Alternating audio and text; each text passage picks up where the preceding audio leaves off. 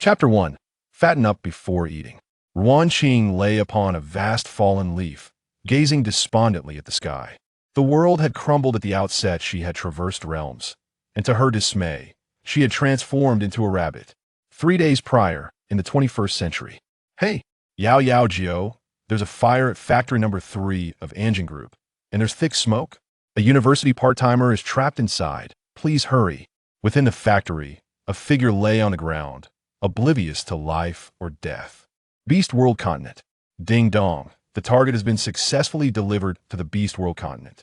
The childish voice in her mind roused Ruan Qing, and upon opening her eyes, she was met with an enlarged expanse of grass, reminiscent of an ancient forest featured in a documentary. Where's this? Wasn't she supposed to be suffocating from smoke in the factory? Do not fear, host, you have traversed realms. The voice continued in her mind. Ruan Qing paused momentarily. This must be the system, having read countless novels. She never anticipated that such absurdity would befall her. Why me? Detection indicates a tendency for self-abandonment, qualifying you for our realm's traversal standards. I was trapped. She struggled. You are aware. Did you truly exert yourself to escape? Ruan Qing fell silent. The entity was not mistaken when the flames spread. She had indeed hesitated. Regrettably, that hesitation cost her life. We are the Life Preservation Management Bureau, established to intercept those who abandon themselves. Traversals to new worlds are randomly assigned. I shall assist traversers in understanding the new world within 3 days, allowing the host to appreciate the value of life. For you, transforming into a rabbit is the penalty. Ruan Qing, cherish life, stay away from fires. Is there a golden finger? She inquired cautiously. Yes, mind-reading abilities, along with an additional local language package. Mind-reading truly exists in this world. This ability is only effective when the other party's thoughts are fluctuating. It is not something you can simply choose to hear. Others deserve a measure of privacy. Understood. 3 days later. Host, I must depart. Live well. We shall return for a visit, and I may appear if necessary. Go ahead. Finally, it was time to leave. The incessant reminders of the benefits of living had nearly bored her to death. The sole advantage was the wealth of information about this world implanted in her mind, preventing her from being utterly in the dark. Ruan Qing nestled in the tall grass, nibbling on the tasteless stems, contemplating her existence as a rabbit. Unfortunately, the other tender grass was too high for her to reach. Although transformed into a rabbit, her dietary habits seemed to be a blend of both worlds. After a few days of nibbling, she found herself craving meat. Nevertheless, she could occasionally munch on tender shoots, which was rather delightful. A comforting thought was that her long-standing gastric issues had vanished. Unlike modern rabbits, she could see a spectrum of colors beyond just blue and green, enjoying a near panoramic experience. Suddenly, her acute rabbit senses detected an approaching danger, two overwhelmingly powerful and terrifying presences. She wished to flee, but that oppressive feeling rendered her immobile. Ruan Qing scanned her surroundings. There were no burrows, and it was too late to dig one. She had only recently acquired that skill. Observing her surroundings, she quickly concealed herself within the grass, attempting to hide her form. Even having encountered numerous wild beasts, she was still terrified. She had seen a few creatures, some resembling modern animals, but exceeding them in size by threefold, appearing far more fearsome. Moreover, this time, she had no system assistance. Moments later, the ground trembled, startling the birds into flight. The roars of beasts echoed thunderously, accompanied by the howls of wolves. Ruan Qing tightly shut her eyes, internally lamenting, it's over, my life is forfeit. Fortunately, the sounds of battle gradually diminished, indicating a victor had emerged. Still, she dared not move. She could distinctly hear the sounds of flesh being torn and chewed. She surmised that the victorious party was feasting. The rabbit's acute sense of smell detected the heavy scent of blood in the air, nearly making her retch. As time ticked by, even with her paws pressed tightly against her ears, she could still hear the heavy footsteps, drawing ever closer. Her body trembled uncontrollably, her mind fervently repeating, cannot see me, cannot see me, cannot see me. Even in the face of death, it could not be in such a manner. Huizong had already noticed the rustling in the grass beside him. Having just finished his meal, he licked his lips and transformed into human form, approaching the thicket. As he parted the grass, the sight before him stirred something within. A diminutive white rabbit, not much larger than his palm, hid within the dense foliage, standing upright with its forepaws pressed tightly over its long ears, eyes shut tight, body quivering. It appeared utterly terrified. Its cheeks bore a soft pink hue, quite adorable. Did such a floppy-eared rabbit exist in the beast world? He could not recall. He had heard of a rabbit tribe in the south, but this rabbit's aura was distinctly that of a small beast, lacking any hint of a beastman presence. No matter, he would consider it a snack. Huitsong grasped Ruan Qing by the nape, preparing to devour her. The motion startled the little creature, prompting her to struggle violently. Huitsong frowned, casting his gaze upon the fluffy little thing in his grasp. She began to flail her short legs desperately, finally opening the eyes that had been tightly shut. Typically, rabbit beasts possessed red eyes. Yet this one had green ones, clear as dew-kissed leaves in the morning light. They gazed at him with a sheen of moisture. Out of fear, those emerald pupils trembled slightly, reflecting his blurred outline. Something inexplicable softened within Huitsong's heart. He stared at her for several seconds, then suddenly chuckled, releasing his grip and instead cradling the rabbit in his hand. Never mind, he mused, ruffling her fur with his coarse fingers. So small, not enough to fill a gap between my teeth. I'll fatten you up before eating. Chapter 2. Exposed. Having traversed realms, Ruan Qing experienced mind-reading for the first time, yet she felt no excitement.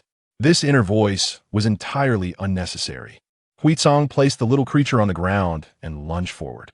A massive gray wolf appeared before Ruan Qing. Its muscles were taut and powerful, each hair distinct, resembling sharp spikes ready to rise at any moment. Most intimidating was its deep amber eyes, exuding an aura of pressure, as if poised to pounce and rend its prey to shreds. From her vantage point below, the pressure intensified. Yet this was not the most significant aspect. The key was that he had transformed into a living wolf before her eyes. Despite knowing that beastmen could transform, Ruan Qing could not suppress her fright and fainted on the spot. The rabbit's body was simply too timid. Huitsong regarded the unconscious creature on the ground with a flicker of confusion and disdain. Indeed, such a weak being was utterly timid. Retracting his sharp claws, Huitsong prodded the little one's belly with his paw. Noticing the slight rise and fall of her belly, he sighed in relief. He bent down, carefully lifting the rabbit beast in his mouth and sprinting back to his cave. Ruan Qing awoke once more, feeling her stomach in turmoil, unable to contain the grass she had just ingested, expelling it all. Surveying her surroundings, she found herself in a cave, utterly devoid of company, furnished only with some dry grass and animal hides. The cave entrance was blocked by a large stone. The wolf's scent permeated the entire cave. It seemed to be the sleeping area of that beastman. Life as a rabbit was arduous. She had yet to properly enjoy her new existence before being captured by the beastman as a reserve food supply. Ruan Qing sighed inwardly, rising to her feet. Only then did she realize her body was damp. Was this saliva? And the scent of blood lingered, explaining her nausea. She, a delicate university student, not only suffers from motion sickness, but also appears to be dazed by the presence of wolves. The oppressive atmosphere surrounding Ruan Qing instills a profound sense of dread within her, pushing her to seek water for a cleansing wash. Though she is capable of grooming herself, she finds it distasteful. Unlike rabbits who fear water, she remains unafraid. After a diligent search, she discovers a place to bathe. Having just emerged from the water and collapsing onto the ground, she hears a heavy sound at the entrance. A stone is rolled aside, and then a tall figure strides in, obscured from Ruan Qing's view. Upon entering the cave, Huitsong immediately notices the small creature has shifted its position and effortlessly locates her. Observing the damp mass, his eyes narrow as he quickens his pace towards her. Sensing the low pressure emanating from him, Ruan Qing feels an urge to flee, yet her legs betray her. As Huitsong approaches, he finds a murky water he had prepared for drinking contaminated, and, glaring at the culprit, he tosses the rabbit beast outside the cave. Little food, you have quite the audacity to stay out here without running. Ruan Qing shivers, glancing back at Huitsong who is pouring out the water, yet she lacks the courage to escape. Surveying her filthy self, resembling a gray rabbit. Ruan Qing covers her eyes with her paws, peeking at the outside world with her keen gaze. After tidying up the dirty water, Huizong crouches down, curiously pinching her ears and inquiring, "What are you looking at?" Ruan Qing nuzzles against his thigh with her rabbit head, realizing that, for the sake of her survival, she must appease this temporary benefactor. Seeing the rabbit beast's obedient demeanor, Huizong feels a sense of satisfaction. This little creature knows how to curry favor with him. "You're too dirty, let's wash you." Huizong grips her nape and leads her outside, a youthful smile gracing his lips. While the sight is indeed pleasing, his movements are devoid of hesitation. Upon reaching the stream, Ruan Qing is unceremoniously pushed into the water by her nape, causing her to thrash in shock. This is unbearable. No one warned her that crossing into this realm would subject her to such torment. This is not a bath, it is akin to a live meat wash. Only when her fur is finally cleansed to a pristine white does a glimmer of satisfaction cross Huizong's eyes. He places his hand over her, the warmth radiating as her damp fur fluffs up. Still reeling from the experience, Ruan Qing looks up and freezes. He is gazing down at her, his features sharply defined, his brows arched, nose prominently straight, and his deep amber eyes seemingly endless.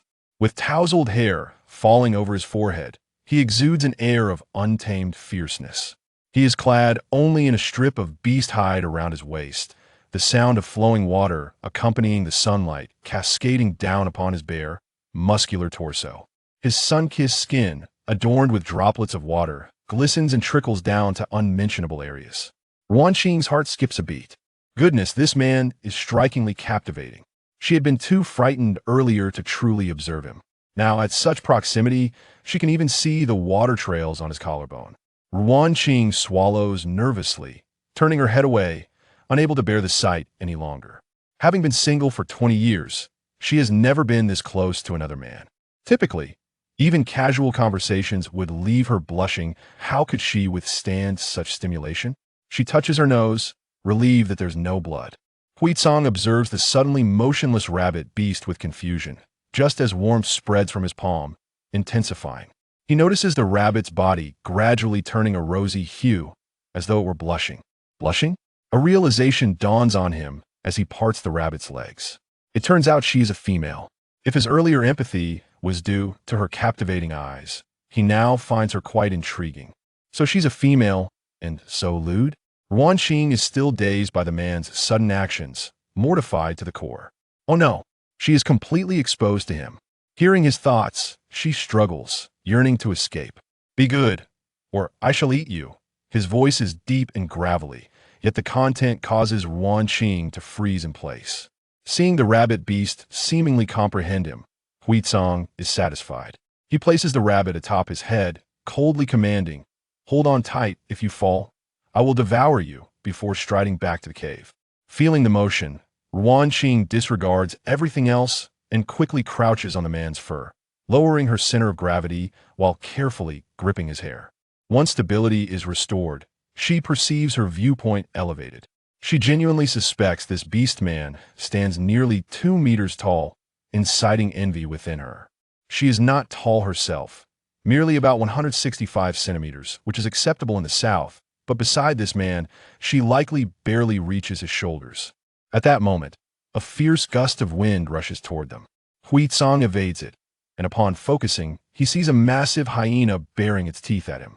Huizong swiftly sets Ruan Qing down at a safe distance, sharply instructing, "Stay here." He then transforms into a formidable gray wolf, eyes glinting with ferocity as he lunges at the hyena. The sounds of a fierce battle erupt, a stark contrast to the youthful demeanor he had while in human form. Ruan Qing steps back cautiously. Should she run? However, in this perilous beast realm, a female typically has at least 4 beast husbands. This is not merely due to the terrifying ratio of 1 to 500, but because a single male cannot adequately protect a female. Even if this temporary benefactor were to capture her, escaping would be futile with her small beast form. She would struggle to survive long. Ruan Qing recalls the 6 golden markings faintly visible around his waist when he was in human form. A 6-tier beastman would not be easily defeated. Taking a gamble. With this thought, Ruan Qing quietly retreats and flees into the distance. Hui Song, engaged in combat with the hyena, catches sight of her retreating figure, his expression turning icy. "I will deal with you later." The rabbit beast hesitates for a moment, but continues its movements, soon vanishing from sight. Chapter 3. Plucking your fur upon witnessing the scene, the atmosphere around Hui Song grew increasingly frigid, his movements becoming more rapid and ferocious. It seems that cultivating a six-tier beastman has cost the hyena clan dearly. Regrettably, their opponent had only just advanced. Time slipped away, and with a resounding crash, the hyena collapsed, its abdomen torn open, the image blurring into chaos. A massive gray wolf lay nearby, its body riddled with wounds, the most severe being a front leg that was nearly exposed to the bone. This was the result of the hyena's desperate grip before its demise. His cold gaze remained fixated on the direction of the small escapee. Did he think his prey could simply flee at will? Not to mention that the little one bore his scent, making identification effortless. With those short little legs, where could it possibly run? Hui Song closed his eyes, and the giant wolf lay down, surrendering to slumber. Beastmen possess formidable recuperative abilities, and by dawn, he would regain much of his strength. Under the starlit night, a faint rustling sound approached, mingled with the soft crunching of grass. The wolf's ears twitched, and Hui Song abruptly opened his eyes, his beastly pupils clearly spotting the little rabbit beast returning. It was covered in a dull gray hue, its fur disheveled and in a pitiable state. A pair of emerald eyes stood out in the darkness, timidly gazing at him. Startled, it dropped a small handful of grass it had been carrying. It actually returned. An inexplicable sensation nudged gently at Hui Song's heart. With a flicker of thought, he transformed back into human form, reclining languidly against a nearby rock, observing the little creature's intentions with casual interest. Ruan Qing picked up the herbs from the ground and approached Hui Song, placing them in the palm of his outstretched hand, then resolutely pointed at the injury on his leg. Hui Song regarded her for several moments before suddenly letting out a scoff, tinged with a hint of skepticism. "You want me to use this?" This little creature was indeed rather intriguing. His inner thoughts were captured by Ruan Qing. She nodded vigorously, her green eyes brimming with sincere conviction. Hui Song huffed, ultimately indifferent, and took the herbs, grinding them against a stone before applying the mixture to his wound. A cool sensation alleviating the sting. He cast a surprised glance at the small creature by his feet. Ruan Qing curled up, her eyes reflecting the relief of surviving a catastrophe. This move was indeed astute. Her chaotic thoughts settled, and after a day filled with anxiety, she nestled beside Hui Song, slipping into a deep slumber. Observing the little figure shivering in the night breeze, he remained silent for a long while before sighing, reluctantly scooping her up and cradling her in his embrace, channeling his unique ability to raise his body temperature. Feeling the warmth, the little creature sank deeper into sleep. Ruan Qing awoke to the sound of rustling, blinking to find herself back in the cave. A pang of hunger struck her abdomen, and after hesitating, she looked at the man beside her, who was busy fiddling with something. Unsure how to express her hunger, she noticed the hay where he slept and, unable to resist, swallowed hard, slowly inching closer. Just a nibble, surely he wouldn't notice. Meanwhile, Hui Song, preoccupied with creating a space for the rabbit beast to relieve itself, had already sensed her movements. He was curious to see what she would attempt. To his surprise, the next action of the timid rabbit beast was to stealthily nibble on the hay he had laid down. He furrowed his brow, rising with a limp to scoop her up, pinching her belly with a gentle yet firm grip. The sensation was soft and squishy. Realizing she was simply famished, he stated brusquely, "I'll take you to eat. If you dare to gnaw my bedding again, you'll bear the consequences." Ruan Qing, frightened, immediately curled up into a furry ball, nodding fervently. For the sake of survival, she would endure. Perhaps it would be a reserve for later. Seeing the rabbit finally settle down, Hui Song carried her a few steps to a place abundant with grass, setting her down on the ground while he crossed his arms. Waiting nearby, as soon as she touched the ground, the world before her transformed into a vast green jungle. The grass stalks towered high and thick, resembling colossal trees to her small stature, completely blocking her view. Indeed, the patch Song had chosen was taller than any she had previously nibbled. Ruan Qing hopped twice in vain, unable to locate even the tenderest tips among the towering blades. Undeterred, she clawed at the sturdy stalks, attempting to climb, but her paws slipped, leaving her entangled in the dense roots. Giving up, she resorted to gnawing on the grass roots. They were surprisingly chewy and rather enjoyable. Song waited patiently, but after a while, only the sounds of rustling grass reached his ears. Was this little creature still not finished? Growing impatient, he pushed aside the grass to investigate. There, he found the gray fluff ball struggling against a thick grass root, gnawing away. Song clicked his tongue in annoyance, his expression revealing his discontent. Such a pitiful sight. In the beastly realm, even small animals were larger than this. He had underestimated her. In a world where the weak were devoured by the strong, he was baffled as to how this little one had survived. Watching the clumsy yet adorable figure, he finally resigned himself and bent down, effortlessly snapping off the highest, tenderest tip of grass, grumpily offering it to Ruan Qing. "Here," he commanded, his voice still cold and harsh. Eat. Taken aback by the delicately tender grass before her, Ruan Qing hesitated, looking up to see the imposing man frowning at her, his expression challenging her to refuse. There was no logic in rejecting food offered so directly. She quickly grasped the colossal grass blade with her small front paws and eagerly began to nibble, her cheeks puffing out. As Song observed the fluffy bundle in his palm and her undignified eating manner, a strange sense of irritation began to dissipate within him. He decided to bend one of his long legs and casually sit beside the rabbit, patiently snapping grass tips one after another to feed this little troublemaker at his feet. After finishing her meal, Ruan Qing endured the ordeal of a bath, for it appeared the beastman had a penchant for cleanliness. She took note of this. Back in the cave, Song set the rabbit beast down, bustling in and out, eventually squatting in a corner, seemingly preoccupied with something. Ruan Qing watched from a distance until the shape of a small, round nest began to take form. Was he crafting a nest for her? Noticing her distance, Song felt inexplicably displeased and scooped her up, placing her inside for a size comparison before continuing his work. The ground beneath her was unprecedentedly soft, leaving Ruan Qing momentarily stunned. After her parents passed away, no one had ever made anything special for her, aside from insults, accusations, and insincere warmth. "Stay too far away, and I'll pluck your fur," Song grumbled, yet his hands were meticulous in their work. Once the nest was complete, he tossed her in to test it, raising an eyebrow in satisfaction. As night fell, Ruan Qing nestled in the nest, glancing anxiously at the man sleeping soundly nearby. For the first time, she became acutely aware of his presence, hoping he wouldn't mistake her for a midnight snack.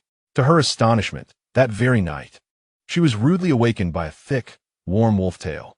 After much effort, she managed to wriggle free, only to discover that Song had reverted to his giant wolf form and was sleeping soundly. Why had he transformed? Ruan Qing, too tired to ponder, found her nest occupied and could only curl up in a corner to sleep. The following day, Song awoke feeling as though a fire burned within him, the heat unbearable. Lifting his gaze, he noticed the little creature keeping her distance, an inexplicable anger flaring within him. Did she dare to disdain him? She had not acted this way when she sought to curry favor a few days prior. Just as he contemplated teaching her a lesson, he realized the shift within his own body. Had he entered his mating season? Chapter 4. She is timid in the warm season. It is the time when animals enter their mating period, and beastmen are no exception. Those with partners stay together day after day, while those without must bear the burden alone. The most apparent effect of the mating season is that beastmen cannot control their beast form. However, Song knows little about it. He has lived alone since childhood, and although there's a beastman tribe nearby, few have spoken to him about such matters. This year marks his coming of age, and it is his first mating period. No wonder he slept uneasily last night. The heat was overwhelming. He suspected he had frightened his little companion, so Song decided not to trouble it. Time passed swiftly, and in the blink of an eye, half a month had gone by. Ruan Qing has come to understand this world more deeply. Both males and females can transform into beasts, but only males awaken special abilities. which females do not possess. These abilities are categorized into 5 elements: metal, wood, water, fire, and earth, with a total of 10 ranks.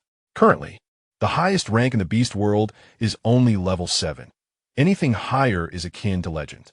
The beastman who takes care of her is named Ruan Qing, a level 6 fire-type beastman from the wolf clan, who, for some unknown reason, does not reside in the tribe but survives alone outside. During these days, Ruan Qing felt as if she was living through years. Since the day Ruan Qing awoke, he had been irritable, often failing to contain his aura, which frightened her to the point that she hardly dared to move. More terrifying was the way he looked at her, with an intensity that was profoundly deep. Ruan Qing was no stranger to that gaze. It was a hunger, a desire for something more. He wanted to devour her. If it were not for the 2 other wolf clan beastmen who had arrived to draw his attention, she suspected her life would have ended there. Ruan Qing lay on the ground, watching the 2 beasts fight, unable to suppress her admiration. The battle quickly determined a victor, and both wolf beasts transformed back into human form. Ruan Qing, during his mating season, had plenty of females in the tribe waiting to be his partners. Yet he chose to engage in fights to vent his urges.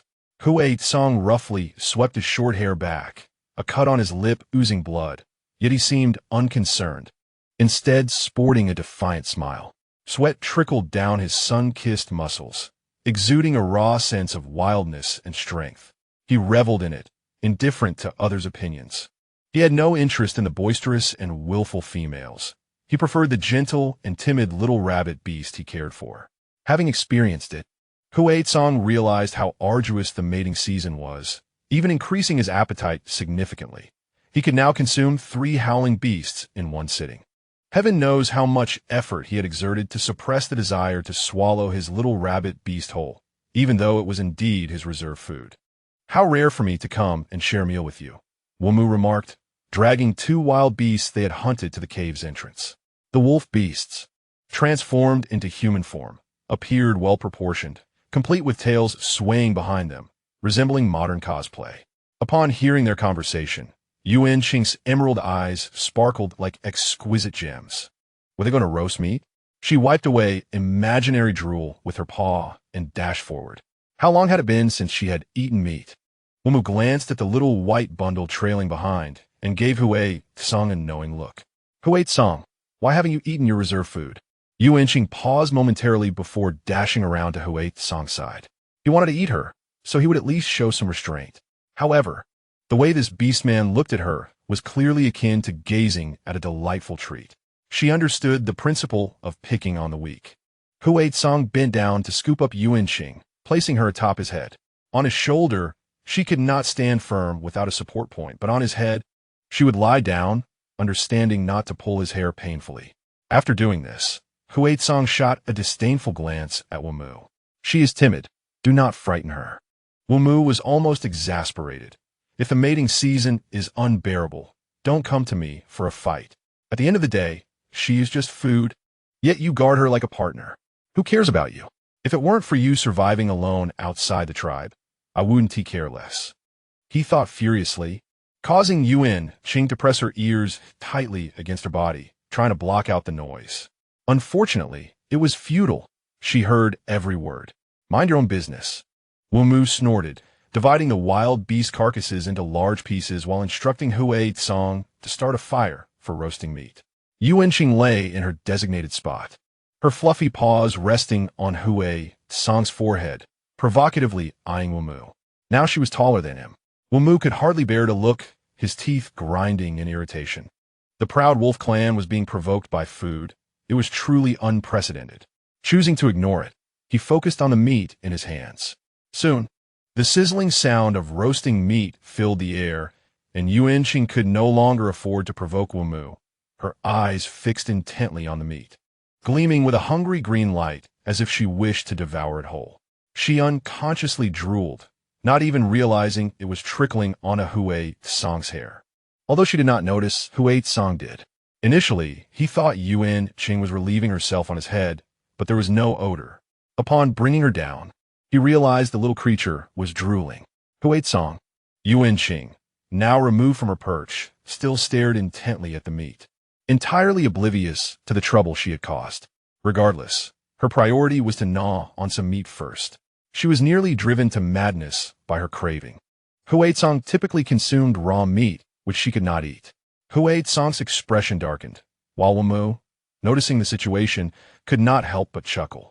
He never expected the usually unyielding Huaizong would have a day of being toyed with. Huaizong contemplated locking Yuan Qing in the small cage he had made for her, yet he found her vibrant green eyes fixed on the meat, filled with longing and desire, even wetting her own fur with drool. A bold idea suddenly flickered in his mind. Before long, his thoughts were validated. Once the meat was ready, Huaizong held it in his hand, preparing to let it cool before offering it to the rabbit beast. A tugging sensation pulled at the meat, and instinctively, Huaizong tightened his grip. Looking down, he saw the usually timid rabbit beast had bitten onto one end of the meat. Due to her small mouth, she could only grip a tiny portion. Yet her biting strength was fierce, causing her to dangle in midair, her short legs flailing helplessly. Huaizong placed the meat on a stone, and Yuan Qing immediately jumped onto it, gnawing away without regard for Huaizong's annoyance. Clearly, she had lost her mind over the meat. Wamu's eyes widened in astonishment. Beast god, weren't rabbit beasts herbivorous? What kind of monster had he raised? Huaizong was equally shocked, but maintained his composure as his deep-set gaze turned to Wamu, brimming with pride. What I raise is naturally extraordinary. As he spoke, his hand morphed into a wolf's claw, swiftly slicing the meat into smaller pieces for Yuan Qing to eat more easily. Despite her struggles, she took ages to gnaw even the tiniest bits of meat. With each morsel consumed, Yuan Qing gradually regained her senses, realizing her earlier behavior had been so uncharacteristically rabbit-like. She felt her entire being blush with embarrassment. Huaizong, quick-witted, swiftly scooped up the blushing ball along with several small pieces of meat, hiding them behind his back. Chapter 5 Rescuing the Meal Ticket. Yuan Qing heard his inner scoff. This rabbit beast is special. Only I should know. Wamu hadn't even grasped the situation when he noticed Huaizong hiding his rabbit beast. He searched around, but Huaizong urged him on. Enough. You've eaten, don't disturb my sleep. Wamu, what's the big deal? It's just a rabbit beast. I can always eat it and compensate you later. Get lost, or I'll make sure your mother 1T recognize you. Fine, I'll leave. As if I've never seen one. Wamu grumbled as he exited the cave. Yuan Qing heard Wamu's thoughts and felt quite indignant. One day I will raise one too. Soon, only Yuan Qing and Huaizong remained in the cave. Huaizong casually grabbed a piece of animal hide to wipe away the drool left by the rabbit beast from his hair, then fixed his intense gaze on Yuan Qing. Feeling the weight of his stare from above, Yuan Qing's heart raced with anxiety. She quietly released the half-chewed meat from her mouth, hastily turned her back to him, leaving only her little rear exposed, too timid to raise her head. Alas, once again she found herself in solitude, unable to suppress the rising tide of fear within her. Upon witnessing her cowardice, Huaizong furrowed his brow, extended his hand, and grasped the nape of her neck, effortlessly lifting her before him. A malicious smirk crept across his lips as he taunted, "What's the matter? Are you afraid of me?" Ruan Qing fervently nodded in her heart. Was that not an obvious truth? Yet he seemed to find amusement in her trepidation, and commanded in a low voice, "Come now. Show me your transformation into pink once more." The voice of her heart echoed back. It's rare for this little creature to turn into a pink ball. I barely caught a glimpse earlier. Ruan Qing, feeling quite exasperated, opted to feign ignorance, remaining utterly still. As for the pink, she knew nothing of it. Observing the little creature's foolish demeanor, Huaizong let out a cold snort and released her, thinking that next time he would ensure she hid well, allowing only himself to gaze upon her. He took the animal skin, cradling the diminutive Ruan Qing against his chest, twisting her rabbit face to wipe her mouth with oil. His movements were gentle, as though he had discovered a great treasure, capable of changing colors and understanding speech. Quite remarkable indeed. Initially, Ruan Qing felt a tinge of embarrassment. But after struggling a few times, she realized that while his touch was tender, it was also quite forceful. She decided to simply indulge in his ministrations. However, it wasn't long before she came to the startling realization, "Meow. This was the rag Hui Tsang had used to wipe his drool. Struggling proved futile, and Ruan Qing resigned herself to the situation. She would use her paws to clean herself later. After Hui Tsang finished wiping the rabbit beast's mouth, he swiftly exited the cave. Ruan Qing surmised he was off to hunt for food and chose not to follow. She had witnessed the scene of his feasting once, and it had haunted her dreams since. Upon his return from the hunt, Hui Tsang yearned to embrace the soft little rabbit beast. Though he too had fur, the rabbit's coat felt far more delightful to the touch. To his dismay, however, she had scampered away upon noticing him. Hui Tsang caught a whiff of his own scent, contemplating with a hint of annoyance that she dared to reject him. He would have to deal with her later. Stepping outside the cave, he felt reassured by the strong territorial instincts of his kind. It was rare for other beastmen to intrude. After bathing in the stream beside the cave, Hui Tsang returned. Over the past few days, he had discerned that the little rabbit beast was quite fastidious, detesting any smell of blood. If he didn't bathe, she would refuse to come near, often retreating to a distance. Indeed, he found her now, squatting and beckoning her with a crooked finger, a devilish grin on his face. "Come here." Ruan Qing hesitated for a moment, but eventually scampered over, knowing that the temperamental creature who provided her meals could not be angered. As she stroked his plush little head, Hui Tsang cheerfully remarked, "From now on, when you turn pink, you can only show me, understand?" Ruan Qing retorted, "You're insane." Noticing her indifference, Hui Tsang pinched the little rabbit's neck with his thumb and forefinger, forcing her to look up at him while shaking her head. "Did you hear me?" His tone was a blend of mockery and earnestness, sending a shiver down Ruan Qing's spine as she frantically tapped her rabbit head. Change colors? She could do that. As night fell, the sky sparkled with stars. Ruan Qing awoke to find herself disturbed, her sharp, beastly eyes allowing her to see clearly even in the darkness. She observed a figure in the distance, twisting and turning, accompanied by soft groans. Ever since that night, when Hui Tsang transformed into a wolf, he had taken to sleeping farther away, afraid of coming too close. What was wrong with him? Ruan Qing hurried over and discovered him flushed and glistening with beads of sweat. She leaped onto him to assess his condition, and to her fortune, he did not swat her away. In this perilous world of beastmen, where danger lurked at every corner, their heightened senses and vigilance were paramount. The last time she had inadvertently landed on him, Hui Tsang had instinctively swatted her away, but fortunately, he had not applied much force. It was clear now that he was ill. Ruan Qing nestled against his chest and forehead, acutely aware of his temperature. He was burning up. What should she do? After all, he was her source of sustenance. Ruan Qing pondered numerous possibilities. Should she venture to the tribe for assistance? However, as merely a rabbit, she feared she would become prey before reaching the tribe. If she were to wait for Hui Tsang to perish, she would be free, but as a lone rabbit, how long could she survive? It would only lead to her becoming someone's meal.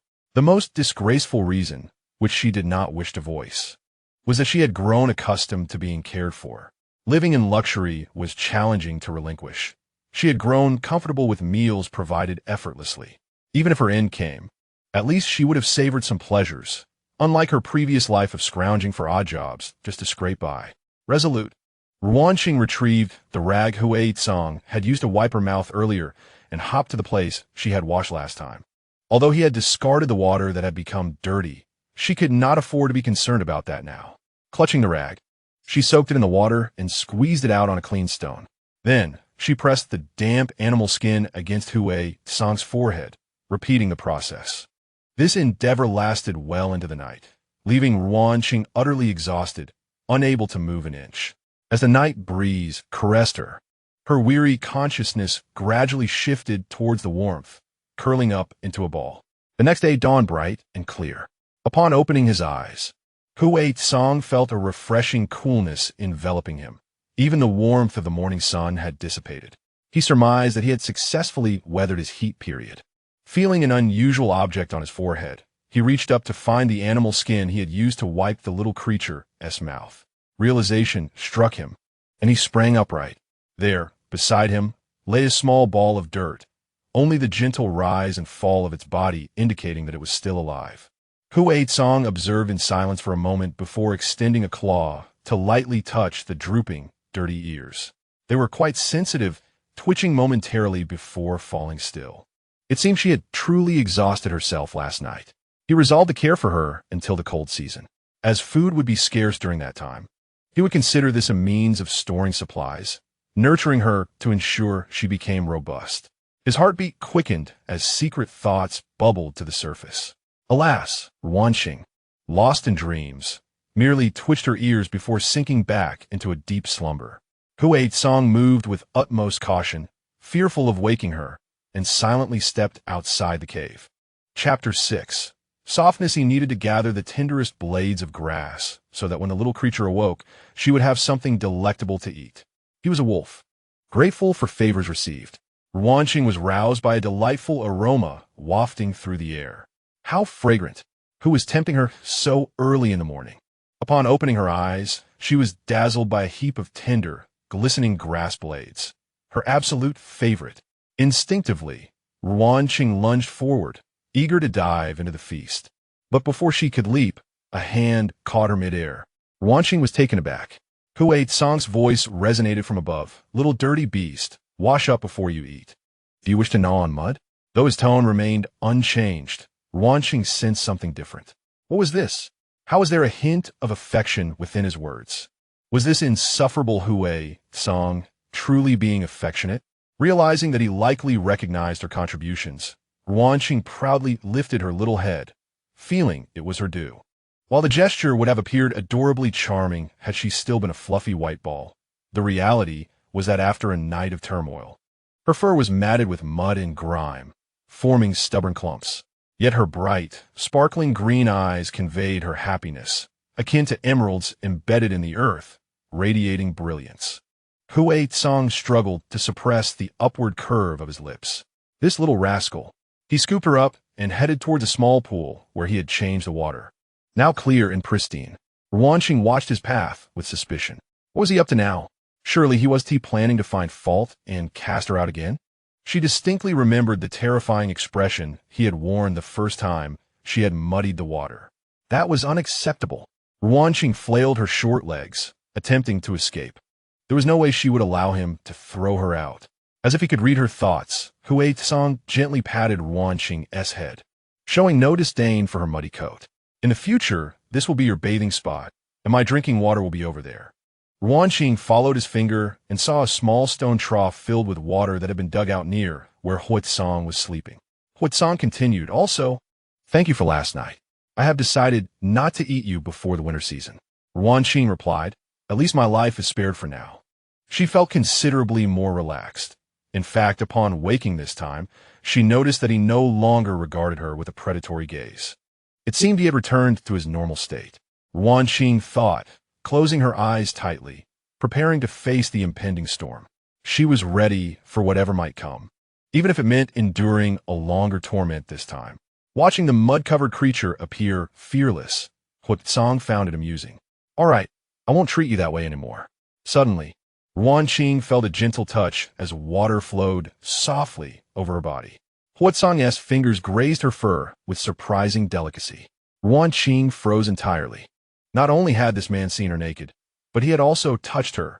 Previously, he had merely lifted her by the nape and given her a few casual strokes, which she hadn't minded. But now, she was a girl, and how could he be so meticulous in his exploration? She felt unclean. Heat surged to her head, and Ruan Qing sensed that she was blushing from her ears to the tips of her fur. Hui Song paused, staring at the faint pink hue that emerged from beneath the layer of mud, a silent smirk forming at the corner of his mouth. "Ah, so you're shy after all."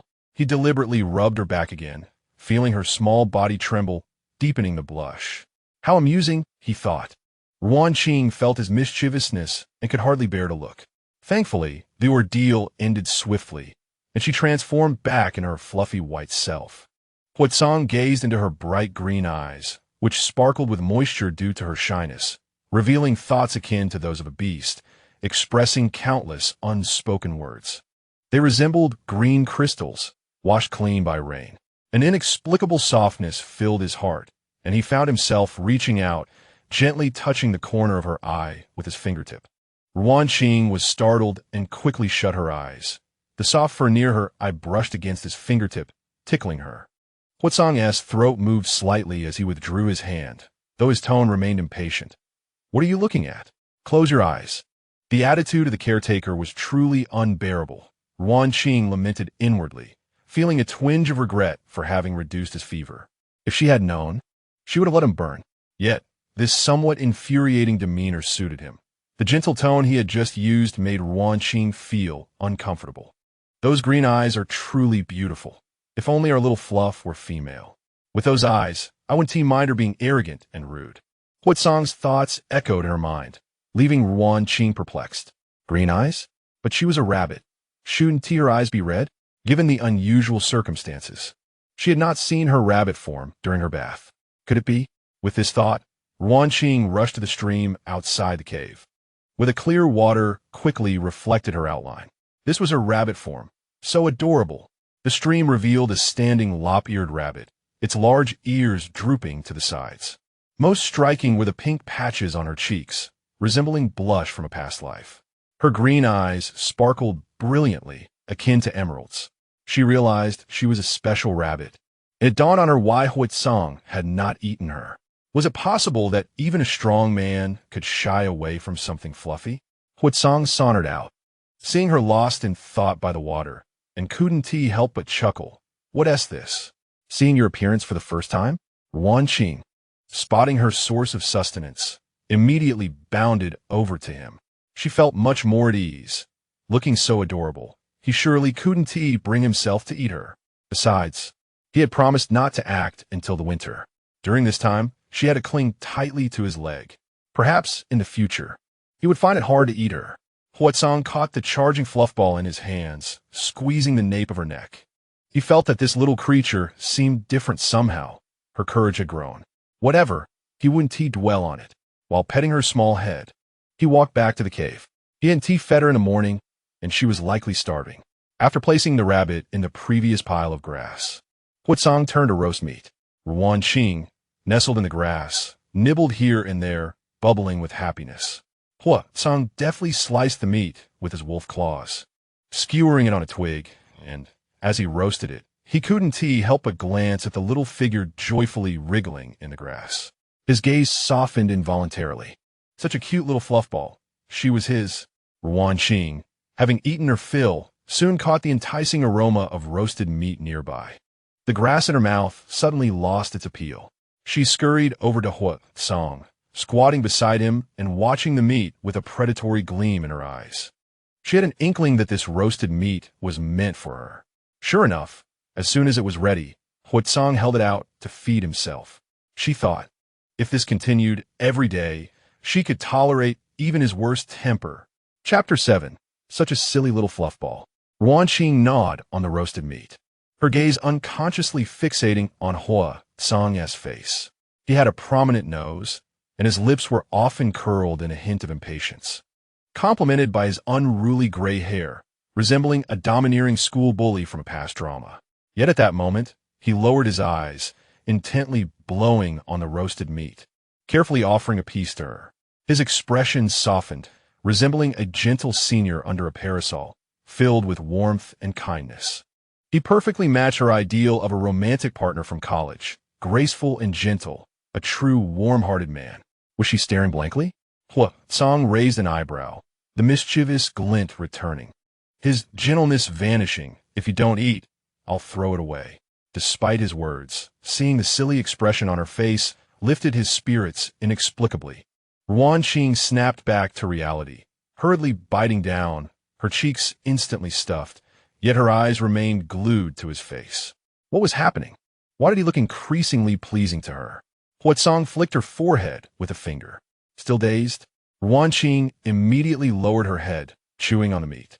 However, her thoughts were far from the roasted meat, consumed instead by the image of his rebellious brows and eyes. "You're soft and cuddly. How about I call you Softy?" Huatsong fed the rabbit while resting his chin on his hand, lost in thought. Ruan Qing froze.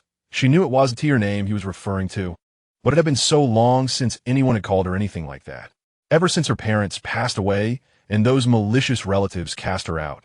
She had been too busy struggling to survive each day, without a single friend. What? Don't like it?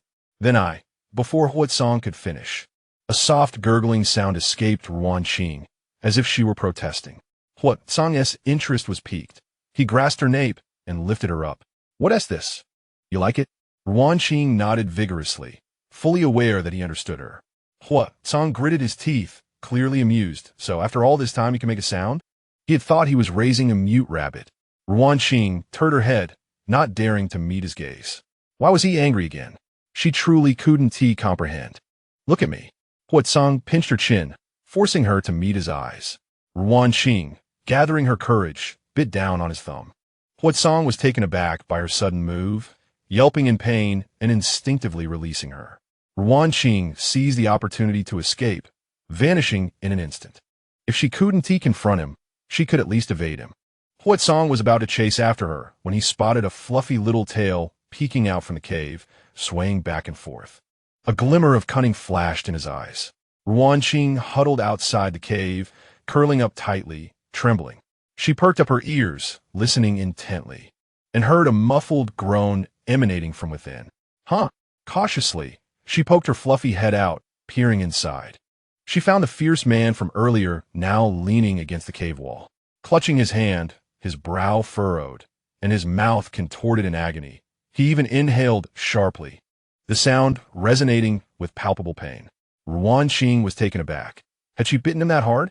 She was merely a petite jerk too, after all, and his arm was far more robust than her entire form. Moreover, her teeth were not venomous. Huat Song, out of the corner of his eye, caught a glimpse of the small, white ears peeking out, and he couldn't help but chuckle internally, though he feigned further distress. The little one was indeed soft, and her teeth were quite sharp. Ruan Qing's ears twitched. The flicker of fear within her gradually gave way to guilt. Hesitantly, she inched forward, cautiously approaching his injured hand. Sniffing at it, Huat Song lifted his gaze. His eyes, usually imbued with defiance, now bore a hint of grievance.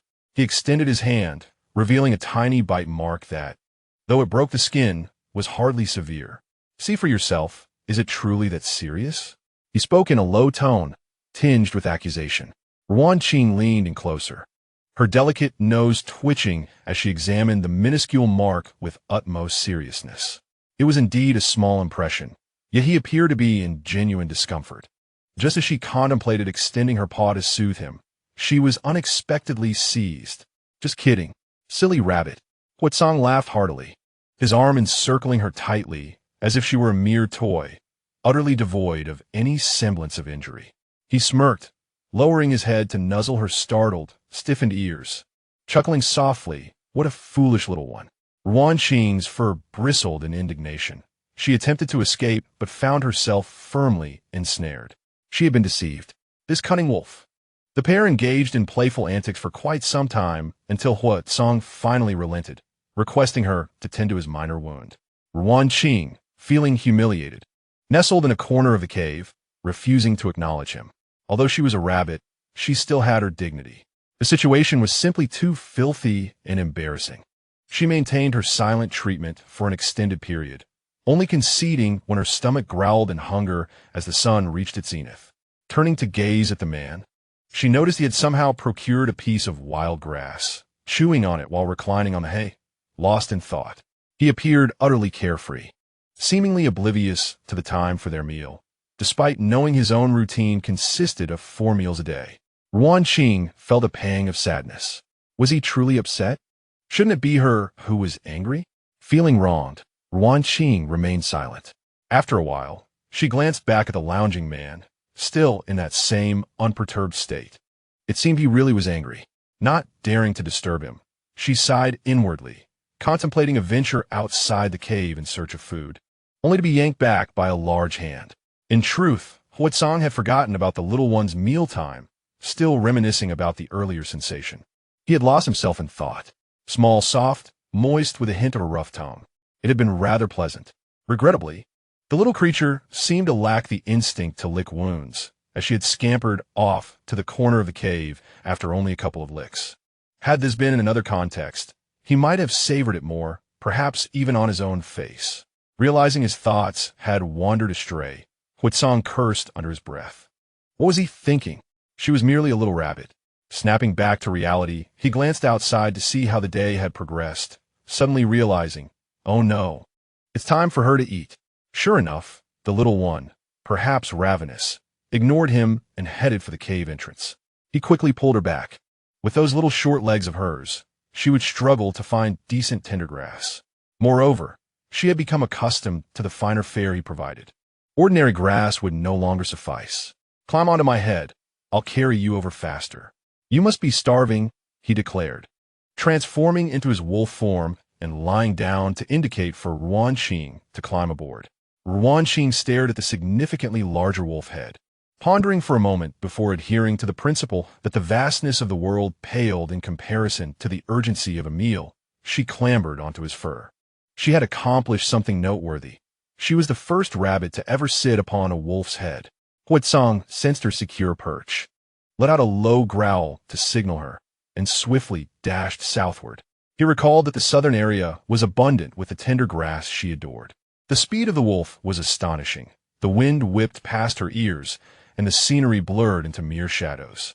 Ruan Qing was jostled about, her eyes squeezed shut, her claws gripping tightly onto tufts of wolf fur, fearing to let go. Oh no! In her eagerness for food, she had forgotten her own susceptibility to motion sickness. Indeed, becoming an animal had dulled her senses. Chapter 8. She is very important to me. Huitsong's speed was remarkable. Some females foraging in the forest felt a gust of wind pass by, a chill enveloping them, yet nothing remained. Did I just imagine that? Was there really a rabbit on the head of a wolf beastman? One exclaimed, Little Gua, you must have seen things. How could a wolf beastman allow prey to ride on its head? Another female laughed. I think so, too, Little Gua admitted sheepishly.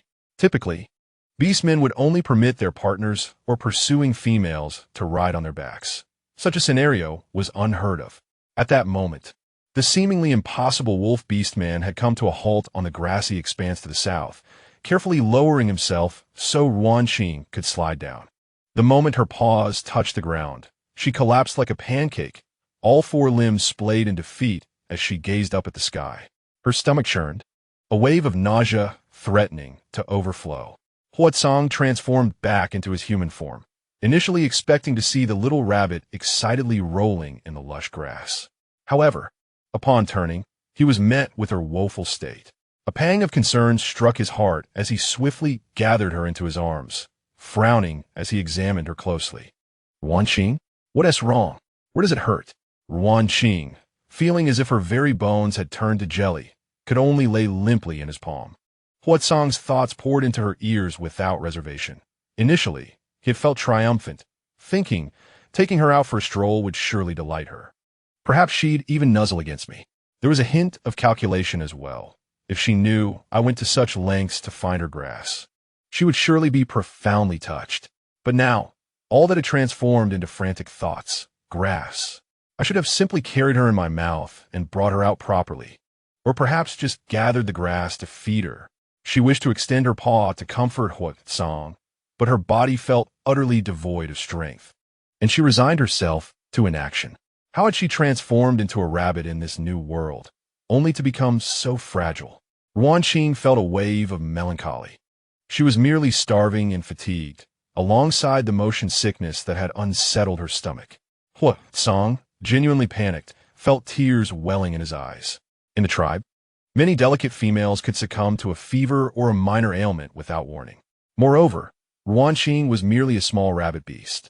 He had never cared before, but now the mere thought of her facing such a fate left him breathless.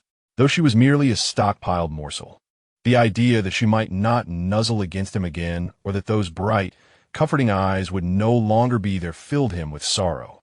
Do not fear, Ruan Qing, he said, his voice thick with emotion yet steady, carefully cradling her in his palm. I will take you to find the shaman. He will surely save you. He worried she might be hungry, so he had ventured far to find the freshest grass. He feared she might be bored, hence he had brought her outside to play. He was uncertain of his own thoughts. After all, a dead rabbit was not a delicacy, and she wasn't yet at the point of being a meal. Thus, She must not be consumed, he reasoned with himself. He swiftly gathered Ruan Qing close and dashed toward the nearby tribe. If he recalled correctly, there was a deer tribe in the vicinity. Ruan Qing listened to the turmoil within him, stirred by her presence, and despite the noise, her heart softened. This fellow, despite his words, seemed to harbor no desire to consume her. If only she could speak, she would reassure him that she was merely hungry and a bit dizzy, that a little water would suffice. Yet, alas, she was but a rabbit. Ruan Qing closed her eyes, conserving her strength, hoping Huatsong would reach their destination swiftly. Not long after, Huatsong spotted several beastmen adorned with deer antlers. Lower-tier beastmen retain certain features, while those above the 5th tier can control their transformations with ease. High-ranking beastmen have always looked down upon those who cannot even manage their own forms, considering any manifestation of beastly traits to be a sign of incompetence. Yet, at this moment, he had no room for such concerns. The Wolf Clan beastman, what brings you here? The Deer Clan beastmen instantly became alert, adopting defensive stances. I mean no harm, Gui Tsong stated in a hoarse voice, seeking your shaman's assistance. I will exchange it for beast skins. He had never humbled himself like this before. A few Deer Clan beastmen exchanged glances, seemingly taken aback by the wolf's demeanor. Just then, a gentle voice floated from behind. What is the matter? A slender Deer Clan beastman, clad in a long robe, approached with measured steps. His deep green eyes were as tranquil as still water. He bore no characteristics of the Deer Clan, marking him as a high-ranking beastman. As his gaze fell upon the rabbit beast in Gui Tsong's arms, his brow slightly furrowed. The shaman is here. The beastmen parted to create a path. Gui Tsong hurried forward, as if clutching a lifeline. I don't know what happened. She suddenly became very weak. Please save her. Carefully, he revealed the small rabbit beast in his embrace, allowing everyone to see her true form. Much smaller than an average cub, her drooping ears and the pink fur on her cheeks made her appear particularly soft and adorable. The shaman did not respond immediately. He gently touched the rabbit beast's ears and examined her faint breaths. When did the Wolf Clan start caring about the life of a mere rabbit beast? His tone was flat, yet it made Gui Tsong grit his teeth. She is very important to me. The shaman ceased his inquiries. He extracted a broad leaf, pricked his fingertip, and let a droplet of blood fall onto the leaf, handing it to Gui Tsong. Some females may feel unwell due to the turbulence of travel, especially if she hasn't eaten. This is likely the cause. My blood should be accepted by her. Gui Tsong received the leaf. Having heard of the shaman's unique blood, it appeared to be true. He gently brought the leaf to the rabbit beast's mouth, and at that moment, the shaman noticed the rabbit's eyes were a vivid green, much like his own, albeit with differing depths. Was it the guidance of the beast god, or merely coincidence? The rabbit beast's gaze was hazy, as if shrouded in mist, invoking an irresistible desire to clear her vision. The shaman lowered his eyes to conceal his emotions. Gui Tsong softly reassured, "Don't be afraid. This will help you feel better." The warm blood flowed down her throat, and before she could register it, her discomfort began to wane. As her consciousness returned, a multitude of voices suddenly flooded her ears. Caught by the Wolf Clan and not eaten? How rare. The shaman is truly handsome. The Wolf Clan actually worries about a rabbit beast. Truly a sight to behold. Ruan Qing glanced around at the beastmen, sensing no malice from them. They were likely herbivorous. Among them, the Deer Clan beastman in the long robe with green eyes stood out distinctly, exuding a cool, ethereal aura, akin to a being untouched by the mundane world. Gui Tsong noticed her gaze and subtly obstructed it. He whispered to the shaman, "Thank you. I will repay you with beast skins tomorrow. I will take her back to the cave now." With that, he turned and left, cradling Ruan Qing in his arms, leaving a group of beastmen exchanging bewildered looks. The shaman spoke blandly, "Disperse." The crowd quickly scattered. The shaman held a prestigious status, and the Deer Clan shaman was the most revered among them. To be precise, in the beast realm, aside from Wanshou City, only the Deer Clan possessed true shamans. Other tribes, in their struggle for survival, would bring offerings to beseech the shaman, Koling, to impart herbal knowledge, thereby becoming the shamans of their respective tribes. This was also the reason for the deer clan's enduring strength. All things have their laws and the wisdom for survival. Upon returning to the cave, Guai Tsang was especially cautious with Ruan Qing, fearful of her getting hurt. Soon, 2 months passed. The hot season faded, giving way to the rainy season. As dawn broke, the forest was lush and vibrant after the heavy rains. Within a cave in the forest, a massive gray wolf's body rose and fell gently, emitting a deep snore, seemingly lost in slumber. Upon closer inspection, one could see that his enormous form nearly filled half the cave, and nestled among the piles of gray fur was a small, snow-white figure curled up. It was a little rabbit beast, now rounder than 2 months prior. Even in sleep, the giant wolf instinctively cocooned her with his body and tail, enveloping her in the softest and safest embrace, a display of absolute guardianship and possession. After a while, the floppy-eared rabbit stirred. Sleepily, she nudged Guai Tsang's belly with her head, seemingly trying to wake him. Guai Tsang opened his eyes to see the soft creature pushing against him and promptly transformed into human form. His large hand gently ruffled her fluffy little head, his voice, still raspy from sleep, unexpectedly melodious. "Are you hungry? Be good. I will get you something to eat." Chapter 9. I won't take responsibility if I get eaten. The little one is just a small rabbit beast. She must be well taken care of. With that, he covered her with a nearby beast skin and stepped out of the cave to find her tender grass. Ruan Qing rolled around a few times in Guai Tsang's nest before emerging to groom herself while waiting for him. Soon, hurried footsteps echoed, but Ruan Qing sensed that this was not Guai Tsang's presence. With no time to flee, she scurried into the hay pile where Guai Tsang slept, digging a hole to hide in. She peeked out with her bright eyes, secretly observing the cave entrance. The footsteps grew closer, and the newcomer was the Wolf Clan beastman who had fought with Guai Tsang, seemingly named Lu Wei. Ruan Qing had no intention of revealing herself. Undoubtedly, in the beast realm, she only trusted Guai Tsang. She did not wish to expose herself to others, lest she become their next snack. Lu Wei scanned the cave, realizing it was empty, and hurriedly dashed out, as if something urgent had arisen. Ruan Qing remained tucked in her earthen hideaway, not daring to move. After an indeterminate time, she heard footsteps at the entrance. It was Guai Tsang. Guai Tsang returned with fresh grass leaves in his mouth, immediately noticing the cave's emptiness and the lingering scent of Lu Wei in the air. Did he come looking for him, or did he take the little one away? Contemplating the latter possibility, Guai Tsang's expression darkened, and he was about to charge outside. Just then, a rustling sound came from the nest, prompting the gray wolf to whip around, only to see his little foolish rabbit cautiously peeking her head out from a hole, struggling to climb out. She was covered in dirt, her eyes glistening with moisture.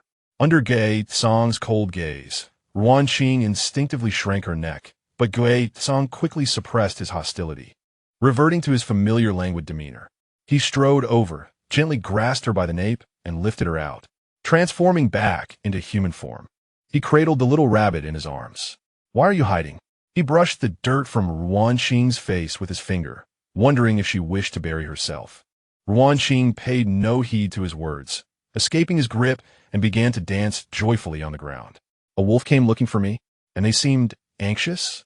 Guai Tsang raised an eyebrow. Ruan Qing nodded vigorously. How curious. The Wolf Clan actually had matters to discuss with him. Why not just howl? Why come all the way to the cave? Unless they wished to avoid alarming someone. Guai Tsang's expression grew serious as he spread out the bee's skin. Placing Ruan Qing atop it, he picked up the grass leaves that had fallen earlier and offered them to her mouth. Then he rolled the skin around her tightly, leaving only a small breathing hole. He did not wish to do this, but given the unique circumstances, he felt more at ease with her in the cave. "Be good and eat the grass. Do not make a sound." He patted the bundle, his tone playful yet earnest. "There are wolves outside. If they catch your scent and eat you, I will not take responsibility." Ruan Qing nodded vigorously within the skin, becoming utterly obedient. The unfamiliar wolfish scent outside frightened her. She certainly did not want to be discovered. After giving his instructions, Guai Tsang transformed back into the massive wolf, grasping the bundled skin and darting toward the tribe at lightning speed. Chief, Song has arrived. Excellent. With him here, we can rest easy. Was he carrying in his mouth? Beast skin? Is he still afraid of the cold at this time? Who knows? In the open space outside the tribe, the orcs were engaged in heated discussions. Silence. A low growl silenced the clamor. The chieftain, Shirkuin, a gray-haired fifth-tier orc, approached with several warriors. Song transformed into human form, carefully cradling a bundle of animal hide, and stole a glance downward. To his surprise, Ruan Qing was still stealthily nibbling on grass leaves, her cheeks puffing adorably. A trace of amusement flickered in Song's eyes as he concealed her more securely. Did I not see correctly? Song actually bore such an expression? Wasn't his usual gaze towards us akin to that of regarding refuse? A few orcs whispered among themselves. Song immediately suppressed his smile, raising his head to face the chieftain. His tone rebellious. What is it? The landslide during the rainy season has been severe, Shirkuin replied gravely. Many of our tribesmen have been buried. We dare not call for help, fearing it might trigger another collapse, so we sent a beast to find you. Song, having been exiled from the tribe since childhood, was no longer an official member of the wolf tribe. Requesting his assistance was a last resort for Shirkuin, as among the missing were both males and precious females and cubs, and Song was the only sixth-tier orc in the vicinity. Song scoffed. What does it have to do with me? Ruan Qing, no longer nibbling on the grass within hide, felt increasingly uneasy due to the unfamiliar scent of the wolf tribe. Instinctively, she perked up her ears to listen to their conversation. Landslide? That sounded like a mudslide or a slip. Song sensed the little creature in his arms stir gently. He lowered his brow to see her soft emerald eyes silently conveying fear and a reluctance for him to go. Ruan Qing indeed harbored such thoughts. While she sympathized with the lost lives, she would not agree to jeopardize Song's safety. She was selfish. Song lightly stroked her cheek with his fingertip as a form of reassurance. However, Shirkuin immediately interjected. We will not let your efforts go unrewarded. If you're willing to help, the tribe will offer a piece of green crystal, along with 2 newly hunted thick-horned beasts as compensation. A chorus of envious gasps erupted around them. Green crystal, thick-horned beasts. Simultaneously, the astonished murmurs reached Ruan Qing's ears, and she began to understand why they were so excited. The green crystal was highly beneficial for physical conditioning, typically reserved for females, but it was exceedingly rare, with a chance of occurrence only in the brains of strange beasts. Defeating such beasts required at least a 6th-tier orc. The strength of the wolf tribe had been significantly diminished after tribal conflicts years ago, leaving only 3 pieces remaining. Moreover, the meat of thick-horned beasts was tender and favored by many orcs. Ruan Qing caught a glimpse of Song's solid muscle lines. How would he choose? Upon hearing this, Song's expression shifted instantly. The gentle energy of the green crystal might enhance Ruan Qing's health, and he could seek it himself, yet he was uneasy about bringing her along. The meat of the thick-horned beast had satisfied Ruan Qing thoroughly the last time he roasted it for her. Ruan Qing sensed his inner turmoil and grew visibly anxious. This foolish man always thought only of her. She immediately contemplated escaping. Song felt the little creature in his arms squirm restlessly, and he quickly turned, covering her with the hide, and discreetly made his way back to his cave.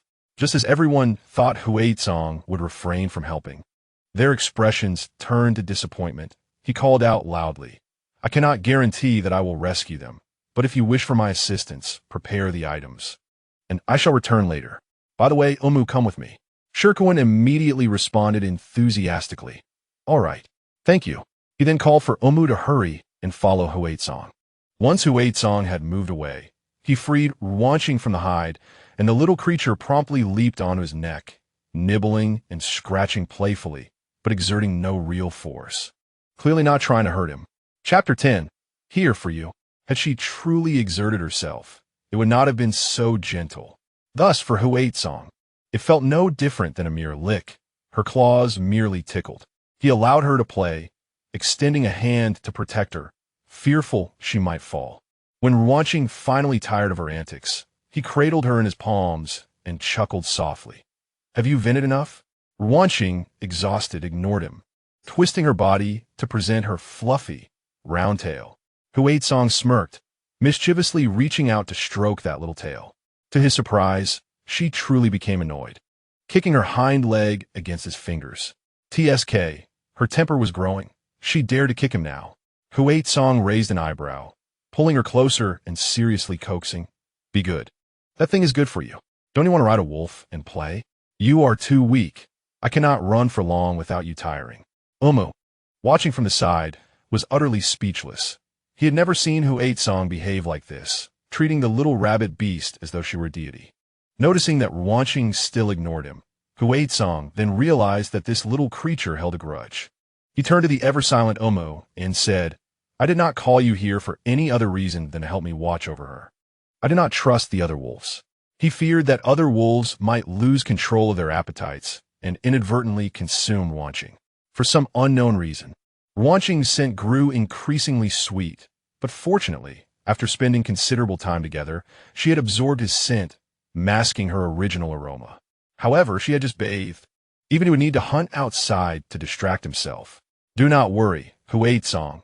I will definitely watch over her, Umu reassured solemnly. Upon returning to the cave, Huaitsong placed Ruan Qing in their shared nest, squatting down to draw near her, his voice low and gentle. Eat well, and wait for me to return. Without waiting for her response, he lightly patted her head and stood up to pull Umu aside for further instructions. Ruan Qing, meanwhile, listened quietly. She heard Huaitsong rambling on. Ruan Qing should eat 4 meals a day.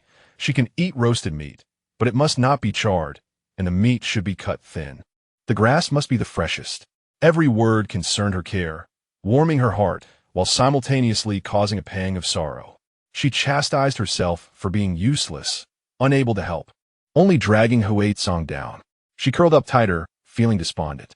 Having finished his instructions, Huaitsong was finally ready to depart.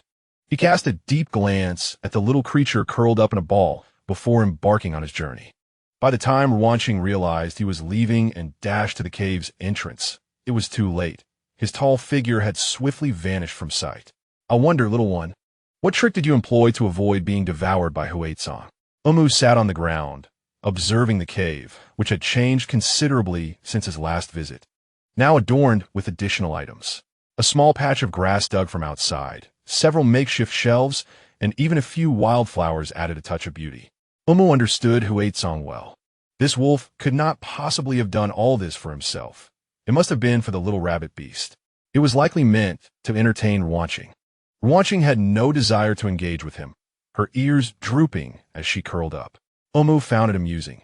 This little creature seemed quite intelligent, as if she truly understood the orc's speech. Do not fret, Huaitsong will certainly be fine. He is the strongest in this area. Umu smiled broadly. You need not be troubled. Ruan Qing twitched her little nose, silently hopping to the grass patch, lowering her head to nibble on the grass. She needed to eat well, so when Huaitsong returned, she could let him rub her head and say she had gained weight. Observing the rabbit beast diligently munching away, Umu fell silent, thinking that it seemed unlikely Huaitsong would ever consume this little creature. Her scent was saturated with Huaitsong's essence, as if they had been inseparable for days. Despite being surrounded by food, Ruan Qing waited for a full day and night. She hardly slept, her rabbit eyes reddened from strain, fixated on the cave's entrance, longing for the familiar silhouette to appear. She secretly resolved that as long as Huaitsong returned safely, she would allow him to stroke her tail, and she would never kick him again. Finally, just as she was about to lose hope, a figure slowly emerged. It was Huaitsong. Ruan Qing instantly sprang up, rushing forward and leaping into his embrace. Regrettably, the imagined warm hands did not catch her as they usually did.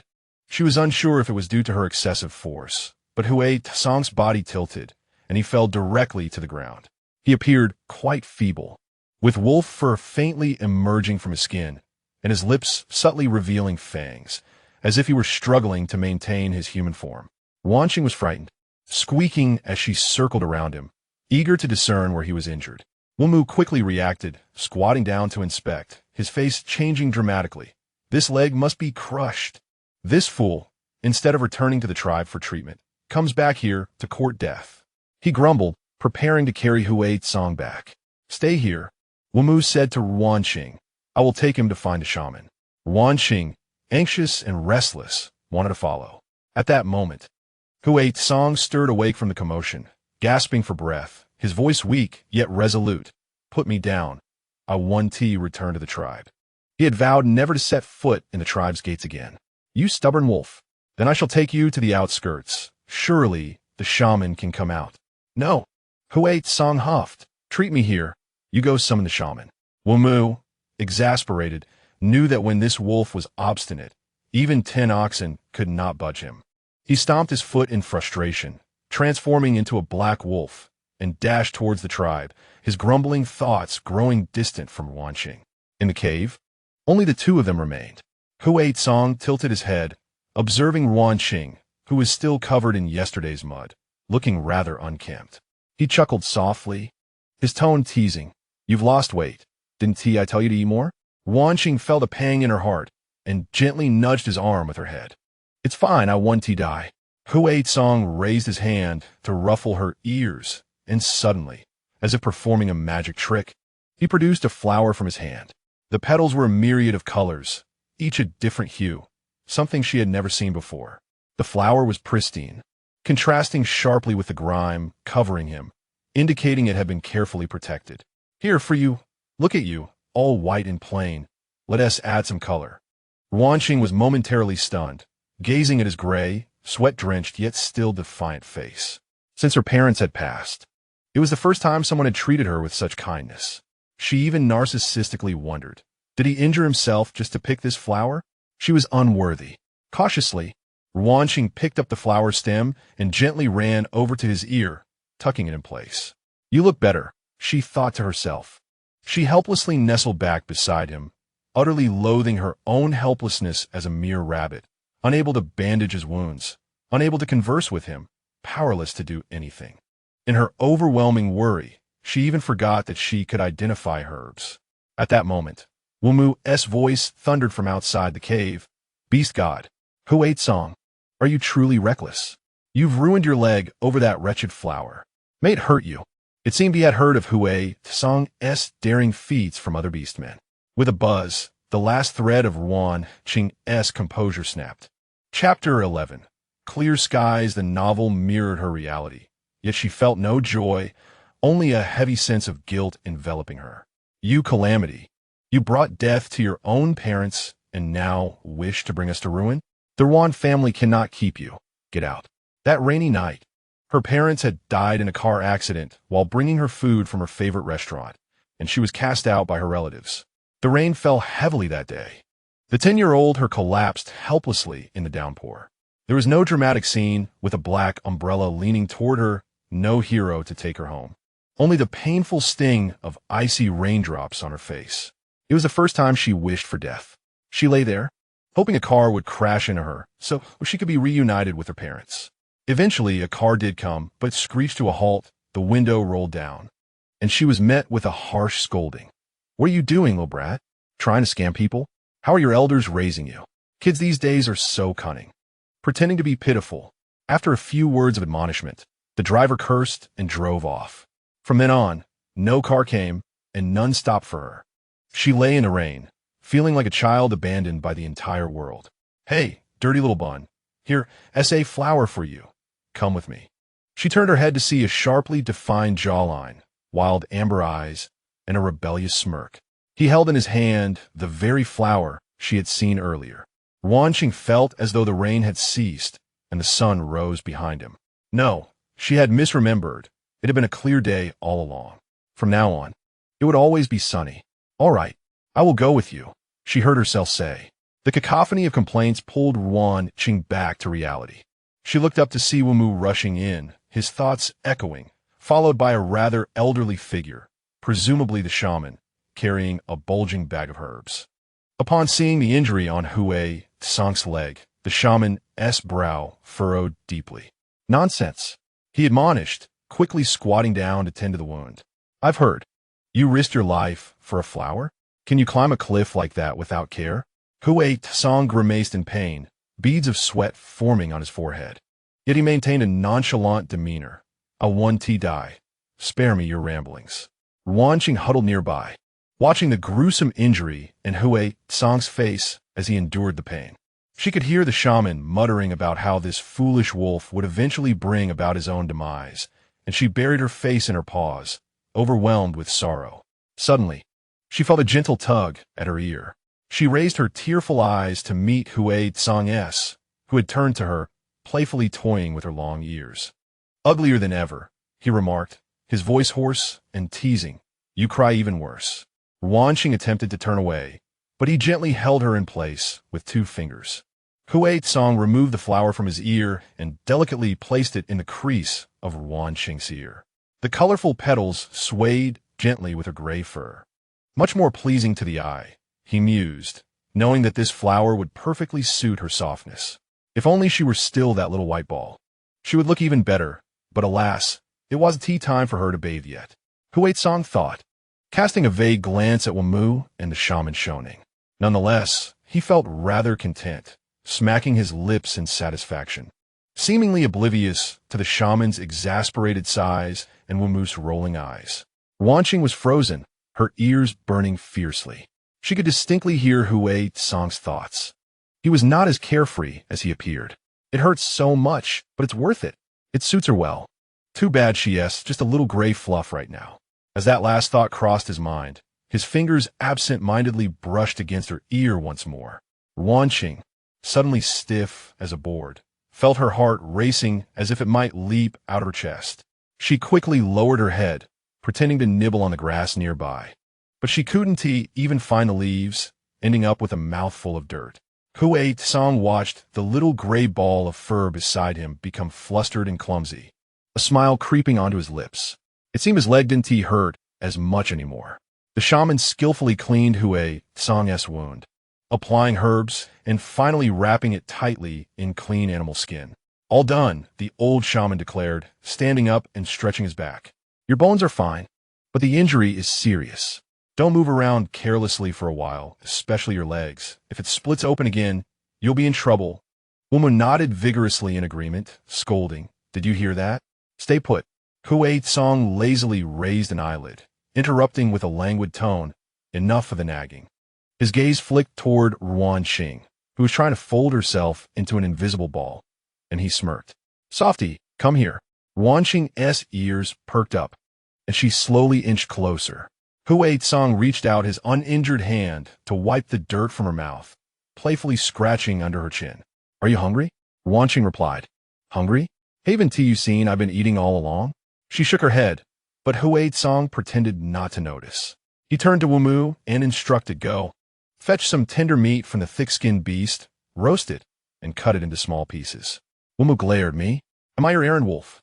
Hui Tsang raised an eyebrow slightly, imbued with a hint of menace. Fine, fine, fine. You are the injured party. You have the most say." Wu Mu resignedly walked outside, muttering under his breath, "You've become spoiled, ordering me around even while injured from flower picking." The cave fell silent again, and after the shaman had finished his instructions, he departed. Before leaving, his gaze inadvertently lingered on the small rabbit creature. "Is this the food that Hui Tsang raises? It looks rather ordinary." Wu Mu had insisted on keeping it a secret, prompting a sigh of exasperation from the shaman before he left.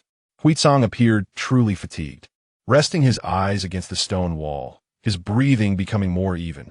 Ruan Qing nestled quietly beside his hand, clearly hearing his gradually steady heartbeat, along with a barely perceptible sound of him inhaling slightly due to pain. She gazed at his heavily bandaged leg, feeling a surge of bittersweet emotion rising within her. She quietly lifted her head, hesitated for a moment, and then delicately leaped onto his chest, curling up tightly and gently nudging her head against Hui Tsang's body.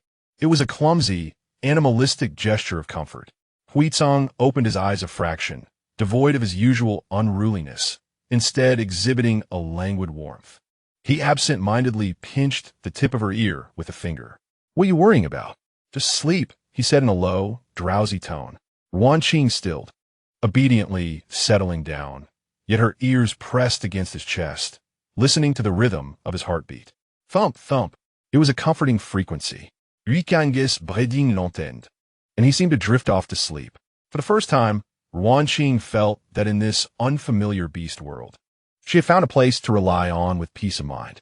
Though this place was occupied by a wolf with a temper that was both mischievous and stubborn, she found she didn't dislike it at all. In fact, she liked it. Chapter 12. Feeding. Unbeknownst to how much time had passed, Wu Mu's boisterous voice echoed in. "Little fellow, eat some meat." Ruan Qing noticed that Hui Tsong had been roused, casting an anthropomorphic glare at Wu Mu. Only then did Wu Mu realize he had disturbed Hui Tsong and sheepishly chuckled. Ruan Qing jumped down from Hui Tsong, seized a meat slice offered by Wu Mu, and swiftly returned to Hui Tsong's palm, carefully placing the meat within his grasp. She tilted her head up, her moist eyes blinking at him, as if to say, "You're injured, you should eat." Hui Tsong raised an eyebrow, smirking in a rather infuriating manner. "What's this? Trying to starve yourself, so I'll feel guilty for eating you? Open your mouth," he commanded, his voice softening a touch. Seeing Ruan Qing nibble at the meat, Hui Tsong finally shifted his gaze, staring off into the cave entrance, lost in thought. Ruan Qing dashed back to Wu Mu, hastening her eating. Watching the dwindling meat slices, Wu Mu finally gained a clear understanding of the little creature's appetite. How could such a tiny tummy hold so much meat? It clearly nibbled on so much grass before. His astonished thoughts echoed in Ruan Qing's ears, but she had little time to ponder, hastily eating her fill, eager to see how Hui Tsong would respond to her insistence. Soon, Ruan Qing was satiated and returned to Hui Tsong's side, gently nipping at his finger to encourage him to extend his hand. Hui Tsong obligingly opened his palm, and Ruan Qing flopped on her back, exposing her soft belly, her bright green eyes sparkling at him. The message crystal clear: "Pet me. I'm full." Hui Tsong chuckled, reaching out to rub her round little belly. Indeed, she had eaten to her heart's content. Unexpectedly, Ruan Qing flipped over and scampered back to Wu Mu, once again retrieving another slice of meat and placing it beside Hui Tsong. Her eyes were filled with concern and insistence, as if to urge, "Eat." Hui Tsong felt an inexplicable softness in his heart. This little creature was quite perceptive to his feelings.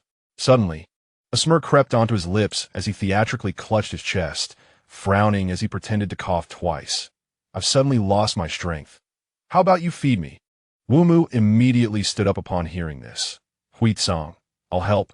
His words were cut short as he collided with Hui Tsong's icy glare, promptly swallowing his words.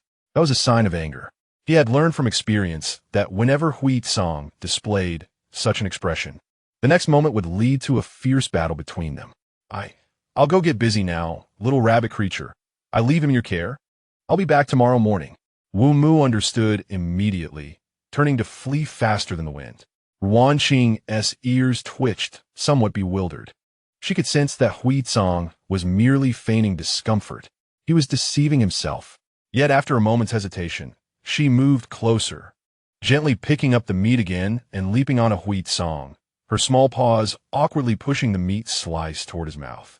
Hui Tsong chuckled softly, playfully biting the meat, his tongue brushing lightly against her paw. Ruan Qing quickly recoiled, her ears trembling, her entire form nearly blushing pink, while Hui Tsong's grin grew more audacious.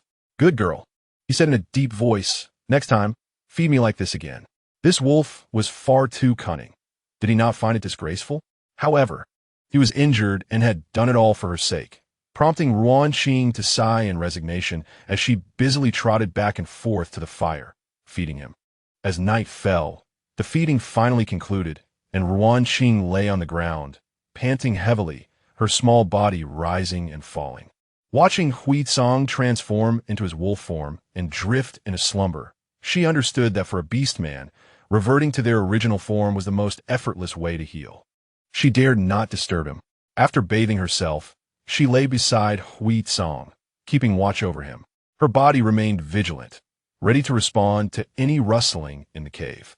With Hui Tsong injured, the responsibility of protecting him fell solely on her.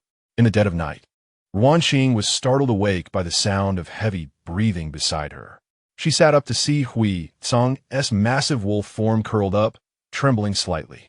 The wolf, who had been so brash during the day, now lay with his eyes tightly shut, whimpering softly in discomfort. Ruan Qing's heart tightened as she approached. gently touching his nose with her paw. She then returned to inspect his injured legs, carefully parting the fur with her paw. He had a fever. The wound had worsened. She had thought that the ancient doctors were so effective. Such a severe injury could be healed so simply, revealing them to be mere quacks. The medical conditions here were indeed poor.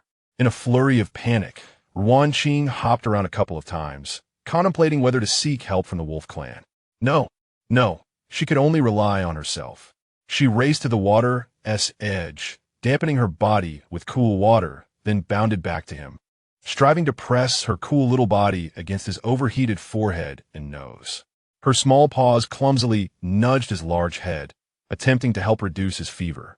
But the wolf was too large, and her strength was utterly insufficient.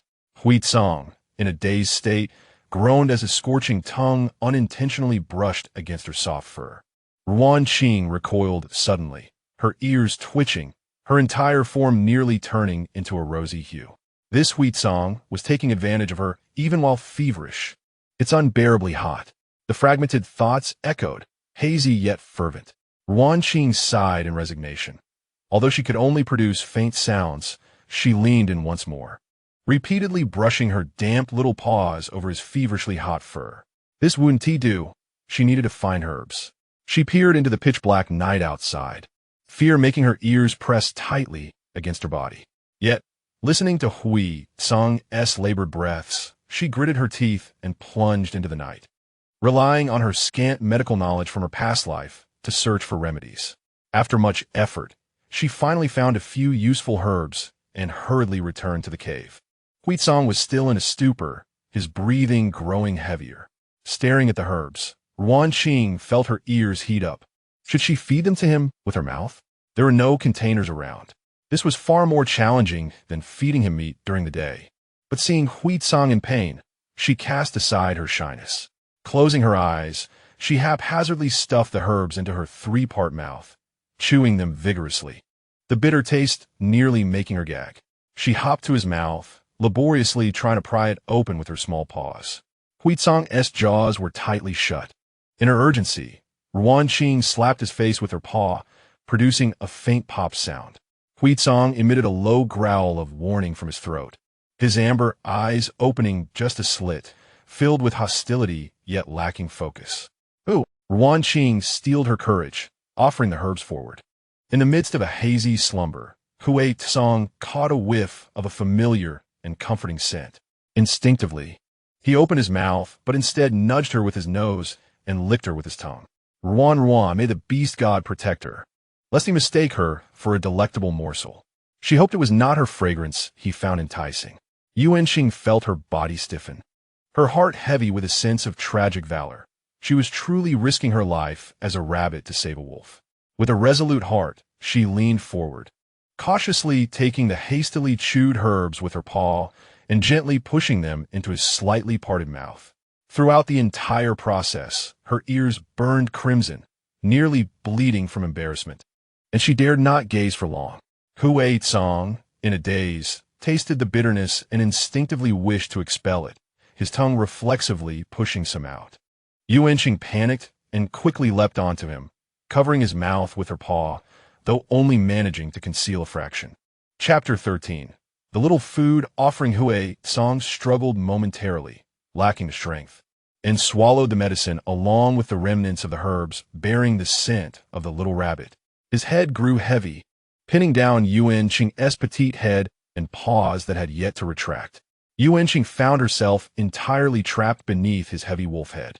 The warmth of Huitsong enveloped her, mingling with the faint herbal aroma and her own scent, leaving her feeling utterly uncomfortable and her ears ablaze. For the first time, she realized that having an acute sense of smell as a rabbit could be a curse. The remaining herbs were meant to treat her leg injury, but now they were of no use. Yuanqing turned her head to observe the wolf's head, contemplating whether to stay vigilant and flee at the first sign of trouble. Huitsong's breathing appeared to stabilize, and he pressed down on her, sinking into a deep slumber. Yuanqing attempted to extricate herself, but only elicited a discontented groan from Huitsong, trapped beneath his searing wolf kiss. She could only sulkily gnaw at the fur near his neck. Once you recover, I shall bite you bald, she vowed fiercely in her heart. Yet she clumsily continued to rub against his heated neck with her still mobile paw until she too succumbed to sleep. Unbeknownst to her, the pressure emanating from Hui Tsang intensified. Perhaps it was because she had long ceased to fear him, no longer resembling the timid creature she once was. Yuan Qing awakened to a gaze imbued with complexity. The dawn light filtered in, revealing Hui Tsang, who had unknowingly reverted to his human form, lying on his side with one hand resting lightly on her fluffy back. His pallor remained, but his amber eyes were now open, devoid of the usual jest and mischief, instead filled with an intensity and softness that Yuan Qing found inscrutable. Upon noticing her awakening, his focused expression dissipated, returning to his characteristic languid demeanor. A familiar smile graced his lips as he rasped, "Good morning, my little food offering." Yuan Qing suddenly realized and attempted to leap away. This time, however, Hui Tsang did not obstruct her as he typically would. His fingers merely curled slightly, as if reluctant to relinquish that touch. She observed the little rabbit darting to the corner of the cave, puffed up and appearing both frightened and indignant. The air still carried the bitterness of the herbs and the faint sweetness of her scent. The previous night's somewhat self-sacrificial method of administering medicine gradually clarified in his mind. It was common for him to be injured, but never had anyone cared for him with such reckless abandon, clumsily and desperately, especially not a creature meant to be his prey. Somewhere within him, a hardened part softened, as if lightly scratched by those tiny paws, stirring feelings of tenderness and frustration. She had even washed herself clean last night, her aroma lingering enticingly. Did she not fear that he might lose control and consume her? She truly had no idea how delightful she smelled. Furthermore, she was astoundingly clever, understanding human speech and possessing knowledge of herbs. Could it be that she was female? Yet that could not be otherwise. Why had she not transformed into a female all this time, remaining so timid? Noticing Hui Tsang's silence, Yuan Qing cautiously lifted her head, revealing a single green eye, casting a doubtful glance his way. Hui Tsang observed her curious yet timid demeanor, and a smirk returned to his face. "Next time you administer medicine, could you refrain from making it taste so much like bitter fruit?" He exaggeratedly smacked his lips, as if savoring that dreadful flavor. Yuan Qing was incensed. She knew it. This wolf could not speak sweetly.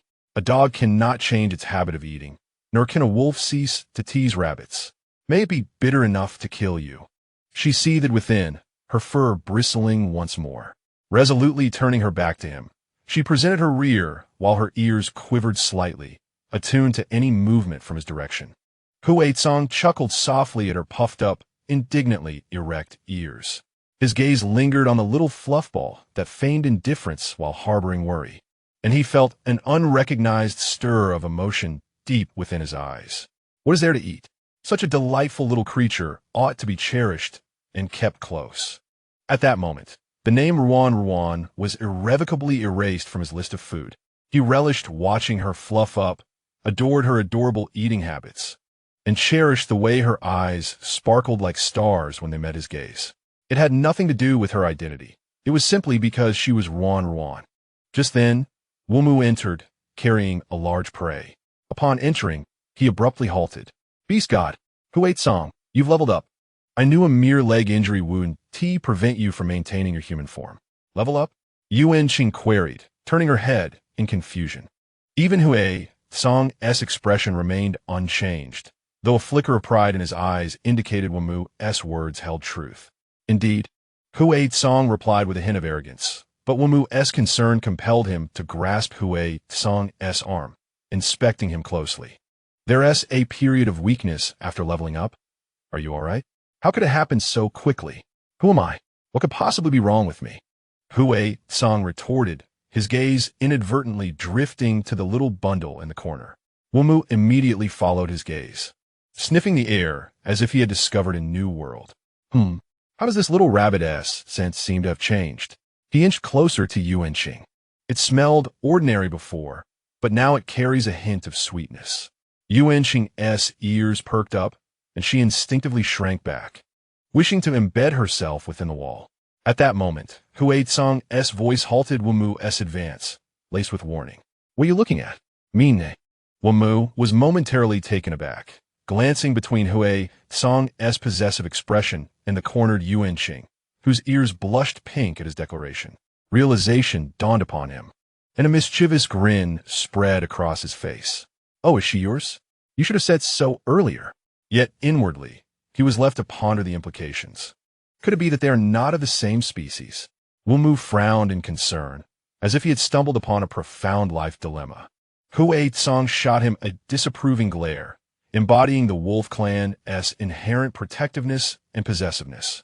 "Stop eyeing her. Go deal with your prey." Wumu chuckled lightly, discreetly diverting his gaze from Ruan Qing as he carried the prey to a corner, though his curious glances remained. "You scare me. But what did that last thought mean? Hui Tsang is not a pervert. How could he possibly like a mere rabbit?" Ruan Qing's heart raced, but upon seeing Hui Tsang leaning against the cave wall, she gradually calmed herself. Time flowed gently, and Hui Tsang's injuries began to heal. One night, distant howls echoed from outside the cave, reminiscent of a hyena-esque call from a documentary she had once seen. Ruan Qing tensed, her heart racing, instinctively snuggling closer to Hui Tsang. Suddenly, an inexplicable sense of unease washed over her as she gazed at the wolf who held her protectively in his embrace. Quietly, she resolved to no longer be a burden, a mere creature in need of protection. She too could care for him. Chapter 14. The one to cherish. The following morning, Hui Tsang was awakened by the faint rustling of sounds. He opened his eyes to find the little white ball, who usually indulged in slumber, struggling to carry a leaf commonly used in the beast world for holding water, making her way toward him. The broad leaf spilled quite a bit of water, dampening the fur on her chest and rendering her somewhat disheveled. Hui Tsang paused momentarily, his heart inexplicably softening, yet he teasingly remarked, "What are you doing? Trying to wake me up early in the morning?" Ruan Qing jumped at his sudden voice, her wet green eyes gazing at him with a hint of embarrassment. But she stubbornly nudged the leaf forward with her mouth. "Drink water." Hui Tsang clearly understood her intention. He silently observed her damp fur and her clumsy, caring eyes. With a click of his tongue, he took the leaf from her and tilted his head back to drink deeply. Then, extending his large hand, he gently lifted the wet little creature and roughly yet carefully wiped her damp fur with a dry animal hide. "You're such a clumsy one. Just staying put would be helpful enough, you know?" He chided, his tone still gruff, yet his touch remained gentle. Ruan Qing swayed as he dried her off, but she made no attempt to resist. She could hear the soft heart concealed beneath his fierce tone. "How infuriating! Why must you be so endearing?" Sunlight streamed into the cave, warming the two of them. Suddenly, a wolf howl echoed from outside the cave. Rikanges expression sharpened, and he swiftly tucked Ruan Qing into a pile of animal skins to hide her. "The tribe is here. Stay quiet," he instructed. Ruan Qing nodded vigorously. She too wished to avoid the beastmen. Hui Tsang turned away, feeling a surge of unnameable anger as he thought of how these intruding wolves restricted her freedom. He could protect her, but he despised any beastman who looked at his soft one with predatory eyes. Shirkuan entered the cave with several beastmen and females, a bright smile on his face. "Rikyang, you rescued 5 females and 12 cubs this time. Here is your reward." He presented a wrapped object made of animal hide. Hui Tsang accepted it, immediately issuing an order for them to leave. "The item has been delivered. You may go."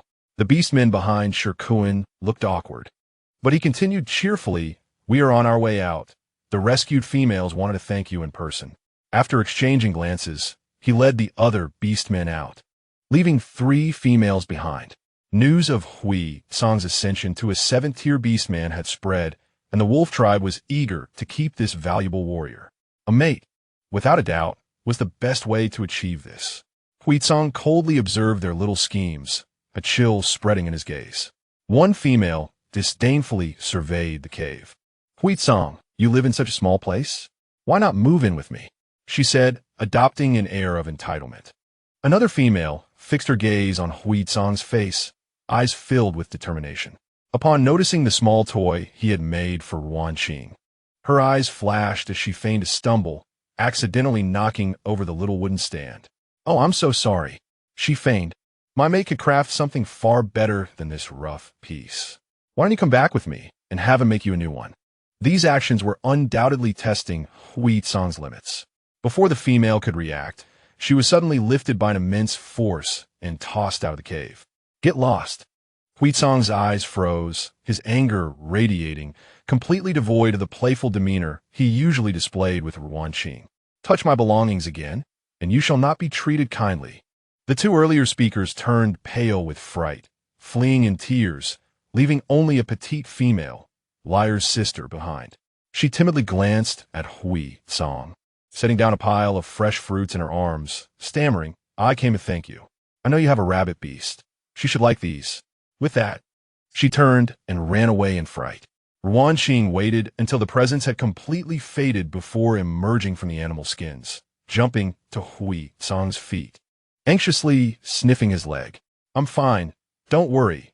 Hui Tsang's tone softened as he crouched down to pat her head. Ruan Qing circled around his legs, carefully sniffing to ensure there was no scent of blood before she eased. You weren't too frightened, were you? Hui Tsang lifted her up, skillfully scratching under her chin. Ruan Qing let out a contented sound, nuzzling her little head into his palm. Hui Tsang had long mastered the art of comforting her in mere moments. Ruan Qing became drowsy, lost in the blissful sensation of being petted. Although she was not truly frightened, were all the females in this beast world so terrifying? They seemed like skilled players in a palace intrigue. Once she regained her composure, her entire rabbit form flushed with embarrassment as she suddenly leaped away. How mortifying. I'm still a person. She was almost turned into a real rabbit by his touch. But it felt so wonderful, especially when Hui Tsang scratched her ears. No, no.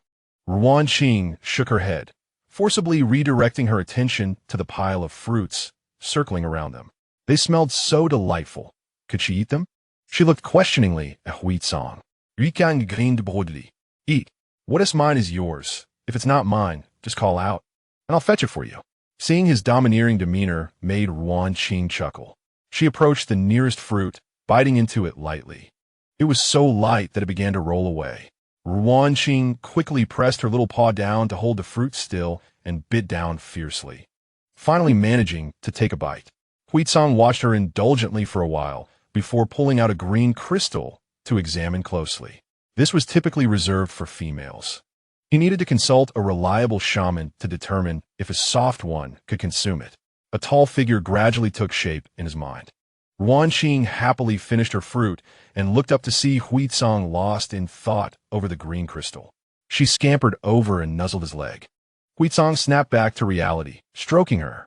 It's all right, Ruan. Let South leave this place. You always have to hide here. We can't enjoy ourselves. Ruan Qing remained silent for a moment. She didn't mind as long as she was with him. Let us go to the Lu tribe, the one where you received treatment last time. The Lu tribe is gentle. You needn't worry about anyone bullying Ruan, and he can safely venture out to gather green crystals. Seventh tier was still not strong enough. Without hesitation, he began to pack his belongings the next day. In truth, there was little to bring. Most of it was soft animal hides prepared for Ruan. Just before departing, Ruan Qing approached him carrying a small piece of hide in her mouth. Hui Tsang recognized it instantly. It was the flower he had picked, which had wilted, and Ruan had asked him to crush it and wrap it in hide. He expected she still kept it. What do you keep this old scrap for? I'll find you 10 or 8 more another day. Hui Tsang scolded lightly, yet still took the hide from her mouth to set it aside. Chapter 15. Beyond Expectations. He placed Ruan atop his head and transformed into his wolf form, carrying the bundle on his back. This time he walked slowly, fearful of jostling the little creature on his head. Ruan Qing lay atop his fluffy wolf head, feeling utterly secure, swaying gently until she fell asleep. The slight rocking reminiscent of a cradle. The wolf and the rabbit journeyed further and further away, eventually appearing as a gray mass with a small white, gradually disappearing into the depths of the forest. Stop looking. Let us go. Yumu patted Liar's shoulder with a sigh as they turned back. Umu, why did Hui Tsang leave without a word? Liar pondered, unable to comprehend. Even if he dislikes the females in the tribe, he could find someone elsewhere, right? Besides, Hasn't he been living well here for decades? Yumu recalled that white little figure and spoke cryptically, perhaps. By the way, don't mention the rabbit beast matter. I only mentioned it to my sister. It should be fine, right? I knew it. He must have left because of that. Impossible. As they continued their conversation, they transformed into two massive wolves, playfully wrestling with each other. At the height of midday, Huizong paused to rest in the shade with Ruan, then led her to the creek for a drink. The water flowed gently, and Huizong suddenly felt a splash of coolness on his face, droplets hitting him. He looked down at the culprit. Ruan Qing had somehow leapt onto a smooth stone by the brook, her tiny paws playfully slapping the water-ass surface, sending delicate droplets arcing through the air like scattered pearls. When she caught sight of him watching, she froze instantly, one damp paw suspended mid-air, her posture feigning accidental innocence. Yet those mischievous, gleaming eyes betrayed her utterly. She had done it on purpose. Seeing her flustered yet delightfully impish expression, Huizong dipped a paw into the stream and flicked a cool, deliberate spray toward her. Ruan Qing gasped, her fur instantly beaded with glistening droplets, and after a startled pause, her courage swelled. She retaliated with renewed vigor, digging her little paws into the water with infectious enthusiasm. For a fleeting, sun-dappled moment, the brook became a theater of joyful chaos, silver splashes dancing in the light, mingling with the soft, rhythmic percussion of paws and waves. One wolf, one rabbit, laughing without sound, playing without pretense. Exhausted, Ruan Qing collapsed onto the stone, her fur soaked and clinging, her breath shallow and quick. The sweet, honeyed fragrance unique to her, subtle yet unmistakable, rose gently from her damp coat, intensified by the warm, humid air. Ruan Qing nostrils flared. His gaze sharpened, sweeping the surrounding forest with quiet vigilance. Too conspicuous. Without hesitation, he stepped forward, lowered his head, and began grooming her, his broad, warm, slightly rough tongue moving with deliberate tenderness over her sodden fur. She stiffened entirely, ears flushing a vivid, rosy pink, limbs locking in startled disbelief. This was far beyond protocol. Just then, his voice echoed softly in her mind, tinged with quiet urgency. Ruan Qing smells too sweet. Her scent must be masked immediately. Her resistance dissolved. So this was why? It made perfect sense. It felt profoundly strange. Every inch his tongue touched burned with quiet fire. Her pulse hammered wildly, as if threatening to leap from her throat. She felt utterly, deliciously undone, her entire being blushing from whiskers to tail tip until she resembled nothing so much as a trembling, downy pink cloud. Huizong worked meticulously, licking each patch of fur until it lay sleek and half-dry, his own musky, earthy warmth enveloping her like a protective shroud, gently subduing her delicate sweetness. Only then did he pause, satisfied. Ruan Qing, still dazed, drifted into quiet reflection.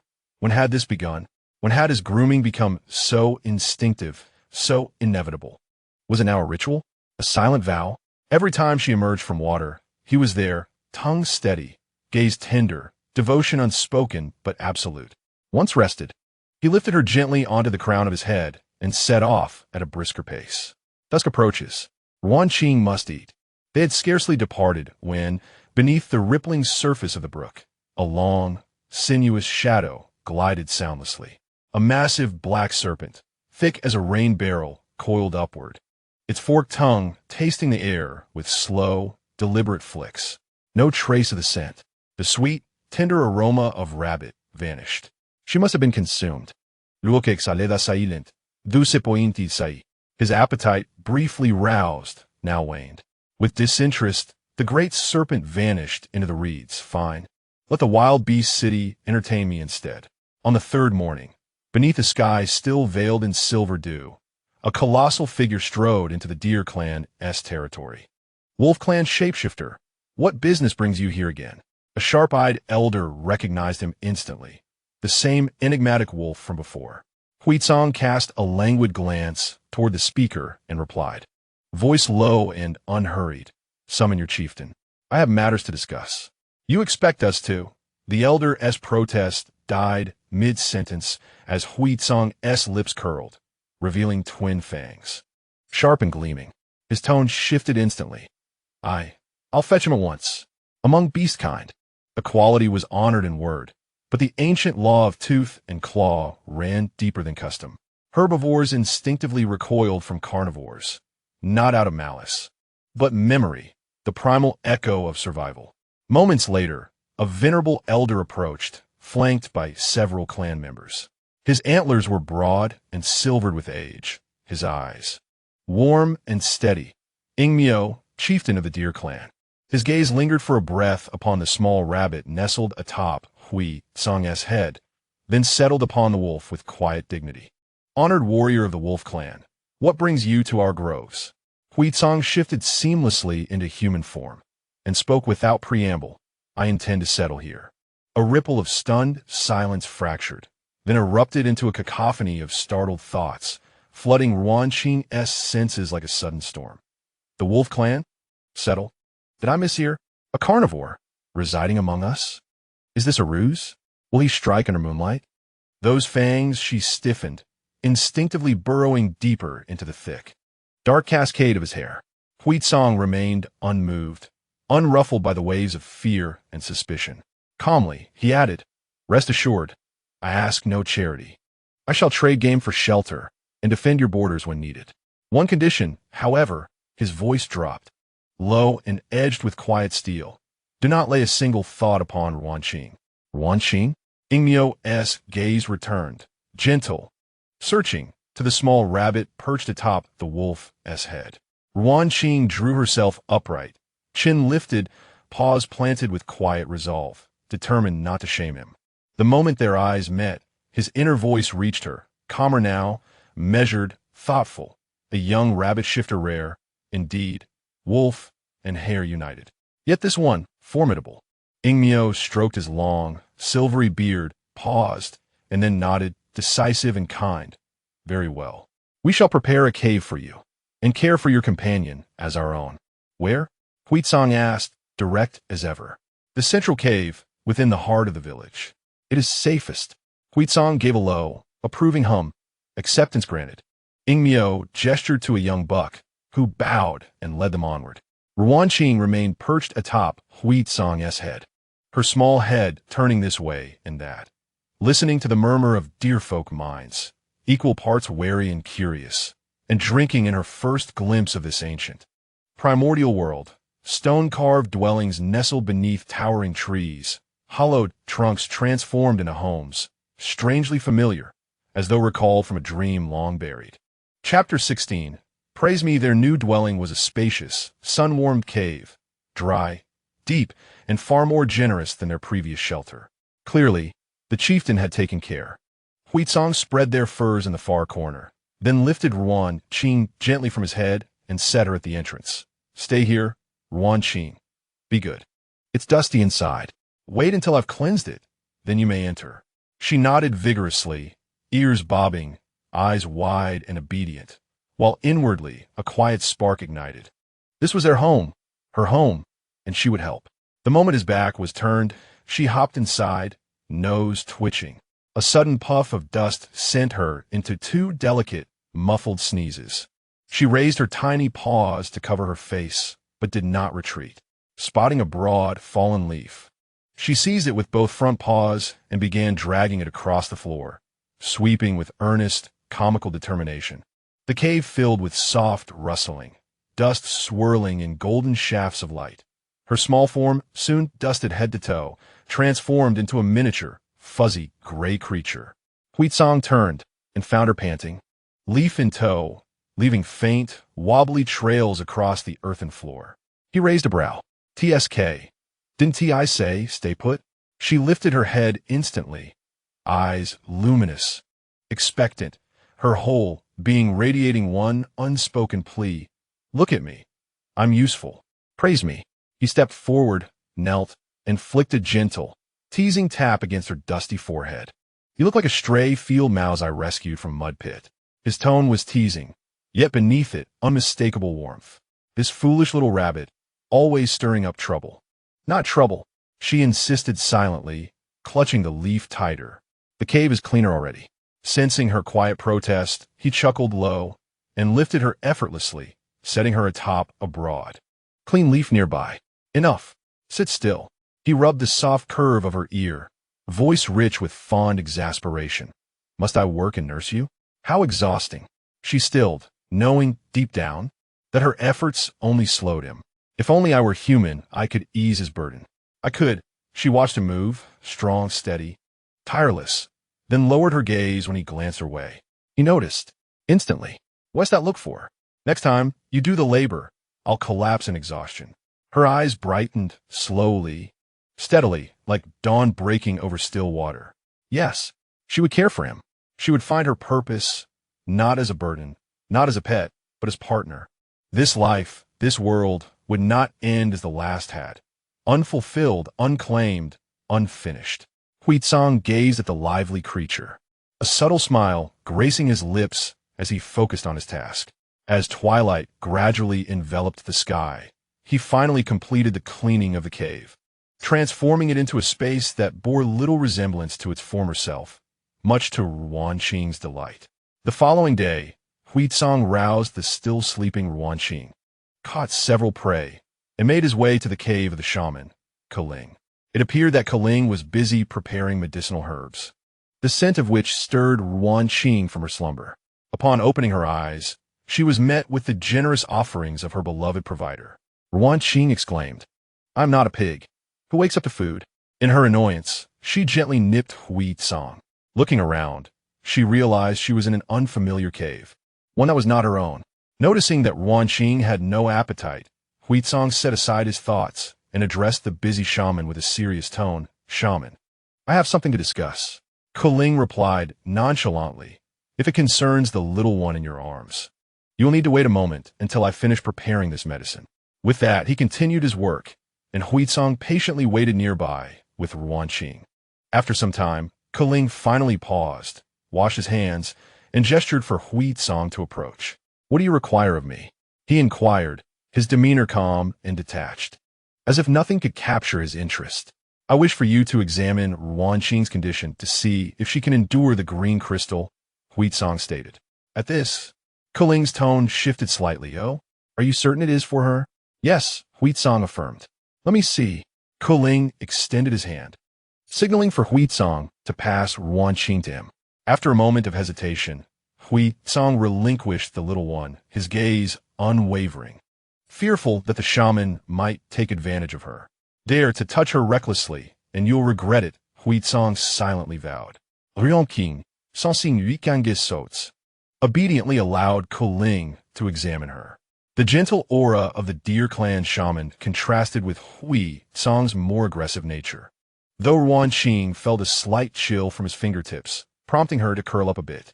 Fortunately, Keling did not linger long, merely inspecting her claws and teeth before returning her to Huizong.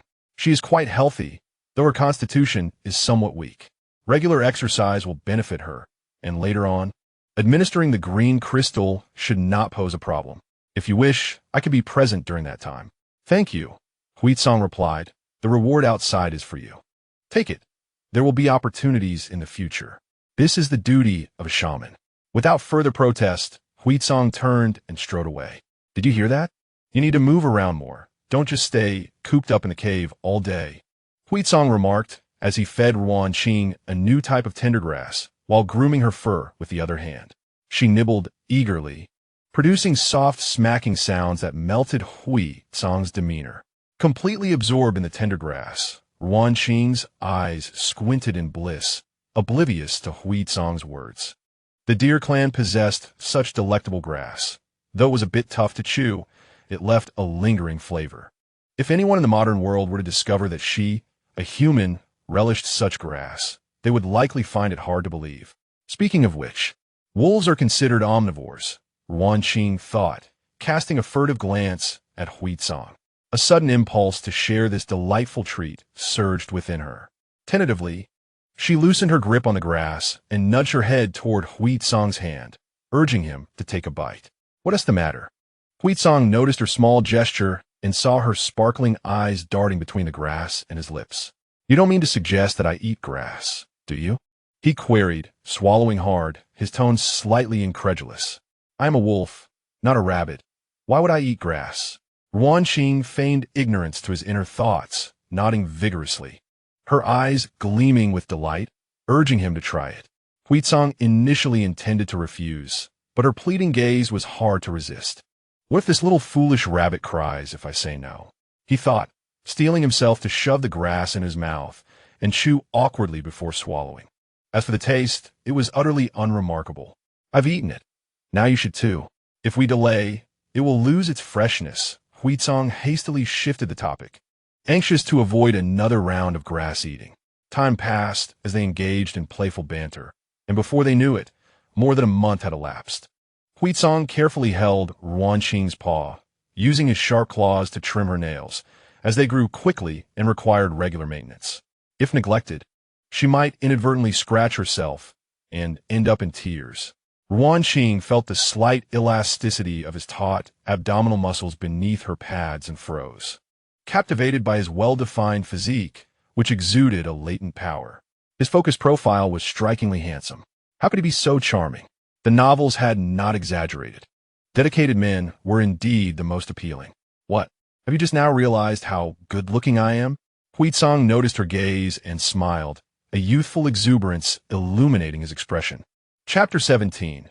Whining proves ineffective. Huizong suppressed a laugh, breaking the tender atmosphere. If you've had enough, let's go outside and exercise. Upon hearing this, Ruan Qing's enthusiasm waned. The dreaded exercise session had returned. She attempted to resist, nuzzling against Huizong and emitting soft whines, even trying to burrow beneath his hands for some affection. Her eyes seemed to plead, just a little more charm, and we can skip the exercise.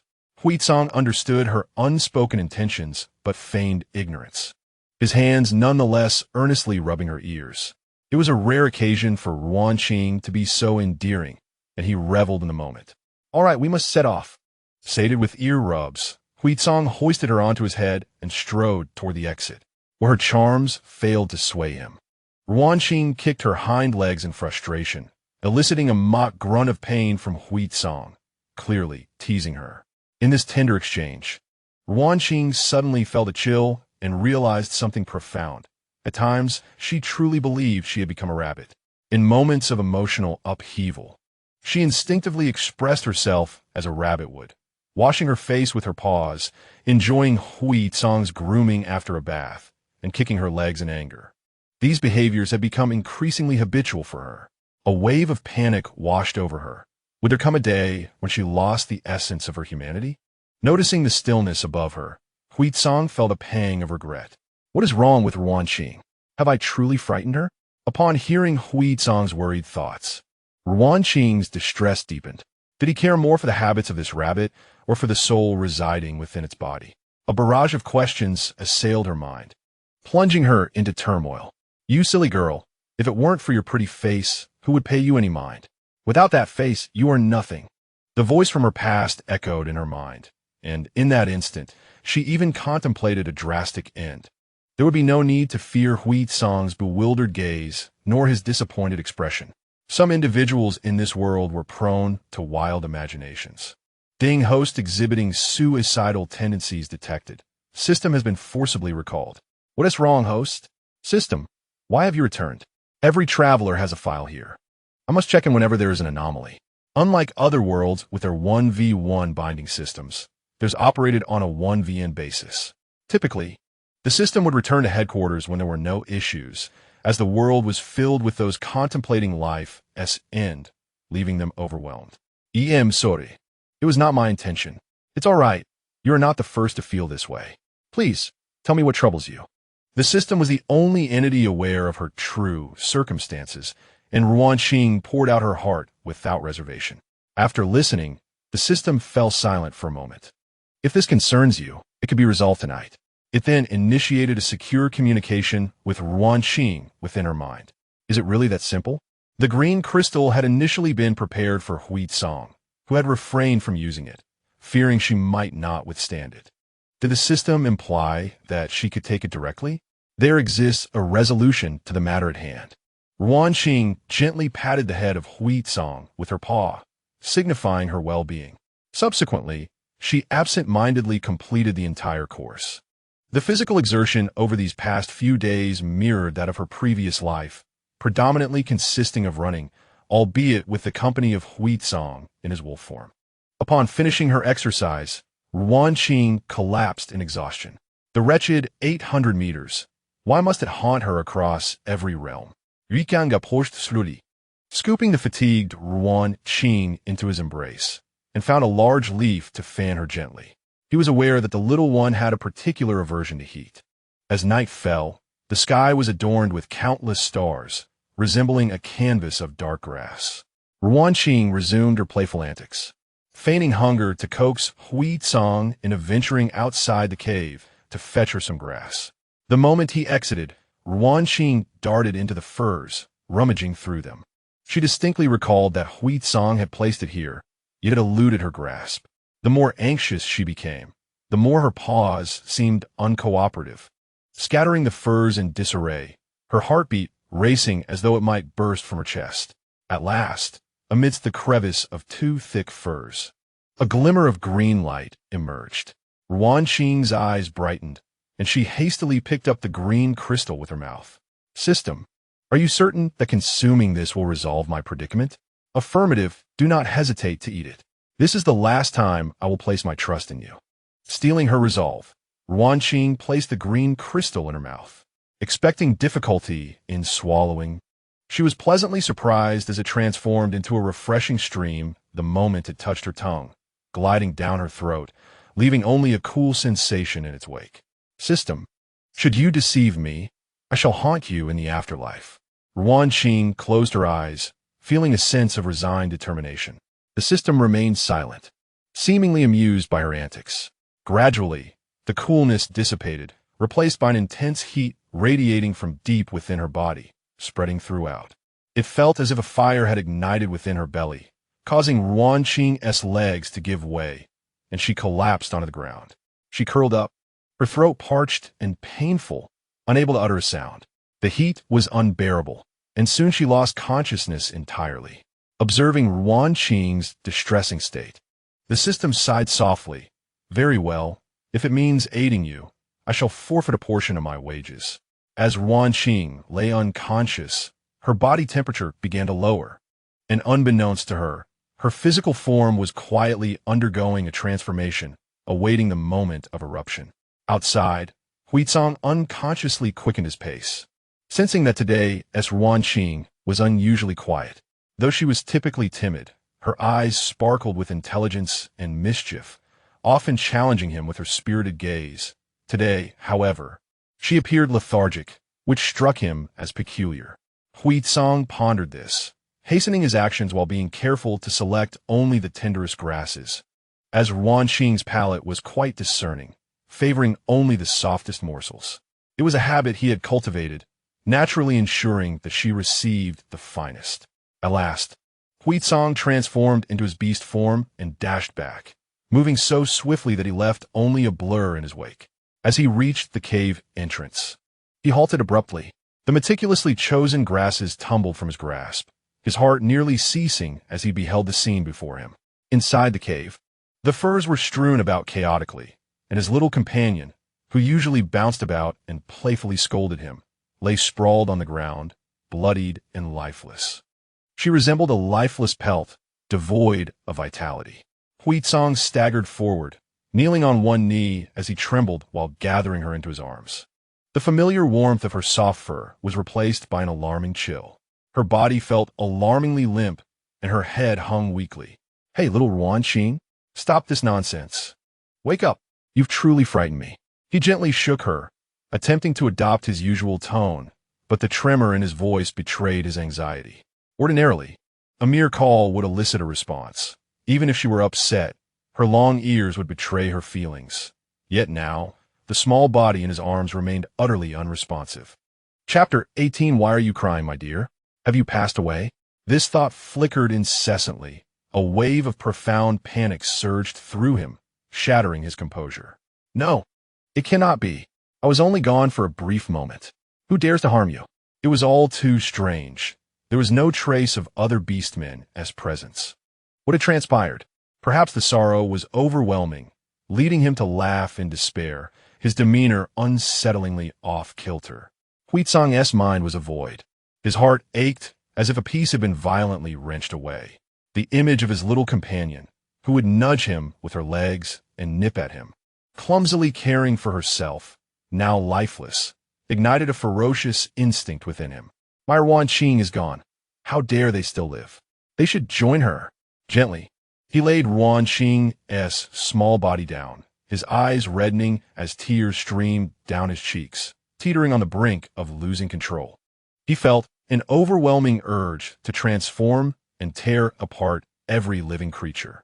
Suddenly, he felt a faint heartbeat within his arms, her body seemingly stirring slightly. Yuqiang froze, all motion and heartbeat stilled, his wolf-like eyes narrowing in disbelief as he scrutinized the figure in his grasp. The rabbit in his hold suddenly felt unbearably warm, its fur transforming to a smooth texture. Then, a faint feminine moan escaped her lips, and in the blink of an eye, a flash of white light enveloped them. The small creature he held had transformed into a disheveled, white-haired girl, radiating heat and nestled against him, her eyes tightly shut, her eyelashes quivering with moisture. Her cheeks flushed with an unnatural hue, resembling a fragile little beast. Huizong was rendered completely still, his arms tense, utterly bewildered. Ruan Qing? He nearly held his breath. Unable to believe he uttered her name, Ruan Qing felt herself drifting in and out of consciousness, on the verge of slumber when a chorus of voices roused her. Ruan Qing, stop fooling around. Wake up. I promise not to tease you anymore. My silly Ruan Qing cannot be dead.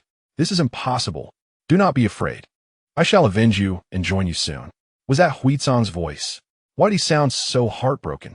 Hearing those sorrowful thoughts, Ruan Qing realized for the first time that she was not merely a dispensable pet in Huizong's eyes. She held significant importance in his life. A wave of sadness washed over her, and she longed to extend her hand to wipe away Huizong's tears. That rascal, his mischievous smile suited him much better. She, too, was important to herself. She wanted to be by his side, and that time was now. Summoning every ounce of strength, Ruan Qing fought to awaken.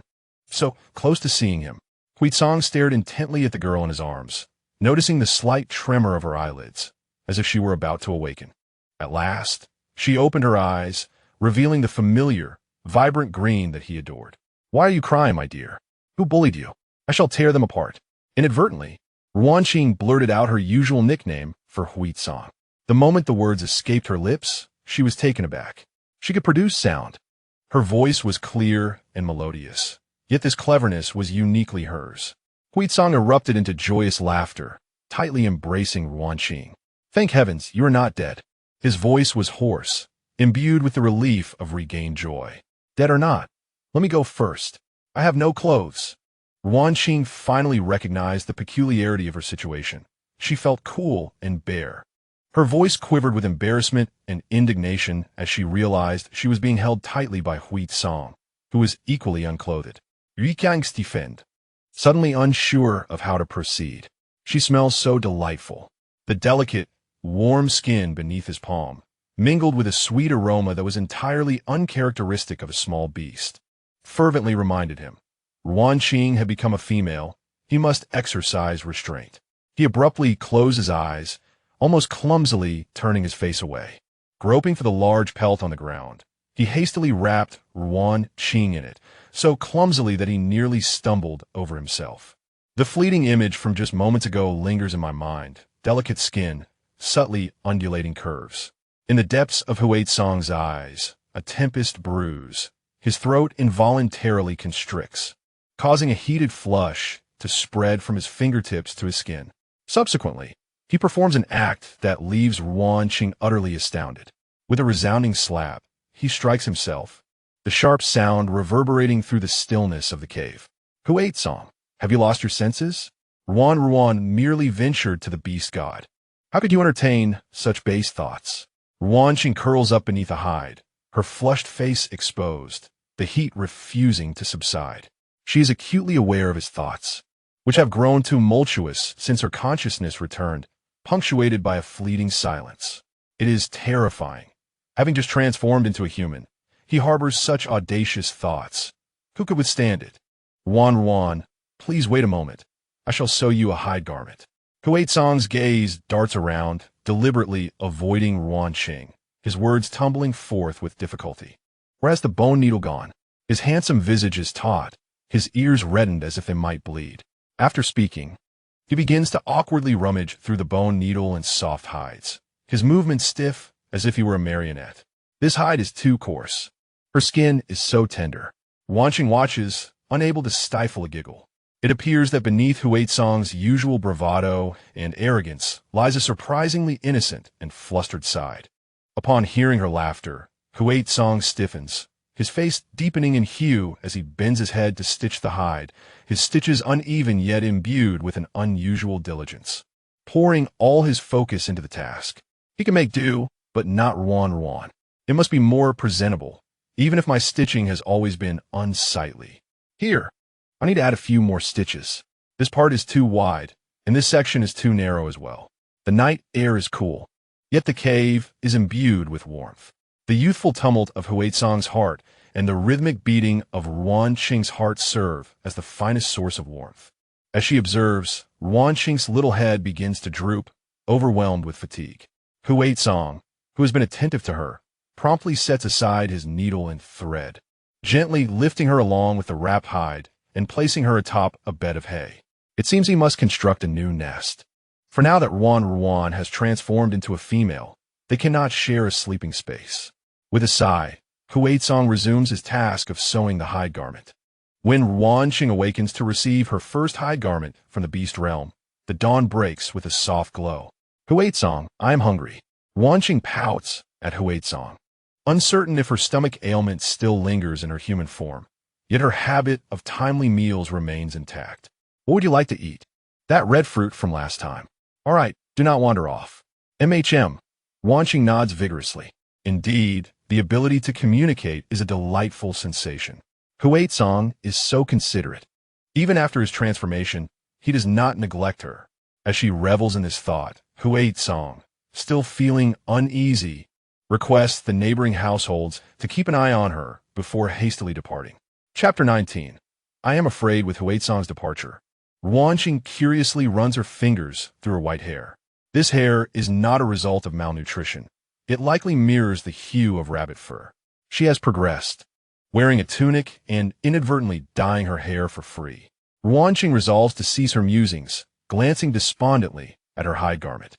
The short skirt paired with the strapless top is rather scant in material, lacking any fitting undergarments. She wraps herself in a loose hide, curling into a ball and nestling back into the hay, but alas, sleep eludes her. Outside the cave, the thoughts of the beastmen buzz around her ears. Did Huizong really raise a rabbit beast? Why is it treated so preciously? I must learn a few skills from him. His hunting prowess is remarkable. Unable to sleep, Ruan Qing decides to call out to the system. System, are you there?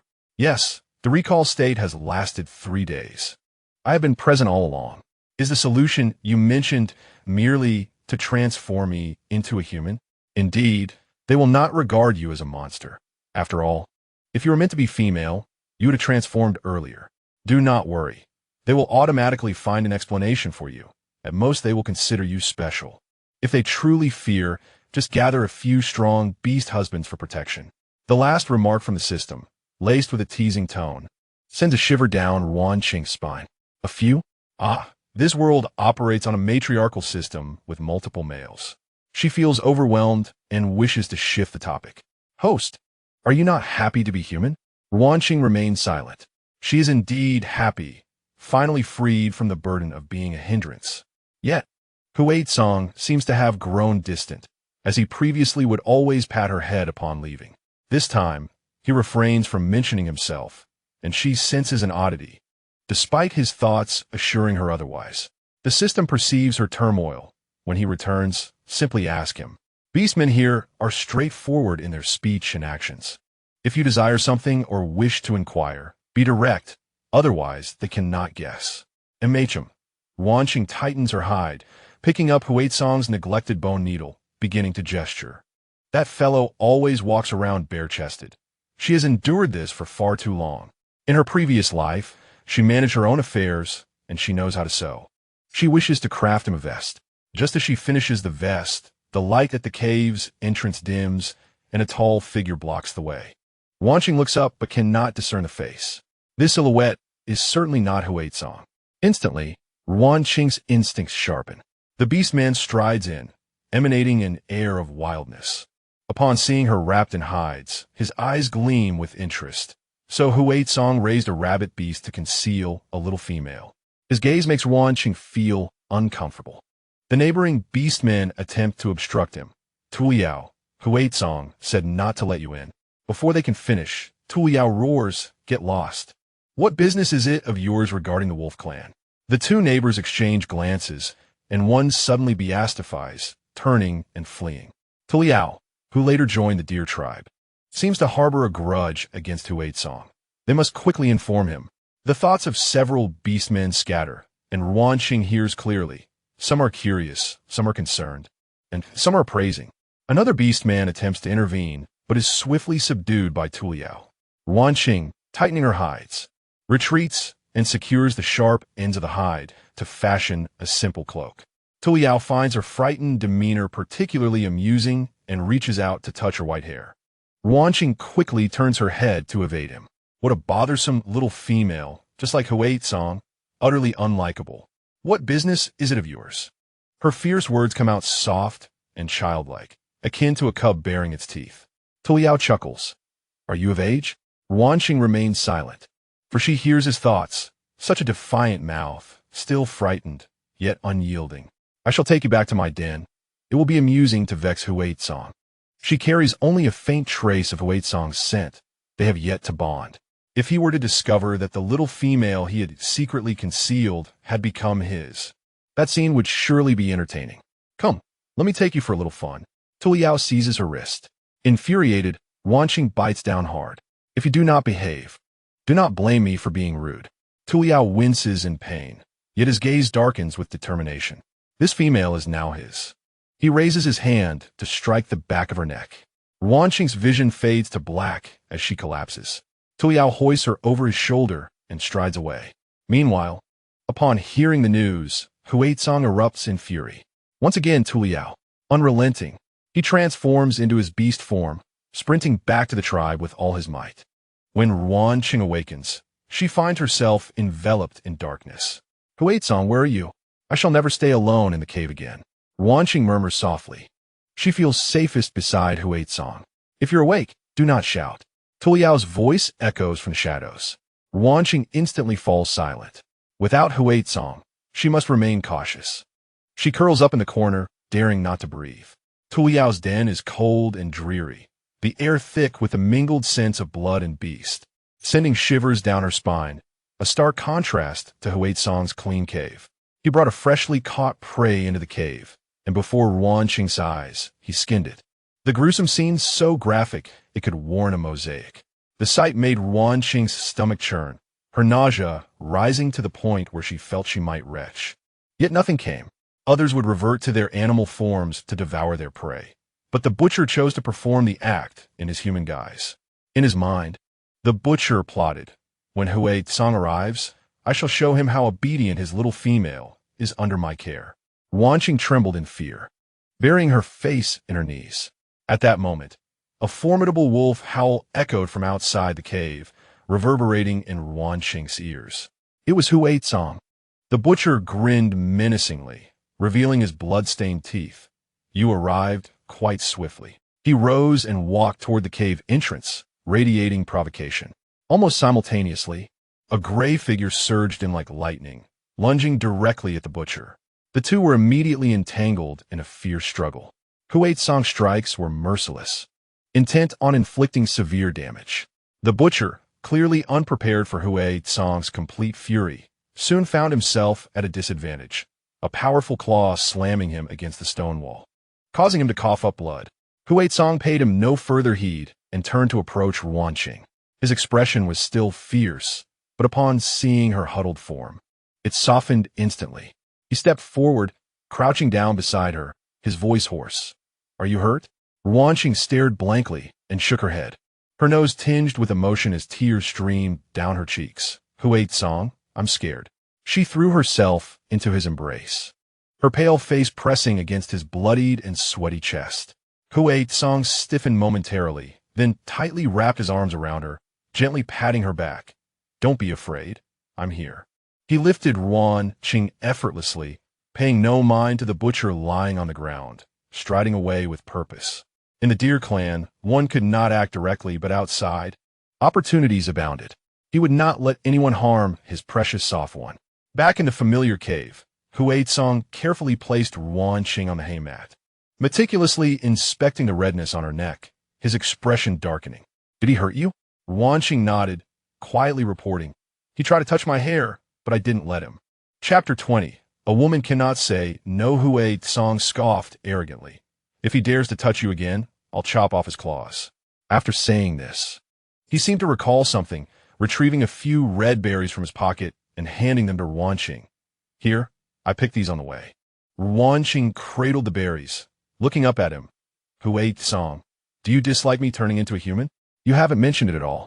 Huai-Tsang paused for a moment, then burst into laughter, ruffling her hair affectionately to hide the redness in his ears, offering a casual excuse. What are you imagining? I used to worry you might not hear with those rabbit ears of yours and fall into a ditch. Now that you're female, do I still need a nag? He would never voice it, but he found it hard to utter a harsh word against his soft one now that she had transformed. Ruan Qing's small grievances dissipated instantly. She took a bite of the berry, relishing its sweetness. System, you were right. Beastmen are indeed quite straightforward. The system lazily replied, Isn't it? I told you to ask directly. Suddenly, the berry in Ruan Qing's hand was snatched away. Ruan Qing exclaimed, Huai-Tsang, what are you doing? Huai-Tsang weighed the wild fruit in his hand, frowning slightly. It's dirty. I need to wash it before giving it to you. He had just returned from hunting, his hands still smeared with dirt and blood when he had carelessly handed her the fruit. How careless of him! With swift movements, Huai-Tsang brought all the berries to the stream to rinse clean, then presented them to Ruan Qing on a broadleaf. Huai-Tsang, you need not go to such lengths. Ruan Qing felt a pang of bitterness. When she was a rabbit, she would have directly bitten into the fruit lying on the ground. Besides, she had endured many hardships in her past life. She was indifferent to such trivialities. Huai-Tsang's voice softened. Females are delicate. Consuming unclean things can easily make them ill. He hesitated, feeling a twinge of guilt. I'm sorry, soft one. I never learned how to care for a female. He lowered his head, his tousled hair concealing his eyes, enveloped in an aura of having messed things up. He had always thought he would never have a mate and had never learned how to tend to a female. Would Ruan Qing dislike him for being clumsy? The more Huai-Tsang dwelled on it, the more he seemed to retreat into his own world. These self-recriminating thoughts reached Ruan Qing's ears clearly. For the first time, she realized there was no world where males were inherently paragons of virtue. They only possessed a heart that cherished females above all. Observing Huai-Tsang's unease, Ruan Qing gradually embraced him, gently patting his sturdy back. It's all right. Everyone has their first time. With a figure as large as yours. Can you really not take care of a little rabbit like me? The sweet scent enveloped Huai-Tsang, his body stiffening, trembling as he reached out to hold her tightly. Burying his head in her neck, greedily inhaling her sweet fragrance. Gone was the herbivore scent that had stirred his primal instincts during her time as a rabbit. Instead, there was a warm scent that brought him comfort and addiction, leading him into a state of blissful surrender. Time passed, and Ruan Qing asked, Huai-Tsang, what is wrong? First thing, Ruan Qing's voice was a bit strained. When you hold me, be gentler. I can hardly breathe. Huai-Tsang suddenly released her, as if burned. Noticing the faint red marks left on her arm from his grip, he panicked. I'm sorry, soft one. He saw that guilt was about to drown him again, and Ruan Qing quickly handed him the largest berry. All right, there's no need to be so cautious with me. I don't eat beastmen. Just eat the berries. Ruan Qing offered him the largest berry and took another for herself. Huai-Tsang held the berry, his mind filled with thoughts. No one had ever shared food with a male before. Ruan Qing was a unique female. She shares berries with me. Could it be that she has some feelings for me? The thought thrilled Huai-Tsang, making him unable to contain his excitement. He bit into the berry. It was sweet, incredibly sweet. Ruan Qing, listening to his thoughts, found it amusing, this naive big gray wolf. Who ate song? She ventured cautiously. Do you not think I am a monster? Females can be astified, it's just that I delayed. Seeing her pitiful expression, Who ate song refrained from saying more, fearing it would worry her. Her beast form emitted a faint scent of a small creature. Even in her female form, her species' scent remained undetectable. She was quite different from other females. Is that true? Yes. Then Who ate song? Can you take me hunting with you next time? Who ate song was taken aback, his brows instinctively knitting together. The outside world is dangerous. After all, females typically remain in the cave, at best undertaking simple gathering tasks. I want to wander off. Ruan Qing hurriedly reassured him, gently tugging at his arm. I can help you keep an eye on the prey, or you can leave me in a safe spot to wait. I feel scared alone in the cave. I was captured today. Who ate song considered it. Indeed, he wouldn't feel comfortable leaving Ruan Qing alone in the cave, as most of the deer clan were unreliable. This soft one, though lacking in courage, was clever enough to know that staying close to him was the safest option. The feeling of being depended upon swelled in his heart, gazing at Ruan Qing's adorable demeanor. Who ate song's heart softened immensely as he appraised her. But soft one, are you sure you can handle it? The forest outside can easily injure your skin. Ruan Qing suddenly stood up. A woman cannot say she cannot. Who ate song replied, why does that sound so strange? His gaze fell on a layer of animal skin wrapped around Ruan Qing, his tone growing somber. Soft one, do you dislike the animal skin clothes I made? They resemble a discarded dog. Ruan Qing's face flushed, and after much hesitation, she stammered. Who ate song? Could you make the clothes a bit more concealing next time? Who ate song remained puzzled. Other females dressed this way. Ruan Qing gestured for a while, seeing Who ate song still not comprehending. She gritted her teeth and unleashed her ace. Are you certain you want me to wear this? With that, she blushed deeply and let go of the animal skin she had been wrapped in. The once ordinary feminine attire in Who ate song's eyes, when adorned by Ruan Qing, sent an immediate rush of blood to his head. The expanse of her snow-white skin dazzled him. He abruptly stood up, flustered, and hurriedly wrapped her up again. His ears flushed crimson, his voice gruff. You are right. I will redo it. I will make it secure. At that moment, the system suddenly chimed in, teasing Ruan Qing. Not bad, little girl, you've got this wolf completely under your thumb. Ruan Qing retorted, nonsense. I am quite modest, but in the beast world, one must be a bit bold. Hearing Who ate song's chaotic thoughts made her cheeks flush. What lewd notions was this wolf entertaining? Who ate song, what are you thinking? I am not thinking anything. Who ate song reacted like a cat whose tail had been stepped on, fur bristling in an instant. You better not be thinking anything. Ruan Qing spoke softly. The truth was, knowing what he was thinking was genuinely embarrassing for her. Chapter 21. Don't you like it? Finally regaining composure, Who ate song pondered. Could Ruan Qing possibly know what he was thinking? By the way, Ruan Qing, what does it mean to be jealous? It feels sour. Like your teeth are gritty after eating something sour. Then I have experienced it. Ruan Qing replied. It's hard to explain to a beast world wolf. Seeing that Who ate song had stopped his wild thoughts, Ruan Qing gestured for the style of clothing she desired, including the appearance of her undergarments. Who ate song finally understood her needs, his entire wolf form blushing in the corner as he sewed the beast skin. Since adopting Ruan Qing, he had accumulated quite a bit of beast skin, and he now had just the right materials. Ruan Qing, it's done, he muttered, handing her the completed beast skin skirt, striding towards the cave entrance without looking back. The way he left seemed to convey a sense of fleeing. At last, Ruan Qing donned the only proper garment, no longer wearing a mere placeholder. The pants proved somewhat troublesome, so she opted for a skirt style instead. Who ate song? I am ready. Who ate song turned at the sound, and in that instant, it was as if he were frozen. The midday sun enveloped Ruan Qing perfectly, her silvery long hair glowing, making her green eyes resemble a lake reflecting the verdant forest, piercing straight into Who ate song's heart. The simple white beast skin skirt accentuated her delicate silhouette. She tilted her head slightly, her gaze filled with innocence and youthful shyness. Who ate song abruptly turned his head away. Speechless, but his inner thoughts betrayed him.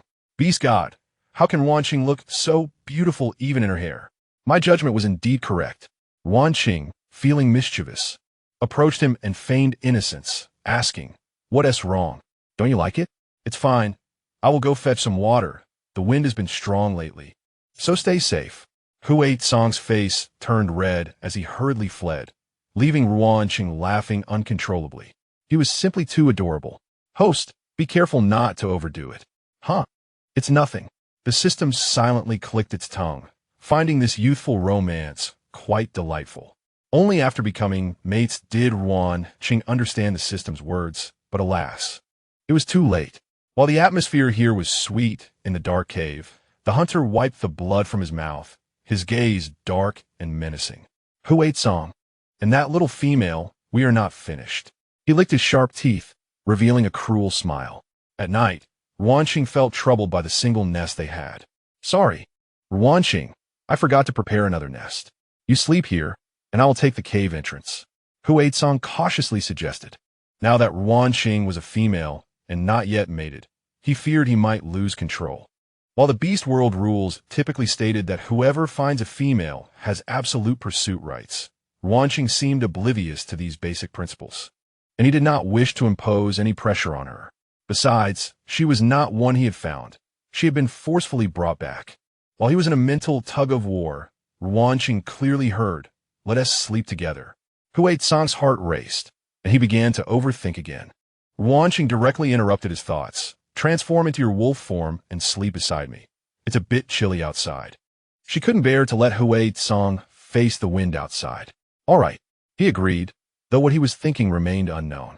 As it was the rainy season, the nights are cool. Ruan Qing found herself unconsciously rolling towards the warm, large pillow beside her, using all her limbs to cling to him. Hui Song opened his eyes in the dark, still contemplating Ruan Qing's words from her dreams.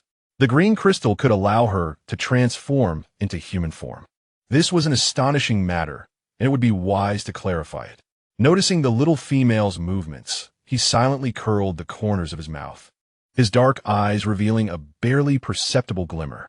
He had intentionally forgotten about this today. As expected, the little female had taken the initiative to snuggle up to him.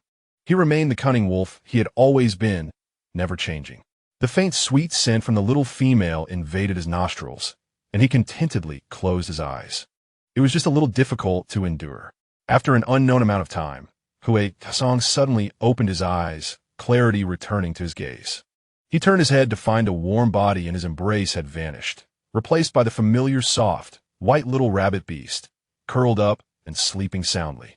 Upon seeing this scene, Hui Song found himself lost in thought. He cautiously shifted his wolf paw, nudging the little fluff ball to his warmest fur, then closed his eyes once more. Ruan Qing awoke from the tickling sensation, opening her eyes to gray fur. This familiar feeling. Hui Song had not grown larger. She must have transformed back into a rabbit. She quickly crawled out, staring at her short limbs in contemplation. Why have I reverted again? System, what's going on? Why have I turned back into a rabbit? After a long wait, the system finally responded, its voice hoarse as if just awakening. "Oh, don't worry. It's just a side effect of energy instability. You only need to consume more green crystals." "You say that easily, but last time, Hui Song nearly injured his leg just to obtain one green crystal. Wasn't his leg injured while helping you pick flowers?" "How do you know?" "No, that's not the point. The point is that green crystals are rare, and I don't want him going to dangerous places." The system exclaimed in surprise. "Goodness. You must not understand the strength of a Tier 7 beastman. A Tier 5 can fight against exotic beasts, while a Tier 7 can easily handle them. I don't care. Anyway, you initially told me there was a solution, and I thought it was permanent." Ruan Qing lay back on the ground, playfully rolling around like a cat. "Consider it a debt I owe you. How about I apply for a little golden finger for you?" "It's a deal." The system, belatedly realizing, felt as though it had been outsmarted. Indeed, spending time with the wolf had made the once naive rabbit quite clever. Seeing Ruan Qing sprawled on the ground, the system's eyes softened. "Fine, I will let her have this one." Having been driven out by malicious relatives at the age of 10 and spending years in an orphanage, she had to fend for herself upon leaving. The formal places would not accept minors, forcing her to work in a dark factory. But the dark factory was hardly a place to stay comfortably, especially while supporting her education. It was no easy feat to cultivate such a personality, so she decided not to trouble her further. When Hui Tsang awoke, he saw his soft Ruan Qing rising from the ground, covered in gray dust, clearly having rolled around. He looked outside the cave, the timing just right for Ruan Qing's meal. "Let us go. I will take you to eat." Hui Tsang placed Ruan Qing on his head and was about to leave when she tugged at his hair. He set her down. "What's wrong?" Ruan Qing broke free from his grasp, jumping to the pile of bee skins, struggling to pick up a corner of one, signaling Hui Tsang to take it. Hui Tsang quickly approached and picked it up. It appeared to be a peculiar piece of beast skin clothing. "This size Ruan Qing, did you sew this for me?" Hui Tsang asked incredulously. Chapter 22. A slip of the tongue? Ruan Qing stretched her rabbit head out, her sparkling green eyes clearly saying, "It's me." Hui Tsang was genuinely astonished. A small creature is capable of crafting leather garments, stitching with a precision that surpasses even its own handiwork. Moreover, she frequently utters incomprehensible phrases, leading one to ponder whether Ruan Qing is in fact a female in her essence, not merely within this beastly realm. In the depths of Hui Tsang's mind, thoughts swirled, while Ruan Qing, who absorbed his silent musings, trembled slightly. Was it truly so easy to unveil one's true self? Hui Tsang's thought process was astonishing. Ruan Qing feigned ignorance, urging him to don the leather attire with haste. The style of this garment differed somewhat from those typical in the beastly world, yet under Ruan Qing's gentle guidance, it fit him unexpectedly well. Satisfied, Ruan Qing mused that this wolf appeared most handsome in clothing, concealing his formidable physique and rendering him far more pleasing to the eye. A figure so striking was undoubtedly her source of sustenance. Hui Tsang observed her in silence, seemingly entranced, and could not suppress a chuckle. "What, are you mesmerized?" Ruan Qing pretended not to hear, extending her paw to signal him to lift her. "Rien compris," placing her atop his head as he strode forward. Having delayed for so long, Ruan Qing must surely be hungry. As he walked, he feigned nonchalance. Ruan Qing had transformed into a human due to the consumption of a green crystal, but reverted to a rabbit by night, likely due to insufficient energy. It appeared she was inherently female, but had previously lacked the strength to assume her true form. Hui Tsang's gaze darkened as he resolved to procure more green crystals for Ruan Qing. However, this necessitated someone to protect her, and gradually, a name surfaced in his mind, Koling. With him around, who would dare to harm Ruan Qing? Oblivious to these thoughts, Ruan Qing perched atop his head, scanning for something delectable. As a rabbit, she could manage, but as a human, the tasteless roasted meat was simply unbearable. That night, Hui Tsang gazed down at the sleeping bundle in his arms, unable to close his eyes, as if he wished to etch her visage into his very bones. The following morning, Ruan Qing sensed something was amiss with Hui Tsang. He fed her while scrutinizing her intently. Indeed, after feeding, he gently stroked her fur with his rough palm. Ruan, I will be leaving for a few days to take you to the shaman. Be a good girl and wait for my return." Ruan Qing felt reluctant. She had only recently met him and had never been apart. She longed to fathom his thoughts, but his heart was calm, tinged only with a faint sense of longing. "Do not worry, I am not heading to my demise," he reassured her, though inwardly he thought, even if she were to encounter trouble, she need not fear, for he would shield her from any calamity. Yet, he chose not to disclose this, wishing her to think of him. Hui Tsang admitted to a touch of selfishness. Ruan Qing did not voice her feelings, but her bright eyes dimmed. She wished to accompany him, yet knew that her rabbit form would only burden him. Hui Tsang affectionately ruffled her head, then began to gather his belongings. This little creature had grown accustomed to his care, necessitating the inclusion of numerous items. Once prepared, he shouldered his pack and lifted the lethargic Ruan Qing. Heading toward Koling sat at the cave entrance, backlit as he tended to the herbs in his hands, his inky black hair cascading loosely, accentuating the coolness of his chiseled profile. Hearing the commotion, he did not even glance up. An unexpected visitor, he remarked, his tone devoid of warmth. Ruan Qing instinctively shrank closer to Hui Tsang's head, as the beastman remained as aloof as ever. With a thud, A pile of items was dropped to the ground. Kuling gazed at the substantial roll of leather, momentarily taken aback. What is this? Huizong gently set Ruan Qing on the leather and pulled Kuling aside to whisper. Ruan Qing, with her keen ears, absorbed every word. It turned out he had ventured forth to seek green crystals for her sake, and it was his concern for her that prompted him to bring her here. She lowered her head, concealing her emotions. After detailing how to care for Ruan Qing, Huizong was about to depart when Kuling suddenly spoke. Wait. Huizong turned to see Kuling's gaze scanning Ruan Qing. Leave her to me. Do not perish outside. Huizong scoffed, as if I need your advice. With one last glance at Ruan Qing's small frame, he plunged into the forest without a backward glance. With such an adorable Ruan Qing, he could never afford to die.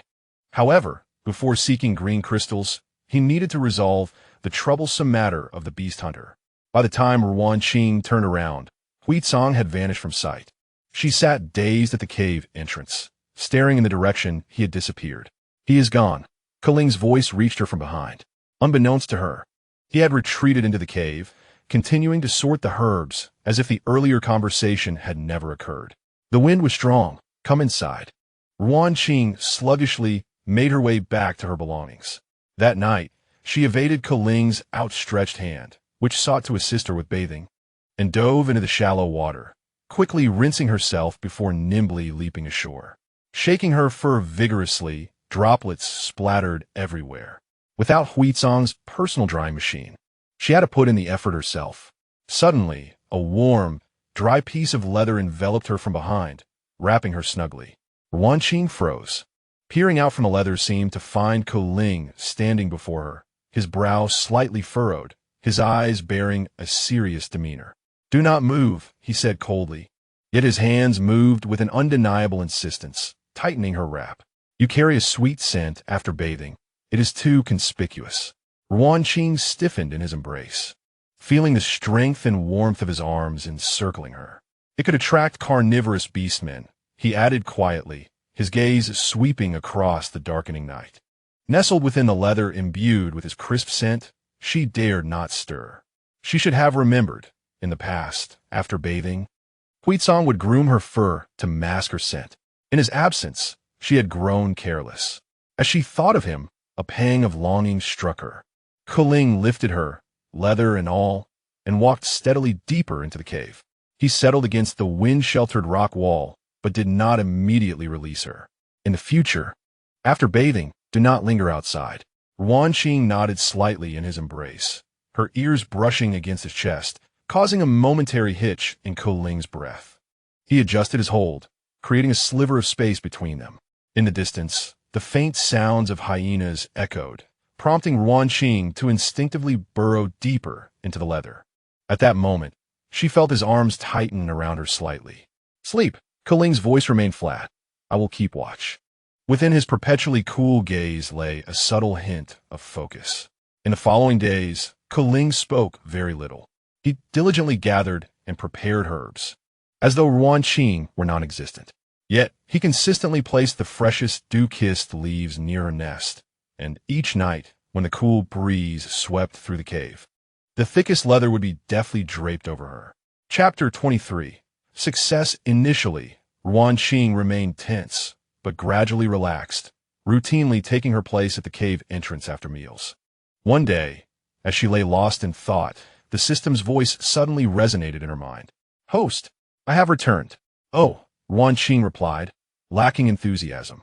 The system, upon a brief investigation, discerned the situation. Do not fret. Huizong is certainly safe. You do not understand. We have never been apart for this long. Ruan Qing sighed, resting her chin on the ground, resembling a stone waiting for her beloved. Host, do not be disheartened. I have procured an extraordinary golden finger for you. What? The complete compendium of herbal medicine in the beast realm has been embedded in your memory. Ruan Qing felt a sudden ache in her head as a wealth of knowledge about herbal properties, applications, and corresponding ailments flooded her mind, clear and vivid. Her eyes brightened. She had been a medical student in her previous life, and this was truly a stroke of fortune. How about that? Am I impressive? Indeed. After a long pause, Ruan Qing suddenly spoke. System, are you leaving again? Each time, it stayed for only a few days. This time, it must have gone to secure her golden finger. The system remained silent for a while before responding softly. Do not worry, you may leave. I shall no longer dwell on such foolish thoughts. I will strive to live my life to the fullest. Farewell, host. Goodbye. It is difficult to articulate whether she feels joy or sorrow. Many individuals are merely transient figures in her life, a reality to which she has long since grown accustomed. Silently, she processes her memories, a shadow descending upon her. The figure of Kuling suddenly crouches before her, obscuring the light at the cave's entrance. He extends his hand toward her, his palm cradling several vibrant red fruits. His voice seemingly gentler than usual. What brings you such joy? His fingers are long and clean, imbued with the faint scent of herbs. Ruan Qing gazes at the tempting fruits, hesitating momentarily before gently shaking her head, sidestepping his hand, and retreating to her little nook to continue absorbing knowledge. Kuling watches his empty hand and the fruit she chose not to touch, his expression dimming. Slowly, he closes his fingers around the fruit, rising to tend to his herbs, as if nothing had transpired. Ruan Qing notices something peculiar. She cannot hear the thoughts of Kuling. Stealing a glance at his slender figure busy at the herbal shelf, she is filled with suspicion. This is exceedingly strange. After all this time, there is not a whisper from his mind. Is he perhaps the sole anomaly in her ability to read thoughts? As she absent-mindedly gnaws on a stem, a sudden surge of chaotic and anxious thoughts crashes into her consciousness. She lifts her head to see several deer tribe beastmen rushing in, carrying an injured companion drenched in blood, the pungent scent of iron enveloping the air. The wound on the victim's chest reveals deep claw marks, blood gushing forth incessantly. Kuling immediately steps forward, expertly applying pressure to staunch the bleeding and dressing the wound with familiar herbs. Yet his efforts yield little success as the blood quickly saturates the plant material. Ruan Qing's heart tightens. Knowledge from the Beast World Herbal Compendium springs to mind. Xianhe Chao, crushed and applied externally, can rapidly stem the flow of blood. Yet, she cannot speak. As an ordinary rabbit, revealing her knowledge could attract unnecessary trouble, perhaps even endangering Huitsong. Her long ears press against her head in anxiety, and her paws unconsciously dig into the hay beneath her. The victim's breaths grow fainter, and the desperate thoughts of his companions pierce her mind like needles. What should we do? He just found a mate. Must it end like this? Kuling attempts another herb, but to no avail. For the first time, his usually calm brow furrows deeply in front of her, clearly indicating the gravity of the situation. Watching life ebb away, Ruan Qing suddenly recalls the words of an elderly professor in a wheelchair from her first university class. The first commandment of a healer is to never stand idly by in the face of death. Every life has a family. Even if there is but a 1% chance, it is worth attempting. She remembers someone asking, "What if it fails?" The professor smiled gently. At least, you can find peace in your conscience, true to the essence of a healer. Wouldn't you agree? She then recalls her parents' tragic accident. With that thought, Ruan Qing darts out to a corner of the cave, using her nose to vigorously root around a cluster of inconspicuous herbs with serrated edges. A short, urgent whimper escapes her, drawing the attention of the beasts. They look at this unusually behaving rabbit with confusion. Kuling turns his head, his cold gaze landing on her, then following her actions towards the cluster of herbs. This herb is typically used for detoxification, but this usually quiet rabbit is acting strangely. He hesitates for a moment before striding over and skillfully crushing the dark green herbs, applying the paste to the wound. Miraculously, the blood flow visibly slows, eventually coagulating. The heavy atmosphere in the cave lightens abruptly, erupting into small cheers as the beastmen gather around their revived companion, elated. Ruan Qing, however, feels utterly drained, quietly retreating into the shadows of the corner, curling into a furry ball, trembling slightly from the aftershock. She truly is but a novice, having yet to graduate from medical school. Thankfully, he did not perish. Otherwise, it would have been a grave sin. Kuling continues to silently clean his tools as if everything is normal. Yet that evening, Ruan Qing finds a small pile of her favorite, freshly washed crisp red fruits near her nest. The spot where the fruits are placed is precisely where she had scratched nervously earlier that day. He does not question her. Instead, he brings her fruits as comfort. One cannot deny that Koling is an exceptionally attentive beastman. In the following days, Ruan Qing decides to abandon her pretense and begins assisting Koling with tasks within her capacity. She quickly grasps his intentions, delivering items he desires with her mouth, gradually cultivating an unspoken understanding between them. Rumors spread throughout the tribe that the shaman Koling is accompanied by an exceptionally intelligent little rabbit who not only helps care for the wounded, but also offers gentle nudges with her fluffy head when they are in distress. Her adorable demeanor softens the hearts of those around her, even easing their pain. The beastmen declare that this little creature must be blessed by the beast god. Recently, the number of injured in the tribe has noticeably increased, and the atmosphere grows tenser day by day. Ruan Qing pieces together the truth from the fragmented conversations of the beastmen. The hyena tribe is invading, and the deer tribe is resisting. For the first time, she viscerally experiences the brutality of this world governed by the law of the jungle, instinctively turning to observe Koling, who is quietly grinding herbs. His profile remains expressionless, as if the external turmoil does not concern him, igniting her curiosity. Does he ever lose control of his icy demeanor? Days slip by in a flurry of activity, and half a month passes in the blink of an eye. During her leisure, Ruan Qing continues to await Huitsong's return at the cave entrance. Koling never disturbs her. When she gazes into the distance, he occasionally pauses his grinding, his cold gaze lingering on her fluffy silhouette for a moment. Perhaps Ruan Qing's anticipation has borne fruit. Finally, as she prepares to deliver herbs to the busy Koling, she catches a whiff of a scent she has longed for. Yuqiang, he has returned. Ruan Qing dashes to Koling's side, dropping the herbs and swiftly racing out of the cave, a mere blur in motion. In her haste, she does not notice that as she releases the herbs, a slender, pale hand reaches out in the same manner as before to receive them. Unfortunately, this time, the herbs fall to the ground, and no small figure presents them to him. Koling's long fingers hover momentarily before he silently retrieves the fallen herbs and continues tending to the injured. Huitsong races towards the cave, his mind consumed with thoughts of his soft little rabbit. The outline of the tribe grows clearer, and his heart races painfully in his chest. Upon nearing the cave, a white figure hurtles into his arms like a cannonball. He quickly shifts into human form to catch her, feeling the warmth of her body, his heart melting. He buries his face in her snowy fur, his voice trembling as he whispers, "I'm back, Ruan." Ruan Qing looks up to see exhaustion etched across his once defiant face, dark circles under his eyes, showing signs of weariness. How many days has he gone without sleep? Noticing the concern in her gaze, Huitsong decides against playing the victim. This foolish creature might fall for it, and then he would have to endure her tears. A good sleep will suffice. He caresses her head, cradling her as they head back to the cave to gather his belongings for the journey home. Just then, Koling emerges after treating the last patient, and the two meet at the cave entrance. "Thank you," Huitsong expresses earnestly. He can see that Koling has cared for her well. Her fur shines brighter than before. "It is only right," Koling replies in a flat tone.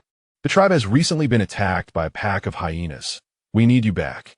Rest well, as there is much to be done ahead." His gaze inadvertently swept over the little rabbit nestled in Huitsong's embrace. She was comfortably nestled, her tail playfully twitching, embodying a sense of complete relaxation that he had never witnessed before. Koling obscured his expression and stepped aside, stating, "Her belongings are inside. I will guide you to collect them." While tidying up, Ruan Qing took the initiative to assist in organizing the herbs, wishing to alleviate Koling's burden. Having been there for such a duration, she felt a tinge of embarrassment. Huitsong leaned against the cave entrance, raising an eyebrow. "I haven't seen you so diligent in my presence." Ruan Qing's ears twitched slightly, pretending not to hear, as she cautiously nudged a hemostatic herb closer to Koling. Although Koling continued his task, his fingertips inadvertently brushed against her soft paw as he took the herb. Startled, Ruan Qing quickly retracted her paw and looked up, only to see Koling's calm profile. Surely, it must have been an accident. What was happening? Noticing her stiffness, Huitsong approached. Ruan Qing immediately shook her head, leaping into Hui Song's embrace, not daring to glance at Keling, feeling a peculiar sensation. Hui Song squinted at Keling, tightened his hold on the little creature, and grinned. "Let us go home." His tone was defiant, imbued with an undeniable possessiveness, as he grabbed a hefty bag of animal hides from the ground and departed. Keling remained focused on organizing the herbs, silent, gradually surveying the surroundings, enveloped in the scent that belonged to her. Suddenly, his fingertips froze, his gaze fixed on a stone at the cave entrance, which emitted a red glow. It was a red crystal capable of enhancing the power of beastmen. Although Hui Song's cave was not far from Keling's, Ruan Qing kept her head buried in his embrace, inhaling the reassuring aura of dominance, not daring to look up. Only when she was gently placed upon a soft mound of animal hides did she reveal her eyes. Hui Song, with his back turned to her, was tidying up slowly, having removed his dust-covered animal skin attire, exposing a robust back marked by several shallow claw marks. Ruan Qing's heart tightened. She crawled over, extending her little paw to touch the deepest scar. Alas, her size was too small. She could only reach his waist. Hui Song felt her touch, his body tensing, and turned to see the little rabbit retract her hand, ears drooping as she feigned interest in the nearby stone wall. "What do you wish to touch?" Sensing her soft intentions, Hui Song, instead of complying, smirked mischievously. "Had I known, I would have let you touch to your heart's content." He scooped up the little creature, reclining so that she stood upon his chest, reaching out to ruffle her ears, but upon noticing the dirt on his hands, he withdrew. Ruan Qing dare not move, feeling the warmth of her paws against his skin. Her thoughts were consumed by the beastman's unruly behavior, causing her to forget about his wounds.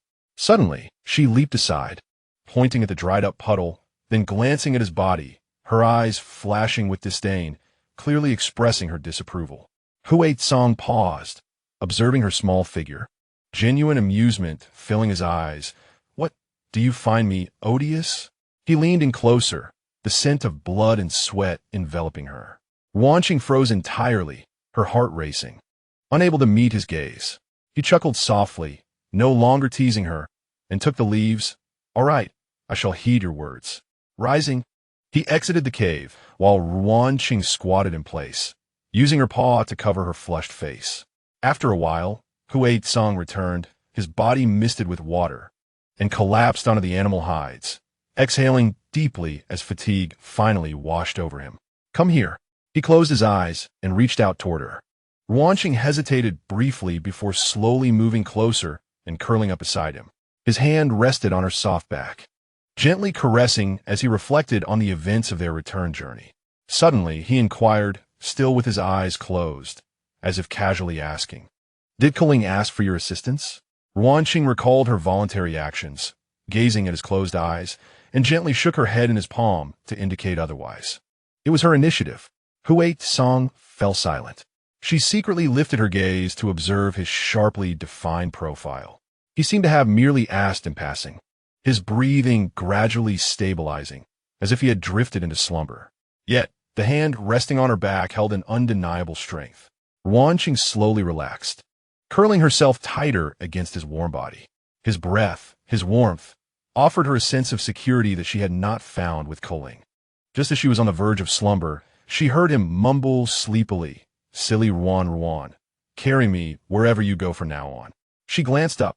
Hui Song appeared to be asleep, yet his arm draped over her tightened silently. In the cave, only their intermingled breaths remained, alongside a quietly burgeoning sense of possessiveness. Chapter 25. Welcome back. Hui Song slept deeply, not awakening until midday the following day. Upon awakening, he discovered the small bundle still curled beside his neck, her body gently rising and falling. His heart softened as he lightly tapped her ears. Ruan Qing groggily stirred, rubbing her eyes with her paws. "Did you sleep well?" Hui Song's voice was hoarse from sleep. She nodded and leaned closer, inhaling his scent, relieved to find the weariness in his aura had significantly diminished before settling back down. Hui Song observed her small gesture, chuckling softly, as if finally recalling something of importance.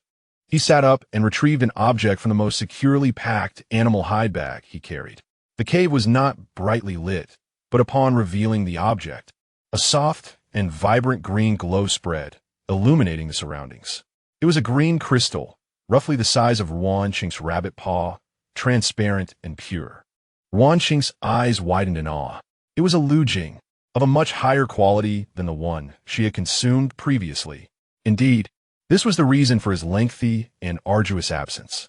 A mixture of sweetness and bitterness filled her heart, realizing he had endured so much for this. Hui Tsang carefully observed her reaction, ensuring that the gleam in her eyes was one of delight rather than aversion before extending the green crystal toward her. His expression was unusually serious, even tinged with a hint of nervousness. The last time you consumed it, you temporarily transformed into human form. This time I gathered many, but the choice of whether to use it is entirely yours. Ruan Qing was momentarily taken aback, gazing up at him. Hui Tsang pressed his lips together, awkwardly explaining, transforming into human form may offer more convenience, but if you dislike it or feel afraid, we need not use it. Just like this, it is also quite fine. He did not impose, nor did he assume she should accept it. Rather, he entirely entrusted the decision to her. Ruan Qing looked at the enticing green crystal in his palm, then at Hui Tsang's tired yet earnest expression, remembering the pain from her brief transformation last time. The inconveniences of being a rabbit, and the pained faces of the beastmen when injured, she also noted Hui Tsang's slightly anxious demeanor. Ultimately, she took the green crystal from his hand. Hui Tsang's pupils constricted, the weight of a boulder lifted from his heart as he held his breath, watching her next move. Ruan Qing closed her eyes, as if resolute, carefully biting down on the green crystal, which quickly dissolved into a gentle stream entering her body. The soft glow gradually enveloped her. Hui Tsang gazed intently, watching the light elongate and expand, the rabbit's fur receding to reveal delicate, fair skin underneath.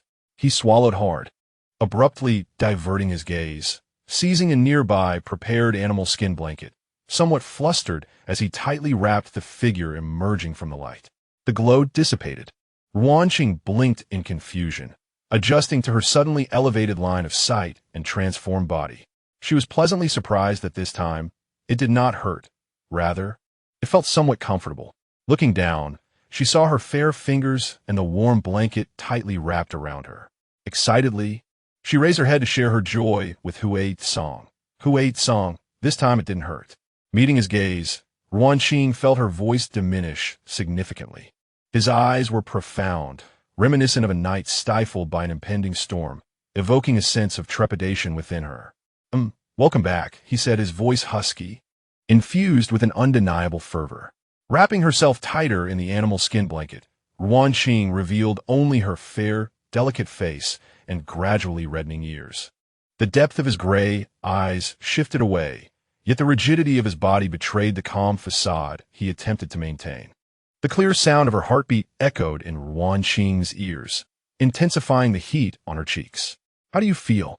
he asked, striving to keep his tone steady. "I'm fine. Quite well," Ruan Qing replied bashfully. The atmosphere in the cave thickened, laden with unspoken tension. He observed her trembling eyelashes and slender neck. Feeling his throat involuntarily constrict, "I need to distract myself."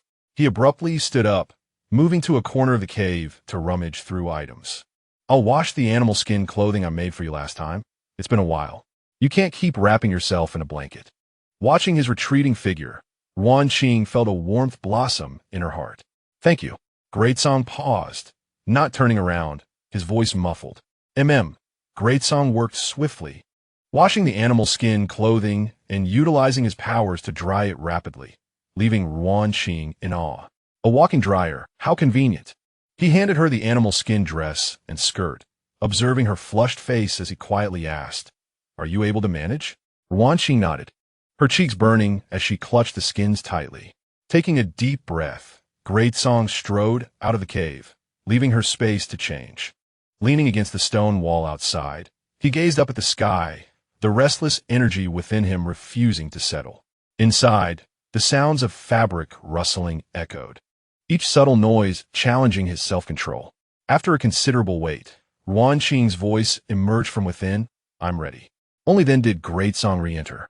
Ruan Qing had donned the animal skin dress, its pristine white hue accentuating her luminous skin. Great Song's gaze lingered on her for a few seconds before he forced himself to look away. Having seen her a second time, he managed to maintain his composure. He approached her, crouching down to pick up the simple pair of grass shoes he had secretly prepared from soft vines and hay. Lift your foot, he instructed. Ruan Qing hesitated momentarily before obediently raising one foot, instinctively resting her hand against Great Song for support. He grasped her ankle effortlessly, his skin cool and delicate. His movements stilled, his breath faltering for a moment. Ruan Qing felt the warmth radiating from his palm, her legs feeling slightly weak. His hands were so warm. Great Song steadied himself, quickly yet carefully helping her into the shoes, then assisting with the other foot. Once he finished, he stood up, a sheen of fine sweat appearing on his forehead. All done. Don't run around barefoot anymore. Ruan Qing gazed at the rough, yet lovingly crafted shoes on her feet, her heart swelling with warmth. She looked up and beamed at him. Great Song, you're truly wonderful. This smile struck Great Song's heart like an arrow. He abruptly turned his face away, yet his ears betrayed him, flushing red. His tone carried a hint of flustered irritation. Stop talking nonsense. Let us go. I'll take you to the river to see how you look now. With that, he roughly grasped her hand and led her outside. Ruan Qing, feeling the undeniable warmth and strength emanating from his palm, couldn't help but smile secretly. This guy is rather endearing, his words starkly contrasting his thoughts. Chapter 26. Let us become mates. Last time, she had transformed without seeing her own appearance. This time, Ruan Qing was taken aback. Her face remained the same. It was exquisitely refined. The stream reflected her small, fair face framed by long, snow-white hair, making her skin appear even more radiant. Her round green eyes resembled the tenderest spring buds, their slightly drooping corners giving her an innocent look. Her lips bore a natural soft pink hue, complemented by a somewhat bewildered expression. Wow, she murmured softly. This was a transformation of remarkable beauty. After indulging in a moment of self-admiration, she turned and waved to Great Song, who had been waiting nearby. Great Song, let us clean the cave. This time, I promise not to hold you back. The man paused momentarily, taken aback. The girl before him smiled brightly, her soft hair swaying gently in the breeze, shining more radiantly than any female in the beast world. He lowered his gaze and extended his hand, and Ruan Qing eagerly ran over to grasp it, her fingertips warm against his. Upon entering the cave, she pushed Great Song against the stone wall, insisting he not lift a finger while she busied herself cleaning, oblivious to the dust that covered her face. Great Song leaned against the wall with crossed arms, his gaze following her as she flitted about. As the initial awkwardness of her transformation faded, the invisible barrier between them was gradually erased by her efforts. By the way, soft, he suddenly spoke up. What does meal ticket mean? She had used it to refer to him during her last transformation, and he was curious. Ruan Qing paused momentarily. A meal ticket, well, it was just her way of referring to the animal skin she was using to clean the stone, her gaze drifting. Great Song raised an eyebrow, noting her guilty demeanor, and let out a light huff. TSK, if you want to say, it's fine. It's not like you're saying anything nice about me. Well, if I tell you, you must promise not to get angry. Ruan Qing quietly explained, then cautiously glanced up, only to see Great Song's expression shift through various emotions, from surprise to squinting, finally breaking into a low chuckle. He suddenly stepped closer, his shadow enveloping her. All right, he said, his voice deepening as he leaned closer, his amber eyes fixed intently on her with an unusual seriousness. You can call me that forever. I'll be your meal ticket for life. No. Ruan Qing turned away, avoiding his gaze. But the fluster in her hands and the blush on her ears revealed her unease. Behind her, Great Song's low laughter echoed, causing her fingers to tighten around the cloth she held. This man is utterly charming, and he doesn't even realize it. After finishing their tasks, Ruan Qing lay back on the hay pile, rubbing her sore back as she murmured softly, Great Song, I told you I'm not just a clumsy rabbit. He replied, laughter in his voice as he sat beside her. Soft, you've worked hard. Suddenly, Ruan Qing flipped over, burying her face in the hay. Her muffled voice emerging. Could you help me massage my back? It hurts. Great Song was taken aback. What? Just a little rub. She secretly smiled to herself in the hay, confident that she could win over this wolf. It was merely a strategy. All right. He swallowed hard, leaning closer, his warmth enveloping her. His rough palm pressed against her lower back through the animal skin, sending a gentle shiver through Ruan Qing. So delicate, her thoughts collided with reality. Her ears flushed deeper, and she playfully murmured a little higher. Great Song paused, his breath noticeably heavier. Does this soft know what she is implying? As she relished her triumph, suddenly, her waist tightened, and she found herself flipped over. Great Song hovered above her, his muscular arms taut, enclosing her firmly between himself and the hay. His voice was low and husky. Ordering me around? Is that not permissible? Ruan Qing feigned innocence, her large, dewy eyes gazing up at him. Although she had never been in a romantic relationship before, she had read enough novels. In life, encountering things one loves is easy, but finding someone one loves is rare. She intended to seize this opportunity. Great Song chuckled softly, his warm breath brushing against her ear, a little soft. Do you understand what it means to have a male beast massage your back? Ruan Qing held her breath. Great Song's fingers lightly traced her waist, sending tremors through her. In our wolf tribe, he lowered his voice further. This is an invitation. She abruptly covered his mouth with her hand, turning her face away, unable to meet his gaze. Please don't say anymore. We crossed the line. The cave fell into silence, leaving only the sound of their mingled breaths. He stared into her glistening eyes, suddenly deflating, burying his head in the crook of her neck. Forget it, he murmured. You're still young. She appeared slender and petite, perhaps not yet of age. Ruan Qing sensed his muscles taut with tension, yet he carefully controlled his strength to avoid overwhelming her. I must not frighten her. Let me wait a moment. Huizong rose and obediently began to massage her, suppressing any other thoughts, applying just the right amount of pressure that brought forth soft murmurs of comfort from Ruan Qing. The sound was tender and sweet, stirring something deep within Huizong, compelling him to tense his arms and fight against the primal instincts stirring within him. Ruan Qing playfully wiggled her delicate feet, feigning nonchalance as she asked, Huizong, shall we become partners? The man, focused on his task, replied without thinking. Let us become partners. Huizong suddenly snapped back to reality, his hands pausing. What did you just say? Say it again. He leaned closer, his arms bracing against her sides, trapping her beneath him, his amber gaze locked onto hers, filled with an unspoken tempest she could not comprehend. Ruan Qing could distinctly hear the frantic rhythm of his heartbeat and the chaotic roars echoing in his mind. Is she inviting me? Does she even know what she is saying? She tilted her head, a mischievous glint dancing in her emerald eyes. Can't hear me? I will speak slowly, she teased. Enunciating each word deliberately, I said, we shall become partners. Huizong narrowed his eyes, scrutinizing her playful gaze, his voice dropping to a husky whisper. Are you certain? This little one is playing with fire. Ruan Qing, however, was perplexed. What is wrong? Isn't becoming partners akin to marking each other? Just like obtaining a marriage certificate? Huizong felt as if a bucket of cold water had been thrown over him upon realizing the little female had misunderstood something fundamental. He abruptly rose, quelling his desires, and, gasping for breath, asked, Who told you that becoming partners means marking each other? Isn't it? Ruan Qing inquired cautiously, but the system had informed her so, and the novel she read depicted it similarly, stating that one merely needed to find the shaman for the marking. The system, oblivious to the confusion caused by its alteration of information to spare its host embarrassment, had returned to its space. Seeing her genuine ignorance, Huizong's thoughts shifted, and he adopted a playful demeanor. Indeed, marking is necessary, but do you know how one achieves that? Huizong leaned closer to the dazed Ruan Qing, slowly uttering two words, mating.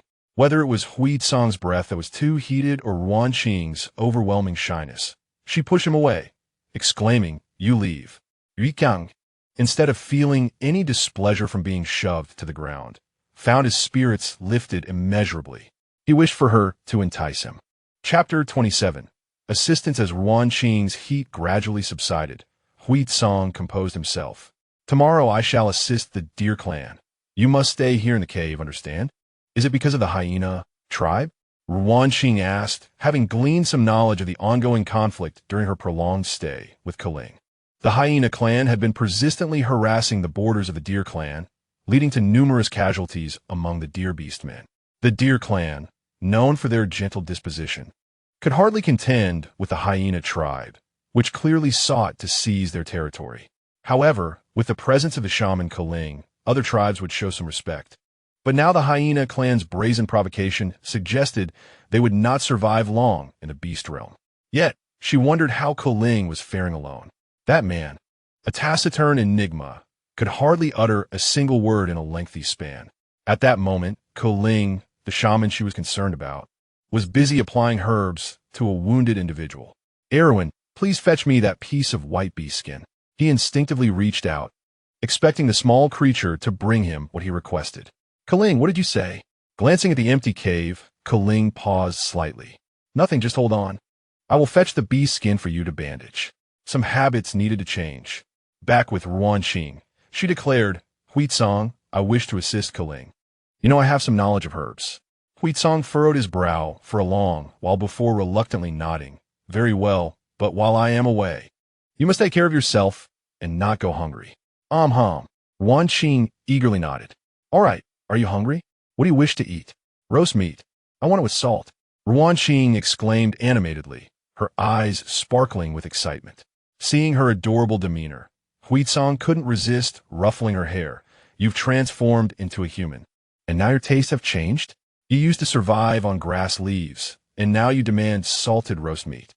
Ruan Qing chuckled, not bothering to refute. Wait, I will prepare it for you. Huitsong pretended to be disdainful, but the corners of his mouth betrayed him, curving upwards. He first borrowed some salt from next door, then quickly hunted a short-horned beast. Knowing tonight was his only opportunity to be with Ruan Qing, he needed to cherish it. Before long, Ruan Qing was savoring the fragrant roast meat, her mouth never idle, one hand clutching the meat while the other grasped a fruit, thoroughly enjoying her feast. Meanwhile, Huitsong busied himself on the other side of the cave, spreading dry grass. If Ruan Qing transformed into human form, they would still share a bed, and he feared he might lose control. As the stars twinkled in the night sky, some remained restless. On Huitsong's pile of dry grass, the little female slept soundly. Huitsong quietly tucked the beast skin around her, then turned to sit by the cave entrance, keeping watch. He occasionally glanced back to ensure she hadn't kicked off the beast skin, fearing she would catch a chill. At dawn, Huitsong prepared breakfast. After this meal, I will depart. Do you wish for me to escort you to Keling? He propped his chin, watching Ruan Qing as she stuffed her cheeks. No need. You must attend to your important matters. Outside, the deer people were urging him on, and Huitsong hesitated before rising. I am leaving. I will return at the latest in 3 days. Ruan Qing didn't lift her head, engrossed in her meat. Huitsong let out a soft hum, concealing his slight regret. Ungrateful little creature. Just as he stepped out of the cave, he heard Ruan Qing's sweet voice calling, Huitsong, remember to think of me? I know. Huitsong paused momentarily, then quickened his pace, unable to suppress the smile on his lips. Ruan Qing wrapped herself in a large beast skin blanket and quietly slipped out. Fortunately, perhaps due to the chaos caused by the hyena tribe, no one noticed her as she stealthily approached Keling's cave, peeking inside. Within the cave, Keling was organizing herbs, his brow slightly furrowed. The tribe lacked manpower, and the females who came to assist had no knowledge of herbalism, creating chaos rather than providing help. Ruan Qing took a deep breath, preparing to step inside. But Keling suddenly looked up, as if sensing something. The moment their eyes met, his hand's movement faltered almost imperceptibly. Ruan Qing stood there, wrapped in beast skin, revealing only her bright, sparkling eyes. Keling's gaze fixated on those remarkably familiar emerald eyes, fleeting surprise flickering before disappearing without a trace. Who are you? What brings you here? I am Ruan Qing, knowledgeable in some herbs, and I wish to assist here. Ruan Qing tightened the beast skin skirt around her, feeling somewhat uneasy. The previous incident with the claws lingered vividly in her mind, making her uncomfortable. Had it not been for her desire to help, she likely wouldn't have come. In that case, separate these hemostatic herbs by quality, discarding any decayed leaves and retaining only the good ones. Oh, all right. Ruan Qing immediately set to work. Her movements both swift and meticulous. She lowered her head, intently focused on the herbs in her hands, her long eyelashes casting shadows as they brushed against her cheeks. The soft light filtering into the cave made her profile appear exceptionally gentle. Kuling, while tending to the injured, couldn't help but steal glances at her. He observed her deft movements and the way she occasionally furrowed her brow, contemplating which leaves to keep. Especially those eyes that had captivated him the first time he encountered that rabbit beast, filled with innocence and trepidation, which sparked his curiosity and scrutiny. As far as he knew, only the shaman of the deer clan possessed green eyes, and yet he had seen them in a mere rabbit beast. Thus, he felt a peculiar connection to her. He generally disliked noise, yet he made an exception, allowing her to stay. As she quietly nestled beside him while he sorted the herbs, maintaining a respectful yet distant demeanor. I am diligently learning how to nurture her, only to discover that she possesses knowledge of herbal medicine, proving to be an invaluable assistant. Alas, he has returned. Galinges fingers momentarily paused, a faint, unexplored pang of bitterness flickering in his heart. Have you previously dealt with herbs? He inquired, seemingly casually, his tone devoid of warmth. A sudden jolt coursed through Ruan Qing, and she lowered her head even further. Yes, I learned a little while following a shaman. Kuling did not press further. Time slipped away in the ensuing awkwardness. You are mistaken. A cool voice suddenly resonated above her. Ruan Qing jumped in surprise, raising her gaze to find Kuling standing before her, having approached without her notice. He was uncomfortably close, the sharp scent of herbs enveloping him, emanating an undeniable sense of pressure. He leaned in, his long fingers deftly selecting a seemingly pristine leaf from her collection, which, in reality, bore subtle signs of insect damage on its underside. This one is unusable. His voice was near, his breath almost brushing against her ear. Ruan Qing stiffened, instinctively recoiling from his unintentional closeness. Kiskivitko Ling halted, clearly perceiving the fleeting panic and evasion in her eyes. He straightened, his gaze deepening, resembling impenetrable ink. In the following days, Ruan Qing gradually regained her composure, assisting Kuling with his tasks while deliberately maintaining distance, except for essential communication. Each evening, he escorted her back to the cave, reappearing at the entrance the following morning without fail. She wished to refuse, yet every time the words hovered on her lips, she swallowed them upon seeing his expressionless face. He was correct. Safety was paramount, and she needed to await Huizong's return, whether it was a mere illusion or not. Ruan Qing felt the weight of an unseen gaze upon her while assisting the next day. Yet, each time she glanced up, Kuling remained engrossed in the herbs before him, his dark green eyes calm and untroubled, suggesting her concerns were unfounded. As the third morning dawned, Kuling presented her with a light orange beast hide garment. Seeing you in that outfit today, I made you a new one. His voice was flat, and his emerald gaze revealed no emotion. Noticing Ruan Qing's momentary shock, he added, wearing the same thing repeatedly is detrimental to patients. Ruan Qing understood. It was to prevent cross-infection. She accepted it without pretense, though it felt slightly awkward to be reminded by a man that her clothing needed changing. It wasn't that she was lazy. After that day, Huizong had hidden the needle and thread, and she could not find them. Wait a moment. She dashed into the cave, retrieving a similar piece of beast hide. Here, this is for you. I've washed the beast hide garment and will exchange it. Thank you, shaman. Kuling accepted it, his gaze lingering on her face for a moment. The silvery white strands of her hair shimmered softly in the morning light, and her green eyes exhibited the unique clarity and alertness of the rabbit tribe.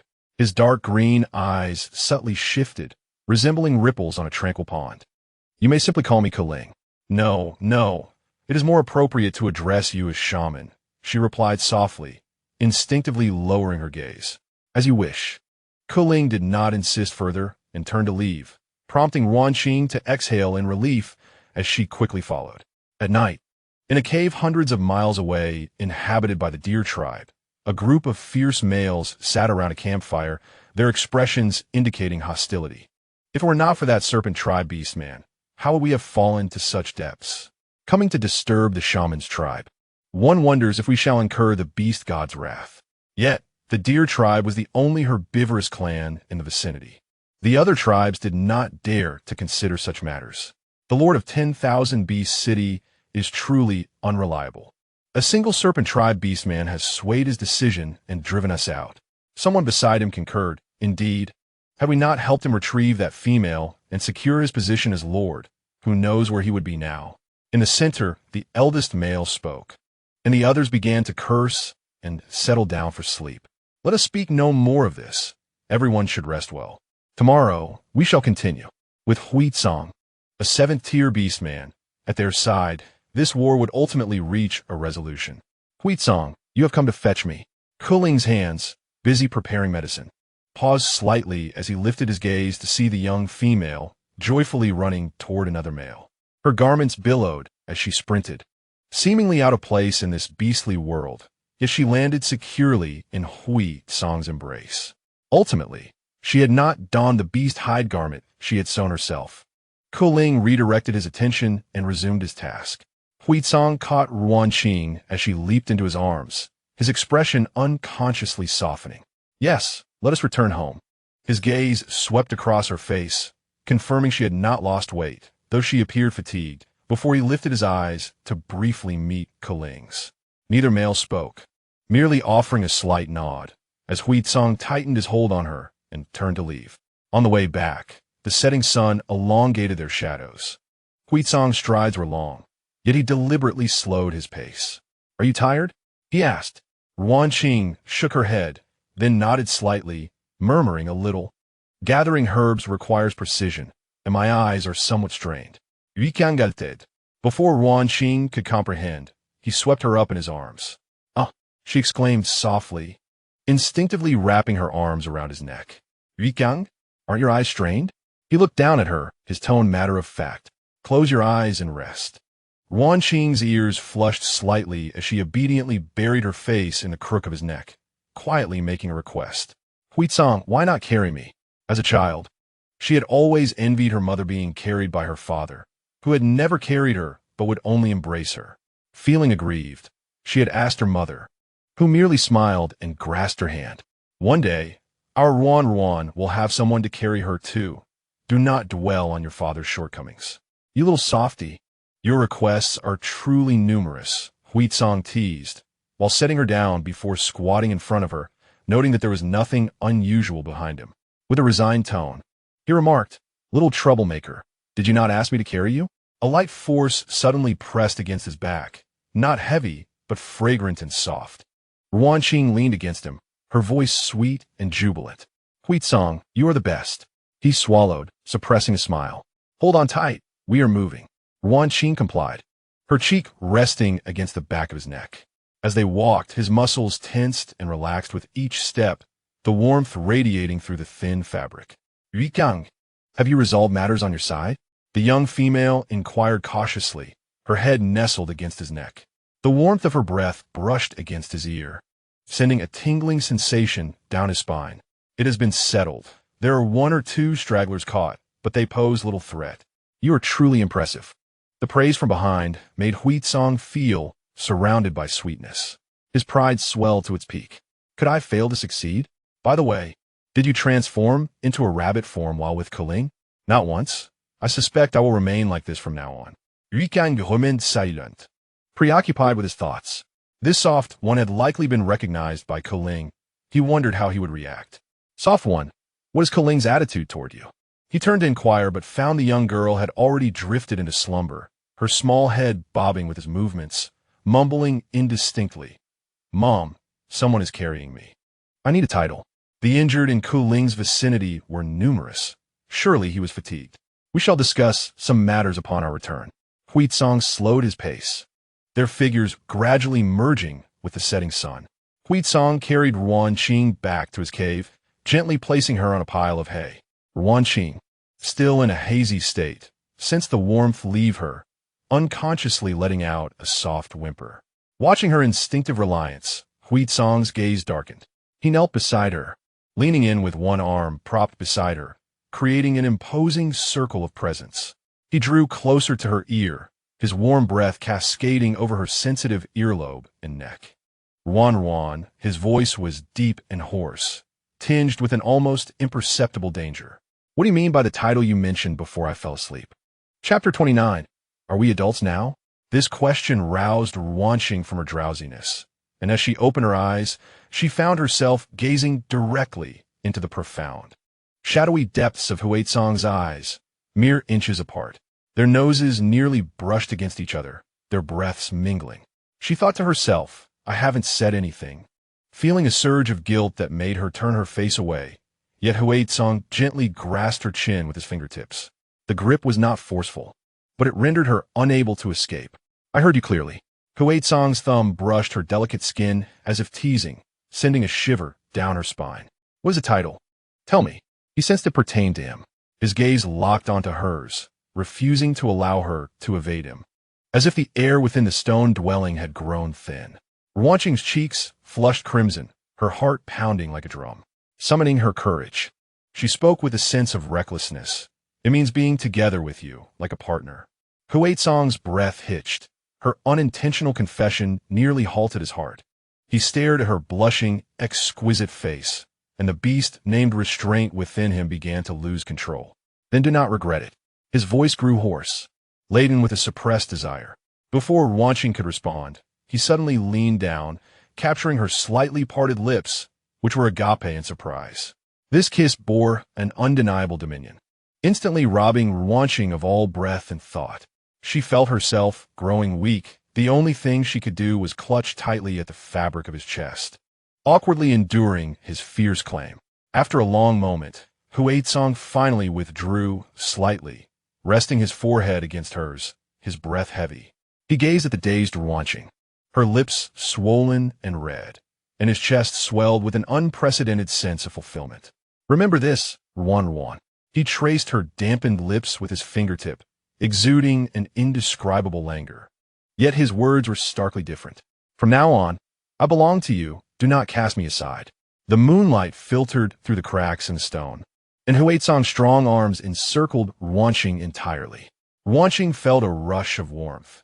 Her face turned away in shyness, her ears flushed. How old are you this year, Ruan? Have you reached adulthood? Huizong's deep voice resonated above her. 21.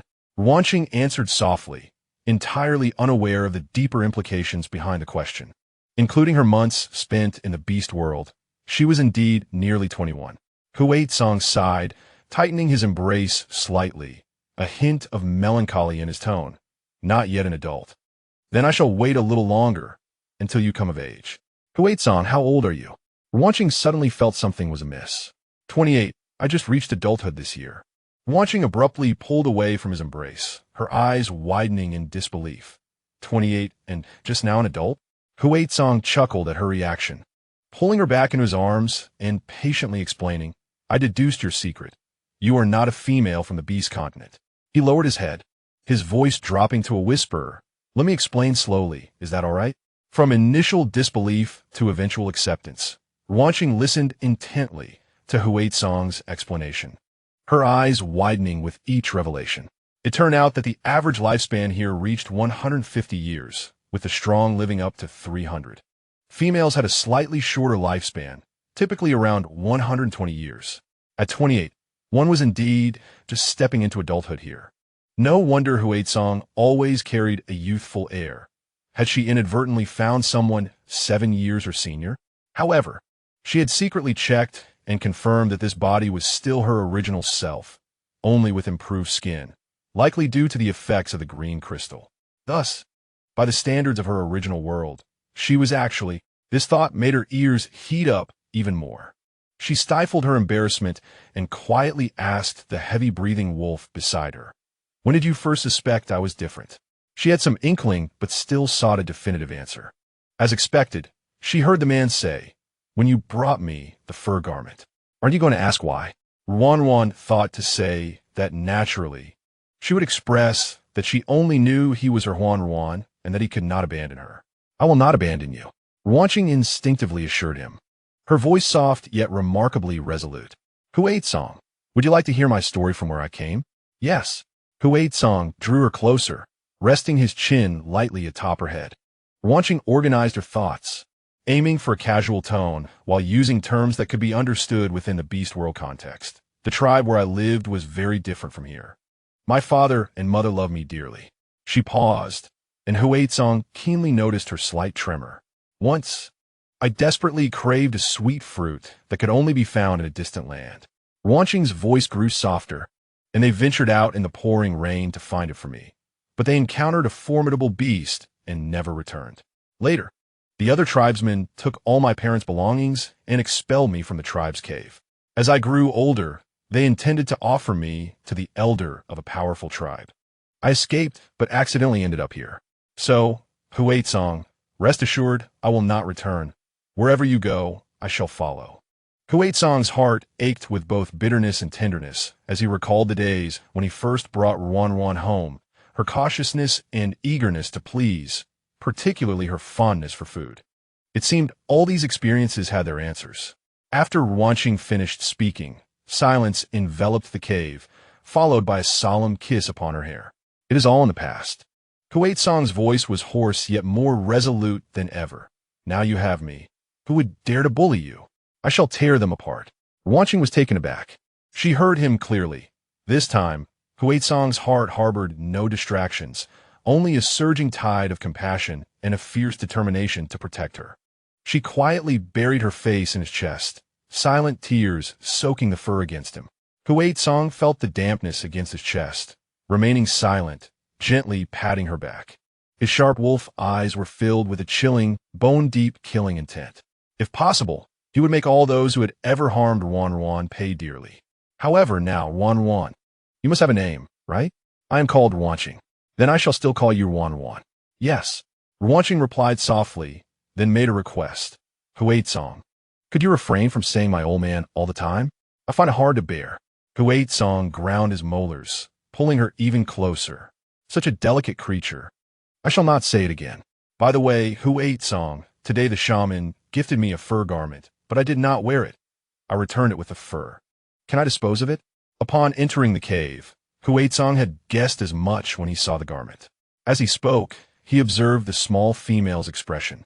Ruan Qing likely sensed his thoughts. She now cared solely for Song, indifferent to everything else, and spoke truthfully according to her desires. Chapter 30. I am yours. "I will listen to you. It is still your fault for hiding the needle and thread, preventing me from sewing my own clothes. Yes, I was wrong.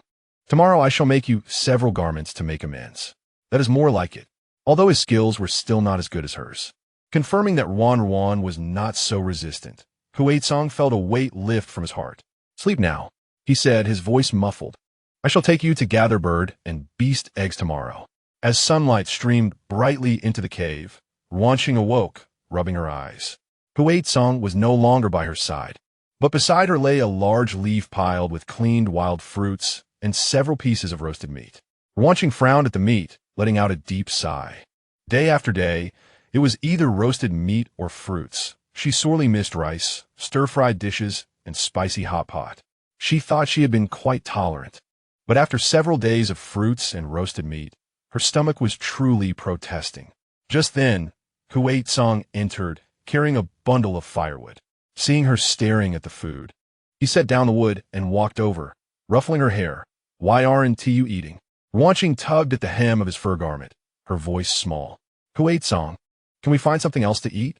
I have grown weary of consuming roasted meat and fruits on a daily basis." Song raised an eyebrow, stating that this is the nature of cooked meat, and the nearby fruits are limited in variety. "Do you wish to nibble on some grass while waiting for me to gather something for you?"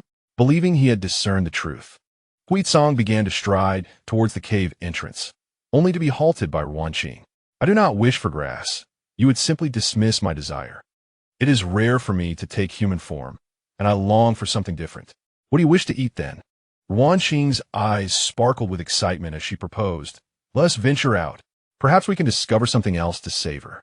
Observing her eyes gleaming with anticipation, Huitsong suppressed his initial response of nearby edible options. He clicked his tongue in apparent impatience, yet he rose to his feet, conceding, "Very well, I shall take you. Stay close and do not wander off. What am I to do with you?" Ruan Qing seemed oblivious to his inner thoughts, leaping up joyfully to follow him, her white hair shimmering in the sunlight. Huitsong led her around the periphery of the tribe's forest. As Ruan Qing explored this and that, Huitsong remained a few paces behind, arms crossed, vigilantly observing the surroundings. Suddenly, Ruan Qing halted near a sunlit slope, pointing at several short plants. "Huitsong, look. These plants bear numerous vibrant, elongated red fruits, their bright colors alluring." Huitsong frowned and firmly grasped Ruan Qing's hand as she attempted to reach for one. "Do not touch that. Such vivid colors may indicate toxicity." The survival instincts of the beast world taught him that the more beautiful something is, the more perilous it can be. However, Ruan Qing inhaled deeply, detecting a familiar, pungent aroma in the air. She wriggled free from Huitsong's grasp, cautiously plucking one of the red fruits to examine it closely. "Indeed, this is the spicy scent." She turned to him excitedly, only to find Huitsong's expression tense, his gaze fixated on her hand as if she wielded a deadly weapon.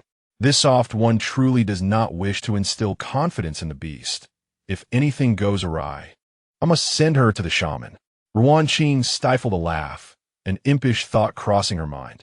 She extended the red fruit towards Huitsong's lips, urging, "Why not give a taste?" Startled, Huitsong stumbled back a step, incredulity etched on his face. "Are you attempting to poison your own beast husband?" "Just a tiny bit."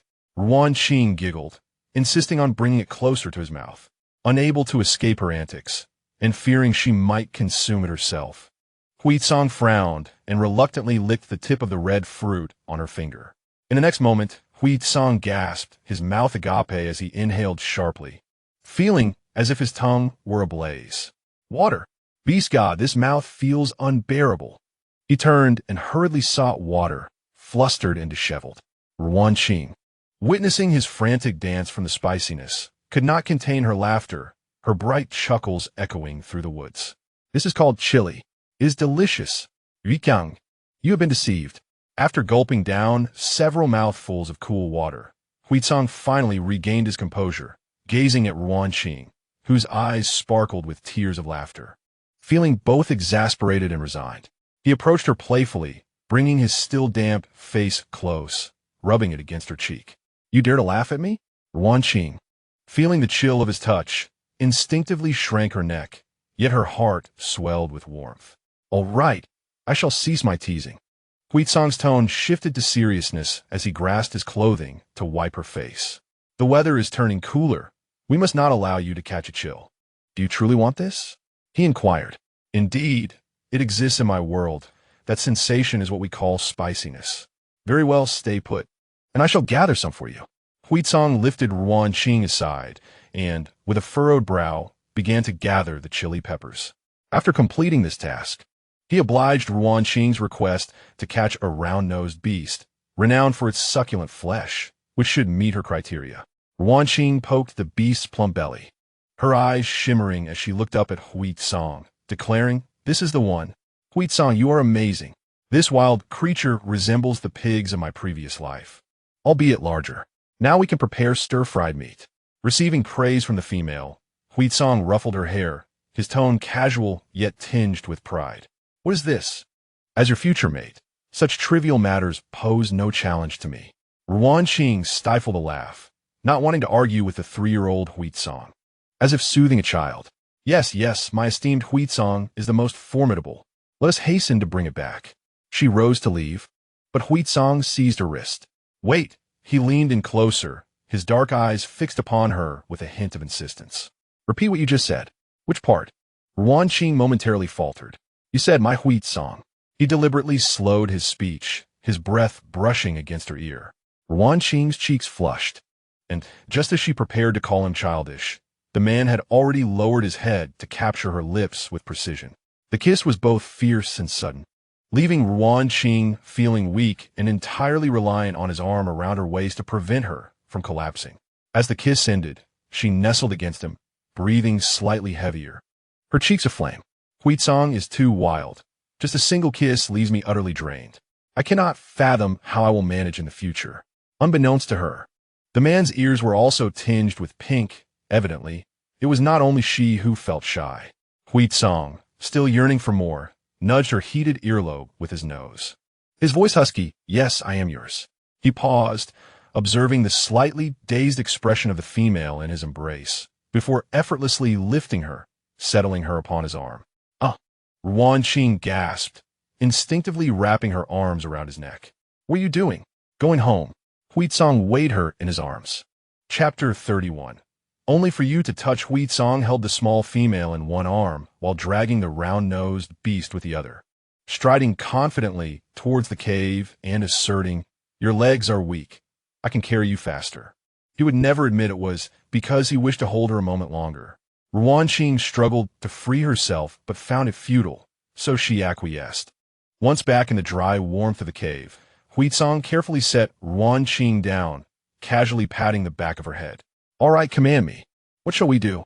Ruan Qing shot him an embarrassed glare, gesturing with her hands. "I need a flat stone pot, concave in the center, this big, and a long, flat piece of wood.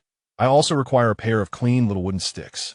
Huizong found it bothersome, yet seeing her unwavering determination, he silently set about gathering the items. By the time he returned with a prepared stone slab and wood, Ruan Qing was about to grab a bone knife to cut the meat when he gently stopped her. "I will handle the cutting. These tasks are not suited for you. You dictate, and I shall execute." Ruan Qing, feeling helpless, assumed the role of a chatty director. "Yes, cut here, then the thickness should be like this. This chili needs to be." Once all was complete, the cut meat was placed in the pot with a bit of water to simmer until only the sizzling sound of oil remained. Ruan Qing could only direct from the side. "Use the spatula to stir." "Yes." Huizong listened attentively, his movements growing more adept, yet still somewhat clumsy. The aroma of the oil soon wafted through the air as Ruan Qing added the chili.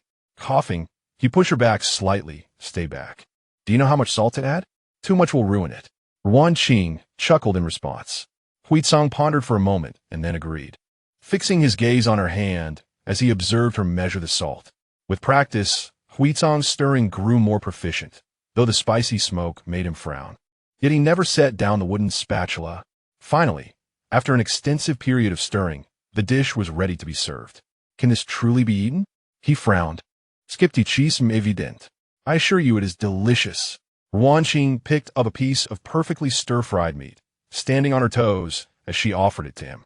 Huizong gazed at her bright, expectant eyes, hesitating for a moment before finally parting his lips to accept it. The spicy flavor burst in his mouth, followed by the rich aroma of meat and an indescribable delicacy, with a texture that was both tender and crispy, surpassing any raw or roasted meat he had ever tasted. His eyes widened slightly in surprise. "How is it?" Ruan Qing asked anxiously. Without uttering a word, Huizong simply took the chopsticks from her hand, initially intending to mimic Ruan Qing's delicate approach. He soon realized his efforts were in vain and swiftly altered his strategy by spearing a generous portion of meat and stuffing it into his mouth. With each bite, he silently bestowed the highest commendation. "Leave some for me," Ruan Qing exclaimed, growing anxious as she hopped around attempting to seize the chopsticks from his grasp.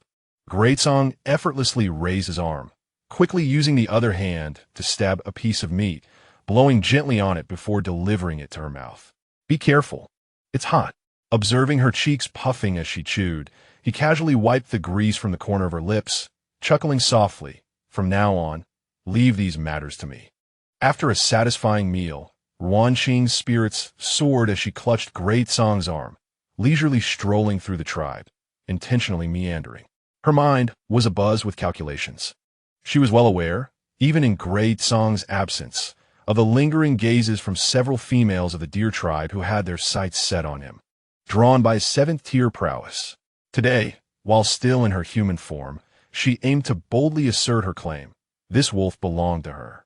Indeed, before evening fell, whispers spread throughout the tribe that the seventh-tier beastman Huizong had been ensnared by a female with striking green eyes.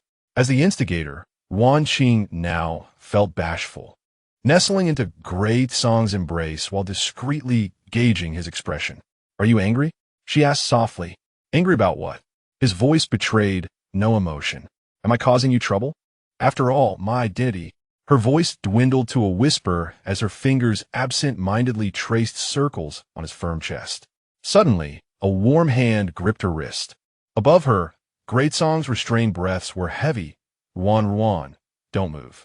If you keep that up, you might regret it." Ruan Qing froze, her eyes squeezing shut. She was acutely aware of what that implied. "I won't move. Don't scare me." Hearing the tremor in her voice, Great Song's temples throbbed, and he stood up stiffly, inhaling deeply. "That's a normal reaction, Ruan. I don't care. Just don't come any closer," she protested, shrinking into herself, her ears flushing crimson. Seeing her adorably timid demeanor, Great Song found himself at a loss. If she reacted like this to a mere touch, what would happen in the future?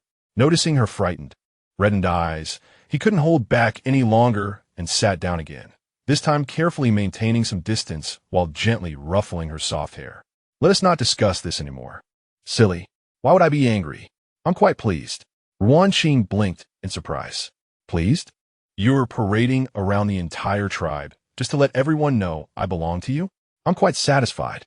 He paused, his tone turning earnest. "As for your identity, if anyone inquires, simply state that you're a female of the rabbit tribe who is temporarily unable to control your beast form due to health issues. As for your scent, just say it's because you're ill, which makes you smell like an underdeveloped little beast." He squeezed her soft palm. "With me around, no one will dare to question you." Noticing her lingering unease, Great Song sighed, gently wiping away the moisture from the corners of her eyes with his thumb. His movements clumsy yet tender. "Still afraid? Do you not trust me?" He lowered his head, his forehead gently resting against hers. "Am I not worthy of your trust?" Feeling the warmth radiating from his forehead and gazing into his amber eyes now so close, Ruan Qing's heart gradually steadied as she nestled into his embrace, murmuring softly, "Then you mustn't let anyone else touch you like that." Great Song was taken aback, tightening his embrace around her petite form. "All right, only you may touch." His voice was laced with amusement. Ruan Qing's ears turned a deep shade of red as she pressed her small hand against his firm chest, her voice soft and urgent. "You need to let go." "No way," Great Song teased. "Without it, how can we have offspring in the future? You're not allowed to complain." "I'm not complaining." Ruan Qing protested, nearly biting her tongue in embarrassment, realizing his intentional provocation. "Could you loosen your grip? I can't breathe." "No." Great Song's arms remained steadfast tonight. "I will hold you as you sleep. Some things take time to adapt to, such as my presence." Ruan Qing struggled, and they both playfully wrestled, their movements inevitably causing friction. Great Song's hand inadvertently brushed against her waist, sending a shiver through her and a faint whimper escaping her lips. That sound was like a feather gently tickling Great Song's heart. His gaze darkened suddenly, the playful mood dissipating, replaced by something more primal. Chapter 32. Do not be abducted. He rolled over, pinning Ruan Qing beneath him, his heavy breaths brushing against her collarbone. "I truly can't. She's not yet of age. It would hurt her." Ruan Qing gazed at Great Song's face, flushed with restraint, feeling a pang of sympathy. "Great Song, She mustered the courage to speak, intending to explain the matter of adulthood. However, before she could finish, a familiar force surged through her body, causing her vision to lower suddenly. This sensation was Great Song was exerting all his willpower to detach himself from her, but felt as if he were suddenly falling into emptiness beneath him. Upon focusing, he saw no trace of the delicate female, only a fluffy, white-eared beast staring up at him with wide, innocent green eyes. Great Song stood frozen, all swirling thoughts doused by a splash of cold realization, staring at the white fluff, ultimately forcing out a frustrated "damn." He had underestimated Ruan Qing's allure, nearly crossing a line. Not just Great Song. Ruan Qing was equally stunned, glancing at her furry paws, internally lamenting, "This is the worst. Now I can't explain anything." Her ears twitched nervously as she cautiously observed the man's unreadable expression. Surely, Great Song wouldn't be furious enough to cast her aside. In anticipation, Ruan Qing curled herself into a ball, not daring to look up. Seeing her timid demeanor, Great Song poked her soft side with a finger, exasperated. You little thing, always choosing the right moment. At least she turned into a beast form. Ruan Qing recoiled slightly from his poke, her tiny mouth twitching in discontent. I wasn't causing trouble. Unfortunately, all that emerged were faint squeaks. She longed to explain, just a little more. Witnessing her feeble resistance, Great Song's irritation dissipated significantly. He leaned down, his large hand enveloping her furry back, feeling the warmth radiating from her small body. What are you afraid of? He chuckled, his movements gentler. If I say I won't move, then I won't. But it's a good thing you transformed into a rabbit. Otherwise, I might have done something wrong. You're still not of age. I would truly be a scoundrel. His last words carried a sense of dread. There was a reason to wait until the female matured before coupling. Long ago in the wolf tribe, there were beastmen who disregarded the youth of a female and mated with her. That night, the female tragically perished, and the beastman, consumed by guilt, sought out the beast god. He shuddered at the thought of what it would mean if Ruan Qing, upon hearing this, felt a secret sweetness bloom within her. She recalled a saying from modernity: love is indulgence, but affection is restraint. Stealthily, she lifted her head slightly and gently tapped his nearby finger with her paw in a gesture of comfort. Great Song's fingertip twitched, and he set her down, covering her with a fur blanket. I'll go take a cold shower and return. Ruan Qing felt a twinge of concern and wanted to accompany him. But Great Song wrapped her tightly in the fur, resembling a swaddled infant. His voice was hoarse yet commanding. If you move again, I might really eat you. Instantly, Ruan Qing froze, obediently nestling in place, not daring to stir. Great Song was truly ruthless. Ruan Qing scolded internally, her gaze fixated on his retreating figure until he disappeared behind the cave's curtain. That was the modification she had insisted on adding to their cave today. Perhaps too exhausted. By the time Great Song returned, the little rabbit beast was already fast asleep. A faint sound stirred her ears, but upon catching a whiff of his familiar scent, she drifted back into slumber. Hui Song sat beside her, gazing intently for a long while, until the cold moisture on his body was dried by his extraordinary powers. He gently scooped the little lump into his arms, transforming into a wolf and drifting into slumber. The rabbit form was also delightful. At least he could embrace her whenever he wished. Unbeknownst to her, perhaps Ruan Qing's flamboyance had backfired. Early in the morning, the chattering sounds outside the cave stirred her from her slumber. Who is it? She mumbled, groggily attempting to burrow deeper into her nest. Yuqiang, being far more alert than she, listened to the commotion outside, his eyes flashing with impatience. He deftly pushed the fluffy rabbit lump behind him and used his paw to lift a corner of the animal skin curtain, peering outside. Just a glance, and an aura of cold radiated from him. What is happening? Ruan Qing curiously poked her head out slightly. Goodness! Outside the cave, a cluster of deer clan youths huddled together, each holding some objects. Fresh fruits, wildflowers, and even beautiful feathers adorned their hands. Their antlers trembled with nervousness, their expressions a mixture of expectation and fear as they furtively glanced towards the cave. Is this Ruan Qing from the rabbit clan? She's so adorable. But why does she not exude a female scent? The wolf isn't around, right? Surely he hasn't awakened yet? They'll run off after delivering the flowers. It should be fine. Last time at the shaman's cave, I wanted to ask her name, but she was too busy. Turns out she belongs to Hui Song. Ruan Qing. She seemed to realize that she had caused trouble. Her pleading eyes turned towards Hui Song. Receiving her gaze, Hui Song's heart sank. No one should ever see her with such a vulnerable expression, not even himself. He did not fully step outside, but merely widened the opening of the animal skin curtain, his massive wolf form blocking the entrance. Without uttering a word, he slowly surveyed the surroundings with his chilling gaze, his sharp canine teeth barely visible. The deer clan youths, who had been filled with anticipation moments ago, froze instantly, their pupils dilating. The items in their hands clattered to the ground. Igrigajis, sorry, we'll leave right away, someone shouted.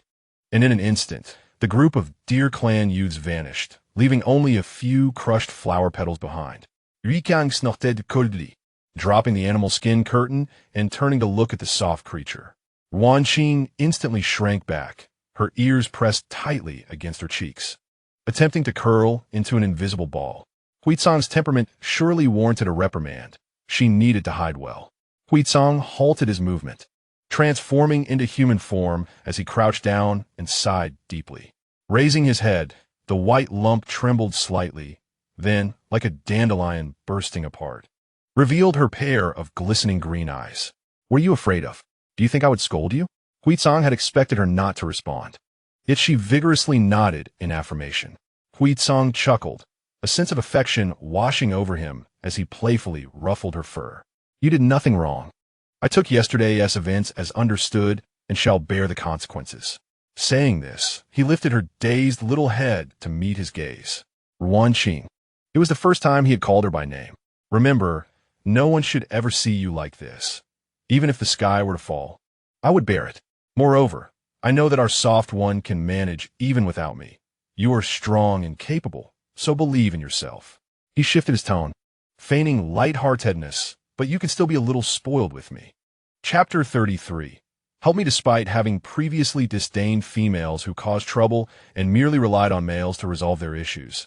Upon encountering Ruan Qing, Huizong realized his error.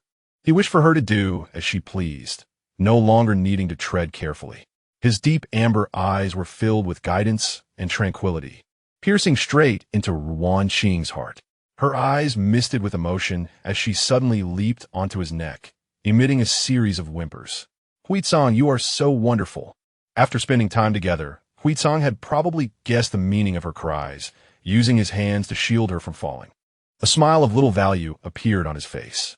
"It seems I must treat you even better in the future. Otherwise, this silly rabbit might be whisked away without realizing it." Ruan Qing rubbed against Huizong's neck in protest. She was not so easily won over. All right. I won't mention you anymore, but if your teeth start hurting later, don't blame me for being thick-skinned. Let us gnaw on some hay. Otherwise, your teeth will start growing again." The soft one's teeth grew quickly, and she needed some hay to chew on regularly, or it would be detrimental to her dental health. Arriving at Ruan Qing's favorite hay pile, Huizong set her down, rummaged through the grass for some dry hay, washed in the stream, and fed it to Ruan Qing. She munched contentedly, without a hint of psychological burden. After such a long time, she had come to realize that whether she was the female Ruan Qing or the modern Ruan Qing, she was still herself. Memories cannot deceive, and she simply possessed an additional segment of recollection. As for the Huizong who was feeding her with lowered eyes, he belonged to her, and no one could snatch him away. Once she consumed the green crystal, she would establish a bond. She had promised to give it a name. Upon returning to the cave, Ruan Qing rummaged left and right. Still, she could not find the green crystal. "What are you looking for?" Huizong, who had followed her, observed the little creature searching everywhere with an amused expression in his eyes. Ruan Qing swiftly pointed with her paws at a pair of green eyes, her meaning unmistakable. "Did you see it?" "2 words. Green. Crystal." "Green crystal? I haven't seen it. I don't know where it is." Huizong pretended to ponder seriously. He was doing this on purpose. Ruan Qing's eyes widened in disbelief. Who said she could decide whether to eat or not? "All right, I won't tease you anymore. Although the green crystal is indeed beneficial for you, it should not be consumed excessively, as you are different from the females of the beast realm. Isn't it better this way? I'll raise you well, and when I gain experience, we'll raise our little rabbits together." Realizing who the little rabbits he referred to were, Ruan Qing's face flushed once more. This Huizong had been saying such things lately. As time flowed by, several days passed, yet Huizong reached a point where he had to bring out the green crystal. Since the previous day, Ruan Qing had been acting strangely. She nibbled only a few bites of her favorite crispy root grass, constantly darting around the cave, incessantly digging through the hay and avoiding him, not allowing him to come close. Huizong watched this unfold, a vague sense of foreboding stirring within him. This state was impossible. The soft one had not yet reached adulthood. "Soft one," Huizong softly called out, his demeanor somewhat haggard, a result of his excessive worry for her. Hearing his voice, Ruan Qing quickly retreated to a corner, her eyes brimming with tears as she gazed at him with anxiety. Huizong reached out to caress her, discovering her body temperature was elevated and she was trembling slightly. "This'll not do." He furrowed his brow. "Do you need to eat the green crystal?" He brought the green crystal to her mouth. Realizing that communication was impossible in her current state, he could only try transforming into human form. Indeed, as soon as he produced the green crystal, Ruan Qing snatched it away. Before Huizong could fully grasp the situation, a flash of white light surged forth, and a hot, soft body abruptly tackled him, slamming him onto the ground covered with animal skins. The girl, completely bare, lay on his chest, her slender arms tightly wrapping around his neck as her flushed face buried itself in his neck, rubbing against him. "Soft one." Huizong swallowed hard, his voice tinged with tension as he pressed his palm against her smooth shoulder, attempting to create some distance. "Let go. First, tell me what's wrong." Yet the person on him clung even tighter, her legs entwining around him restlessly as she spoke in a whimpering tone. "I feel so hot and uncomfortable. Please help me." The sounds of dependence and distress caught Huizong off guard for the first time, and his own temperature began to rise uncontrollably. Even he, who was not dull, understood the situation. His voice was filled with disbelief. "It's impossible. You haven't reached adulthood yet. How could you furthermore? Doesn't a female's period occur in the hot season, much like the male's? And there would be bleeding beforehand. How could soft one be experiencing this now? I'm just fooling you. I've already reached adulthood in that world. Truly, Huizong, please help me." Ruan Qing pleaded, her fingers unconsciously igniting a fire. The words of the young female struck like a heavy hammer upon the heart of Huizong, as if imbued with a magical force that ignited his very skin. Being a vigorous young male, newly come of age, he found himself unable to resist.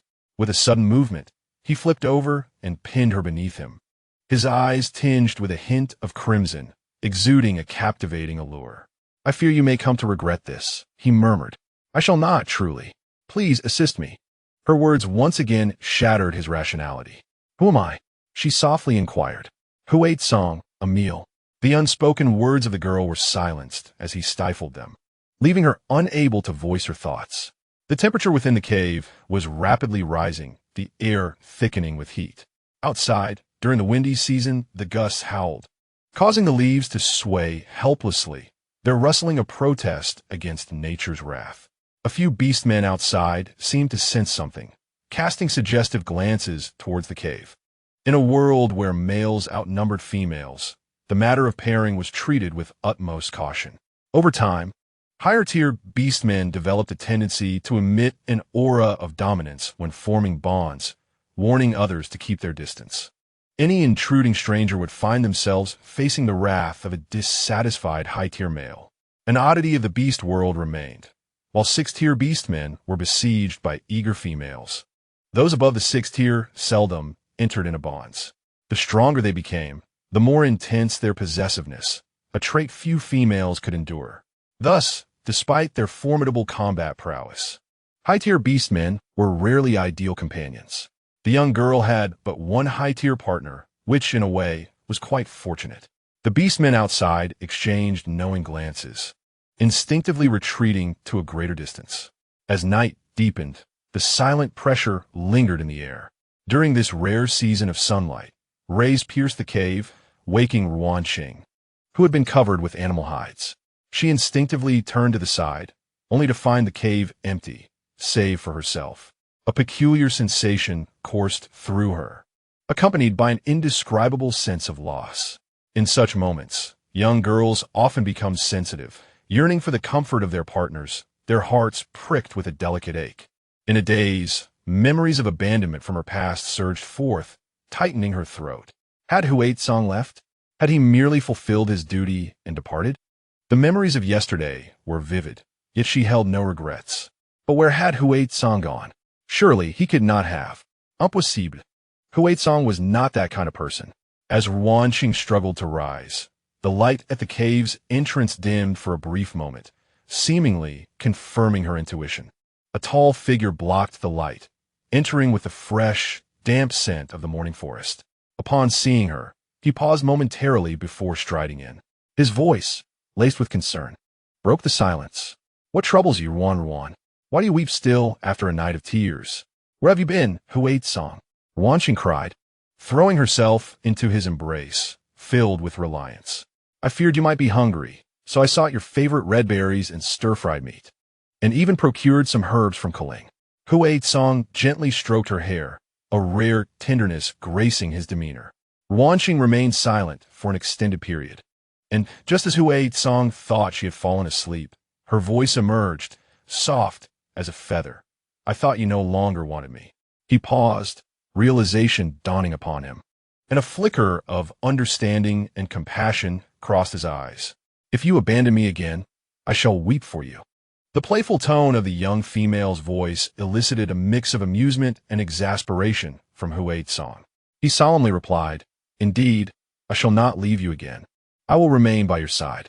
This was his first experience caring for a partner, and he was learning as he went along. Fortunately, he had encountered this situation, and he would not repeat his mistakes. Life, after all, is a journey of mutual understanding, accommodation, and cooperation. He gently pulled her closer, his rough fingertips awkwardly brushing against her tear-streaked cheeks. With a chuckle, he spoke with newfound seriousness. My Ruan is here. Where else could I possibly go? This was more like it. Ruan Qing felt satisfied, and an unexpected tranquility enveloped the cave, thick with sweetness. By the way, what herbs did you seek from Kaling? Were you injured? Ruan Qing shifted the topic. You consumed the green crystal, which caused some swelling, so I sought herbs to alleviate your pain. Does it still hurt? She had spent the night crying due to her discomfort. Song's voice was somewhat hoarse, his gaze inadvertently drifting elsewhere, his ears flushed with an unusual warmth. Ruan Qing's mind momentarily blanked, only to erupt in a flush of embarrassment. What did you say? Her voice shot up an octave, and she instinctively recoiled. If her large ears were still present, they would surely be perked up in surprise. How could you seek such things from others? It was over. Now everyone would know why he sought those herbs. Ruan Qing buried herself within the animal hides, covering herself entirely, leaving not even a sliver of skin exposed. Noticing her state, Song feigned calmness, but his crimson ears betrayed him. What of it? In the beast world, caring for one's partner after bonding is entirely normal. Perhaps recalling the cautious yet respectful glances from the beastmen he encountered on his way to Kaling. Song felt his heart race uncontrollably. His unspoken thoughts reached Ruan Qing's ears. Though I feel a bit embarrassed, I have done nothing wrong. Hearing his conflicted murmurs, Ruan Qing peeked from her hiding place, quickly stealing a glance at his honest ears. The overwhelming shyness in her heart began to dissipate. After all, with him by her side, it was Song who should be the shy one. Observing her little antics, Song smiled faintly, purposefully teasing her. If you don't come out, do you wish for me to apply the medicine for you? You go out. I shall do it myself, came Ruan Qing's muffled voice from beneath the hides. Aware of her tendency to shy away, Song did not press further. He quickly crushed the herbs and placed them beside the furs, saying, They are right here. Just apply the juice when needed. Call for me if you require assistance. He then stood guard at the cave entrance.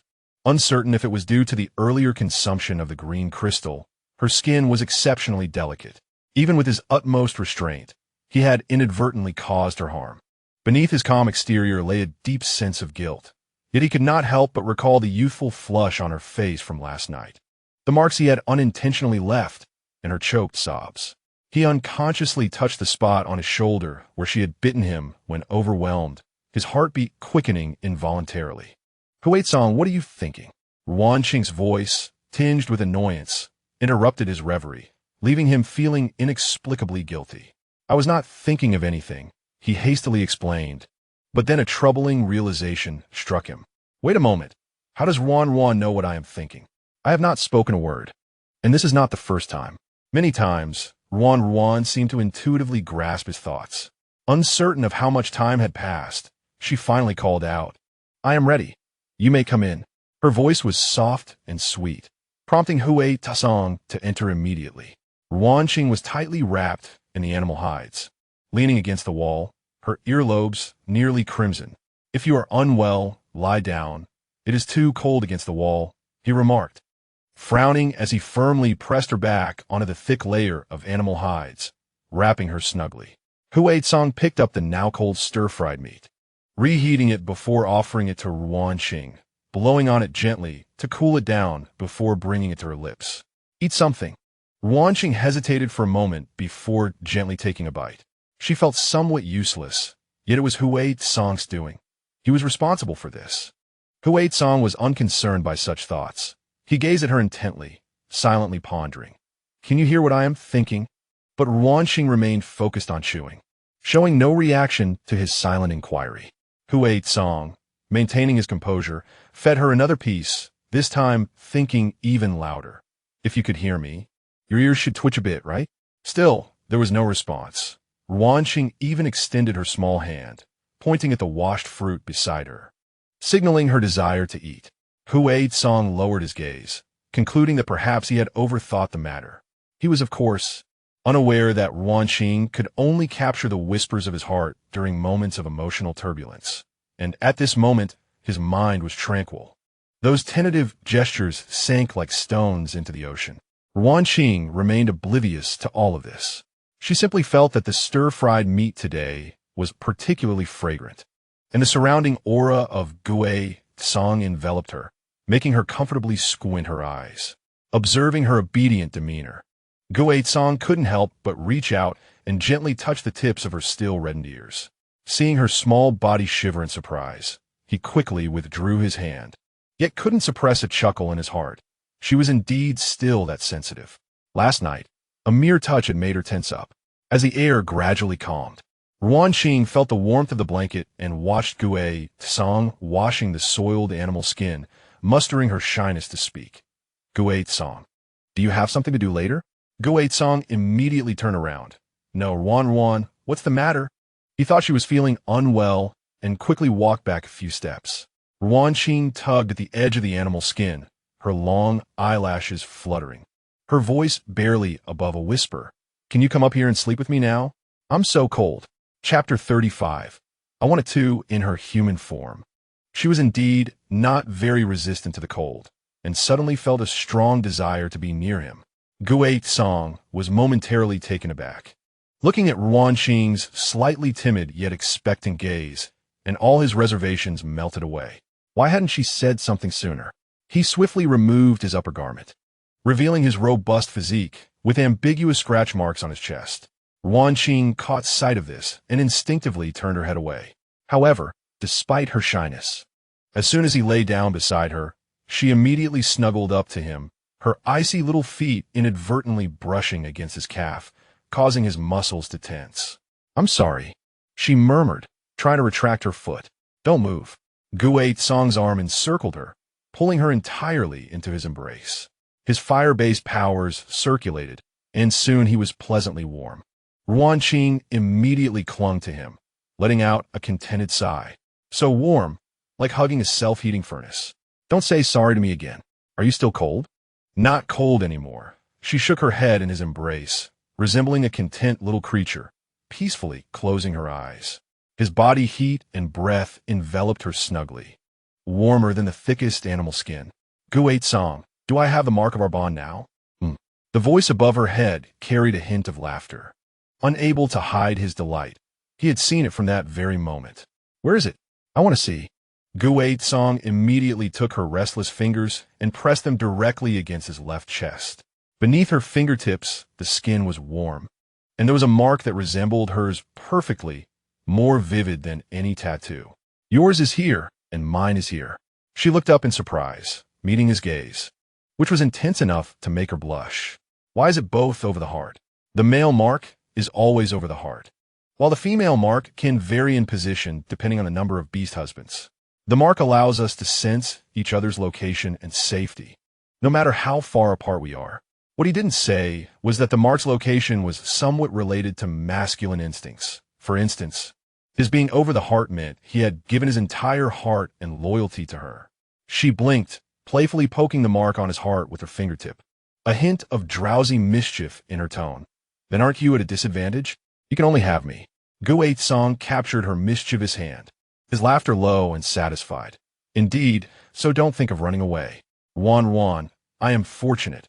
My mark is located closest to your heart.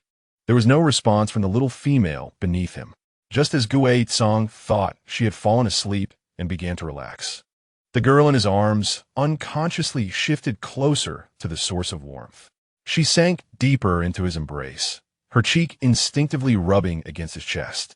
Gui Tsong, having just awakened to his desires, could hardly withstand such provocation, but seeing the weary little female, he quelled those thoughts. He took a deep breath, suppressing the surging impulse, and held her tighter in his arms. Sleep now. He rested his chin on her head, his voice husky. The female's estrus period is particularly delicate, especially needing the companionship of a partner. He should have known this long ago. When Ruan Qing awoke, she felt a bit hot and recognized the familiar sensation. Glancing at the closed eyes of Gui Tsong, she thought such moments were rare. The second time should be less difficult to address. Summoning her courage, Ruan Qing asked, Gui Tsong, are you asleep? I seem to. Before she could finish, the man rolled over and pinned her down, close enough for Ruan Qing to clearly see his toned and powerful waist. His muscular chest, slightly marred by ambiguous scratch marks, softened his wildness. Gui Tsong's hair was tousled, yet his expression was clear. There was no trace of the drowsiness one might expect after waking. His low voice resonated in the cave. I wanted to. I've been waiting for you to say that. Outside the cave, the wind began to rise. Inside, only the sound of labored breaths and intermittent soft cries lingered, echoing continuously. The advantages of having a fire-based partner were now apparent. In her drowsy state, Ruan Qing found herself being lifted into a large wooden tub. The warm water enveloped her, and she barely regained consciousness. In the misty warmth, she saw Gui Tsong's face, full of wild satisfaction after their union. She had never noticed it before, but now it seemed entirely out of place. Who was truly an estrus here? She had even told him to stop, yet he persisted. You go away. I can manage myself. She attempted to sound fierce, but her voice came out soft and powerless. I was wrong, the man admitted readily. Recalling that it was her first time, he had only restrained himself once. Today, however, Ruan was unusually compliant, and he momentarily lost control, feeling somewhat insatiable. But Ruan, did it still hurt this time? Ruan Qing initially did not want to answer, but seeing his genuinely concerned expression, she honestly shook her head. Not painful. This time it was even a bit comfortable. It just took a lot of energy. However, she would never voice that thought, lest Gui Tsong be tempted to exert himself even more. That's good. Don't worry about washing. I'll turn around and not look at you. Gui Tsong readily complied. Turning his back, Ruan Qing glared at his broad back, her mind filled with inappropriate thoughts from earlier, leaving her utterly defenseless. He seemed particularly excited during such moments. Was it the case for all men? She decided to forego her mind-reading ability, having heard things she shouldn't have. She shrank deeper into the water, her eyes peeking out, murmuring softly, perverted wolf. Gui Tsong's ears twitched. Although he did not turn around, the corners of his mouth lifted. After a while, silence fell behind him. Ruan? Gui Tsong called tentatively, but received no reply. His heart raced as he turned around sharply. Thankfully, the water in the tub was shallow, and she had merely leaned back and fallen asleep, likely exhausted. Gui Tsong chuckled helplessly. This little one truly had too little stamina. Gently lifting her, he used his powers to dry her off before cradling the fragrant, soft little female to sleep. The next day, Ruan Qing awoke to a warm sensation. Upon opening her eyes, she realized Gui Tsong was lying beside her, a strong arm draped across her waist, enclosing her entirely in his embrace. He hadn't left. He had stayed with her all night. A wave of pride washed over Ruan Qing. When choosing a partner, one must select someone obedient. Noticing her wakefulness, Gui Tsong curled his lips into a smile, his voice low and languid. Awake? As Ruan Qing moved, she felt as if a giant stone had rolled over her, instantly dispelling her good mood. Annoyed, she attempted to push him away but found her arms too weak to exert any force. Frustrated, she buried her face in the animal's skin, refusing to acknowledge him. Gui Tsong let out a low chuckle. Instead of loosening his grip, he tightened his embrace. Pulling her closer. Are you hungry? He asked, his tone as casual as if nothing were amiss. Ruan Qing's muffled voice came from the fur. Not hungry. Just go away. Chapter 36. Still a child, all right. Then shall I go find you some fruits? He pretended to get up. The motion was quicker than Ruan Qing's thoughts, and by the time she reacted, she had already grasped the animal skin wrapped around his waist. Huizong reclined back, his eyes narrowing as he watched her delicate hand grasp the beast's skin. Ruan Qing's face flushed, and she instinctively wanted to withdraw her hand. But he seized it even quicker. He chuckled softly, inquiring whether she wished for him to leave or to stay and keep her company. Under his penetrating gaze, Ruan Qing felt utterly exposed, ultimately surrendering. Stay with me. For reasons unknown, she simply longed to cling to his side. Huizong, having his wish fulfilled, embraced his soft companion with satisfaction. As you wish, I shall accompany you. Ruan Qing felt both shy and vexed. What had gotten into Huizong lately? As he held the tender creature in his arms, Huizong's expression gradually turned serious. The snow season was approaching, and once he had accompanied his soft companion through this heat period, he would need to prepare winter provisions. Additionally, he had to assist the deer tribe in hunting. The thought of that ineffectual deer tribe gave Huizong a headache, and he silently regretted his decision to settle here. They were nothing but a burden, preventing him from being by Ruan Qing's side at all times and forcing him to be distracted by tribal matters. In the following days, Ruan Qing became like a charm to Huizong. Wherever he went, he carried her with him. This evoked envy among the male deer, many of whom had not even touched their partner's hands after bonding, let alone shared such intimacy with a female. They, of course, were unaware that these days coincided with Ruan Qing's heat period. She was soft and tender, wanting nothing more than to be close to her mate. She felt a bit dazed, as if she had forgotten something significant, but could not recall what it was. Finally, after 5 days of heat, Ruan Qing remembered the crucial matter she had overlooked. After days of intimacy without precaution, and given that rabbits seemed to be prone to pregnancy, she felt her face drain of color. She instinctively placed her hand on her abdomen. She was not ready to become a mother. The sacred role of motherhood was one she felt utterly unprepared for. Huizong, who had been diligently sewing her beast skin clothes, immediately set aside his work, acutely sensing her unease. Huizong, do you think I might be pregnant? Her voice dwindled to a whisper, nearly inaudible. Having offspring is a good thing. I will take care of them. In the beast world, birthing was inherently challenging, and no female would refuse the prospect. Yet, witnessing her increasingly pale complexion, he abruptly halted his words, suddenly recalling that his soft companion was unlike the females here. Seeing her in distress was more painful than any injury he had sustained while hunting. He took a deep breath, suppressing his male, instinctual yearning for progeny, and softened his tone, fearful of frightening her. Did I scare you? He reached out, gently caressing her cold cheek, his movements exceptionally tender. It is my fault for not considering your feelings. Ruan Qing gazed up at him, her eyes reflecting his unspoken thoughts. When my soft companion cries, all I want is to present her with the finest of things. Nothing else matters.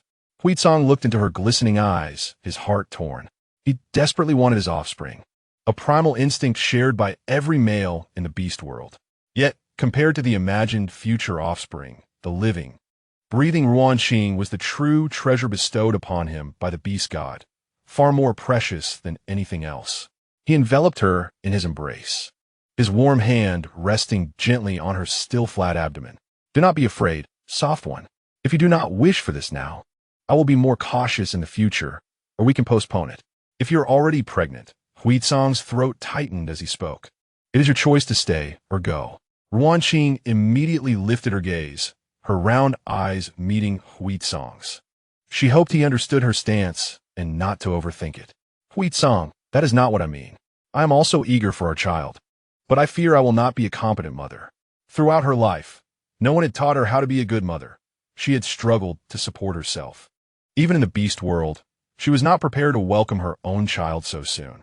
Yes, I know our soft one is not so heartless. She is simply not ready yet. He reflected, our soft one is still a child herself. Although she claimed to be of age, at 21, she was still quite young. resembling a mere cub. After a lengthy silence, Ruan Qing asked, "Huizong, are you leaving?" Despite Huizong's constant presence by her side these past few days, she sensed that he had matters to attend to. His expression grew increasingly solemn, and he spent extended periods outside, yet still made time to stay with her. "Do not worry. The tribe leader has summoned me to discuss hunting matters." "Hunting? Aren't they a herbivorous tribe?" "It is merely a name. During winter, they must stockpile meat for energy. They trade meat for other goods. Otherwise, where do you think the beast skins come from?" "I see. So how long will this hunting expedition take?" "Do not deceive me. This outing requires preparation for winter provisions, and I may not return until before the snow season." Ruan Qing pondered. The beast world had seasons akin to the modern world: heat, rain, wind, and snow. With a month until the snow season, she felt a pang of reluctance and remained silent. "As long as you wish, I will take you along." Huizong felt a twinge of guilt. He did not want to leave her behind. Ruan Qing wrestled with her thoughts, but ultimately shook her head. "I will wait for you at Kuling's place and learn some healing." She understood that if she agreed, Huizong would certainly take her. But she did not want to be a burden. Sensing the heavy atmosphere, she intentionally blinked and spoke in a light-hearted tone. "In the future, if you get injured, I can help you, as long as Kuling does not mind me." Huizong pinched her soft cheek, grinning broadly.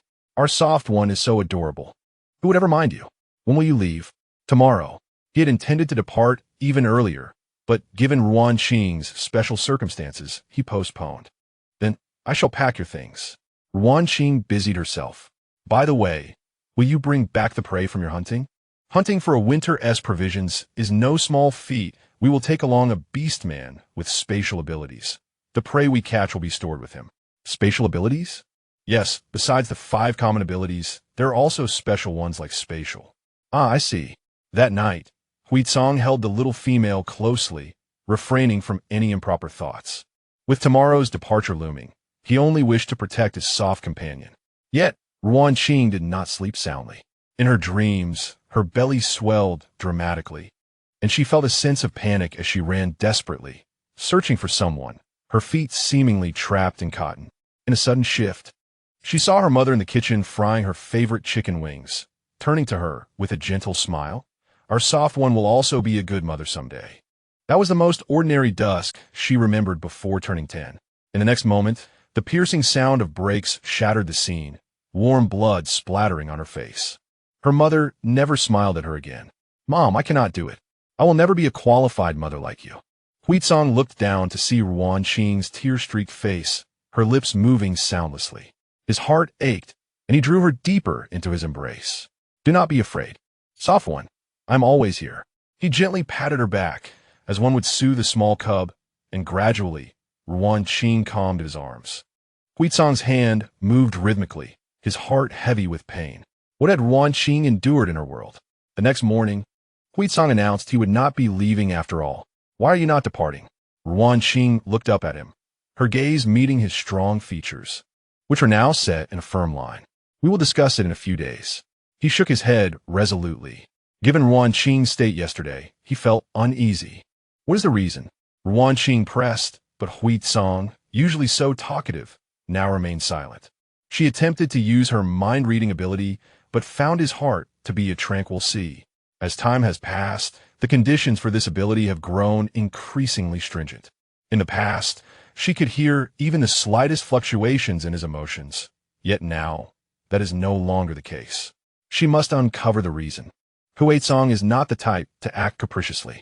With a resolute heart, Ruan Qing suddenly stepped forward, stood on her toes, and wrapped her arms around Huizong's neck, compelling him to lower his head as she pressed her lips against his.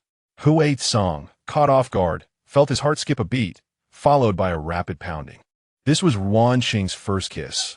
Aside from those few days during her heat when she was a bit more proactive, she had always been shy.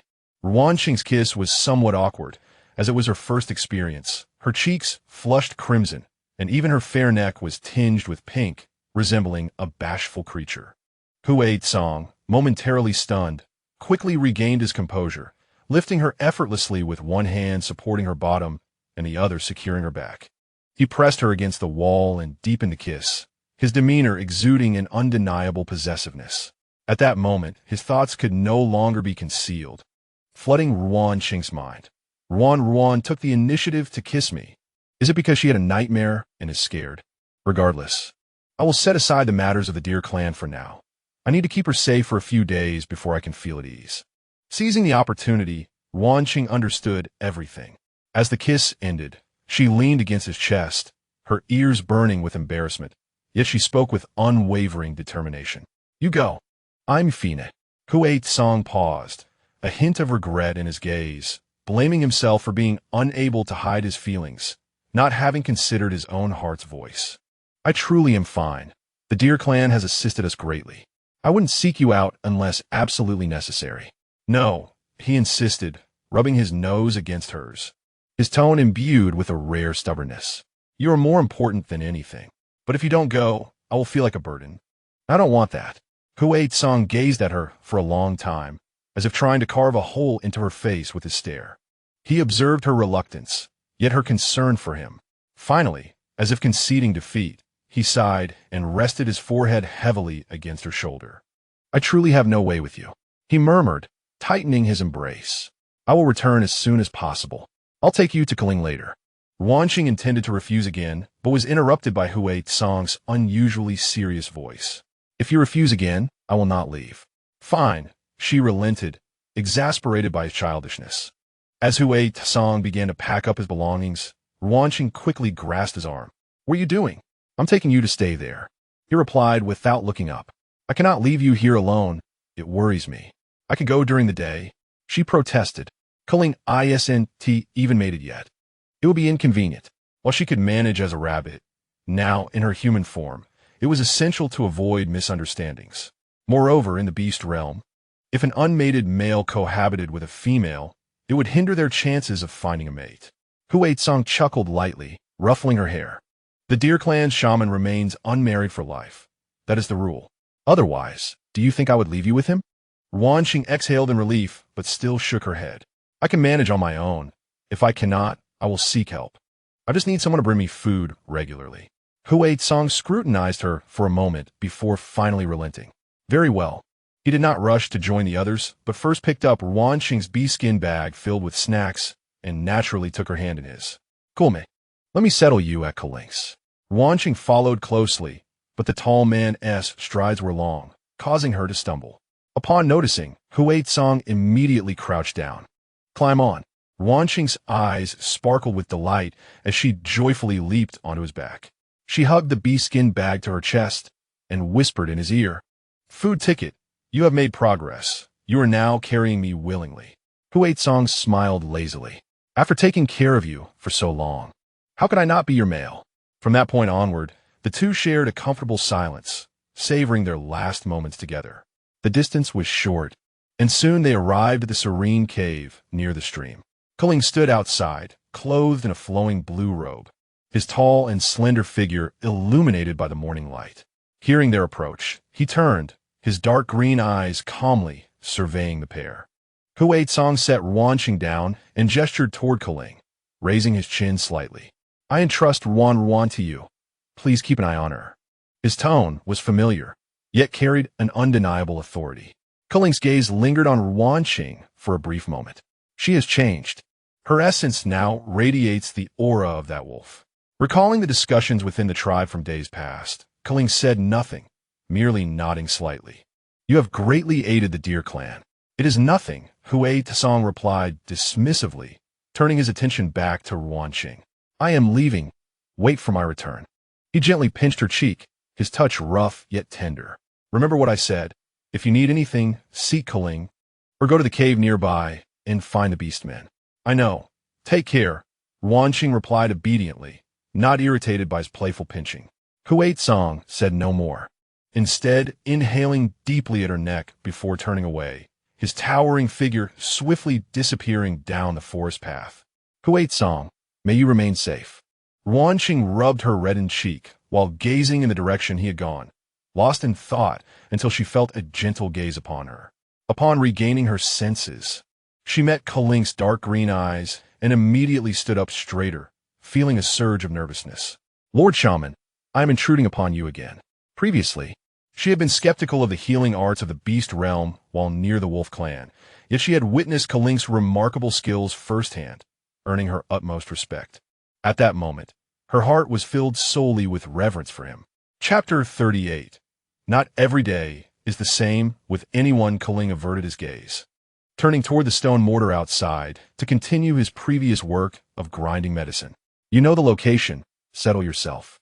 His voice, much like his demeanor, bore an air of aloofness. Do not disturb me while I work. It had been a while since she had seen him. This shaman had grown more distant. Thank you, Lord Shaman, but I will not be staying here tonight. I will return later, Ruan Qing explained, holding her small bee-skin bag with a hint of shyness. Kaling's hand paused momentarily, his tone steady and unchanging. That is acceptable. Ruan Qing quickly gathered her belongings and tiptoed into the cave.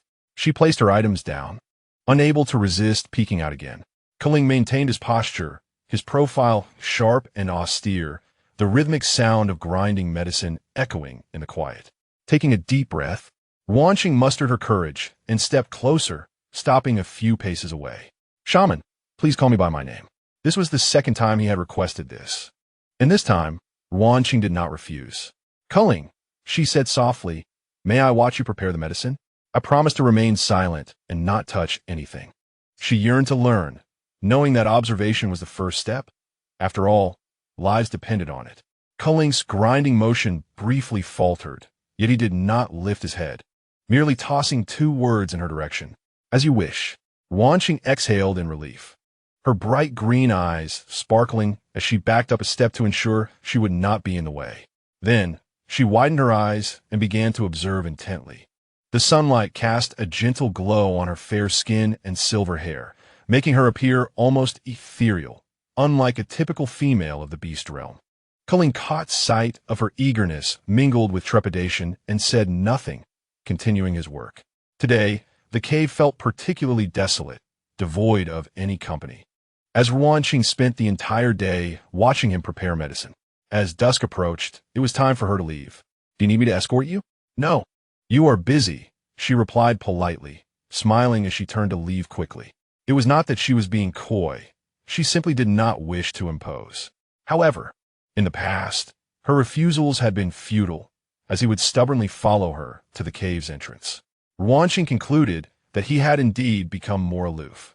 Indeed, not every day is the same with anyone. She murmured softly, recalling how if Huizong were present, he would undoubtedly express disdain for the trouble she caused while swiftly carrying her away. The thought of Huizong dimmed her gaze, prompting her to quicken her pace.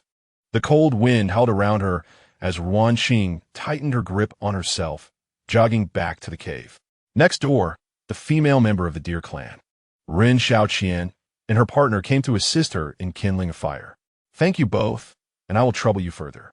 Please accept this, Ruan Qing said, producing the finest piece of animal skin from the cave and insistently handing it over. Despite her reluctance, Ren Xiaoqian accepted it with a hint of embarrassment. You are too kind. Huizong has aided our tribe greatly. This is only right. The tribe should provide more care for you, but the males are out hunting, and the females are busy foraging, so I could only come. Please do not take offense. We will see each other often in the future. Ruan Qing smiled and shook her head. She understood and did not mind, for the life of a benefactor's partner was not as significant as her own. Suddenly, the air grew still. Ruan Qing, often following Huizong in her human form and rendered mute in her beast form, felt unfamiliar with her neighbors. To break the silence, Ren Xiaoqian's partner awkwardly inquired, "That little female, do you plan to find a partner among the deer clan?" Noticing the expressions of both females change, he quickly clarified, "Xiaoqian, do not misunderstand. It is my younger brother. He has taken a liking to Ruan Qing and asked me to inquire. Who wouldn't he be fond of a gentle and adorable rabbit clan female who possesses knowledge of herbs? Especially now that the wolf clan's beastmen are absent. It is indeed a prime opportunity, though he felt a tinge of guilt." Ruan Qing's expression stiffened as she replied, "I'm sorry, but I have no intention of seeking a partner in the near future." Having lived a second life, she had come to terms with many things, refusing to be shackled by modern morals or to compromise herself to the rules of the beast world. Perhaps in the future, she might accept another male, but for now, She had no such inclination and had not encountered anyone she liked. If, in the future, it were only the two of them and they could not remain there, she would flee with Huitsong to live her own quiet life. All right, no problem. I was merely asking. The other party, displaying understanding, did not press further. After bidding farewell to the two, Ruan Qing busied herself, diving into a pile of dry grass with a long sigh. Having experienced the fickleness of human emotions in her past life, she felt a sense of weariness. This was partly why, after arriving in the beast world, she had refrained from forming deep connections with other beastmen, aside from Huitsong. She simply wished to live a straightforward life, free from the complexities of relationships. It was a pity that she had a large piece of animal skin to cover herself. That night, wrapped in 3 layers of animal skin, Ruan Qing still felt cold all over. Burying her chilled face in the animal skin that still bore his scent, she murmured, "I miss you." Without that warm, substantial figure by her side, the cave felt impossibly cold. The toll of a sleepless night soon manifested. The next day, still groggy from lack of rest, she stumbled and fell, rolling across the ground and painfully striking her knee against a stone. With the hunters out hunting and the gatherers busy foraging, no beastmen noticed her as she grumbled and endured the pain on her way to Koling. Now she found herself injured before mastering the art of healing. When Ruan Qing, with her messy white hair and a pained expression, limped into Koling's cave, she looked quite disheveled. Koling was sorting herbs when he looked up, his dark green eyes momentarily widening. The little female before him had dirt on her face, 2 pieces of grass stuck in her tousled white hair, and her green eyes shimmered with a glimmer of distress, resembling a small rabbit who had been trampled. "What happened?" he asked, setting down the herbs, his tone remaining neutral, though his gaze fixated on her bleeding knee. "Come over here and sit." Koling stepped forward, maintaining a respectful distance as he guided Ruan Qing to sit on a large stone outside the cave, kneeling to examine her injury. "Do you trip while walking too?" His voice remained cold, fingers applying just the right amount of pressure to assess the injury. Ruan Qing winced at the pain. "I just didn't sleep well," she softly defended. "The bone is fine." Ignoring her words, he turned to fetch herbs to crush. His focused demeanor as he tended to her wound momentarily captivated her. If Huitsong were here, he would surely be scolding her for being foolish while hurriedly carrying her away. "Do not move around for 3 days," Koling instructed after applying the medicine, his tone leaving no room for argument, a rare seriousness in his voice. Ruan Qing felt a twinge of intimidation. All right. It was uncommon to witness him exhibit such emotional fluctuations. Realizing his tone might have been a bit harsh, he softened it. "For the next few days, do not return. Back and forth will only exacerbate the injury." Ruan Qing wished to refuse, but upon meeting his serious gaze, she quickly changed her mind. Okay, indeed, as an injured individual, moving back and forth would only complicate matters for him. It was wiser to stay put.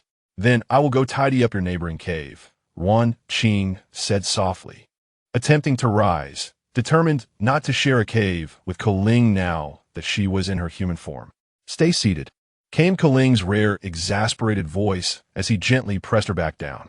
"I will clean up. You stay here."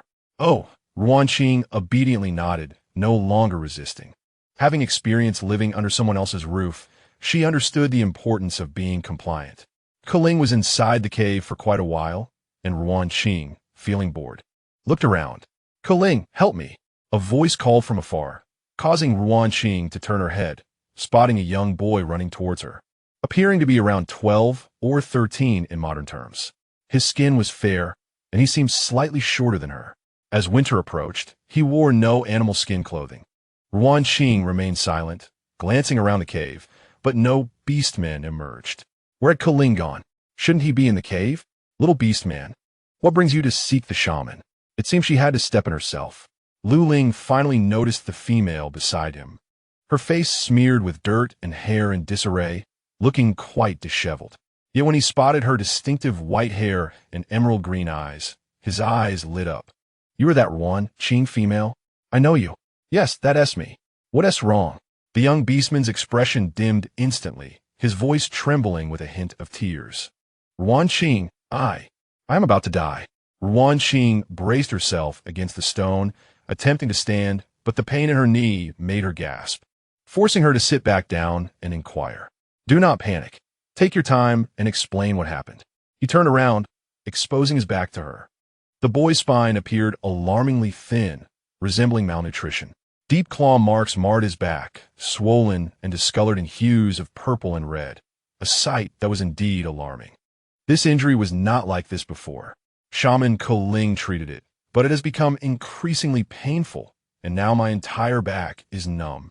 His voice quivered. The shaman's medicine was ineffective. My father says I am surely doomed. I have always been the weakest of this litter. My father does not favor my mother, and I too am not favored by her. I will surely be scolded this time.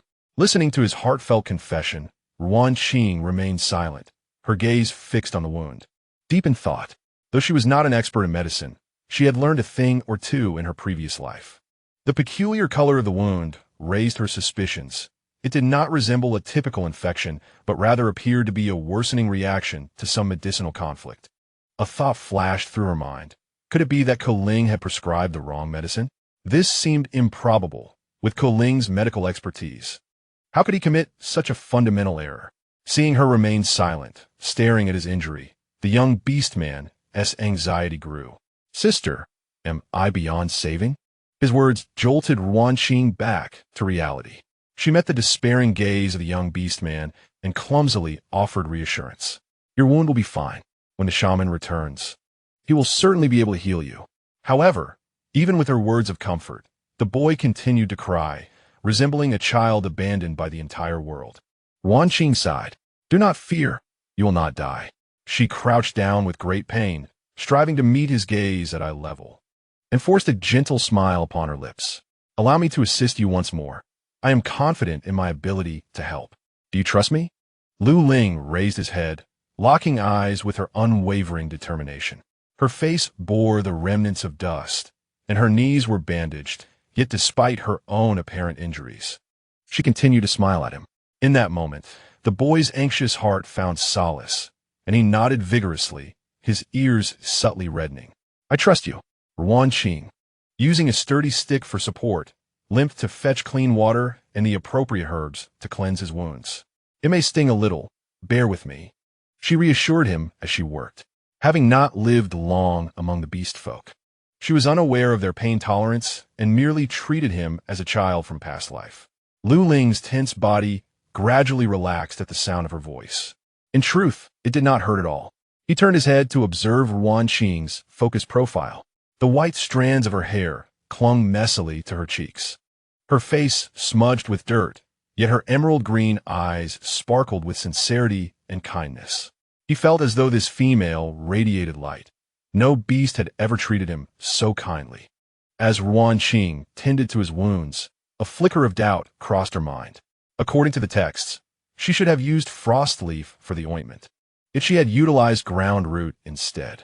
While the two herbs bore a resemblance, their scents diverged significantly. How could Koling have made such a fundamental error? All done, Ruan Qing said, applying the herbal treatment and wrapping it securely. How does it feel? Tentatively moving his shoulder, Lu Ling exclaimed, It doesn't hurt anymore. Sister, you're amazing. His gaze lingered on Ruan Qing, brimming with gratitude and admiration. At that moment, Koling appeared at the cave entrance, his gaze falling upon the two figures in such close proximity. Upon noticing the remnants of the ointment she had set aside, his expression darkened. What are you doing? His voice carried an unusual severity. Ruan Qing flinched slightly, lifting her head to explain softly, his wound was worsening. I suspected the wrong medicine was used. Koling took a deep breath, stepping forward to examine the injury. His tone softened, but fatigue was evident. I apologize, it was my oversight. You handled it correctly. Lu Ling, oblivious to the tension between them, felt his heart race and gathered courage to gaze directly at Ruan Qing. Sister, when I come of age, may I pursue you? The cave fell abruptly silent. Ruan Qing paused, and even Koling's movements with the herbs stilled momentarily. You are still young. You will encounter truly admirable females in the future, Ruan Qing replied, forcing a smile that lacked warmth. Besides, I do not favor younger brothers. I'm already 18. I'm not a child. Ruan Qing remarked. I nearly forgot. Yet you do appear quite youthful. Besides, 18 is still rather young. By the time you come of age, I shall be quite old. Now, be obedient and return home. I will go back. The smile faded from Ruan Qing's face, her gaze growing solemn. A single word of comfort was due to his youth. Her temper was not particularly gentle. The boy, taken aback by her sudden coldness, stammered, All right, sister. I will take my leave. Wait, Ruan Qing called out, handing him a thick beast hide. Wrap this around yourself. It's cold. For the next few days. Avoid getting your wound wet. If you're injured in the future, seek out the shaman. Beasts are prone to errors, and we must show understanding. Yes? I have witnessed his remarkable medical skills firsthand. Yes, I understand, sister. Good, then off you go. Lu Ling accepted the hide, clutching it tightly to his chest, his face reddening further as he dashed out of the cave. Watching the boy's figure disappear, Ruan Qing withdrew her gaze. For reasons unknown, she often saw her own reflection in this youth. However, maintaining distance was now imperative. The cave was left with only Ruan Qing and Keling, the atmosphere thickening. While Keling turned his gaze away from her, Ruan Qing, observing Keling's quiet demeanor, ventured to ask, When did you apply the ointment to that beast folk's wound? It seems it has been some time. Something must have distracted you. She prepared to make excuses for him. 7 days ago, he recalled with clarity. Chapter 40. You are a good person, Ruan Qing pondered carefully. Was it not on the day she bonded with Huitsong? Nothing particularly noteworthy occurred that day, did it? Unable to fathom the reason, she asked directly. To her surprise, the typically aloof Keling slightly turned his face, a faint blush creeping to his ears. It's nothing. Come inside. Without waiting for her response, he entered the cave he had prepared for her. Ruan Qing, left standing there, limped inside and was taken aback. This cave bore a striking resemblance to the home she shared with Huitsong. Did you arrange this? Ruan Qing inquired softly, uncertainty lacing her voice. Yes. I feared you might find it uncomfortable, so I visited your cave to take a look. I hope you don't mind. He paused before adding. It will be more convenient to move your belongings here later. Ruan Qing turned, her gaze colliding with his now calm, deep eyes. Those eyes often seemed like a bottomless pool, making her feel exposed. There was another reason she felt this way. He was the only one whose thoughts she could not decipher, leaving her with a sense of uncertainty. Thank you for your thoughtfulness. She realized that his absence was due to his visit to her cave. As she surveyed the familiar arrangement, the memory of her fall caused her nose to tingle. But regrettably, neither cave contained the wolf he so longed for. If Huitsong saw this, he would surely scold me again, she murmured softly, her voice almost lost in the wind. Yet, Keling heard her, silently observing the delicate female who longed for her partner. She appeared fragile, yet not weak. She did not scream or cry after her fall. Instead, her expression revealed vulnerability as she thought of her mate. After all, the wolf had only been gone for a single day. Keling's fingertips unconsciously curled slightly as he averted his gaze. Ruan Qing, having finished her observation, prepared to leave with a limp. She had caused him enough trouble and wished to contribute in some way. Wait. Ruan Qing turned back. A simple walking stick, carved from branches, was offered to her. Though not finely crafted, the smooth places indicated it was freshly made. Take this, Keling said in his usual calm tone. Do not fall again. And thank you for tending to that beast folk. It was my oversight. As a shaman, making such a basic mistake for personal reasons was a disrespect to his role. Ruan Qing accepted the stick in a daze, a warm feeling spreading through her heart, dispelling her earlier sorrow. She looked up, her green eyes crescent-shaped and glistening. It's all right, as long as you don't mind my meddling. Keling, you are a good person. With that, she leaned on her newly acquired walking stick and awkwardly made her exit. Keling stood at the cave's entrance, watching her figure vanish from sight before slowly retracting his gaze. He turned to continue arranging the cave, his cool silhouette gradually merging into the shadows. In the air, her sweetly spoken words, "You are a good person," seemed to linger faintly. What she meant to say was probably good beast folk. Yet, unfortunately, he was not. He had crawled from a sea of blood. Upon completing the arrangements in Ruan Qing's cave and returning to his own, Keling discovered her seated on a stone bench, sorting herbs for him. You should rest properly after your injury, he scolded, snatching the herbs from her hands. Regardless of the reason, allowing a female to undertake such labor was truly inappropriate. I'm fine. I would merely be idle otherwise. Helping you puts my mind at ease. I have never encountered a female like you. After stating this, Kaling ceased to oppose Ruan Qing, though he occasionally cast glances to check on her wounds. The two coexisted in relative peace. Kaling, may I ask you a question? Ruan Qing ventured cautiously. Speak. The man's voice remained as calm as ever. The orcs possess remarkable regenerative abilities, yet I cannot shake the feeling that the orcs of the beast realm exhibit a certain reliance on the shamanic healers. Given that they have been bestowed with healing arts by the beast god, one wonders why they do not seek to draw closer to them. Though Kalang's tone is somewhat harsh, I can discern a hint of self-mockery in it. Is it truly so? In this modern age, I have chosen to believe in the existence of the supernatural rather than dismiss it, since entering the beast realm and bonding with Hui Song. The wolf-shaped mark upon my heart has only deepened my curiosity. Does the beast god truly exist? Indeed, otherwise, where do you think my healing abilities originate? I had assumed you were self-taught. Embarrassed, I scratched my head, realizing why I find Kalang's skills to be so extraordinarily advanced, far beyond what one might expect in this ancient era. My skills are a blessing bestowed upon me by the beast god to enrich the land. I see. That must be quite taxing. Why do you think so? Although it is expected of shamans to heal and save lives, you bear a burden that you should not have to shoulder, which renders your identity less than pure. What I do not say is that sometimes faith can be a far more terrifying matter.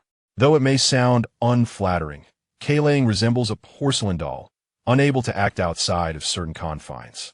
He cannot stray from the deer tribe, who elevate him to a pedestal, ensuring that he is never troubled by trivial matters. But what if that pedestal were to crumble one day? I shake my head, dismissing such impractical thoughts. Kalang remains silent. It is the first time someone has regarded him in such a manner.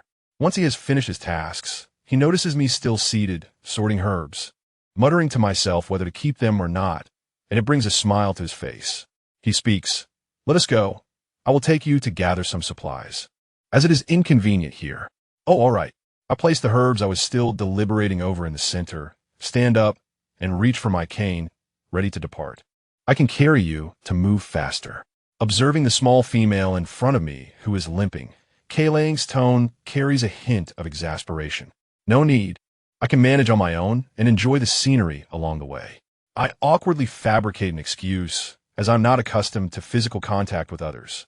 Kalang observes the desolate tribe buffeted by the cold winds, but remains silent, understanding that the small female is rejecting his offer. He cannot fathom why a female would willingly endure such hardship when there are others in the tribe who would prefer to remain in the company of their partners, unwilling to take even a single step away. As we sway back and forth, by the time we gather the necessary items, dusk has enveloped the surroundings, making the path difficult to discern. Ignoring the small female's protests, Kalang swiftly scoops her up with one arm while holding the supplies with the other. Hastening back to the cave, I feel quite uneasy, making an effort not to lean against him. After our commotion, we return to Kalang's cave deep into the night. As I alight, I feel uncomfortable expressing my needs. Kalang, I would like to take a bath. If it is inconvenient for you, it can wait. It is late, and I apologize for troubling you. After rolling on the ground today, I feel quite uncomfortable. Otherwise, I would not impose upon him. Kalang nods silently and immediately prepares warm water for me. Do you require my assistance? His expression remains cool, his gaze fixed on my knees, seemingly unaware of any impropriety in his words. No, I'm fine, I reply, my cheeks flushed. Kalang then lifts the animal skin curtain and steps outside. Hearing the sound of water within, his ears inexplicably grow warm, and he turns to leave in a hurry, an unusual urgency in his retreat. After I awkwardly wash my body and face, I softly call out, only to find no one responding outside. Perhaps it is for the best, I muse quietly to myself. I am merely here to recuperate and should not trouble him further. Once I don my clean animal skin attire, I attempt to stand on one foot to move the basin, but my injured knee gives way suddenly. Oof! The animal skin curtain is almost simultaneously lifted. Kalang returns. holding several fresh herbs, and strides over, supporting my arms securely to prevent me from falling. I quickly withdraw from his grasp, the scent of the herbs still lingering in the air. "What do you need?" he inquires. "I wish to take the water outside." My face flushes with heat once more. With Huizong absent for only a day, I feel as if I am on the verge of social embarrassment. Keilang remains silent, again steadying me, ensuring I sit properly before effortlessly lifting the stone basin, which feels excessively heavy to me, and dumping the water at the cave entrance. The entire process is swift and efficient, without a lingering glance in my direction. Once everything is arranged, he notices the herbs that have fallen onto my knee and swiftly begins to crush them. Kneeling before me, he carefully applies the herb poultice to my knee. His movements are gentle, his fingers brushing against my skin, bringing a cool sensation.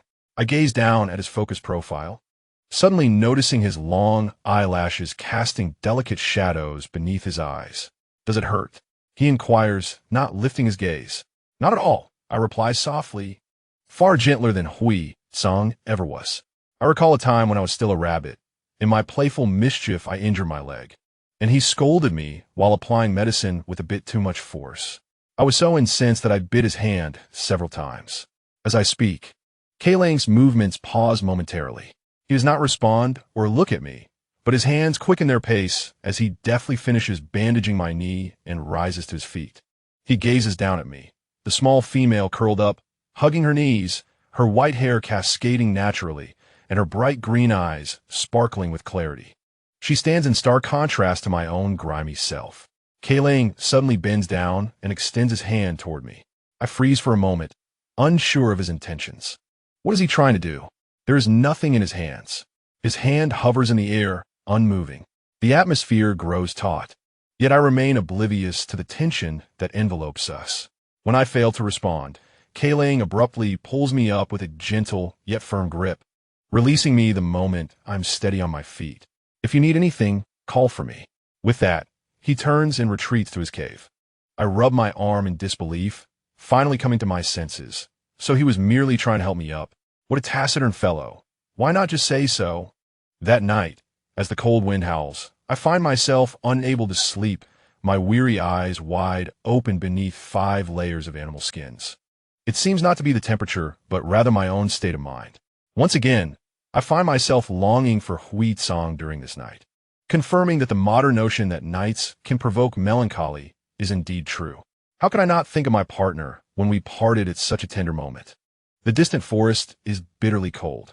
Huizong crushes the skull of a small bone beast attempting to ambush him, the blood splattering on the ground and steaming in the frigid air. He shakes off the sticky blood from his wolf paw and surveys his surroundings. The accompanying deer tribe orcs have long since exhausted themselves and reverted to human form, snuggling under animal skins behind the windbreak of rocks as they drift off to sleep. Only he remains in wolf form, his gray fur glinting coldly under the moonlight, his amber eyes filled with frost. If he can store enough meat for the winter, he can return home sooner. The thought of going back warms his chest. He shifts back into human form, his robust body adorned with a tapestry of old and new scars. He settles beside the extinguished campfire, carefully extracting a small tuft of soft white fur from his pouch. This is the rabbit fur from Ruan Qing, which has recently shed, and he has been secretly collecting it. As he fiddles with the soft tuft, her drowsy figure snuggling into his embrace comes to mind, her floppy ears tickling his chest. Silly and soft, he mutters under his breath, a smile curving his lips, and the gaze that usually instills fear in the deer tribe softens remarkably. I wonder if she covers herself well with the animal skins at night. Is she thinking of me too? He brings the tuft of rabbit fur to his nose, as if he can still catch a whiff of her faint, sweet scent mingled with food. I must hasten. He tucks the precious softness away, his expression sharpening as he gazes into the dark depths of the forest. Before dawn, he hopes to catch another wave of prey. In the following days, Ruan Qing transformed into a quintessential patient. Kuling permitted her no indulgence, restricting her movements until her wounds had scabbed over. Observing Kuling deftly tending to the wounds of the beastmen ignited a spark of admiration in Ruan Qing's eyes. He is truly remarkable. I should learn from him. Indeed, this muddle-headed girl initially intended to seek his guidance and healing. Over the ensuing days, Ruan Qing shadowed him like a small, clingy pastry, always within sight whenever Kaling was around. When he foraged for herbs, she would squat a few paces away, intently watching his every movement. When he treated the injured, she would inch closer, captivated by his actions. Yet, she maintained a respectful distance, adhering to an appropriate level of decorum.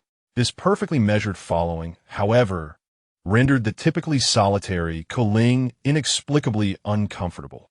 At last, as she once again trailed him from the stream, Kaling halted and fixed his gaze upon her. "Why do you always follow me?"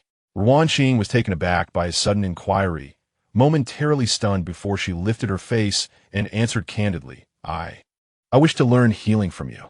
"The herbs you recognize are sufficient," Kaling replied, his tone flat. "Not nearly enough." Ruan Qing shook her head earnestly. "I only know their names and effects. That's completely inadequate." Kaling observed her intently, noting the stubbornness etched on her delicate features. "Why do you wish to learn this?" Ruan Qing lowered her head, her toes brushing against the stones on the ground, her voice barely above a whisper. "At least when a beast is injured nearby, I can alleviate their pain a little, helping them recover sooner." She was aware of her selfish motives, which indeed occupied the majority of her thoughts. It was confirmed. She was a lovesick fool. Upon hearing her words, Kaling fell silent for a moment. Her reason, simple and straightforward, stirred something within a hidden corner of his heart. Any discerning beast would realize she spoke of Huizong. He had never been the benevolent sort. His healing was merely a transaction, never rooted in the desire to ease another's suffering. Gazing into Ruan Qing's clear eyes, filled with a timid hope, he found himself inexplicably envious of Huizong. This was a feeling he had never experienced during his previously mundane existence. After a brief pause, he finally spoke in a subdued tone. "Tomorrow morning, accompany me to a certain place." "Thank you. I will study diligently." Ruan Qing responded with fervor, her eyes sparkling with excitement, nearly radiating warmth. "Let's go," Kaling said indifferently, turning away, and Ruan Qing joyfully followed suit. The next day, Kaling observed the dark circles under Ruan Qing's eyes. "Did you not sleep well last night?" he inquired, his tone somewhat grave. Ruan Qing offered an awkward smile, retracting her neck, feeling like a quail, unable to meet his stern gaze. This Kaling, usually cool and unassuming, bore a countenance that could instill fear when serious. With his refined features and pale skin reflecting an aloofness in his light blue robe, he exuded an air of distance. His deep emerald eyes, already enigmatic, narrowed slightly, adding an air of scrutiny. Ruan Qing had no intention of divulging the reason for her sleeplessness, and Kaling did not press her. Still, his demeanor grew heavier. He led her into a vast cavern, where flickering torches illuminated ancient murals, and the solemn atmosphere compelled Ruan Qing to hold her breath. At the cave's end, a colossal rock was meticulously covered with numerous animal skins, with fresh fruits and bones laid out in offering. It was profoundly mysterious. "This is the idol of the beast god," Kaling explained, gesturing for Ruan Qing to kneel upon the prepared animal skin mat. He knelt beside her, guiding her through the ritual of worship. After rising, he waved his arm, and a vibrant green branch inexplicably materialized before the idol, exhibiting an unusual vitality in the windy season. Ruan Qing's eyes widened in astonishment. Amused by her reaction, Kaling remarked, "From now on, you shall call me master." Taken aback, Ruan Qing froze in place. "What did you say, master? Does this world even have such a term?" Kaling, unfazed, stated plainly, "I will teach you the art of healing and how to identify herbs. Calling me master is no infringement." "It's not that it's inappropriate," Ruan Qing said, tugging at her silvery, soft hair, looking quite conflicted. "It's just that the term feels special. It's like something out of a drama. It's too juvenile for me to utter." Kaling gazed down at her face, which openly displayed her distaste, and after a moment of silence, he spoke softly. "This is the beast god's directive in my dreams." "Beast god?" Ruan Qing looked up at the towering rock, her eyes filled with confusion. Could the beast god also be a transmigrate? However, before she could ponder further, a tall figure loomed over her, and Koling's voice resonated low. If you do not call me so, I cannot teach you. Do you remember your original intention for learning medicine? Very well, if that is the case. I shall leave it to you, he concluded, turning to depart. Watching his retreating figure, a wave of frustration surged within Ruan Qing. Yet, recalling Huizong's somewhat reckless nature, she withered. Her exquisite face fell, her lashes drooping. Master. The two syllables escaped her lips like a whisper, her pale cheeks flushing slightly. How embarrassing. Qu'est-ce qui vit que ling posit? Though he did not turn back. What did you say? I did not hear clearly. This man was insufferable. She had not realized he could be so stubborn. Ruan Qing, now indignant, rushed up to him and shouted into his ear, Master, Master, Master, is that clear enough? A fleeting glimmer of amusement danced in Koling's eyes, quickly vanishing. Yes, I heard clearly, he replied nonchalantly, gently pressing his large palm atop her head. From now on, behave yourself. Ruan Qing stood frozen, feeling the lingering warmth on her head, her face growing even hotter. This man was undoubtedly doing it on purpose. Upon returning to the cavern, Ruan Qing assumed Koling would impart new knowledge, but to her surprise, he instructed her to return and rest. Call me master, Koling reminded her. Ruan Qing, exasperated, replied, Master, may I have some sleep-inducing herbs? How much should I use? If you truly cannot sleep, you may use them. Do you have any other symptoms? No. Everything is quite normal. Very well. I will inform you of the dosage when I prepare it later. Thank you. Do not utter such pleasantries in the future. I do not appreciate it. Understood.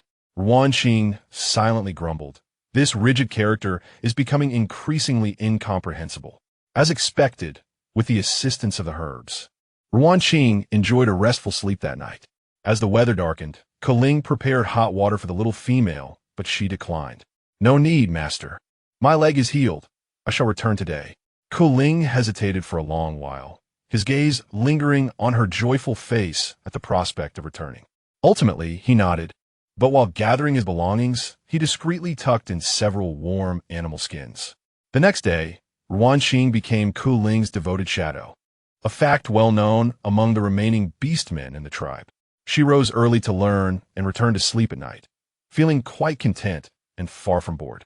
Koling took her into the forest that day, teaching her to identify herbs. His tone is flat, as if he were describing the stones by the roadside. This one stops bleeding with serrated edges. This one reduces fever, featuring small blue flowers. Mistaking them could lead to death. Remember well. You should recognize them, yes? The sudden classroom-style questioning caught Ruan Qing off guard.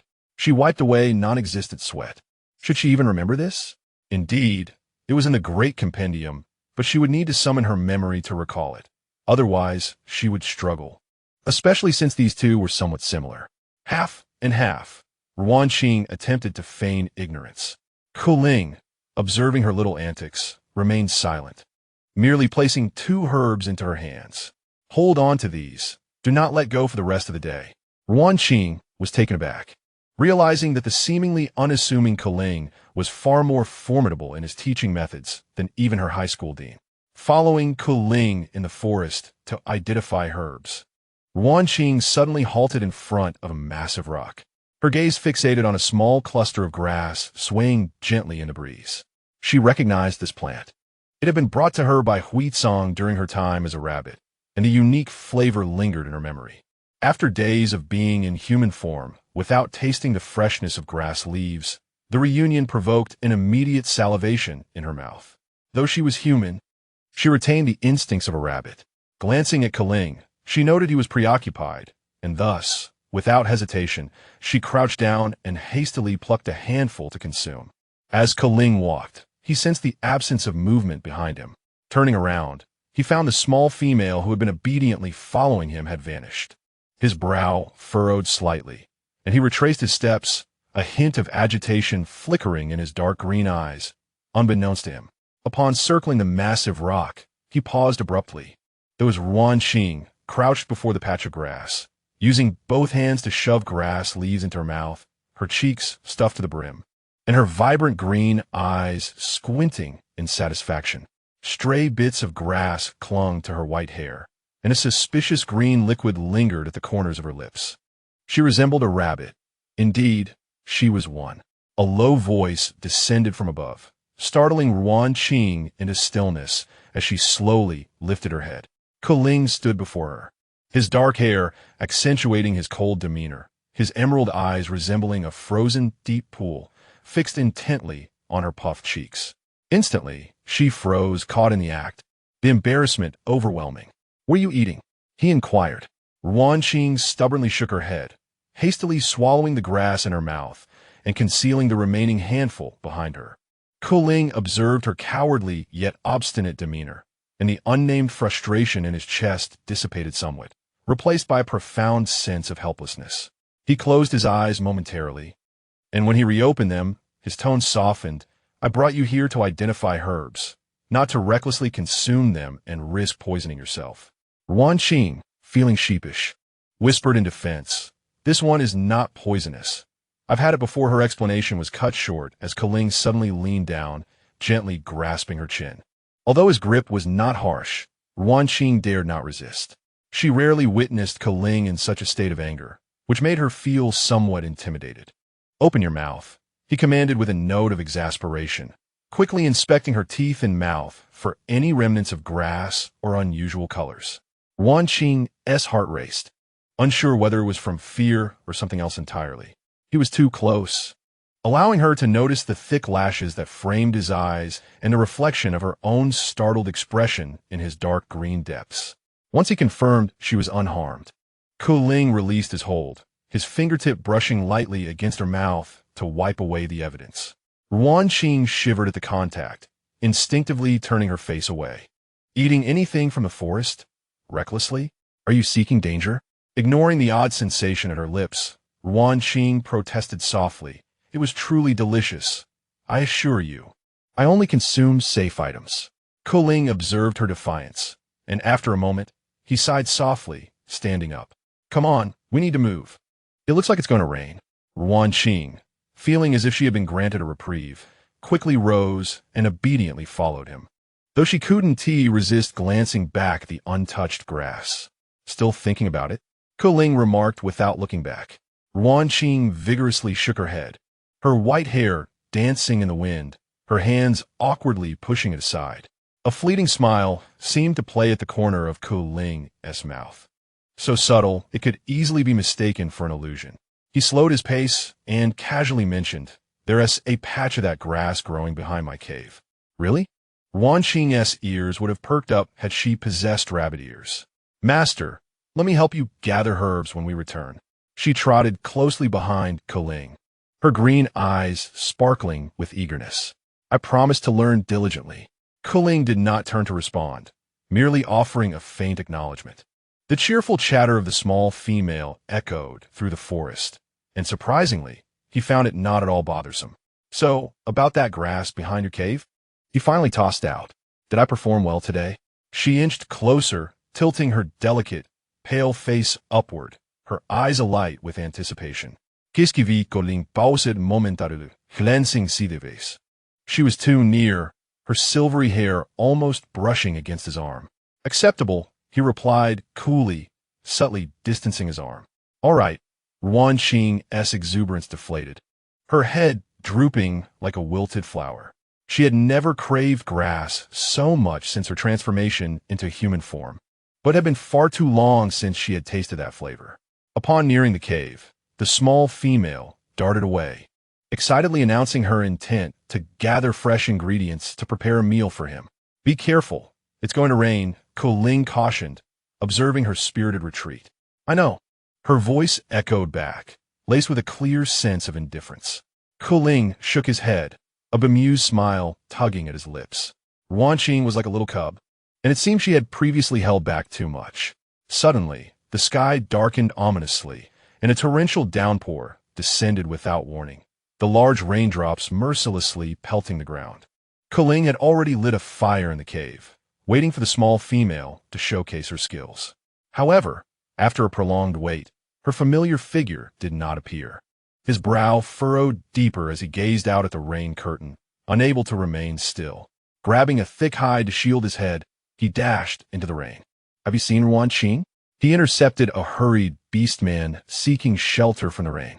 Have you seen a petite female wearing white animal hide? He inquired of another. A small white rabbit beast, with a hint of pink on her cheeks. She is quite adorable. Have you seen her? He even began to describe her beast form. Having questioned a dozen nearby beastmen, he received nothing but head shakes or advice to return quickly to avoid getting sick. Ignoring their concern, a blend of worry and irritation brewed within him. Where could she have gone? Why can't she make this easy? Then it struck him. Her cave. With that thought, Kuling cast aside the cumbersome hide and transformed into his beast form. Without a doubt, Kuling's beast form was also magnificent. A snow-white stag adorned with mysterious ice-blue patterns, its antlers resembling jade, faintly glowing. Elegant and ethereal, he galloped through the rain towards Ruan Qing's former dwelling. The beastmen sheltering within the cave gawked in astonishment at the sight. The esteemed shaman has transformed into his beast form? When was the last time they witnessed him reveal his true nature? They could hardly recall. It seemed to have only occurred when he was first bestowed with healing abilities, suffering immensely. What was the reason this time? As he neared the cave, Kuling's heart raced, consumed by a singular thought. Ruan Qing, you better be safe in there. Upon reaching the entrance, he quickly shifted back to human form. Typically poised and composed, he now appeared uncharacteristically disheveled. His dark hair dripped with rainwater, clinging to his face, droplets hanging precariously from his long, thick lashes. His robe, soaked through, clung tightly to his lean frame, accentuating the fluid, muscular lines beneath. Undoubtedly, he remained strikingly handsome, but the mud-spattered hems of his clothing revealed that this shaman, usually untainted by the mundane world, had been momentarily ensnared by earthly concerns. Lifting the hide curtain, Kuling instinctively softened his footsteps. Soon, he came to a halt. In the corner of the cave, on a pile of dry grass, curled a small figure. She was completely drenched, her silver hair plastered against her pale cheeks and neck. Her entire face buried in her knees. She remained still, akin to a small creature abandoned by the world. Before encountering her, Kuling had contemplated countless methods of punishing her, intimidating her into revealing her knowledge of herbs, or sternly scolding her with a cold demeanor. However, upon seeing such a delicate female, his myriad thoughts dissolved into a long sigh. Kuling slowly approached her, crouching down, his gaze resting on her damp hair. What is the matter? He endeavored to soften his tone, a manner of speaking he had never employed before, rendering it somewhat peculiar. Chapter 44. I don't even know if I should check on you on my way back. Ruan Qing suddenly lifted her head upon hearing a voice. Her small face bore no traces of tears, yet her emerald eyes were swollen, unmistakably indicative of recent weeping, and her nose was tinged with red. Upon seeing Kuling, she froze momentarily. Kuling had anticipated an explanation for her presence there, yet her first words were an apology, her voice thick with nasal congestion. I'm so sorry. I had promised to make you something delicious, but I broke my word. The little female spoke in a halting manner, and for reasons unknown. Gelingsfol mood ligoten et samvat. What happened? Speak. You abandoned your newly accepted master. As soon as the rabbit was found, Kuling reverted to his usual indifferent tone. Ruan Qing pondered for a moment, realizing that he would eventually learn the truth, and hesitated before speaking. I went out to find food, heard commotion outside, and learned that Huizong and the others had returned from hunting. So I rushed out to look for him, but I checked one by one and found no trace of him. Ruan Qing had initially ceased her tears, but as she recounted her tale, her sense of grievance deepened. It was later revealed that they had brought back too much game, and the space could not accommodate it all, so they had only sent a few beasts back to deliver the first load, intending to return shortly. I was left feeling quite foolish. That wretched wolf from Huizong didn't even think to stop by and check on me. As she spoke, the little female's tone grew increasingly indignant, yet paired with her pitiful visage and the tears threatening to spill over, her fury lacked conviction, appearing more adorable than intimidating. Kuling silently regarded her, realizing it was due to that wolf clan beastman.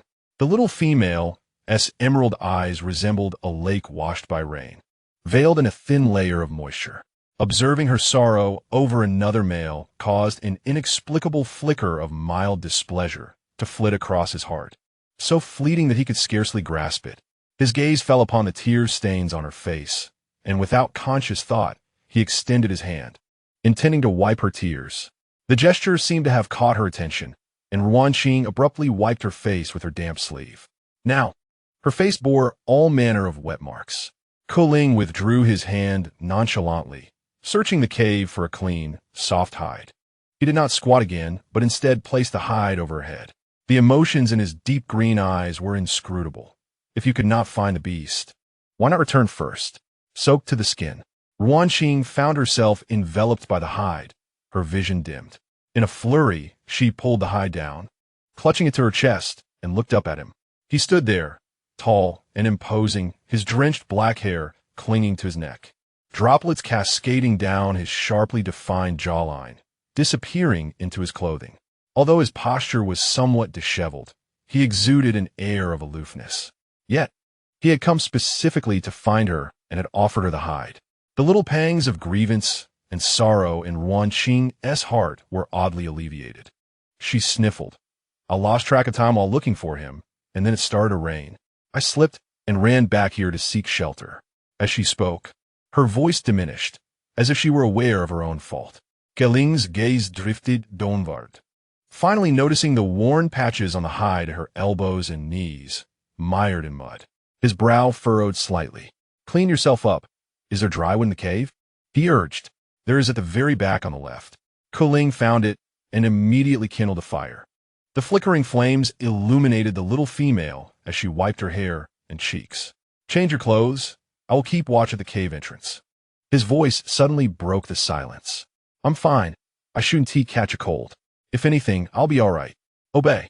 Hearing the hint of anger in his tone, Ruan Qing nodded obediently. Lately, Kuling's temper had been increasingly volatile, and she dared not provoke his ire. As he turned to guard the cave entrance, facing away from her, Ruan Qing swiftly found her clothes and changed. Kuling gazed out at the curtain of rain, hearing the rustling sounds behind him, along with her occasional quiet gasps as she brushed against her injuries. The wounds need tending to. He suddenly spoke, his voice carrying a hint of solemnity amidst the rain's patter. Oh, Ruan Qing responded softly, watching his back. The silhouette outlined by the rain made her inexplicably feel her cheeks warm. Although it was wrong, there was a strange allure to the dampness. She hesitated before speaking. Thank you for coming to find me. Since she could not bring herself to utter the words master, she made an effort to avoid them. Kuling did not turn around, only responding with a faint acknowledgement. After a while, Ruan Qing's voice rang out again, tinged with cautious inquiry. I'm ready. The rain seems to have lightened. Should we return? After all, I still have prepared the promised delicacies. At last, Kuling turned to face her, his deep green eyes locking onto her. She had changed into a set of beast hide clothing, distinctly different from those of the beast world. Though no skin was revealed, it perfectly accentuated the curves of her waist.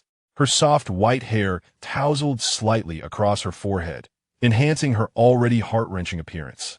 Yet a glimmer of spirit had returned to her eyes. This inexplicably left him feeling parched. Let us wait for the rain to cease. Kuling directed his gaze back to the fire, moving to sit on the opposite side, closing his eyes, seemingly disinclined to continue the conversation. Seeing him adopt such a distant demeanor, Ruan Qing quietly edged away. As warmth enveloped her, fatigue washed over her, and she could not suppress a small yawn, her eyelids growing heavy. Perhaps it was rare for Kuling to be tense, and now that he had relaxed, he too felt the weight of drowsiness. His gaze remained fixated on the obediently sleeping little female, gradually closing his eyes. Outside the cave, the rain had ceased. Approximately an hour later, Ruan Qing awoke. Without having consumed any herbs, her sleep remained restless. Turning her gaze toward Kuling in the distance, she quietly retrieved a piece of hide to cover him. His clothes were soaked. She wondered if he might catch a cold. Ruan Qing tended to the fire, striving to make it blaze brighter. After completing these tasks, she borrowed some goo beasts and ingredients from next door and ventured outside to gather some seasonings. Her trip into the forest had not been in vain. as she had discovered a variety of seasonings, including garlic and onions. Having promised Kaling, she was relieved that it was still not too late to prepare them. Once she set the items to cook, Ruan Qing fetched a few pieces of hide and began sewing under the flickering light of the fire. She had inquired and learned that the hunting beastmen would set off again the next day. Huizong was unharmed. He simply remained preoccupied with hunting, hardly resting. If she worked hard today, they would be able to send the beast hide clothing to Huizong tomorrow. Ruan Qing gently caressed the smooth hide, seemingly envisioning that fellow flashing her a bold smile. Forget it.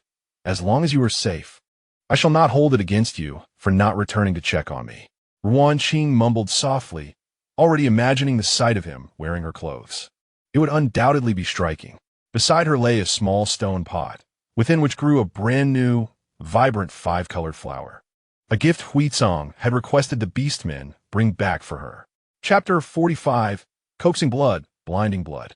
Kaling opened his eyes to find himself standing in an open expanse, surrounded by the lifeless bodies of numerous beastmen from various tribes. The stench of blood nearly suffocating him. He had reverted to his youthful form, bewildered and helpless at the center of a mountain of corpses. The eyes of the survivors around him were filled with resentment and fear, mingled with cries and curses. Monster! It's him. He is the one who brought this disaster. Get away. Stay far from us. Little Kaling crouched down, helplessly gazing at the beastmen who regarded him with malice. He wished to explain, but as he reached out, he discovered his hands were drenched in blood. Fragments of memories flickered through his mind, and he recalled witnessing himself slaughtering all the other beastmen. However, he clearly had not yet awakened his extraordinary abilities. What could possibly be the reason behind this? He felt an urge to weep, yet his throat constricted as if gripped by an unseen force, rendering him voiceless. That overwhelming sense of guilt engulfed him like a relentless tide. He relived the torment, being beaten by numerous beastmen, the fire scorching him as he bore the consequences of his misdeeds. Kaling was abruptly jolted awake, his chest heaving violently, beads of cold sweat forming at his temples. It was that dream again. Whenever he closed his eyes, it returned, torturing him for half a lifetime. Each night, it robbed him of peace, compelling him to resort to medication for a fitful slumber. The familiar aroma of herbs lingered at the tip of his nose, pulling him from the bloody nightmare back into reality. He noticed a soft, thick pelt draped over him, and nearby by the fire, there were faint sounds accompanied by the enticing aroma of food. Turning his head, he saw Ruan Qing seated by the fire. The flickering flames cast dancing shadows on her fair face, her beautiful long white hair gathered with a small twig, lending her an air of gentleness. At this moment, she was carefully stitching the pelt in her hands, a faint smile gracing her lips, and the firelight clearly reflected the affection shimmering in her eyes. Upon seeing him awake, her eyes brightened, her sweet voice tinged with excitement. You're awake. Just in time, the chicken soup is ready. I promise to make you something delicious. Kaling stared at her in a daze, and for a fleeting moment, the love in his emerald-clear gaze had yet to be retracted, as if it were meant for him. Thump, thump. Kaling slowly placed a hand over his heart, feeling its unfamiliar rapid beating. He lowered his head, striving to ignore the strange sensations within. Seeing his silence, Ruan Qing cautiously filled a stone bowl with soup and offered it to him. The soup was clear, adorned with wild mushrooms and diced meat, steam rising invitingly. Kaling gazed at the bowl before him, then raised his eyes to meet hers. The girl's emerald eyes sparkled like the purest gems, brimming with innocent anticipation. In some corner of his heart, it felt as though something was sprouting, a gentle warmth spreading. He remained silent, hesitating to accept it immediately. Noticing his reluctance, Ruan Qing murmured to herself, "Don't you like it? That shouldn't be the case. I tested it beforehand." As she prepared to retract the bowl, Kaling swiftly stood up to take it from her, taking a sip. The taste was delightful, a harmonious blend of unfamiliar yet rich flavors that somehow worked together beautifully. He drank quietly while Ruan Qing squatted beside him, cradling her chin in her hands, cautiously asking, "Is it good?" Whether you can enjoy the delicacies behind Kaling's cave depends on this bowl of soup. Kuling lifted his gaze, observing her careful expression. He uttered a simple sound. Ruan Qing instantly broke into a smile, radiant as a blooming flower in the warm season, dazzling to behold. Kuling discreetly averted his gaze, his fingers tightening slightly around the bowl's edge. Then, "Can I have the herbs from behind your cave?" His grip loosened a little. Indeed, that had been her objective all along. "Of course. I've accomplished my goal, so you enjoy that while I get back to work." Ruan Qing sprang up energetically, rushing back to continue stitching the pelt. Kuling's gaze unconsciously lingered on the young female as she worked, observing the meticulous stitches crafted by her skillful hands. A flicker of curiosity dancing in his dark green eyes. "You can sew beast skins?" Qu'est-ce qui vit Kuling incurred casually. Ruan Qing paused, quickly covering her work. "You don't know? That fellow Hui Tsang's skills are too poor. I dislike the clothes he made, so I begged him to teach me. Eventually, I learned to sew for myself." Kuling's tone was devoid of emotion. It seems he is not a very good partner. Her words immediately prompted Ruan Qing to lift her head. Her brows furrowed. He simply isn't skilled at these things. No one taught him. Her defense was straightforward and unyielding, yet inexplicably unsettled Kuling. He set the bowl down, his tone slightly cooler than before. For him, even ensuring his partner's comfort is beyond his capabilities. What good is he? "That was just not my style. It was my choice to learn," Ruan Qing retorted, her voice tinged with evident displeasure. She looked at Kuling's impassive face, feeling a sudden knot in her chest. Watching the sky darken outside, she abruptly dropped the pelt in her hands, relieved to see the empty bowl, and moved to the entrance, delivering an ultimatum. "It's already dark. You may go back now." Her cheeks flushed slightly from her emotional outburst, and her usually bright green eyes now clearly reflected her dissatisfaction.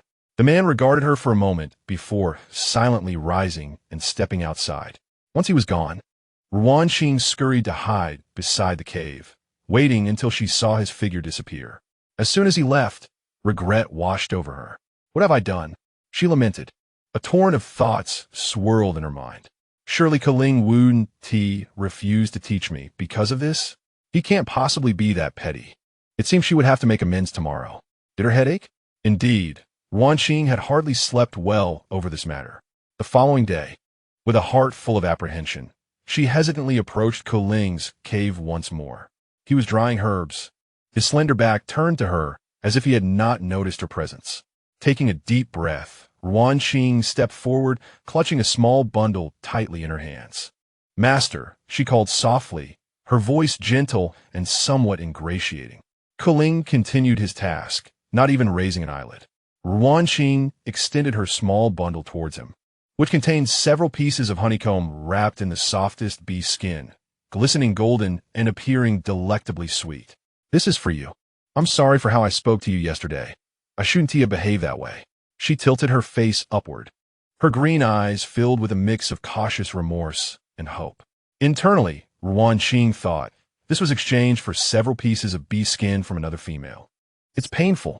If he refuses it, she would have to eat it herself, and that simply could not go to waste. Fortunately, Kuling momentarily halted his herb drying, finally casting a glance in her direction. Noticing her nervous lashes trembling, he coldly stated, "I'm not angry." Chapter 46. Loss of Control. The words lacked sincerity. Ruan Qing inwardly scoffed, quickly seizing the opportunity to push the honeycomb further towards him. "Then please accept this.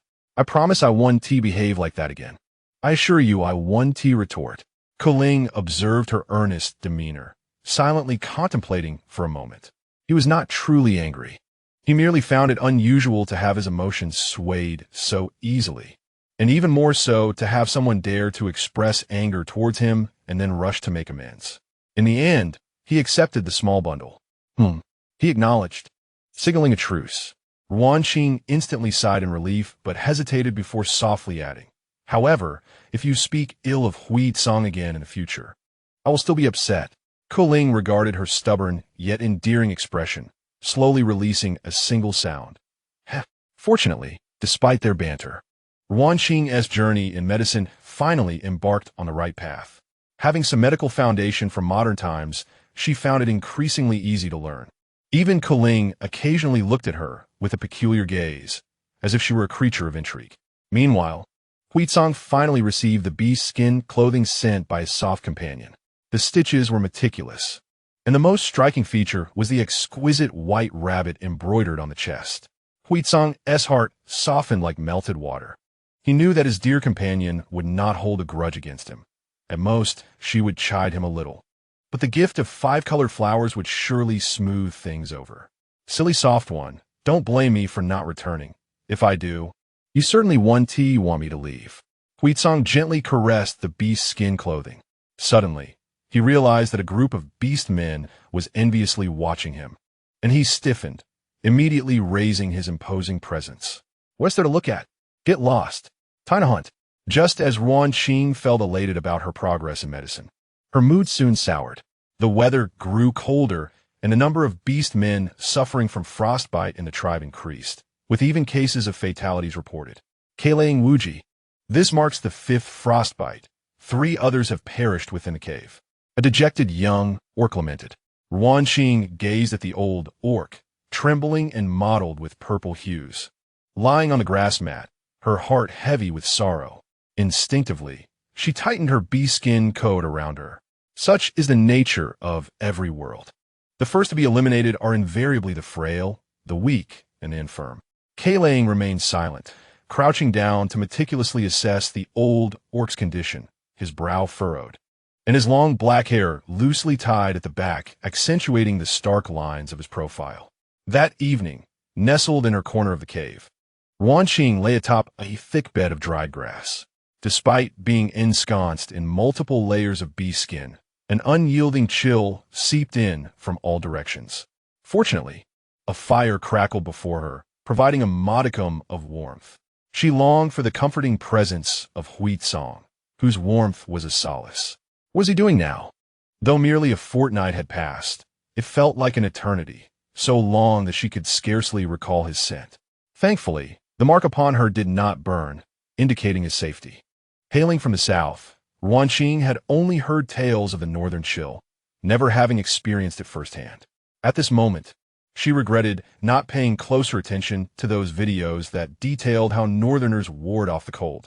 While she knew of a contraption called a huokong, she had no comprehension of its construction.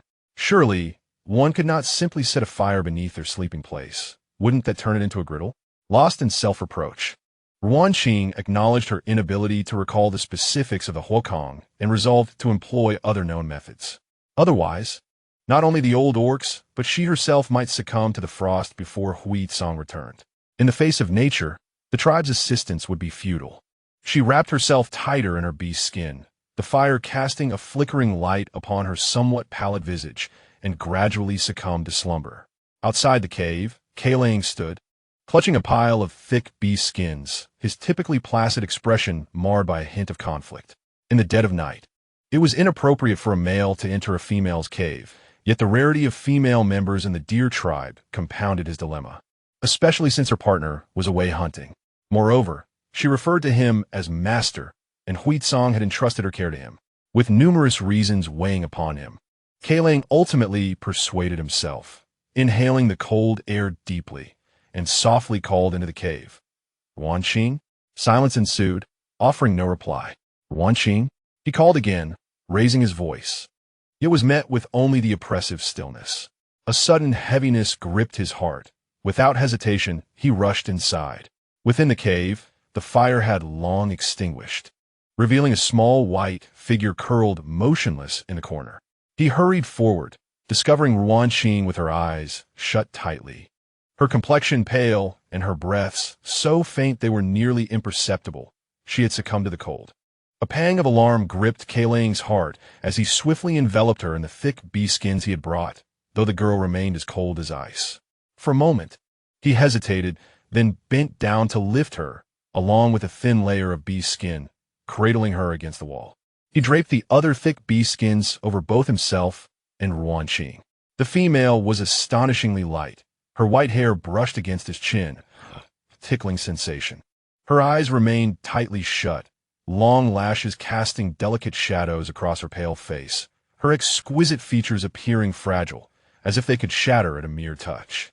Kaling instinctively tightened his embrace, striving to infuse her with his warmth. His dark green eyes lowered to her face, revealing a focus he was unaware he possessed. Even through the beast skin, he could feel her icy temperature, a realization that stirred an inexplicable agitation within him. Truly troublesome, he muttered softly, yet his arms tightened further. In the distance, Huizong seemed to sense something amiss, abruptly opening his amber eyes. The pupils contracted into thin slits in the darkness as he sprang to his feet, pressing a palm firmly against his chest, where her mark burned fiercely. Ruan is in danger.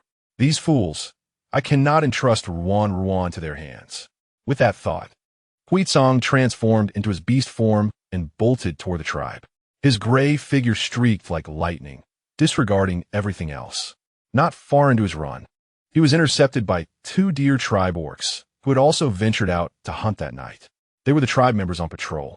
Huizong transformed back into human form, striving to suppress his rage. Huizong, you cannot return. What shall we do if you leave? The two quaked in their voices, yet bravely barred his path. The deer tribe was known for their gentle disposition, with few possessing the fire-related abilities. With Huizong's presence, they had ventured far for the hunt.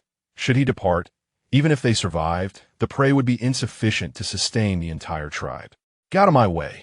Huizong roared, his eyes burning crimson, resembling a beast completely unchained. My partner is in danger. I must return. As he brushed past the 2 orcs, he seized one by the collar, veins bulging, each word dripping with menace.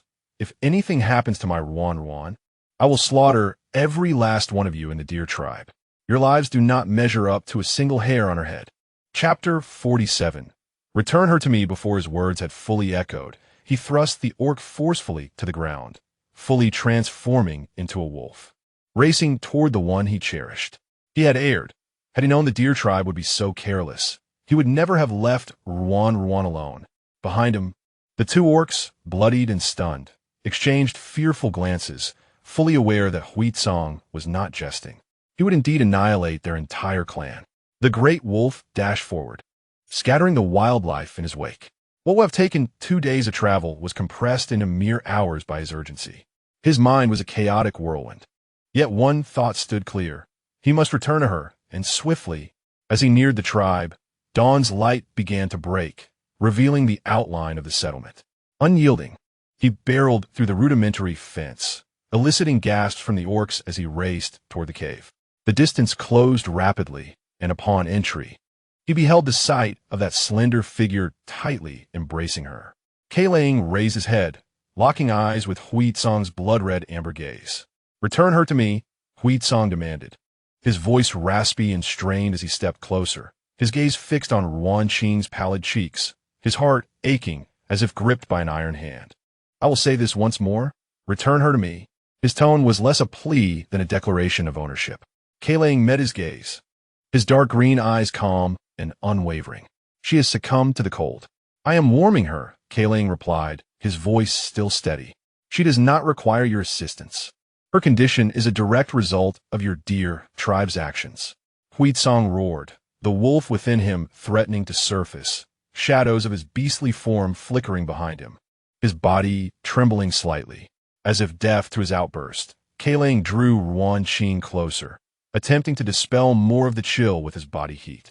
The girl nestled against him, her icy breath brushing against his neck, sending a shiver down his spine. Ignoring the peculiar sensation in his chest, he tightened his embrace. He lifted his gaze, his expression as cold as ice. Are you certain in your current state that you will not harm her? The words pierced Huizong like a needle, freezing him in place. He glanced between Ruan Qing's pale face and his own claw-like hands, a whimper escaping his throat like a trapped beast. I will not harm her, he insisted, his sanity teetering on the brink. Indeed, she feared his half-beast form. Every time he hunted in such a state, she would distance herself, claiming he was no longer handsome. Typically, he merely trimmed her claws. Huizong cradled his head, his body trembling slightly from the effort of restraint. She was fine, merely in need of warmth. The tormenting voice echoed once more. He knew that if he did not surrender Ruan Qing to him, he would truly lose his sanity. He turned to the side, carefully extending Ruan Qing towards him, his arm quivering upon closer inspection. Be cautious. She is very cold. You possess fire abilities. Do not harm her. Huitsong nearly lunged forward, awkwardly pulling the icy little body into his embrace. The moment he made contact, the beastly traits that marked his form receded abruptly. He understood that this was an instinct deeply ingrained in his bones. Huitsong did not take the beast skin, but instead drew her out of it, easily sensing her faint breaths.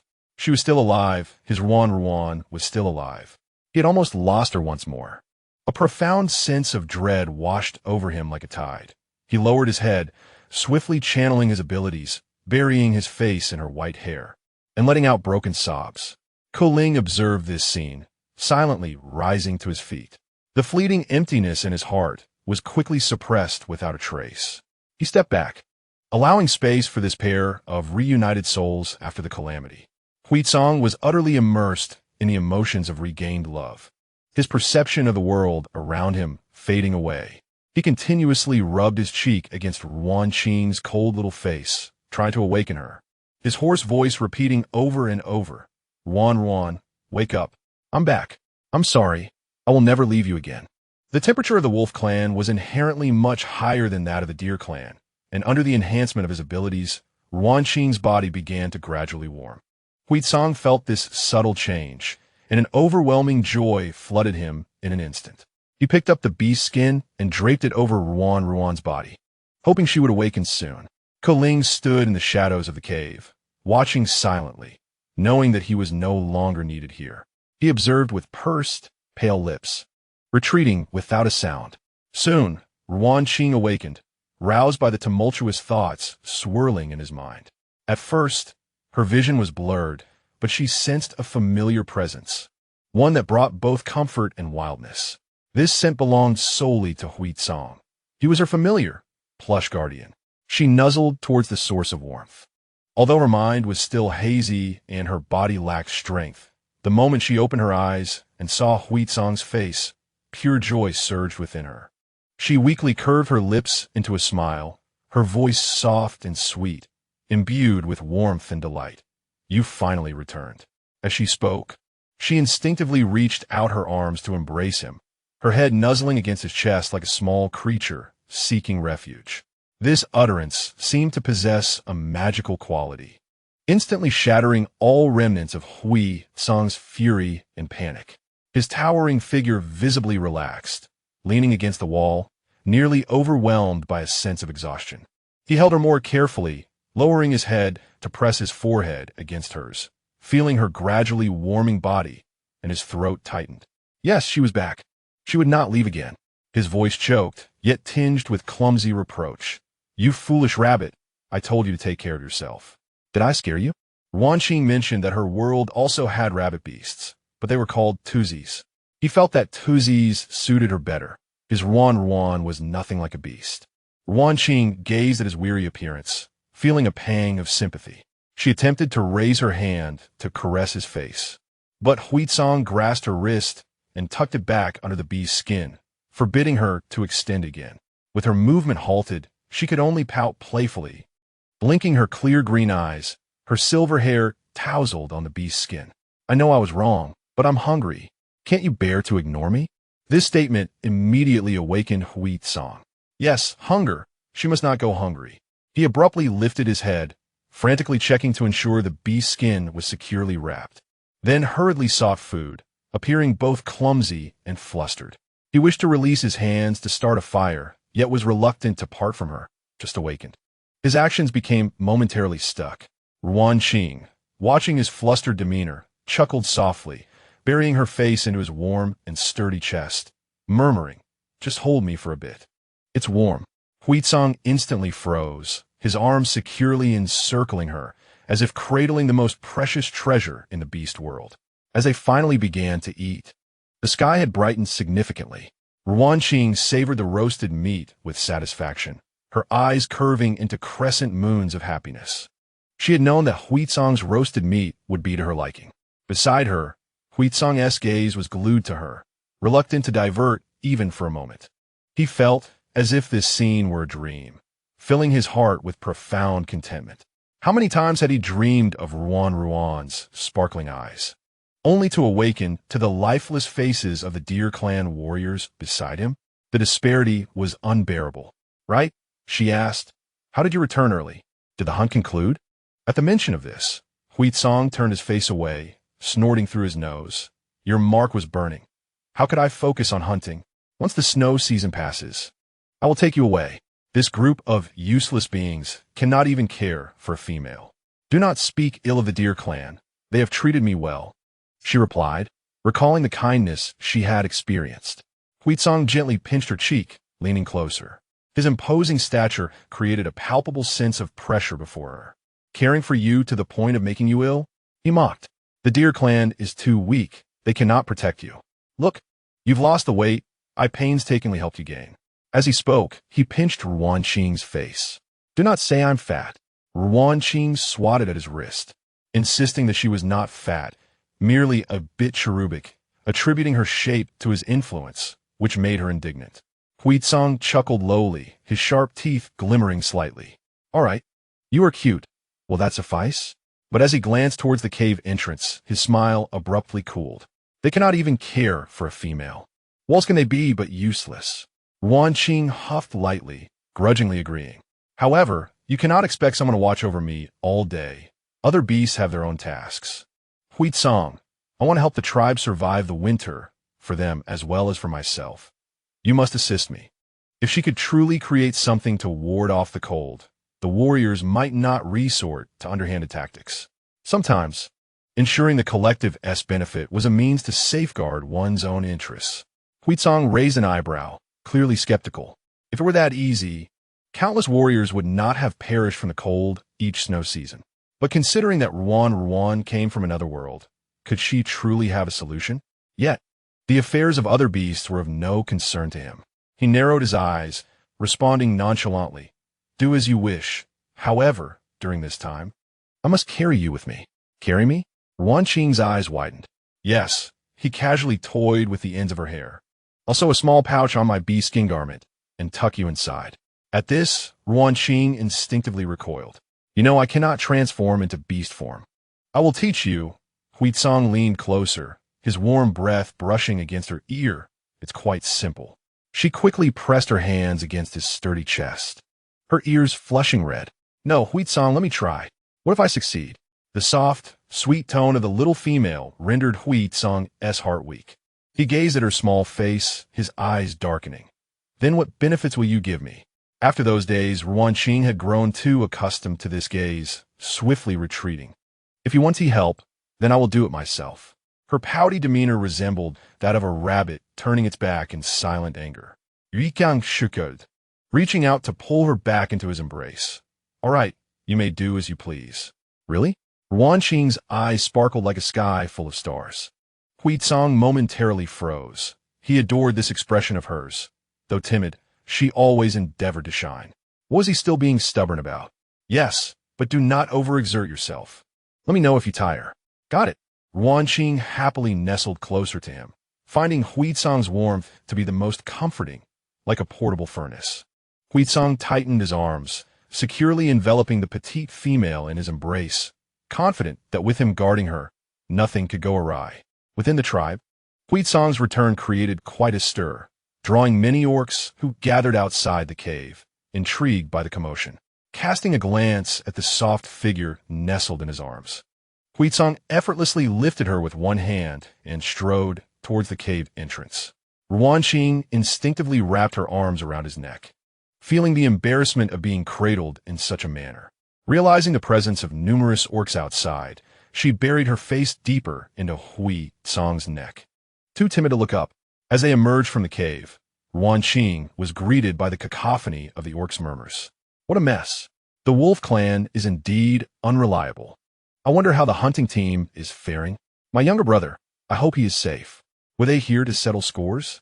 Before Huitsong could respond, the leader of the Deer clan, Mo, stepped forward, his expression a blend of anger and fear. Yuikyang. Mo's voice was grave. You abandoned the hunting team and returned? Did you not consider their fate? Among the hunting team was his younger brother, who had embarked on his first hunt. previously reassured by Hui Song's presence. But now Hui Song had returned without him. What might have happened to his brother? Yuikang remained silent, merely adjusting his hold on the figure in his arms.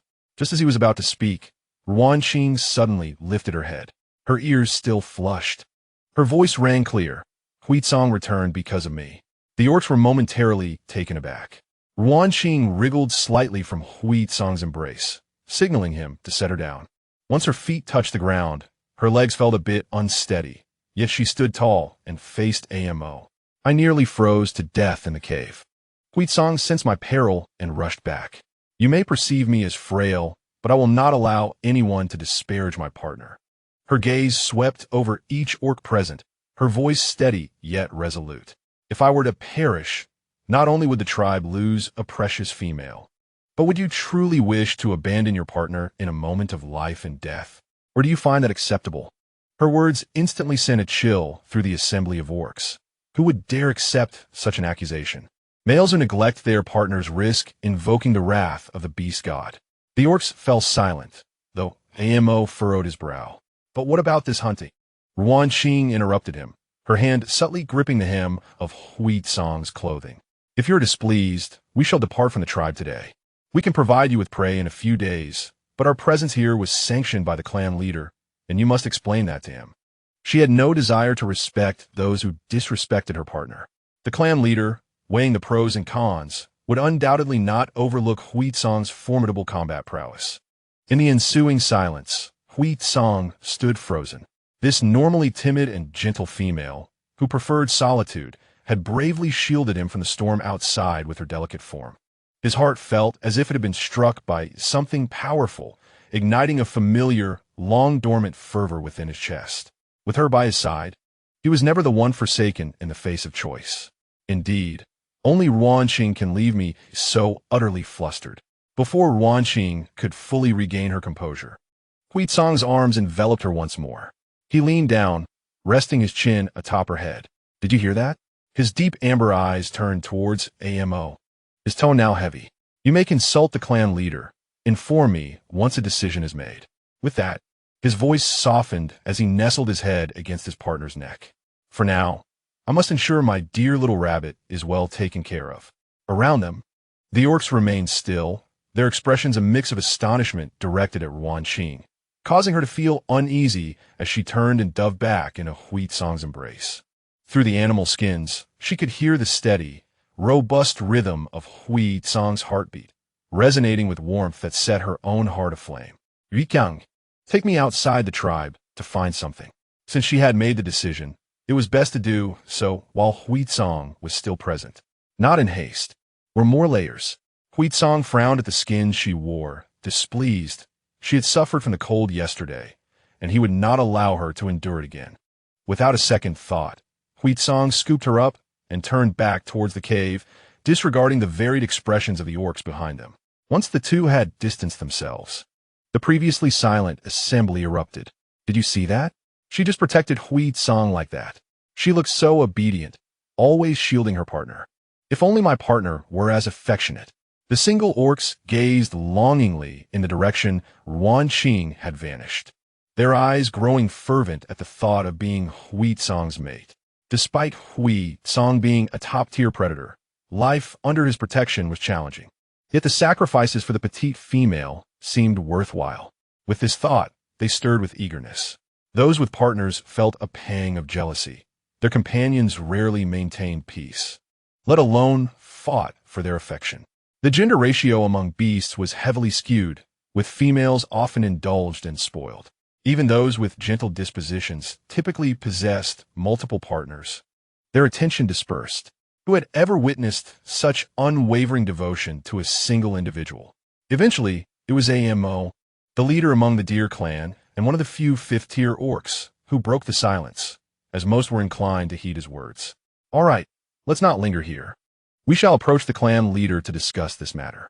If one looked closely, they could see a faint blush on his earlobes, a remnant of Ruan Qing's unwavering gaze. As Ruan Qing was cradled in Hui Song's arms towards the cave, she overheard a variety of intense thoughts behind her. How can my heart race just for being looked at by a female? If only I could touch her. I've heard that the rabbit clan has exceptionally soft fur. Huitsong is truly fortunate. She couldn't help but bury her face deeper into Huitsong's shoulder. These orcs seemed to have a penchant for self-inflicted torment, still raving about her after what she had said. With this thought, she clung to Huitsong more tightly. Huitsong glanced down at her timid demeanor and the way she clung to him, smiling gently as he embraced her a bit tighter. He set her down on a pile of hay, but remained close, encircling her with his presence. "Little soft one," he murmured in a husky voice tinged with amusement. "You were quite fierce just now. Why the sudden fear? Who told them to speak of you in such a manner?" She replied softly, her protective instincts flaring. "I'm the only one in your team. If I don't protect you, who will?" Meeting his intense gaze, she asserted herself, her demeanor shifting to one of seriousness. "Yuqiang, you belong to me. Only I have the right to scold, bite, or hit you. No other beast is permitted. Thus, do not feel wrong because of me. If it comes to it, we shall leave together." "All right," he replied, resting his forehead against hers, his voice barely above a whisper. He adored her bold yet endearing demeanor. What the orcs did not realize was that when his soft little rabbit truly got angry, she wouldn't just bite. She would charge straight at their hearts, igniting a fervor within. Gazing at her flushed cheeks and shimmering green eyes, he could no longer restrain himself and lowered his lips to capture hers. The kiss was intense and urgent, laden with an irresistible dominance, causing Ruan Qing to melt, her fingers instinctively clutching the fur of his chest. Huitsong's hand had already ventured to her back, his palm radiating warmth. However, just as his breath quickened, yearning for more, the image of her pale face from the previous night flashed through his mind. He abruptly halted. His soft one was still weakened. This was not the moment. Huitsong wrenched his head away, closing his eyes to suppress this surging desire, and when he opened them again, the heat of passion had somewhat subsided. "I won't trouble you. We shall speak of this once you recover." His voice, husky and filled with longing, drifted into her hair, laced with tenderness. After a moment, Huitsong stiffly rose to his feet. As he departed, Ruan Qing quickly covered herself with animal skins. "I will make you some clothing before we go out. You've been wearing what you made for the past few days. Haven't you? It was all his fault. How could his skills be so lacking?" Allowing his soft one to make her own animal skin attire? Hearing his voice, Ruan Qing emerged from the furs, her cheeks still flushed. Ruan Qing emerged from the animal hide, intending to step forward, but was halted by a furrowed brow from Huitsong. His tone was resolute. "Wrap yourself in the hide before coming out. It's too cold, and I don't want you to freeze again." "I understand," Ruan Qing replied softly, enveloping herself snugly in the thick hide, revealing only her delicate face. She crouched beside Huitsong, her emerald eyes sparkling against his white hair. "Do not be disheartened. How about I teach you to make a new style today, fulfilling your little wish?" A gentle smile graced her lips, tender and indulgent, reminiscent of soothing a child. "In our land, we call it cloak." As she began to demonstrate, Huitsong let out a light grunt, observing her gestures intently.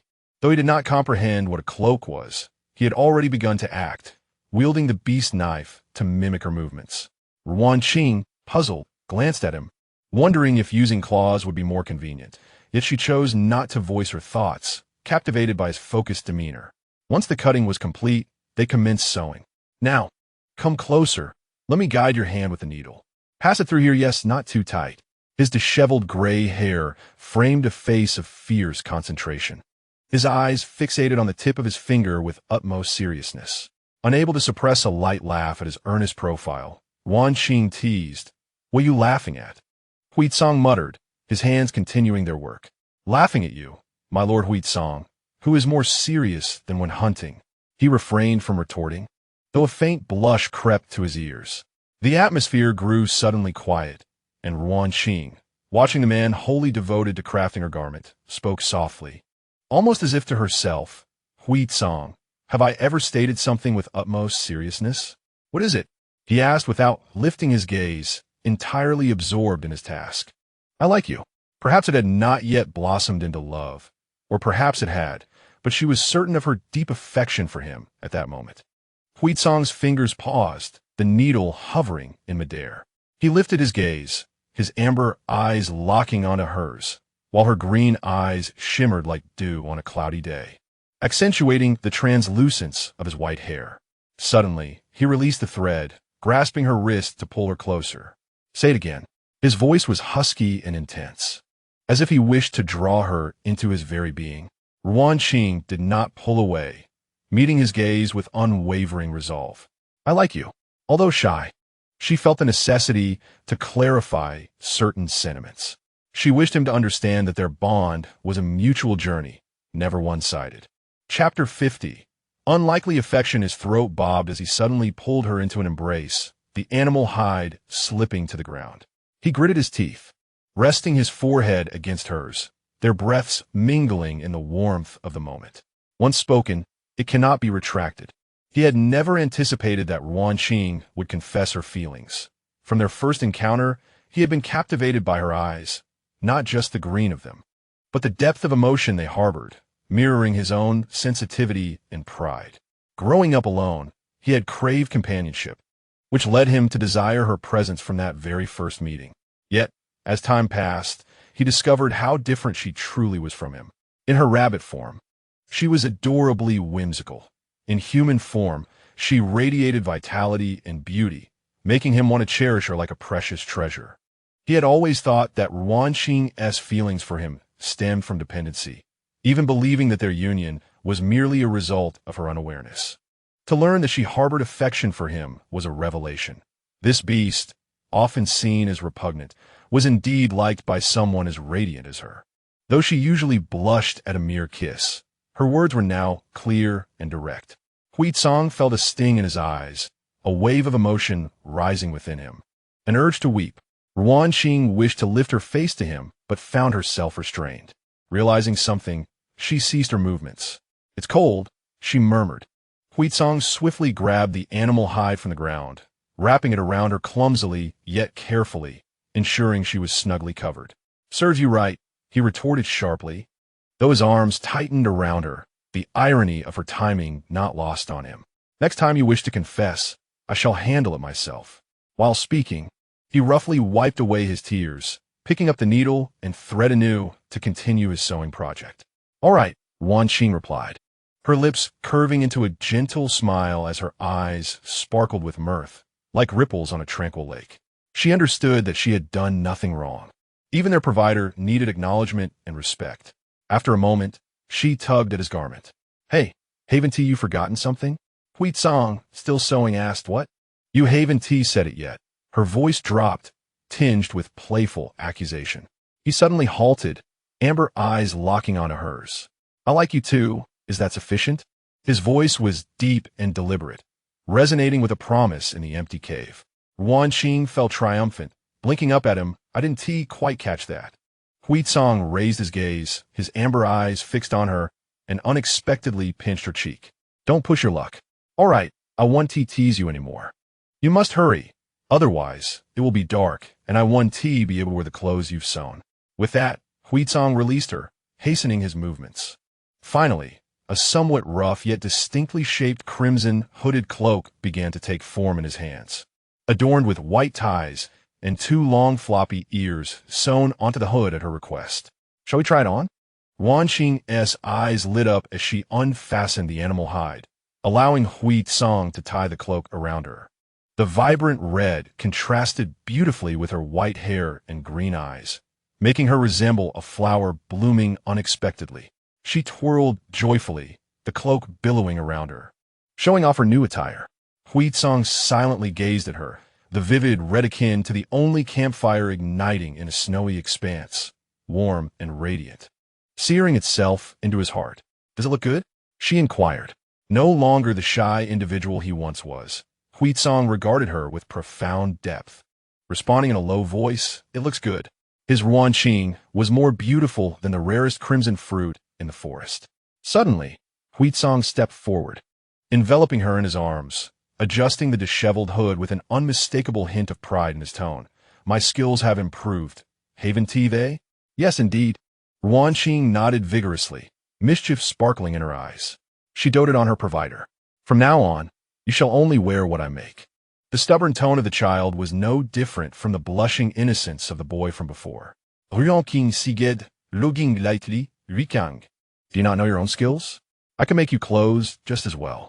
Huizong was momentarily taken aback, about to scold the little female in his arms when Ruan Qing deftly slipped away from his embrace. She darted a few steps away before recalling something important, turning back.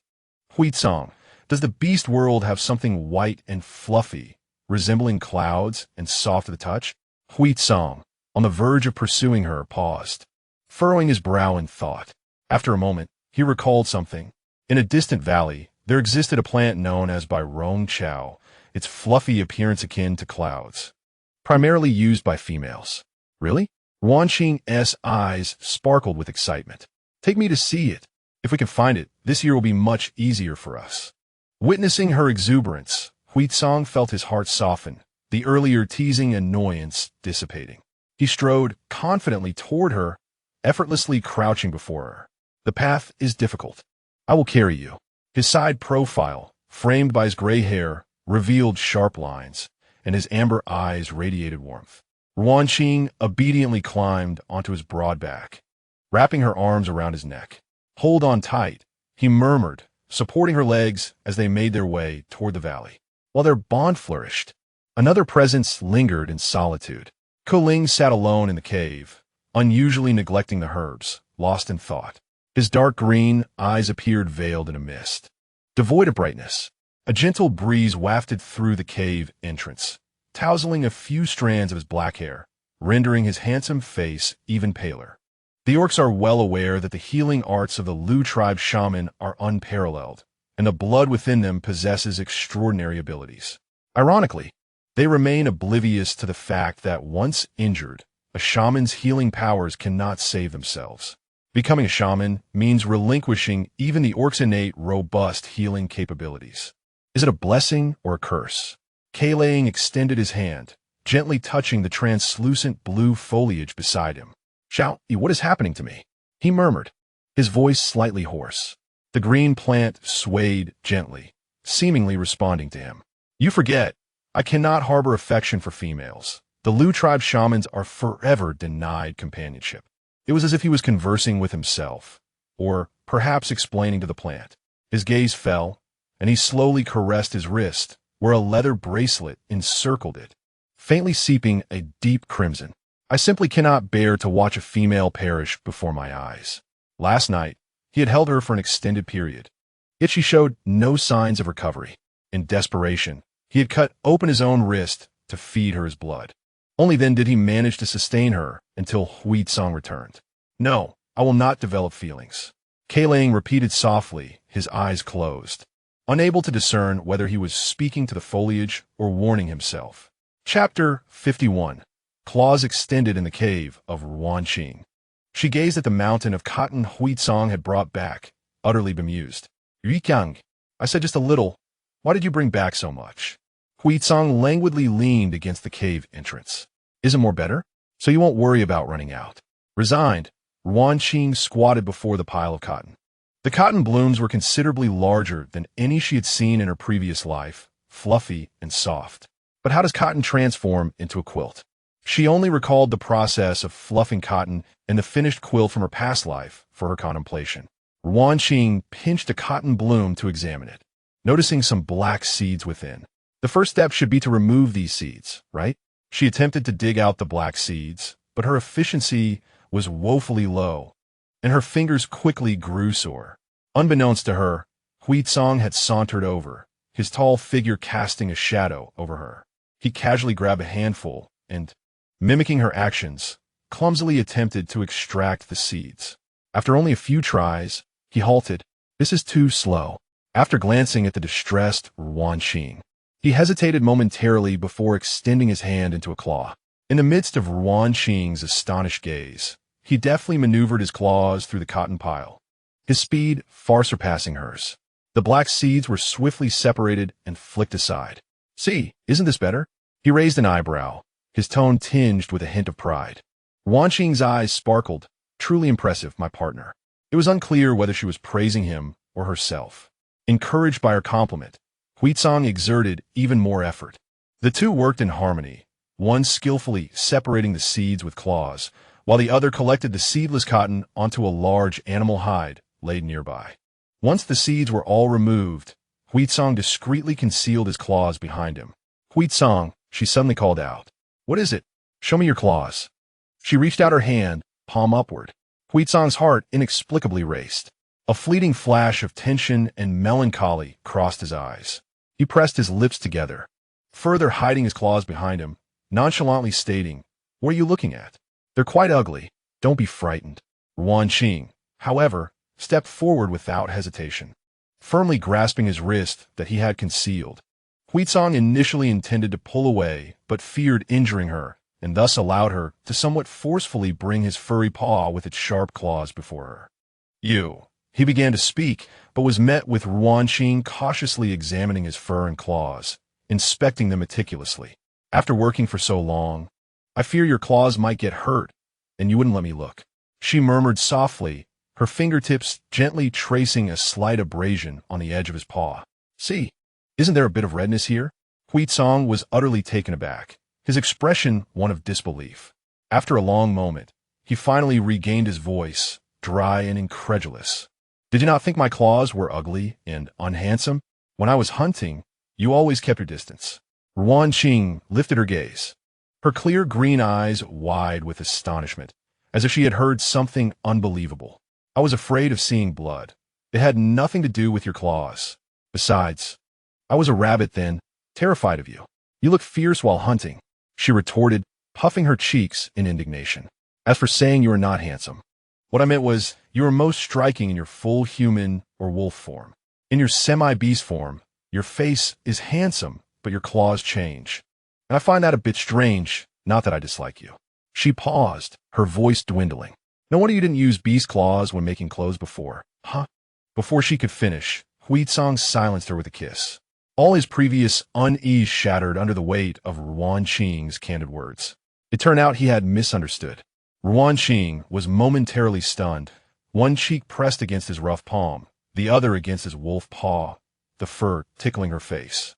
This sensation was indeed unique. After the kiss, Ruan Qing breathed softly but did not forget the matter at hand. She pulled his wrist, lifting his wolf paw between them to continue her praise. She needed to dispel Huitsong's feelings of inadequacy. Moreover, your claws are incredibly useful, she asserted, gently poking the dark, sturdy pad, her expression earnest. You must not hide them, understood? And if you get hurt, you must tell me. I can help too. Huitsong gazed at her face, brimming with concern, and tenderly rubbed her cheek with the back of his paw, now sheathed in his retractable claws. He chuckled softly, his eyes shining brightly. Silly rabbit. My claws are quite robust. The misunderstanding was cleared, yet Ruan Qing still had tasks to accomplish. She observed the fluffy cotton, attempting to press the pieces together. No, this doesn't resemble my memories at all.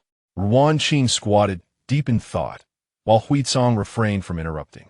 He knew she needed space. Fluffing cotton fibers flew everywhere. Ruan Qing pondered, attempting to pull apart the cotton in her hands, mimicking the fluffing process. Indeed, it bore a semblance to the beginnings of her past life. Satisfied, she quickly got to work. Seeing this, Huitsong imitated her, tearing the cotton apart. Once it appeared sufficiently prepared, she spread it out on the animal hide. She tried to recall the appearance of a quilt, laying the cotton thickly, then covering it with another hide. This should suffice, right? She muttered uncertainly, patting here and pressing there. She sought something to flatten it further. Ruan Qing scanned the cave, her gaze landing on Huitsong. That look made him feel somewhat uneasy. What's wrong, Ruan Qing? Huitsong, I remember your beast form is quite large, right? Of course. Could you transform into your beast form and help me press it down evenly? Huitsong gazed into her bright, sparkling eyes, unable to utter a word of refusal. Stand to the side.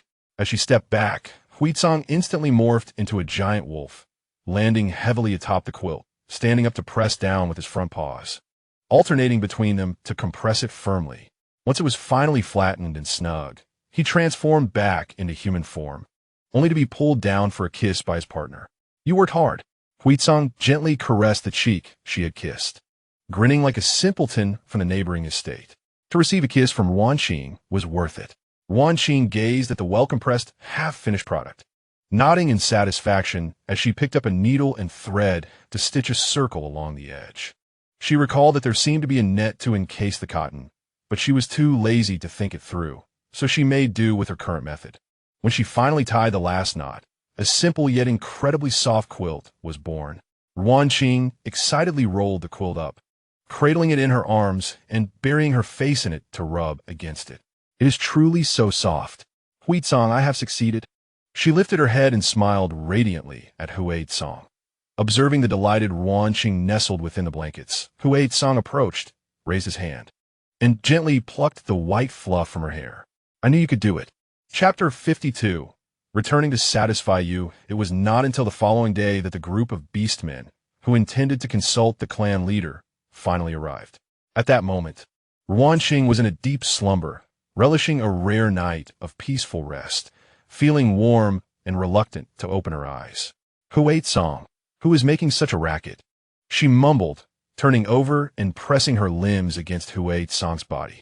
Unfortunately for Huizong, he had restrained himself the previous night, considering her presence, and now he had to endure her unconscious teasing. Frustrated by his unfulfilled desires, he unleashed his wrath upon the beastmen outside, his aura surging towards the cave entrance. The beastmen outside immediately fell silent, retracting their necks in fear. Sleep a bit longer. I have some matters to attend to. He gently removed her from his embrace and tucked her back into the fur blankets, the residual warmth of his fingertips intensifying his agitation. As he turned, the pressure around him dropped significantly. The beastmen exchanged glances, retreating a step in unison. They found him quite intimidating. Speak up. What is your decision? Huizong leaned against the cave entrance, his tone still languid, yet some experienced males immediately sensed the underlying tension. It was clear he was unsatisfied. Given the inherently brutal nature of carnivorous beastmen, they were not as gentle as their counterparts and often exuded a dominant presence. It was likely that he was venting his frustration on them because the delicate female was unable to endure the turmoil.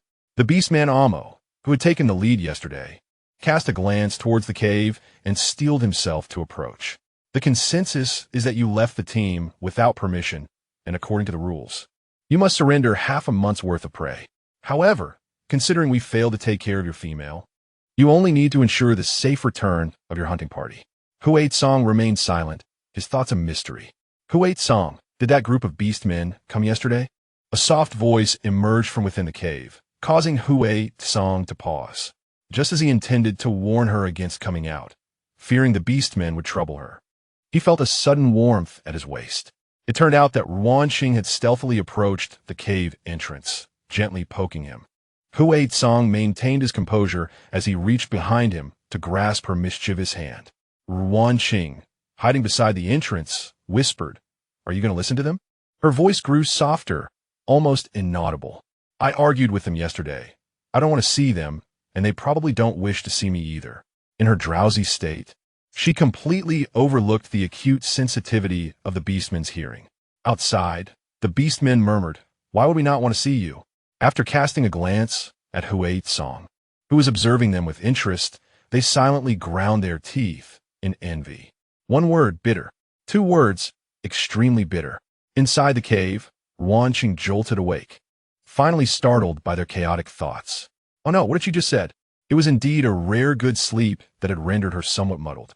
She hurriedly attempted to withdraw her hand, but Huizong deliberately held on. This Huizong needed to be dealt with. Ruan Qing crouched down, grabbed a small handful of cotton left over from the previous night, and lightly scratched his wrist. Huizong, caught off guard, loosened his grip, allowing her to swiftly retreat back into the fur blanket, curling up into a ball in embarrassment. How humiliating it was to speak ill of others and have it overheard. All right, I'll go fetch them. Huizong brushed off his sleeves nonchalantly. But any losses incurred before my arrival should not be counted against me. He had already resolved to bring Ruan Qing along. It was better to leave than to endure the winter here. Understood. Absolutely. The beastmen quickly agreed. They dispersed, leaving only Amo outside to wait, while the others returned to guard the tribe. He remained behind to lead the way. The deer tribe had a unique method of conveying messages that Hui Tsang, a wolf tribe beastman, could not comprehend. He did not intend to stay permanently, nor could he allow them to discover his intentions. Within the cave, Hui Tsang turned and entered, noticing a small mound under the fur blanket. Realizing what had happened, he gently lifted the blanket. Where was the little female? All that remained was a pure white floppy-eared rabbit, its green eyes glistening with moisture, its long ears drooping. Upon seeing him, its eyes brightened, only to transform into a pitiful expression. Transformed into a rabbit, she was unable to manage her cotton blankets or clothing, and she would have to revert to her original form. Hui Tsang clicked his tongue, a flicker of disappointment crossing his gaze. On this return, he had not truly spent time with her. Never mind. He would find ways to make it up to her later. Time was of the essence. So he carefully tucked the little rabbit into his embrace, keeping it warm against his body. It should have been placed on his head, but given the bumpy journey, it was safer to carry it close. Having endured for over 10 days, it seemed promising. Perhaps if she consumed a few more, she would not revert. Let's go, he murmured, ruffling the rabbit's head. When we return, you can have some green crystals to eat. The rabbit's ears twitched slightly, brushing against his chest, tickling him. Ensuring she would not fall, Hui Tsang strode into the forest. Amo led the way ahead, unable to resist glancing back several times. Hui Tsang's chest was bulging, occasionally revealing a small wriggling form. What are you looking at? Hui Tsang raised an eyebrow, narrowing his eyes. Amo quickly turned back around. Ruan Qing nestled in Hui Tsang's embrace, her ears pressed against his sturdy chest. She could distinctly hear the rhythm of his powerful heartbeat, alongside the murmurs of the beastmen outside. This Hui Tsang actually brought the female along with him. However, she certainly lacks the scent of a female. She merely smells like a small beast, the kind that would be snatched away by wild animals if left in the forest. As they ventured deeper into the forest, the light dimmed further. Hui Tsang's steps were steady, but Ruan Qing could sense his body gradually tensing. She dared not move, fearing she might hinder him. Suddenly, an unusual sound emerged from the bushes to their left. Hui Tsang froze, and almost simultaneously, a shadow lunged forth. It was a lurking spiked beast. Hui Tsang reacted swiftly, sidestepping to evade its fangs, his hand transforming into a claw, slicing through the air with lethal intent towards its neck. Roar! The spiked beast howled in pain. It was so weak that he didn't even need to shift into his beast form to subdue it. The battle concluded. Ruan Qing remained pressed against him, acutely aware of the explosive power of his muscles. Curiously, she reached out to touch him, giving a gentle pat. It was somewhat firm, entirely composed of muscle. No wonder he always seemed to have unending strength during their intimate moments. Realizing what she was thinking, Ruan Qing quickly shook her head, banishing those thoughts. No, she was not a silly girl. After the fight, Hui Tsang wiped the blood splatters from his face and, sensing something amiss in his arms, carefully extricated Ruan Qing. Her emerald eyes sparkled brightly, her short nose twitching, seemingly praising his prowess in battle. However, she appeared a bit flushed. He flicked her forehead with his finger, pondering. Ruan Qing, why are you blushing? Ruan Qing's long ears perked up immediately, and she tilted her head, refusing to meet his gaze. Hui Tsang observed her for a moment, a knowing glint in his eyes. He scratched her chin and chuckled softly. I will fulfill your desires upon our return. In response, he was met with her even pinker form and the slight sting of her nibbling. She was biting him. Chapter 53. Does your paw hurt? Hui Tsang exerted minimal force as he withdrew his finger from her mouth, retrieving a small piece of bee skin he carried to wipe her lips. It's quite dirty after the fight. If you wish to bite, I can clean it for you first. His partner was soft, yet her words were stubborn. Ruan Qing remained still, fixing him with a gaze filled with indignation. Don't look at me like that. I can't handle it. Hui Tsang turned his head away, unable to bear her gaze any longer. If he continued to look, he might as well become a beast himself. Ever since he bonded with Ruan Qing, he had become increasingly enamored, lacking any self-control. Carefully, he repositioned the still-stunned Ruan Qing back into his embrace, casting his gaze towards the beast man emerging from the side. It was Amo. So how did it go? Are you satisfied? The tone of Song was chilling and rife with provocation, starkly contrasting with the gentle teasing he had just shown his partner. The vicinity of the tribe was already patrolled by beasts, rendering it impossible for any wild creature to approach so closely. Moreover, as soon as the beast arrived, he vanished, leaving no trace of his presence. You are quite formidable. Just as Amo nodded in acknowledgement, he received a harsh punch to the face. Stumbling back, he spat out a mouthful of blood, shakingly straightened himself, and silently wiped the corner of his mouth. You dare test me? Very well. Song stepped closer, his eyes swirling with hostility. But if my partner loses even a single tuft of fur, I will ruin you. Having spoken, he turned away from Amo and walked forward. Amo watched his retreating figure, pressing a hand against his sore chest, and muttered a low apology. It was my fault. He knew that the spiked beast posed no threat to him, but it was indeed inappropriate to involve the female. He was unwilling to accept that Song had usurped his position the moment he arrived. It had always been him leading the team, and now it had transformed into Song's role. In Song's embrace, Ruan Qing's warmth had yet to fade. This lecherous beast, perpetually lost in chaotic thoughts. Upon overhearing their conversation, her ears perked up. Something was amiss. If Amo was intentionally testing him, she ought to have been able to hear his guilty thoughts. Yet, all she perceived were surface-level musings. This orc was profoundly enigmatic. No, she could not trust Song's dim-witted brain. At the very least, she needed to keep Song away from him. Contemplating this, Ruan Qing tugged at the beast skin collar of Song and cautiously peeked out. Her small white paws clawed at his chest, and her fluffy head darted left and right. Finally, settling her gaze on Amo, Song remained unfazed, pressing her head down and whispering, "It's dangerous here. I will let you out to play shortly." Ruan Qing, discontent, nudged him in protest, her claws scratching at his sturdy chest. "What happened to our tacit understanding? There is none at all. If you move around any more, you will tumble out from the edge of my clothing." Song chuckled helplessly. Ruan Qing immediately froze in place. Taking advantage of the night, while Amo wandered off to hunt, Ruan Qing quickly scrambled out, using her claws to draw a wolf in the dirt. Song raised an eyebrow, brimming with confidence. Me. Ruan Qing nodded, then sketched a simple set of antlers. A deer? Song attempted to guess. She nodded once more, pointing in the direction Amo had departed. Amo? Ruan Qing affirmed again, then drew a large cross between the wolf and deer. Noticing Song's confusion, she drew a line separating the two figures, then hopped back a little, distancing herself from him. "Do you understand?" She hinted with her eyes. "You mean to say I should keep my distance from Amo?" Ruan Qing eagerly nodded in response. Song let out a scoff, reaching out to pull her back, picking up a piece of bee skin to wipe her dirty paws. "Rest assured, I'm aware of what I'm doing," he said nonchalantly, lowering his head to blow gently on her paw. "What about you? Scratching around, does it hurt?" Ruan Qing stiffened, retracting her claws in a flash.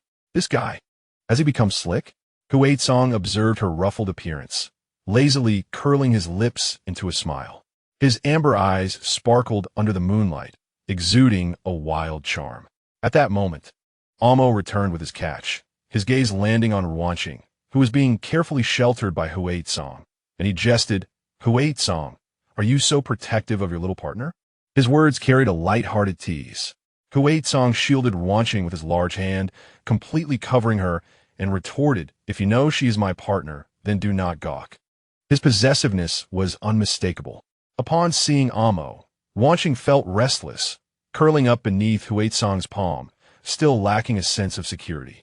She decided to tug at the edge of his beast skin garment, agilely burrowing inside, her small face pressed tightly against his chest. This is the safest." Amo cast a casual glance at the small mound protruding from Song's attire, but said nothing. The group journeyed tirelessly, finally arriving at their destination early on the third day. "The cave is just ahead." Amo pointed to the entrance, not far away. "Ruan Qing, come out." As soon as she poked her head out, he scooped her up, placing her atop his head. Her view suddenly elevated. She hurriedly grasped at his hair. "Steady now." Song sensed she had found her balance before placing a rabbit on his head and striding into the cave. He needed the deer tribe orcs to understand that this was his partner, and they should not stare at her indiscriminately. Upon entering the cave, the stench of sweat and body odor assaulted Ruan Qing's senses. How long has it been since they bathed? She could hardly bear it. Leaping lightly to land at the entrance of the cave, Huaitsong's expression darkened, his gaze sweeping over the orcs inside, turning hostile. He stepped back a few paces to stand beside Ruan Qing, raising his voice to ask, "Is everyone here?" The members of the deer tribe's hunting team silently nodded. They were somewhat displeased with Huaitsong for abandoning them to rush back to the tribe, but no one dared voice their grievances. If their own partner were in danger, they would not necessarily remain calmer than him. Besides, with Huaitsong's involvement this winter, they had secured considerably more prey than before. Hearing their unspoken thoughts, Ruan Qing nodded in satisfaction, pleased that they were somewhat sensible. "Let's tidy up and set off," Huaitsong declared, scooping up his partner and moving on. This action drew the attention of several orcs, who noticed the little creature nestled in Huaitsong's arms. Consequently, numerous noisy thoughts once again reached Ruan Qing's ears. So this is Huaitsong's partner. How adorable. Huaitsong has a preference for this type.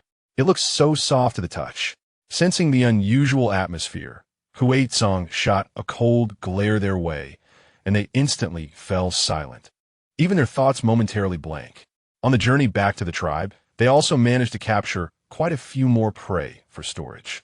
After 3 days of travel, they finally caught sight of the outline of the tribe in the distance, and the orcs let out a collective sigh of relief. Just then, a wounded black wolf suddenly burst forth from the woods, staggering, closely pursued by several relentless shadows. Upon seeing the wolf, Huaitsong's pupils constricted, and he swiftly placed Ruan Qing on the ground before transforming into a massive gray wolf and lunging forward. Ruan Qing cautiously peeked out. It was Wumu from the wolf tribe. He appeared gravely injured, his black fur soaked in blood. He was Huaitsong's friend, and she could not ignore him. Ruan Qing dashed into the underbrush, and shortly returned with several herbs, gently placing them by Wumu's mouth. Wumu was on the verge of unconsciousness, the heavy scent of blood mingling with a hint of the herbal bitterness. He struggled to open his eyes, and what he beheld was a small white figure. Why did this rabbit beast resemble the one Huaitsong constantly had atop his head as a partner? He widened his eyes to look closer. Indeed, it was her. Chapter 54. Ran off with another beast in such a dire state. A fleeting thought crossed his muddled mind. TSK, this rabbit beast has not yet been devoured by Huaitsong. I knew it. Huaitsong quickly resolved the conflict and returned, reeking of blood, bending down to inspect Wumu's injuries. His gray fur was tousled by the wind, and a low growl emanated from his throat, as if in inquiry. Wumu weakly responded in the language of wolves, but Ruan Qing did not comprehend a word, only standing anxiously in place. As Wumu recounted his tale, the murderous intent in Huaitsong's eyes intensified. He nudged the herbs on the ground, urging Wumu to consume them before reverting to his human form. His disheveled gray hair and blood-speckled face made him appear as a beast that had just emerged from a bloody battle. Ruan Qing struggled to lift her head to look at him. Something was off with Huaitsong's demeanor. There must have been trouble in the wolf tribe. Worrying, she approached and gently nuzzled against his calf. This subtle touch finally pulled Huaitsong from his turbulent thoughts. He looked down at the small bundle at his feet, retracting the murderous glint from his eyes. Bending down, he absent-mindedly rubbed Ruan Qing's fluffy head, causing her to sway slightly. The situation in the wolf tribe was too chaotic. Ruan Qing could not go there. He could not protect her. Embracing Ruan Qing once more, he silently shouldered Wumu and returned to the tribe. Disregarding the peculiar gazes of the surrounding beastmen, he delivered Wumu to Kuling, and only after receiving the news that he was relatively unharmed did he lead Ruan Qing back to the cave. As night fell, Huaitsong leaned against the stone wall of the cave, the flickering firelight accentuating his rugged silhouette. Trouble had befallen the tribe. He suddenly spoke, his voice ethereal. I must return. There are beasts in the tribe who have shown me kindness, and I cannot turn my back on them. Ruan Qing, resting her head against his leg, looked up at him. The usual vibrancy of her expressive face was absent, and her heart felt unusually tranquil. You cannot come with me. Huaitsong reached out, brushing his knuckles against her cheek. It is too chaotic there. If I take you with me, I cannot ensure your safety. Before long, Ruan Qing found herself tucked beneath the covers. He attempted to conjure a familiar smile, but found it somewhat stiff. Tell the tribe what you wish to eat. They will not refuse you. With that, he seized his bone knife and turned to leave, unable to wait even for the night to pass. Seeing him about to depart, Ruan Qing suddenly struggled, darting to a corner to desperately claw at the bag hidden beneath, the one that held the green crystals. The crystals rolled out, and she bit down on one. A familiar sensation surged through her, and Ruan Qing transformed into her human form, quickly donning her animal skin skirt and rushing towards the cave entrance. Dinner. The imposing figure at the cave's mouth halted abruptly. Then, an embrace, laden with intensity, enveloped him from behind, causing him to stumble forward. Ruan Qing buried her head in his fur-lined clothing, her voice muffled. You better come back soon, or your little rabbit will run off with another beast. It's cold. Don't neglect yourself just because you possess fire abilities. I will watch over Wumu. You need not worry. Huizong's heart clenched painfully, and he abruptly turned, bending to envelop her in his arms, suppressing the urge to place a gentle kiss atop her head. Then he melded into the night, knowing that if he lingered any longer, he would truly wish to stay. He left behind a whisper carried away by the wind. Very well, I shall not give you the chance. He had never spoken of Ruan Qing's potential choice of another mate, nor had she ever broached the subject. However, if he could care for her well, and she had no desire for other males, he would not refuse. After all, Ruan Qing had only him as a partner, and the temptation of possessing her wholly was too great. He had never been one to adhere strictly to the rules of his kind. The cave was suddenly empty. Ruan Qing watched his silhouette fade away before slowly returning to her sleeping place, her hair obscuring her face, rendering her expression unreadable. She sank down helplessly, clutching her slightly trembling form and burying her face in her knees. She was left alone once more, destined to become his Achilles heel. Her slender fingers gradually tightened around the animal skin, trembling at the tips. One day, she would no longer be this way, only able to weep helplessly as he ventured into danger. In the deep of night, as the season of snow approached, something was quietly breaking through the earth.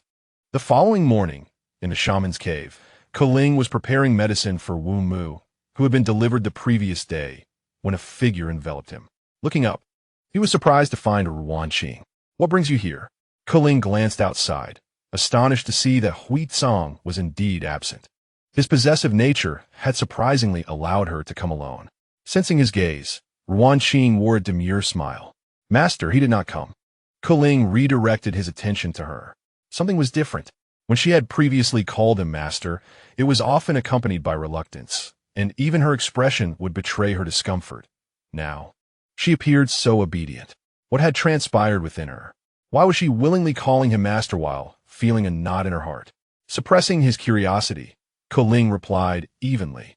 If he arrives, help me keep an eye on the medicine. When it changes to a clear color, add 2 leaves of Qian Yao. All right, Ruan Qing replied obediently. Sitting quietly beside the fire, Keling observed her curiously once more before stepping out to gather herbs. As Ruan Qing watched the flames, her thoughts drifted to Wu Mu's injuries. The wound was inflamed and somewhat suppurating. Keling had utilized red berries and bitter vine juice to stop the bleeding and alleviate inflammation. However, some necrotic tissue needed to be excised. They would discuss this matter further upon his return. Ruan Qing hurried to the herb pile, assisting Keling in sorting the plants, occasionally glancing at Wu Mu's condition. She knew the events concerning the wolf tribe all too well. Meanwhile, Keling walked slower, his mind replaying the image of Ruan Qing, calling him master with such sweetness. Compelled by an inexplicable urge, he diverted his steps towards one of the beastmen's caves within the hunting party. Ruan Qing was in the midst of sorting herbs when she was taken aback by Keling's sudden return. Master, you are back so soon? She looked outside. It had only been a mere 30 minutes since he left, and he had gathered so few herbs. Keling cast a fleeting glance at her, and Ruan Qing promptly fell silent. Very well, she should not inquire further. Turning her thoughts to the matter at hand, Ruan Qing approached Wu Mu, calling out, Master, look. This tissue on the wound is necrotic. Keling focused intently on her, his emerald eyes shining with clarity and seriousness, a stark contrast to his usual demeanor. He had not gleaned anything of value during his outing, yet it was not difficult to conjecture. This wolf was of the same kin as Hui Tsang, undoubtedly. He had said something that prompted Hui Tsang to return, leaving her behind. Oddly, he felt a twinge of sympathy mixed with a secret elation. Ruan Qing explained in detail, only to realize that Keling was not observing the wound at all. What is the matter with him today? Is he distracted? She waved her hand in front of his face. Keling snapped back to reality, lowering his gaze. Apologies, could you repeat that? I was lost in thought. Ruan Qing sighed in exasperation and recounted her observations once more. You are correct. This necrotic tissue must be removed, but I lack a suitable tool. At the very least, I need a thinner, sharper knife. As Keling spoke, he began sharpening a bone knife. Ruan Qing glanced around before stepping outside the cave. Upon her return, she saw Keling prepare to commence, and her heart raced. She feared he might inadvertently harm Wu Mu, leaving her with no way to explain to Hui Tsang. Wait. Keling halted, his dark green eyes regarding her with confusion. I have procured some anesthetic. Let me apply it first, with a beastman's pain tolerance that is unnecessary. As he prepared to proceed, Ruan Qing rushed forward to grasp his wrist. Do you trust me? If he awakens in pain, how could I, with my slender arms and legs, restrain him?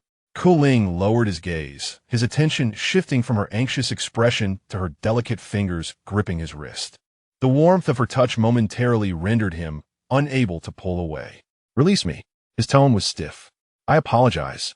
Ruan Qing hastily let go, realizing Keling must possess a hint of cleanliness she had never noticed before. Since she had gathered the anesthetic, it was best to use it. Very well.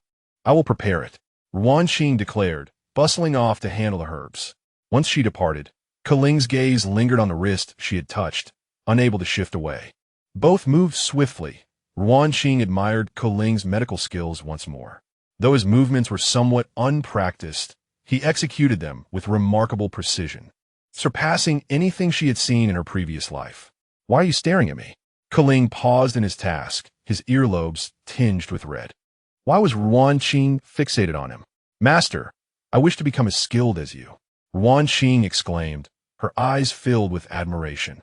Once she mastered the craft, she would accompany Hui Tsang, at least as his support. If you wish to learn, I shall teach. Then I will study diligently. Keling observed the vibrancy returning to her features and nodded gently. 3 days later, as Wu Mu opened his eyes, he was eager to leave. Thank you, shaman. I will send some animal skins as thanks in a few days. As Wu Mu was about to leave, he was stopped by a petite female. Do not leave just yet. Inform me about the happenings in the tribe. He gazed at the obstructing female with curiosity. She was quite attractive, yet unfamiliar to him. Why was she so concerned about the tribe's affairs? Who are you? He inquired. I am the mate of Hui Tsang, Ruan Qing replied nonchalantly, her cheeks unflushed and her heart steady. Wu Mu was an old acquaintance. There was no reason for her to feel shy. Wu Mu's eyes widened in surprise as he sniffed the air. Indeed, she bore the strong scent of Hui Tsang. Upon observing her clear eyes, he exclaimed, Ruan, you're that rabbit beast.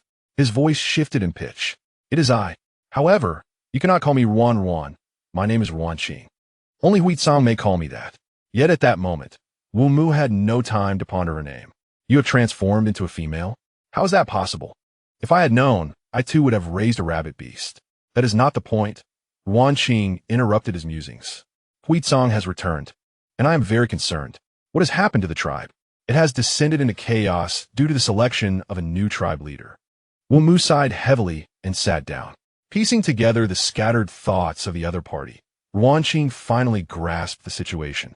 The wolf tribe, apart from the leader, had several elders assisting. Years ago, Hui Tsang's mother committed an act that brought shame upon the entire tribe. She colluded with the leader of the rival hyena tribe and divulged the tribe's defense secrets, which directly led to the death of Hui Tsang's father in battle.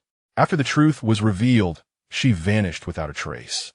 This incident left the young Hui Tsang utterly disillusioned with partnerships, rendering him cold and reclusive. Following the demise of his parents, he was raised by the second elder for several years. Later, when items went missing from the tribe, someone framed Hui Song out of spite. The other elders seized the opportunity to ostracize him, ultimately resulting in his expulsion from the tribe. The current turmoil was related to past events. Wu Mu continued in a somber tone. The current elder was the very one who had advocated for Hui Song's expulsion back then. He shamelessly allied with the remnants of the hyena tribe, collaborating from within and without. Now the factions supporting the tribe leader and the elder were engaged in conflict. The second elder was imprisoned, and Hui Song was unaware of the situation. If he returned now, I fear he would struggle to distinguish friend from foe. After hearing this, Ruan Qing clenched her fists. Once again, it was the hyena tribe. "Where are you going?" Wu Mu asked. "To find him," Ruan Qing replied without looking back. She realized her mistake. She should have insisted on following him that day.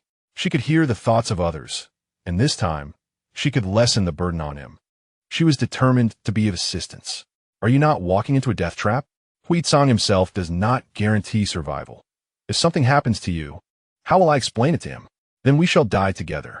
Ruan Qing's tone was remarkably calm, as if discussing a mundane matter. Wu Mu was taken aback. He looked at this seemingly delicate female and suddenly understood why she had become Hui Song's mate. Deep within her, there was a serene yet distinct madness. Unlike any other female, in the beast world, if a male perished, the female would remain unaffected, her imprint merely fading. However, if the female died an unnatural death, her mate could lose control, reverting permanently to beast form. This was also the reason for the extreme protection males offered females, not just for the sake of their mates, but for their own. And this seemingly soft and gentle female had so nonchalantly suggested they die together. Wu Mu suddenly burst into laughter. "You are Hui Song's mate? I accept it. I will take you back." They swiftly set off, leaving Koling still stunned in place. He gazed at Ruan Qing's retreating figure, his heart aching. She was willing to die for that wolf. After several days of relentless fighting, the wolf tribe's turmoil finally reached a conclusion. At that moment, the bloodshed had not yet settled. The bodies of beastmen lay strewn across the ground. Before the remaining beastmen, Hui Song shed his wolf form.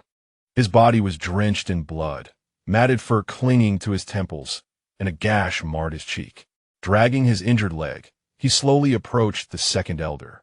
With a thud, he knelt heavily. "I have arrived late. You have suffered." The second elder's eyes reddened as he trembled and reached out to support him.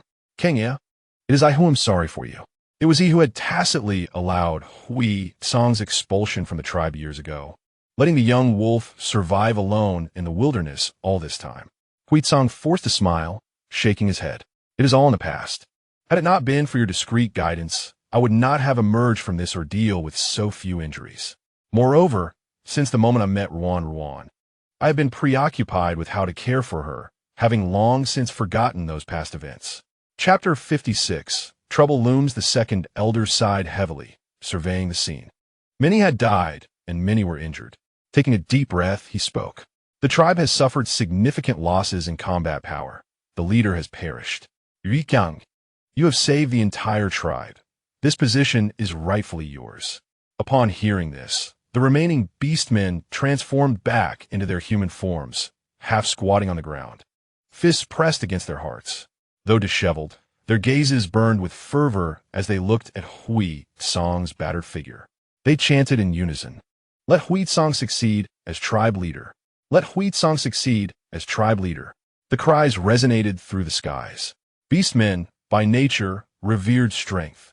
After this battle, none were unconvinced of Hui Song's prowess, igniting the primal bloodlust within them. They believed that under Hui Song's leadership, their tribe would surely flourish. In the center of attention, Hui Song remained unfazed, gently shaking his head. As if recalling something, a rare warmth flickered in his eyes, and he offered a faint smile. "No, I shall not return just yet." He paused, his tone tinged with jest yet exceedingly earnest. "My foolish rabbit wants to run off with another beast."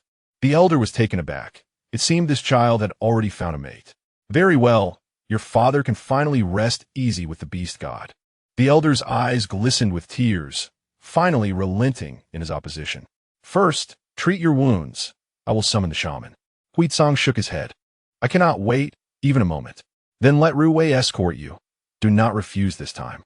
The elder sighed, adding solemnly, in the future, bring your mate to visit. The position of the wolf tribe leader will always be reserved for you. After Huizong's mother's incident, he believed he would never find a mate in his lifetime. We shall see. She is shy. Huizong replied lightly, then turned to the side. Ruwei, I must trouble you. He forced a smile, bracing himself to stand upright under the gaze of the crowd. Ruwei, the beastman, stepped forward in response. He was not gravely injured and was one of Huizong's few close companions in the wolf tribe. Ruwei nodded softly and transformed into a giant wolf, carefully carrying Huizong as they set off. After traveling for some time, Huizong looked at the dried blood on his body and gently patted the giant wolf's neck. Set me down by the stream ahead. I need to wash. I cannot frighten her with this blood. The giant wolf emitted a low growl in response. Meanwhile, Wu Mu, can we go any faster? Ruan Qing instinctively pressed her hand against her heart. The imprint was not burning, yet an inexplicable anxiety gripped her. I feel that something is about to happen. Wu Mu, anxious at heart, quickened his pace despite his injuries. Between mates, there was often a sense of spiritual connection. He hoped Huizong was still alive, at the very least. At that moment, a deer call resonated behind them, clear and prolonged. Following that, a magnificent white stag seemed to glide towards them, moving with grace. Ruan Qing was momentarily entranced. She had never seen such a beautiful deer. Yet in the next instant, the stag's form wavered and transformed into a human before her eyes. It was Kuling. So this was what Kuling's beast form looked like. Upon seeing him, Ruan Qing became vigilant. What do you want? Are you here to take me back? Kuling gazed at her quietly, subtly taking a step back, wary of being too close and allowing her to hear his racing heart. Once again, he was losing control due to the same female. Eventually, he spoke in a calm tone. I will escort you. I'm faster than an injured wolf. Beside her, Wu Mu had also transformed into human form and nodded in agreement. He speaks the truth. I am injured and unable to move swiftly. Little female, you should go with him first. I shall follow shortly. Ruan Qing gazed into the distance and finally acquiesced. Kuling transformed back into a giant stag and bent down to allow her to mount. Just as Ruan Qing settled in, the colossal creature sprang into action, the wind howling fiercely in her ears, compelling her to raise her voice. Kuling, I shall repay you for this. She understood that in this world, no kindness is offered without reason, and Kuling, in his stance, was under no obligation to assist her. As for his identity as her master, she was skeptical. The giant stag did not falter in its pace. Only the rushing wind bore witness to his silent response. He desired no repayment. What he sought remained a mystery to him, yet he knew that at this moment he could not bear to see her wear such a sorrowful countenance. Suddenly, Ruan Qing felt a warmth in her heart. This warmth was the mark of Huizong. Huizong had once said that the bond mark would only heat up in moments of life-threatening danger. Since their bond had formed, there had been no such anomaly. Can you go a little faster? His mark is heating up, she urged anxiously. Instantly, Kuling increased his speed to the utmost, the surrounding scenery blurring into indistinct patches of color. The violent jolting made Ruan Qing feel quite unwell. She bit her lip to suppress her discomfort. Having consumed the green crystal, she was not overly dizzy, but the journey was exceedingly bumpy. This subtle disturbance did not escape Kuling's keen senses. He chastised himself for his negligence and swiftly conjured a faint green protective shield to envelop Ruan Qing. The fierce winds and jostling ceased abruptly, allowing Ruan Qing's pale complexion to gradually return to normal. Thank you, she murmured softly. Kuling said nothing, but continued to run with all his might. For an entire day and night, he did not pause, only briefly inquiring if Ruan Qing needed sustenance, and upon her shaking her head, he resumed his silent journey. At dawn on the second day, Kuling's pace suddenly slowed. What is it? Ruan Qing asked, her small face growing pale. Kuling gradually came to a halt, remaining silent. Sensing something amiss, Ruan Qing leapt down. Have you lost your mind? Kuling's tone was rarely so uncontrolled as he transformed back into human form to support her, filled with trepidation. Did Ruan Qing not realize what she was doing? Though his form had diminished significantly, he was still quite tall for her. She was risking her life. Ruan Qing remained silent, pulling her hand free and stumbling forward. Keling lowered his gaze, unwilling to look. His awakened ability was of the wood element, enabling him to sense movements within a certain range through the flora. At this moment, he could distinctly perceive that ahead lay a site of a fierce battle. The air thick with the scent of blood and the presence of two high-ranking beastmen. One was of the hyena clan, the other. Keling watched the figure stumbling forward, his fists clenched, silently following behind. They were getting closer. With each step, Ruan Qing's heart raced faster. Eventually, her footsteps came to an abrupt halt. Before her lay a small stream. Ruan Qing recognized it as the place where they had played in the water, where Huai-Tsang had even licked her fur. But now, the stream was nearly saturated with blood. Amidst the devastation, she saw a massive figure sprawled by the stream's edge. Its black fur matted with blood and wounds, motionless. Ruan Qing's body slackened, selfishly thinking. Fortunately, it was not Huai-Tsang. Yet in the next moment, her heart sank again. Chapter 57. Expecting a child. She dropped to her knees, trembling hands cradling a crushed flower. The petals lay shattered in the mud, with a few clumps of bloodied gray wolf fur scattered nearby. The five-color flower was one that only Huai-Tsang would pick for her. He had said that the five-color flower bloomed all year round, which was why he adored it. Keling approached, observing her slightly trembling figure, and slowly walked forward, only to halt in the next moment as he heard her ask, "Keling, do beastmen all enjoy giving five-color flowers to females?" Huai-Tsang does as well. He loves bringing me five-color flowers. In truth, I am easily appeased, she murmured, her voice soft as if to herself. The moment he presents a flower, I'm easily charmed. Her tone was exceptionally calm, yet it sent a chill down Keling's spine. He swiftly grasped her, who was nearly collapsing, covered her eyes with his hand, and spoke in a husky voice. "Do not look. I am fine. He has not perished." Ruan Qing's voice was hoarse, yet retained a semblance of composure. "Let me go. I must see that wolf. He must know something." Ruan Qing broke free from his grasp, staggering towards the unconscious black wolf, reaching out to check. "There is still breath. He is not dead. I will attend to it." Keling gently pulled her behind him, loosening the beast's skin wrapped around his wrist to reveal unhealed wounds underneath. He did not furrow his brow as he ripped the injury open anew, allowing his blood to drip into the wolf's mouth. Ruan Qing stared at the wound, wanting to say something but swallowing her words. Previously, when she had regained consciousness from freezing, her mouth had also carried a faint taste of blood, but upon encountering Huai-Tsang's return, she had given it no further thought. However, a beastman's injury should not remain unhealed for so long. Ruan Qing hesitated, ultimately refraining from voicing her concerns. Nothing mattered more than news of Huai-Tsang. Before long, the wolf awakened. Ruan Qing crouched down, her voice betraying her urgency. "Huai-Tsang, was he with you? Where is he?" Lu Wei struggled to focus his gaze, seeing before him a charming female, her scent revealing her as Huai-Tsang's mate. She had come searching for him. Upon hearing this, tears brimmed in the wolf's eyes as he exerted all his strength to shift into human form, his shoulder wound bleeding profusely. "Huai-Tsang."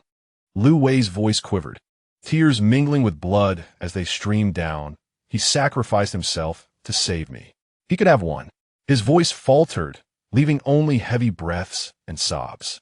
"You are speaking nonsense," Ruan Qing retorted, yet her lips trembled uncontrollably. "It is impossible. Huai-Tsang cannot be dead. Otherwise, where is his body?" At that moment, Keling interjected. "If you wish to know his fate, look at the mark. If it is dull and lifeless, then—" He did not finish. Yet the implication was clear. "Yes, the mark." Ruan Qing abruptly turned, tearing open her collar. The mark that belonged to Huai-Tsang had already faded to gray. It felt as if she had been struck a heavy blow, and her vision darkened for an instant. "This cannot be true," she chuckled softly. "I must be seeing things." Yet upon another glance, the grayness was glaringly real. Why did Huai-Tsang never tell me that the mark could lose its color? "Look, it has turned gray. We must bond anew," Ruan Qing muttered, seemingly trying to reassure herself.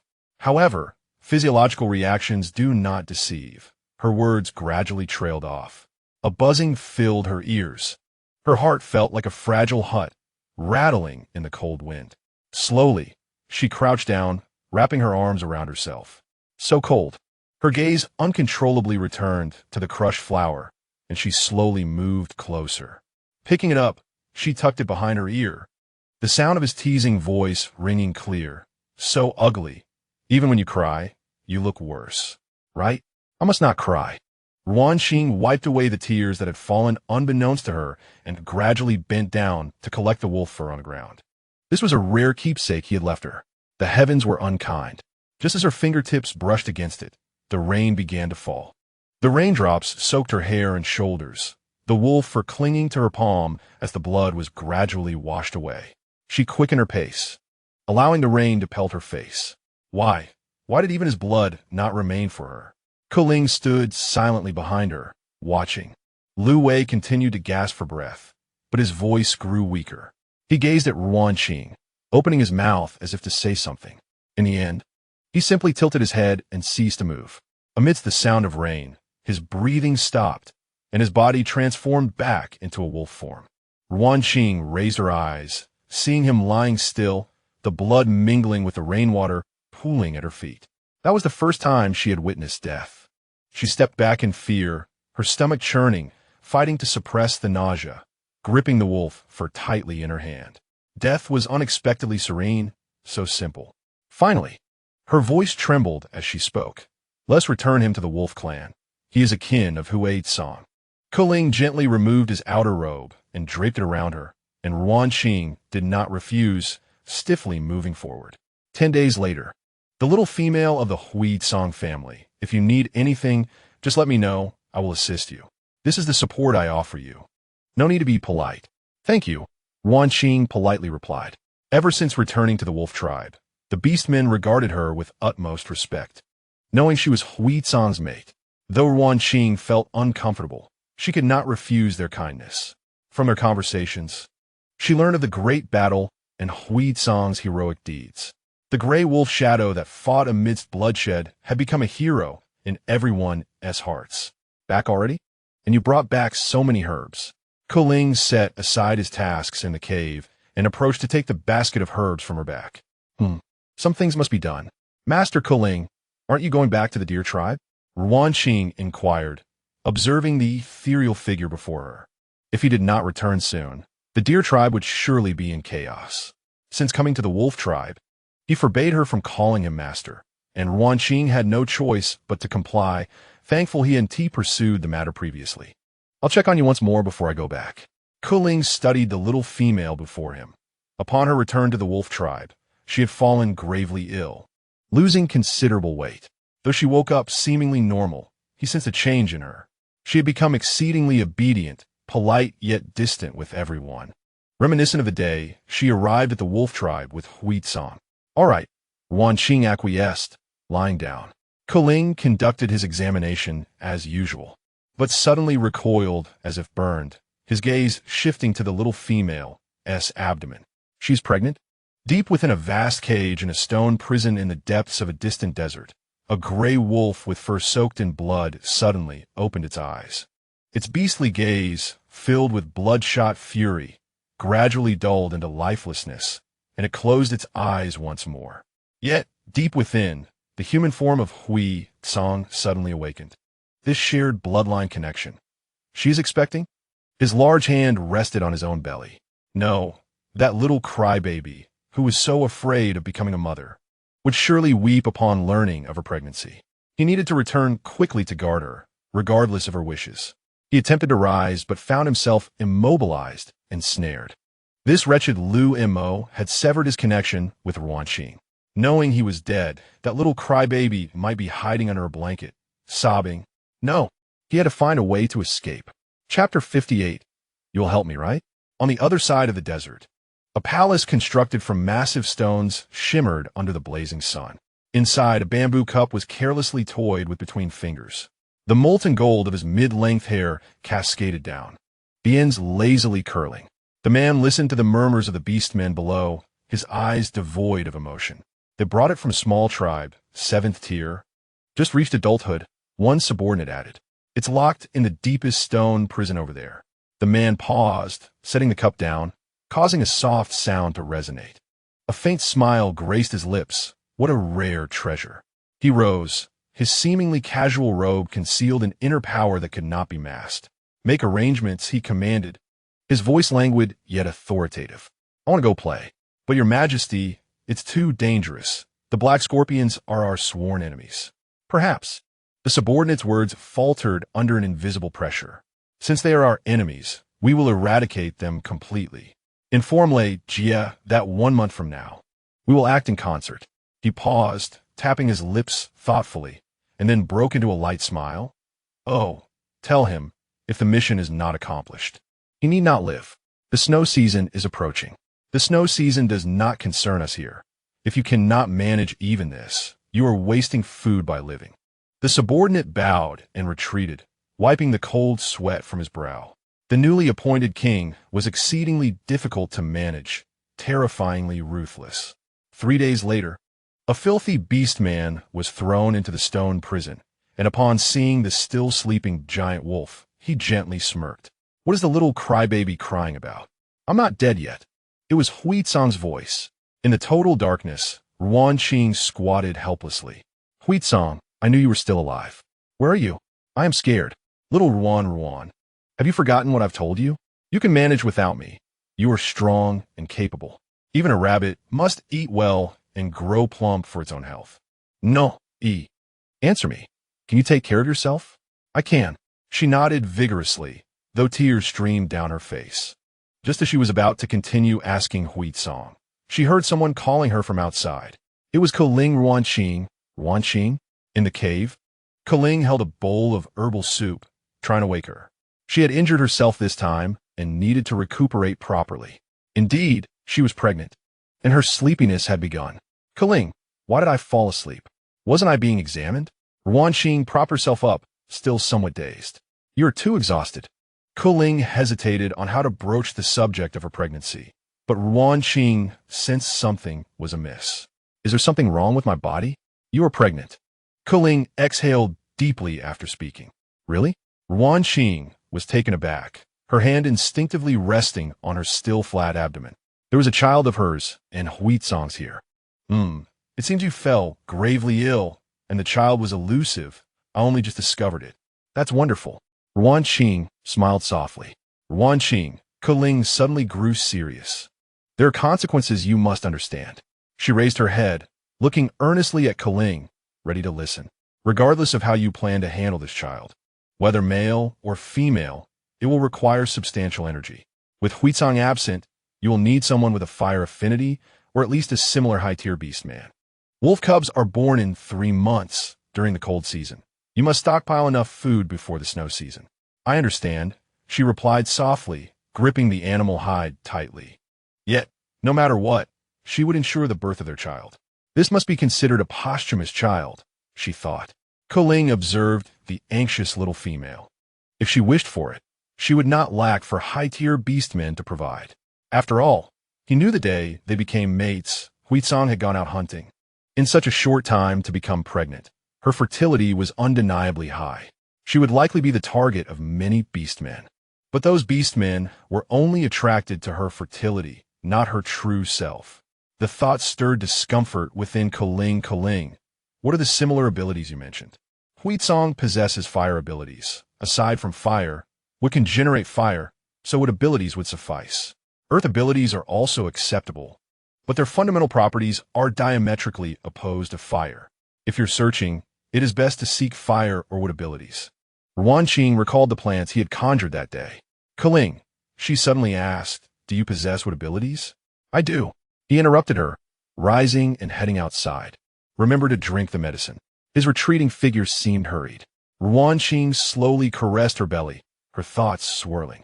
She was unfamiliar with high-tier beastmen of Earth abilities. But what abilities? She lifted her gaze, looking outside. This was her first pregnancy, and she was not well-versed in matters concerning beastmen. In the wolf tribe, she lacked understanding, but after much contemplation, only Keling remained in her thoughts. Most importantly, she trusted his medical skills to protect the child. and his identity as a shaman would also be of assistance. Ruan Qing gazed outside, slowly making up her mind. That night, the campfire crackled. Ruan Qing watched Kuling's focused profile as he roasted meat. His deep green eyes appeared enigmatic in the firelight. Kuling, with a hint of cautious inquiry, softly asked, "May I accompany you back to the Lu tribe?" The man's hand, momentarily pausing as he turned the roasting meat, allowed the flickering firelight to dance across his striking face. "Have you made up your mind?" His voice was calm. "Remaining with the wolf tribe, at least you have the status of a partner to Huitsong to protect you. If you come with me, you will merely be a single female carrying a child. Do you comprehend the implications of that?" His gaze settled steadily upon her face. "Serving as a reminder, I have made my decision. I will prove my worth and will not allow the tribe to assign me a male at will. Besides, you will assist me, correct?" The clarity in Ruan Qing's eyes met Kuling's, revealing a barely perceptible tension. She understood that her status as a disciple was unreliable. Yet, at this moment, she had to take a gamble, betting on his willingness to help her. If he consented, her chances of success would increase significantly. If he did not, it was of little consequence. She would merely have to exert some effort, as long as the value she offered was substantial enough. She had no fear of safeguarding herself and her child. Ruan Qing clenched her clothing tightly, her heart racing. Just when Ruan Qing thought he would remain silent or even refuse, the crackling fire could not obscure his clear response. Kuling raised his eyes, those deep green orbs reflecting her petite silhouette at this moment. Chapter 59. Almost bewitched by her aroma, his gaze lingered on her face for a brief moment before shifting away as he handed over the cooked meat. "Eat first. I will tidy up." "Thank you." Ruan Qing accepted the offering, taking a bite while staring vacantly at the fire, guilt etched in her eyes. "I'm sorry for needing to rely on you." In a corner where Ruan Qing could not see, Kuling slowly relaxed his tightly clenched hand, a hint of perspiration present. "Fortunately, it is me." In the dead of night, faint noises emerged from the neighboring cave. As per his routine, Kuling awoke, draping a robe over himself, his footsteps halting slowly outside the cave. Inside, Ruan Qing was curled up in a corner, hugging her knees and softly murmuring, "Food tickets. I will leave the wolf tribe tomorrow. I am carrying a child. You must bless the little one. You know, I fear becoming a mother, but I am grateful to have her child. The wolf tribe is quite good. The beastmen truly respect you. If you become the tribe leader, I could prance around the tribe like a rabbit. You know I'm a vain little rabbit. I will take good care of myself. And you should avoid fighting with others over there. If you get hurt, there won't be a rabbit to fetch you herbs." She wrapped herself in animal skins, ensuring she would not catch a chill that could affect the child before burying her face in her knees.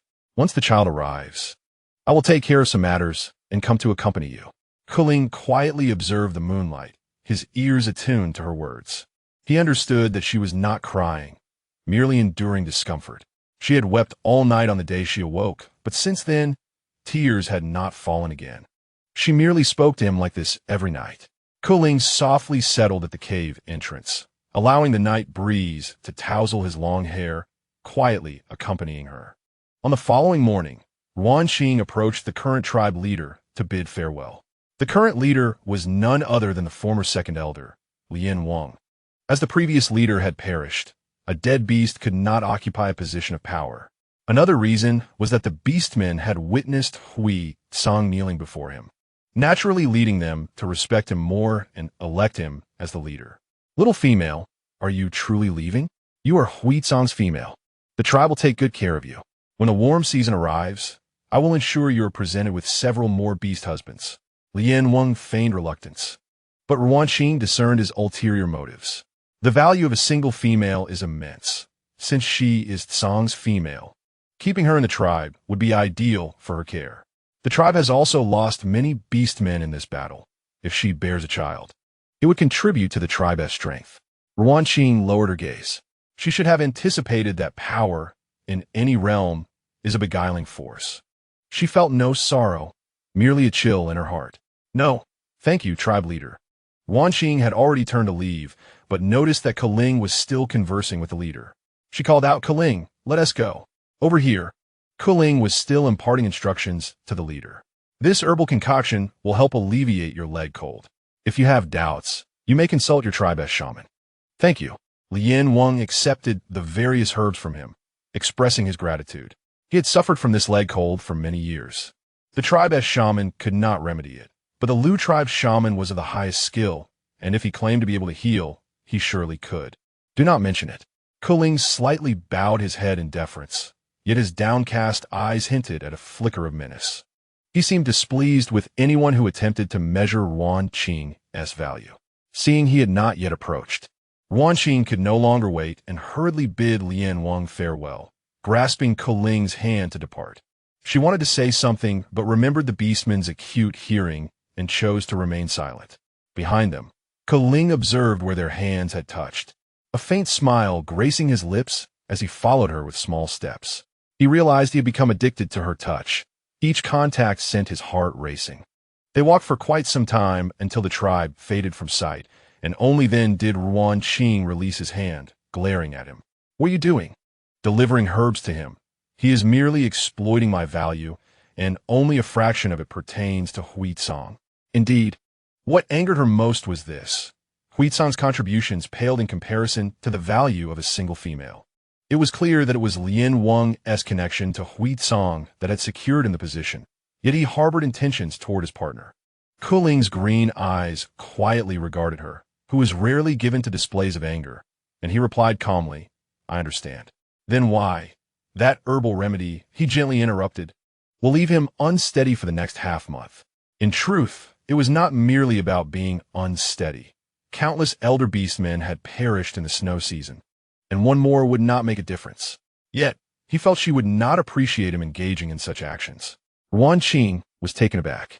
Kuling reached out, somewhat awkwardly tucking a strand of hair blown by the wind behind her ear. I promise to help you. I meant it. The silver-haired maiden tilted her face upward, her emerald eyes reminiscent of tender new leaves, devoid of depth yet strikingly clear.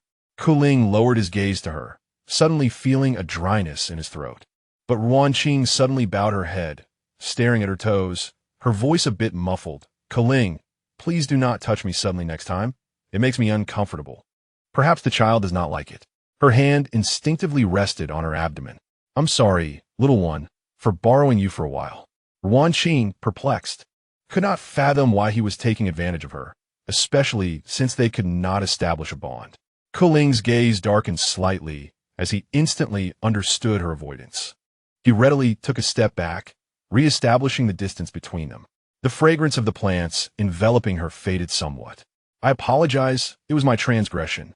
His voice carried no waves of emotion, yet a hint of helplessness stirred within him as he observed her subtle sigh of relief.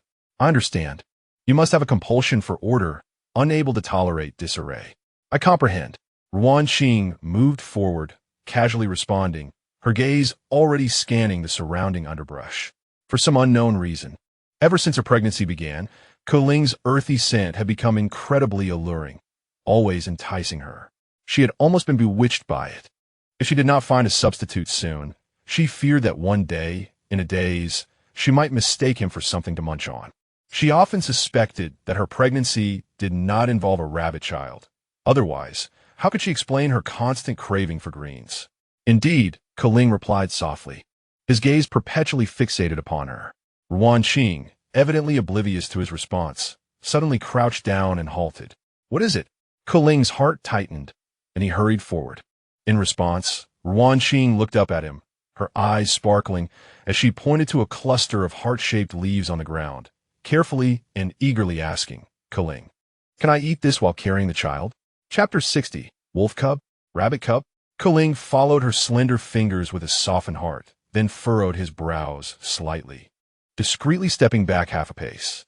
The grass emitted a rather pungent aroma. Are you certain you wish to consume this? He inquired, his tone laced with surprise. Yes, yes. Ruan Qing nodded vigorously. It was not merely the instinct of a rabbit, but her own craving as well. This was clearly the fish mint from her memories, a favorite among Southerners. Who would have thought it existed in this beastly world? If you truly wish to eat it, you may, whatever you desire. The little one can partake in as well. Just make sure you enjoy yourself, He paused, his voice becoming serious. But for now, let's return. Ruan Qing's eyes dimmed instantly, and her head drooped. Oh, she sighed, realizing that being pregnant meant various restrictions. Seeing her misunderstanding, Kaling quickly clarified, "You misconstrued my words. I meant that the grass here is unclean. When we return, I will help you cultivate it." Ruan Qing looked up in confusion. Kaling slowly crouched down to meet her gaze, his tone patient, akin to soothing a young cub. "I will use my powers to grow the grass you like, clean and fresh." As he spoke, a gentle, pale green aura emanated from his fingertips, gradually seeping into the soil.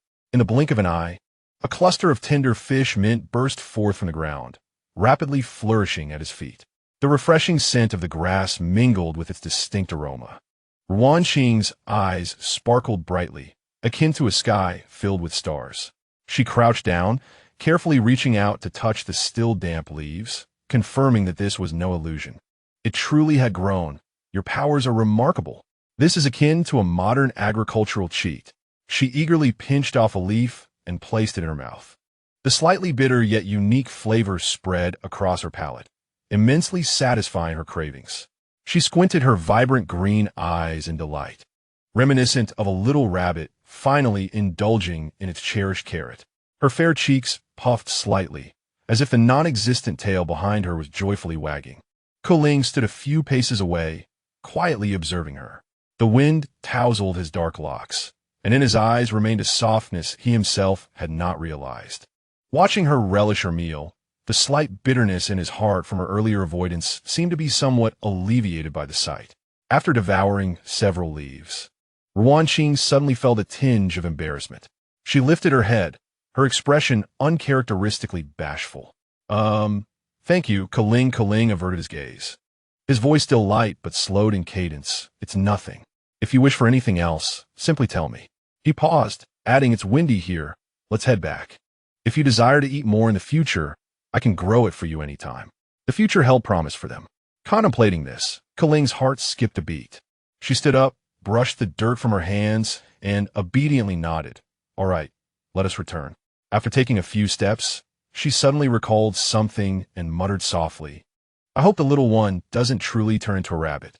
It was said that the strength of the offspring derived from the genes of their parents, and they should be wolf cubs.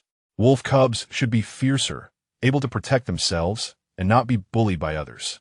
Kaling walked beside her, slightly trailing behind, maintaining a distance that allowed him to protect her without instilling a sense of oppression. He watched her hair dance in the wind, observing her delicate yet slightly softened silhouette due to the new life she bore. He suddenly felt that his life still held some promise, no longer a mere path to atonement. Protecting her smile, along with the little life within her, was a profound joy. "I will transform in my beast form to carry you back swiftly," Kaling suddenly announced. Ruan Qing hesitated for a moment before nodding. She could not be overly sentimental in certain matters, especially since she had a challenging battle to face upon her return. Considering her pregnancy, Kaling deliberately slowed his pace along the way, even avoiding the path that would lead them past the stream. Ruan Qing noticed, but remained silent. During the journey, she nearly fell asleep. Kaling had enveloped her in a protective shield, ensuring she was not cold. Days later, they finally arrived at the Lu tribe's settlement, where they spotted Wu Mu being held at the entrance, arguing with the guards. Upon seeing Kaling, the guard beastman's eyes gleamed with fervor, immediately abandoning Wu Mu to rush over. "Kaling the shaman, you have finally returned. We thought you were with the wolf tribe." "It's fine," Kaling interrupted calmly. Ruan Qing observed the fervor in the guard's eyes without speaking. Wu Mu, left standing aside, brightened, striding over to Ruan Qing. "Little female, why did it take you so long to arrive?" "She cannot hurry, being pregnant," Kaling answered for her, his tone devoid of emotion. Wu Mu scratched his head, Right, I was too anxious." He forced a smile, but Ruan Qing noticed the dark circles under his eyes. Losing two brothers was certainly a heavy burden. "Wu Mu, what brings you here?" Ruan Qing inquired softly. "You are, after all, Huizang's female. The tribe places great importance on this." Wu Mu stepped aside to reveal a pile of beast skins and jerky behind him. "These are provisions for you during the snow season." Ruan Qing gazed at the ample food supply that could sustain the entire tribe through the winter, and warmth welled up in her heart. This meant she and Huizong's child would be born safely. Her verdant eyes glistened. She whispered her gratitude. "Thank you." "No need for thanks. I discreetly inquired with Koling the shaman and learned about your pregnancy. I couldn't rest easy, so I found an excuse to come over." "Have you found a partner yet?" Ruan Qing suddenly asked. "Not yet. I haven't met anyone suitable," Wu Mu chuckled. "Delaying your search for a female would be unwise. If you have a partner, it will be even more challenging. You can rest assured with the shaman's care here." She was aware that in the beast world, males place great importance on chastity. Wu Mu, as Huizong's friend, should not be burdened. "I am not afraid. If my future partner cannot accept this, then it is better to be alone. Right now, Huizong's child is the most important." Wu Mu's gaze involuntarily fell on Ruan Qing's abdomen, the bloodline of his brother. He could not simply ignore it. Mentioning Huizong caused Ruan Qing's eyes to glisten with unshed tears. Koling, standing nearby, observed all of this. The sight of her slightly reddened eyes pierced his heart, and he suddenly spoke. "You should stay." Wu Mu was taken aback. Koling's gaze swept over Ruan Qing, his voice remaining calm. "Next to my cave, dig a small hole for you to stay in. It will be convenient for care." Wu Mu was overjoyed and, seeing Ruan Qing's silence, repeatedly expressed his gratitude. "Let us head to that cave first. I have some items to retrieve." "All right, Wu Mu." You accompany her to gather the items. I will return to prepare the cave. "Good." Thus, Ruan Qing led Wu Mu to their cave, and Wu Mu was taken aback by its similarity to the previous one. As Ruan Qing quietly organized her belongings, vivid memories began to surface. She remembered helping to clean, only for Huizong to jokingly say, "If there's anything you dislike, another day it will be your turn to serve me until you drop." Modern wisdom states that one only realizes the value of what they have upon losing it. Yet, she had cherished him deeply, even as she faced loss. Chapter 61. You are already blushing from the heat. Behind Ruan Qing, Wu Mu observed the quiet female gathering her belongings. Having just lost her partner, she must be heartbroken. Yet he had never seen her break down. With this thought, he boldly approached and took the items from her hands. "All right, you sit down. I will fetch whatever you need." The little female is so important to Huizong. I must protect her, or he will blame me later. Hearing his inner thoughts, Ruan Qing did not refuse, gently guiding him. Taking advantage of his distraction, she secretly stowed away the remaining bag filled with green crystals. She felt she could trust no one right now. Moments later, Wu Mu asked, "Is there anything else?" "No, just wait a moment," Ruan Qing replied, moving to the corner to retrieve a small pouch. Wu Mu gazed at her as she knelt before the vibrant hua, excavating the earth to pour in the crushed powder from her bag, then burying it carefully. Finally, she cradled the small potted plant and softly uttered, "Let's go." Wu Mu observed the flower in silence, recalling how Huizong had injured his leg while foraging for such blossoms. Upon reaching the Koling cave, he had already prepared the space, laying down thick animal hides in a clean area. When Ruan Qing and her companions entered, his gaze first settled on the pot of hua in her arms, his deep green eyes flickering slightly, yet he remained silent. "Get settled. You will soon be giving birth. So you can come stay here," he said to Ruan Qing in his usual calm tone. Wu Mu began arranging the items he had brought, placing them in the adjoining cave as Ruan Qing had instructed. "How wonderful it is to have the esteemed healer nearby for care. I feel much more at ease," he said with a hearty smile. Koling approached her, his frame leaner than Huizong's, yet his height still imposed an undeniable presence upon Ruan Qing. She had to lift her gaze to meet his profound green eyes. "Lie down. Let me check on the little one," he said. After a moment's hesitation, Ruan Qing reclined on the animal hide, and Koling crouched down to examine her closely. They were in such close proximity that she could detect the crisp scent of herbs emanating from him, causing her to instinctively hold her breath.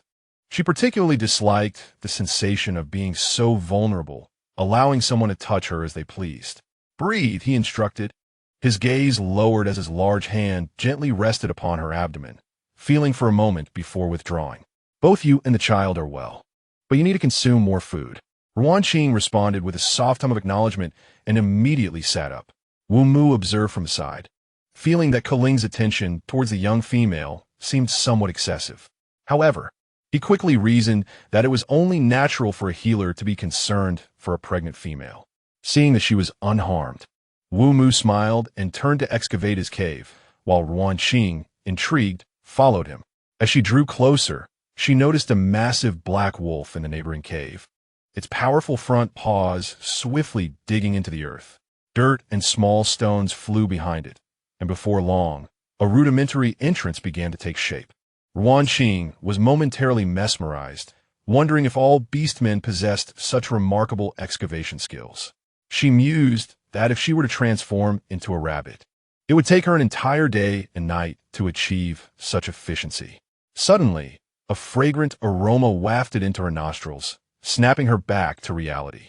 She looked down to find a handful of lush green grass being offered by a hand adorned with prominent knuckles. Following the hand upward, she discovered that Kaling had silently appeared beside her. "Here," he said. "Thank you," Ruan Qing replied, taking the grass. She initially intended to eat it, but felt awkward with Kaling standing so close. It felt embarrassing to be seen nibbling on grass like some common animal. She suppressed the urge to take a bite immediately, gently clenching the grass in her hand. "What else can your abilities cultivate? Are there any limitations?" she inquired, hoping to shift the topic. "Most plants are possible," Kaling replied, "depending on your needs. As for limitations, seeds or roots are required." Ruan Qing's eyes sparkled with curiosity as she probed a little further. "Could you possibly grow some sweet fruits? The little one might wish for a change in flavor." Kaling observed her, noting how she seemed to be projecting her own cravings onto the unborn child, and a gentle sensation brushed against his heart.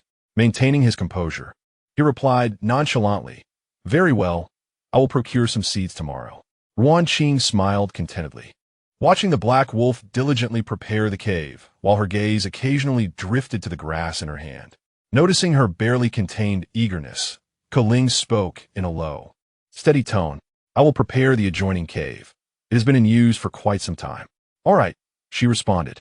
As he turned to leave, Ruan Qing immediately bit into the fragrant grass, the sweet and succulent juice bursting forth in her mouth, causing her to pause momentarily. "This grass is truly delightful," she exclaimed, her eyes squinting with satisfaction like a kitten that had successfully pilfered a treat. As Kaling entered the cave, he occasionally cast glances at the white-haired figure stealthily enjoying the grass. Once Ruan Qing had resolved her hunger, she broached the topic of her potential contributions to the tribe. To convince Kaling, she led him into the adjoining cave. "Look at this," she said, pointing to her blanket. "It is made from Rong Chow, and it keeps one exceptionally warm, helping us endure the snow season. You know, many beastmen perish each year during this time." Kaling remained silent. As a healer, he understood better than anyone the implications of the snow season, having witnessed the frail deer tribe member who had succumbed that very day. His gaze fell upon the blanket, a fleeting glimmer passing through his dark green eyes. "Is this it?" he inquired, his tone flat and skeptical. "It is merely Rong Chow. Can it truly provide warmth?" Ruan Qing became anxious, clutching the blanket tightly. "Indeed, if you doubt it, you could try it." She stood on her toes and draped the blanket over his shoulder. In the process, a few strands of her silver hair brushed against his arm. Kaling inclined his head slightly, allowing her to awkwardly wrap the blanket around him. Just as she earnestly tucked in the corners, a faint, warm fragrance that belonged to her enveloped him, reminiscent of her very essence. Kaling is protectiveness. As Ruan Qing secured the blanket around him, her eyes gleamed with determination. She was certain he would soon be too warm. Unaware of the intense gaze directed at her from above, she continued her task. From a hidden angle, Kaling's lips curled subtly. Yet, as her scent wafted into his nostrils, his previously coherent thoughts began to unravel, and his heartbeat gradually grew erratic. He felt a twinge of regret for allowing her to draw so close. When Ruan Qing lifted her gaze, she caught a glimpse of the faint flush on his face. Just as Kaling sought words to explain his sudden embarrassment, she confidently declared, "See, I was not lying, was I? You're already blushing." Chapter 62. Honesty Among Beasts. Kaling exhaled softly, hastily arranging the blanket. He merely replied, I will prepare some herbs for the little one. I must provide energy shortly. Before turning to leave, Ruan Qing watched with curiosity but did not press further, instead stroking her abdomen and softly instructing, "Did you hear that, little ones? You must never doubt your mother. Honesty is essential for a beast." Returning to his cave, Kaling's footsteps were disordered, his face still bearing a lingering blush. At that moment, a translucent blue-green plant perched atop the highest shelf began to sway gently, as if attempting to converse with him. Kaling placed a hand over his heart. "Yes, my heart is indeed tumultuous. It is merely a longing for her touch, yet it has spiraled into this chaos." The plant swayed again. "Do I like her? Perhaps I do." This time, he did not shy away from the topic. Each erratic heartbeat during their touches, every impulsive act he made for her, and the joy that blossomed from her smiles all pointed to the same conclusion.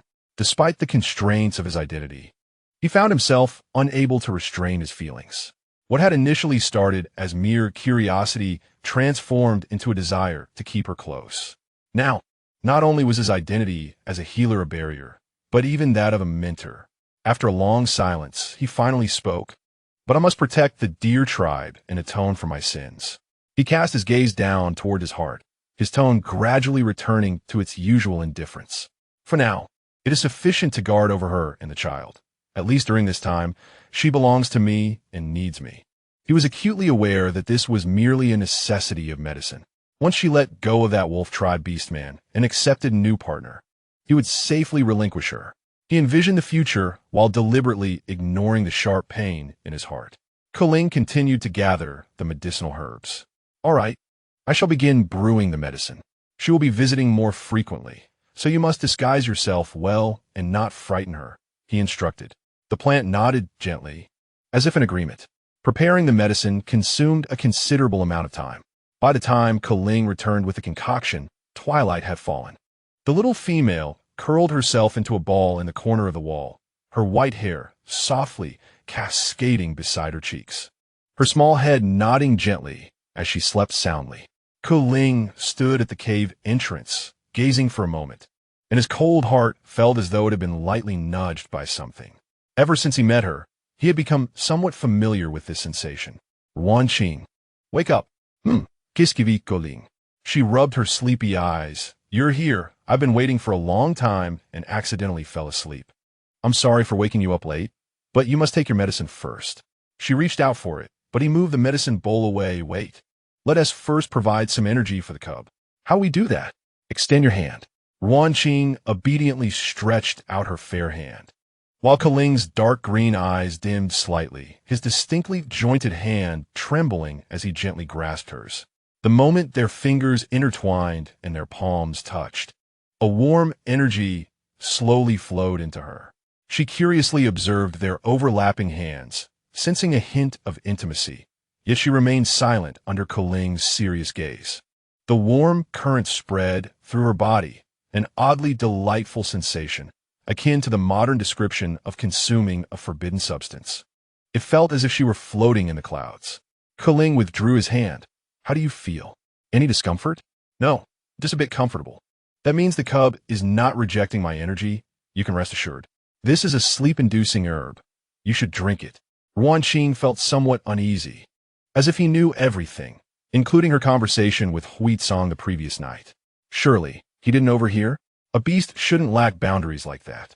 After all, it was a private matter, and she dared not voice her concerns. However, Kaling, as if understanding everything, calmly added, "Don't worry, I know nothing." "Thank you," Ruan Qing replied, feeling even more awkward. She did not inquire further and took a sip, frowning. "This isn't the sleep-inducing herb I had before, is it?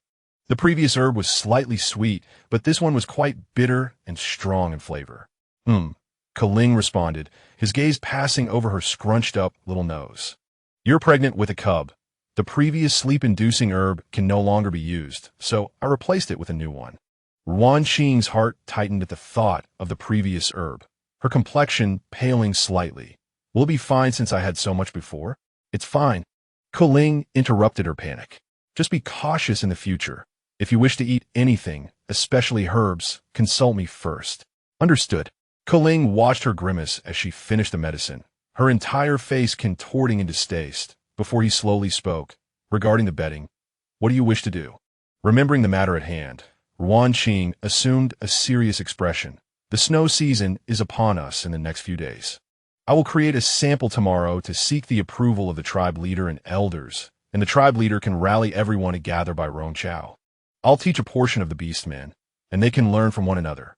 Being pregnant, she lacked the energy for more. As for the rest, it depends on the capability of the deer tribe leader and the elders. Ruan Qing glanced at Keling, her gaze laden with meaning. She had previously stayed in the cave with Huizong and was unaware of the current state of the deer tribe. After all, now that she was having a cub, she need not remain with the deer tribe. The environment surrounding the cub's growth was paramount, especially in the absence of their father. This was also a test for her regarding the deer tribe. Upon hearing her words, Keling's lips curled into a slight smile. Rest assured, I will not disappoint you. Ruan Qing stared at him, momentarily entranced. The dim light of dawn reflected off his already cool gaze, now shimmering like faint glimmers in a deep pool. It was the first time she had seen Keling's smile so gentle. The usually aloof individual with this smile left her feeling somewhat uncertain. Upon reflection, she realized that his features were not inferior to Huizong's. While Huizong exuded a rugged wildness, Keling possessed a refined elegance akin to the moon, though his eyes carried a hint of cunning. What's wrong? Qu'est-ce qui Keling inquired. Ruan Qing snapped back to reality, suddenly remembering she needed to mention the cotton clothing, but her eyelids grew heavy and began to droop uncontrollably. The fatigue of pregnancy surged over her like a tide. Suppressing her words, I was going to say the cotton clothing, her voice dwindled, and her head tilted, nearly colliding with the wall. In a moment of urgency, Keling swiftly extended his hand to shield her head from the wall. The little female's breathing became steady, and Keling fell silent, quietly watching her. Her soft white hair glimmered faintly in the dim light, her emerald eyes closed, her form curling into a small bundle, evoking an instinctive desire to cherish her. After a while, Keling carefully laid her on the animal skin and covered her with a blanket. Sleep well. I will assist you. Chapter 63. The most important matter upon returning to the cave, Keling did not rest. He sat down, extending his left hand to untie the tightly wrapped beast skin wristband. Beneath it lay an old wound that was almost healed, now marred by a new cut. He had inadvertently administered too much sleep-inducing herb to her, casually inquiring if she was fine before giving it to her, not realizing she was pregnant. Coupled with the severe illness she had suffered during that reign, her body had also sustained damage. While herbs could help, his blood was more reliable. Keling hastily applied some medicine, rewrapping the wristband securely before lying down. Closing his eyes, he was no longer plagued by bloody images, but instead was engulfed by the scent of the little female, igniting a warmth within him. He barely managed to close his eyes until dawn, when several beastmen arrived at the cave seeking medical attention. Keling rubbed his throbbing temples, stiffly changed his clothes, and then rose to step outside. Ruan Qing slept until noon, waking to recall that she had fallen asleep halfway through their conversation last night, her face flushing slightly. Surely, she hadn't been mocked by Keling? She placed a hand on her belly and softly greeted the cubs, "Good morning," before getting out of bed to tidy up. The resources for Beast World novels she had read in modern times were scarce and ancient, with many items needing to be procured by the protagonists themselves. However, upon wearing the clothing once, she realized that throughout the long process of evolution, they had developed their own way of survival. Simple tables, chairs, and decorative items were beginning to take shape. The only downside was that the cooking was rather monotonous. As for why they had not yet found a way to adapt to the cold winter, Ruan Qing speculated it might be due to the beastmen's intrinsic reverence for nature, which made them somewhat restrained. She, on the other hand, adapted quite well, likely due to her experience as a rabbit. Now that she was pregnant, she was even less inclined to exert herself, leaving future matters for later. After eating a little, she accompanied Wu Mu to the valley to pick cotton. In modern times, cotton matured in September, yet here remnants still lingered, causing Ruan Qing to feel fortunate for her good luck. In the beast world, Indeed, one could not judge according to conventional wisdom. The hard battle was finally approaching. Under the dim weather, Ling, in his capacity as a shaman, secretly summoned the tribe leaders and elders. If bedding made from by Ruan Qing could be produced, it would significantly increase the tribe's survival rate during the snowy season by at least 30%. Standing beside Ruan Qing, Ling's voice was steady and powerful. I guarantee this in the name of the shaman. The elders exchanged skeptical glances. By Ruan Qing, ISNT that used by females? An old beastman with a wrinkled face questioned. Little female, are you serious? Ruan Qing unhurriedly produced the small sample she had hastily crafted that afternoon.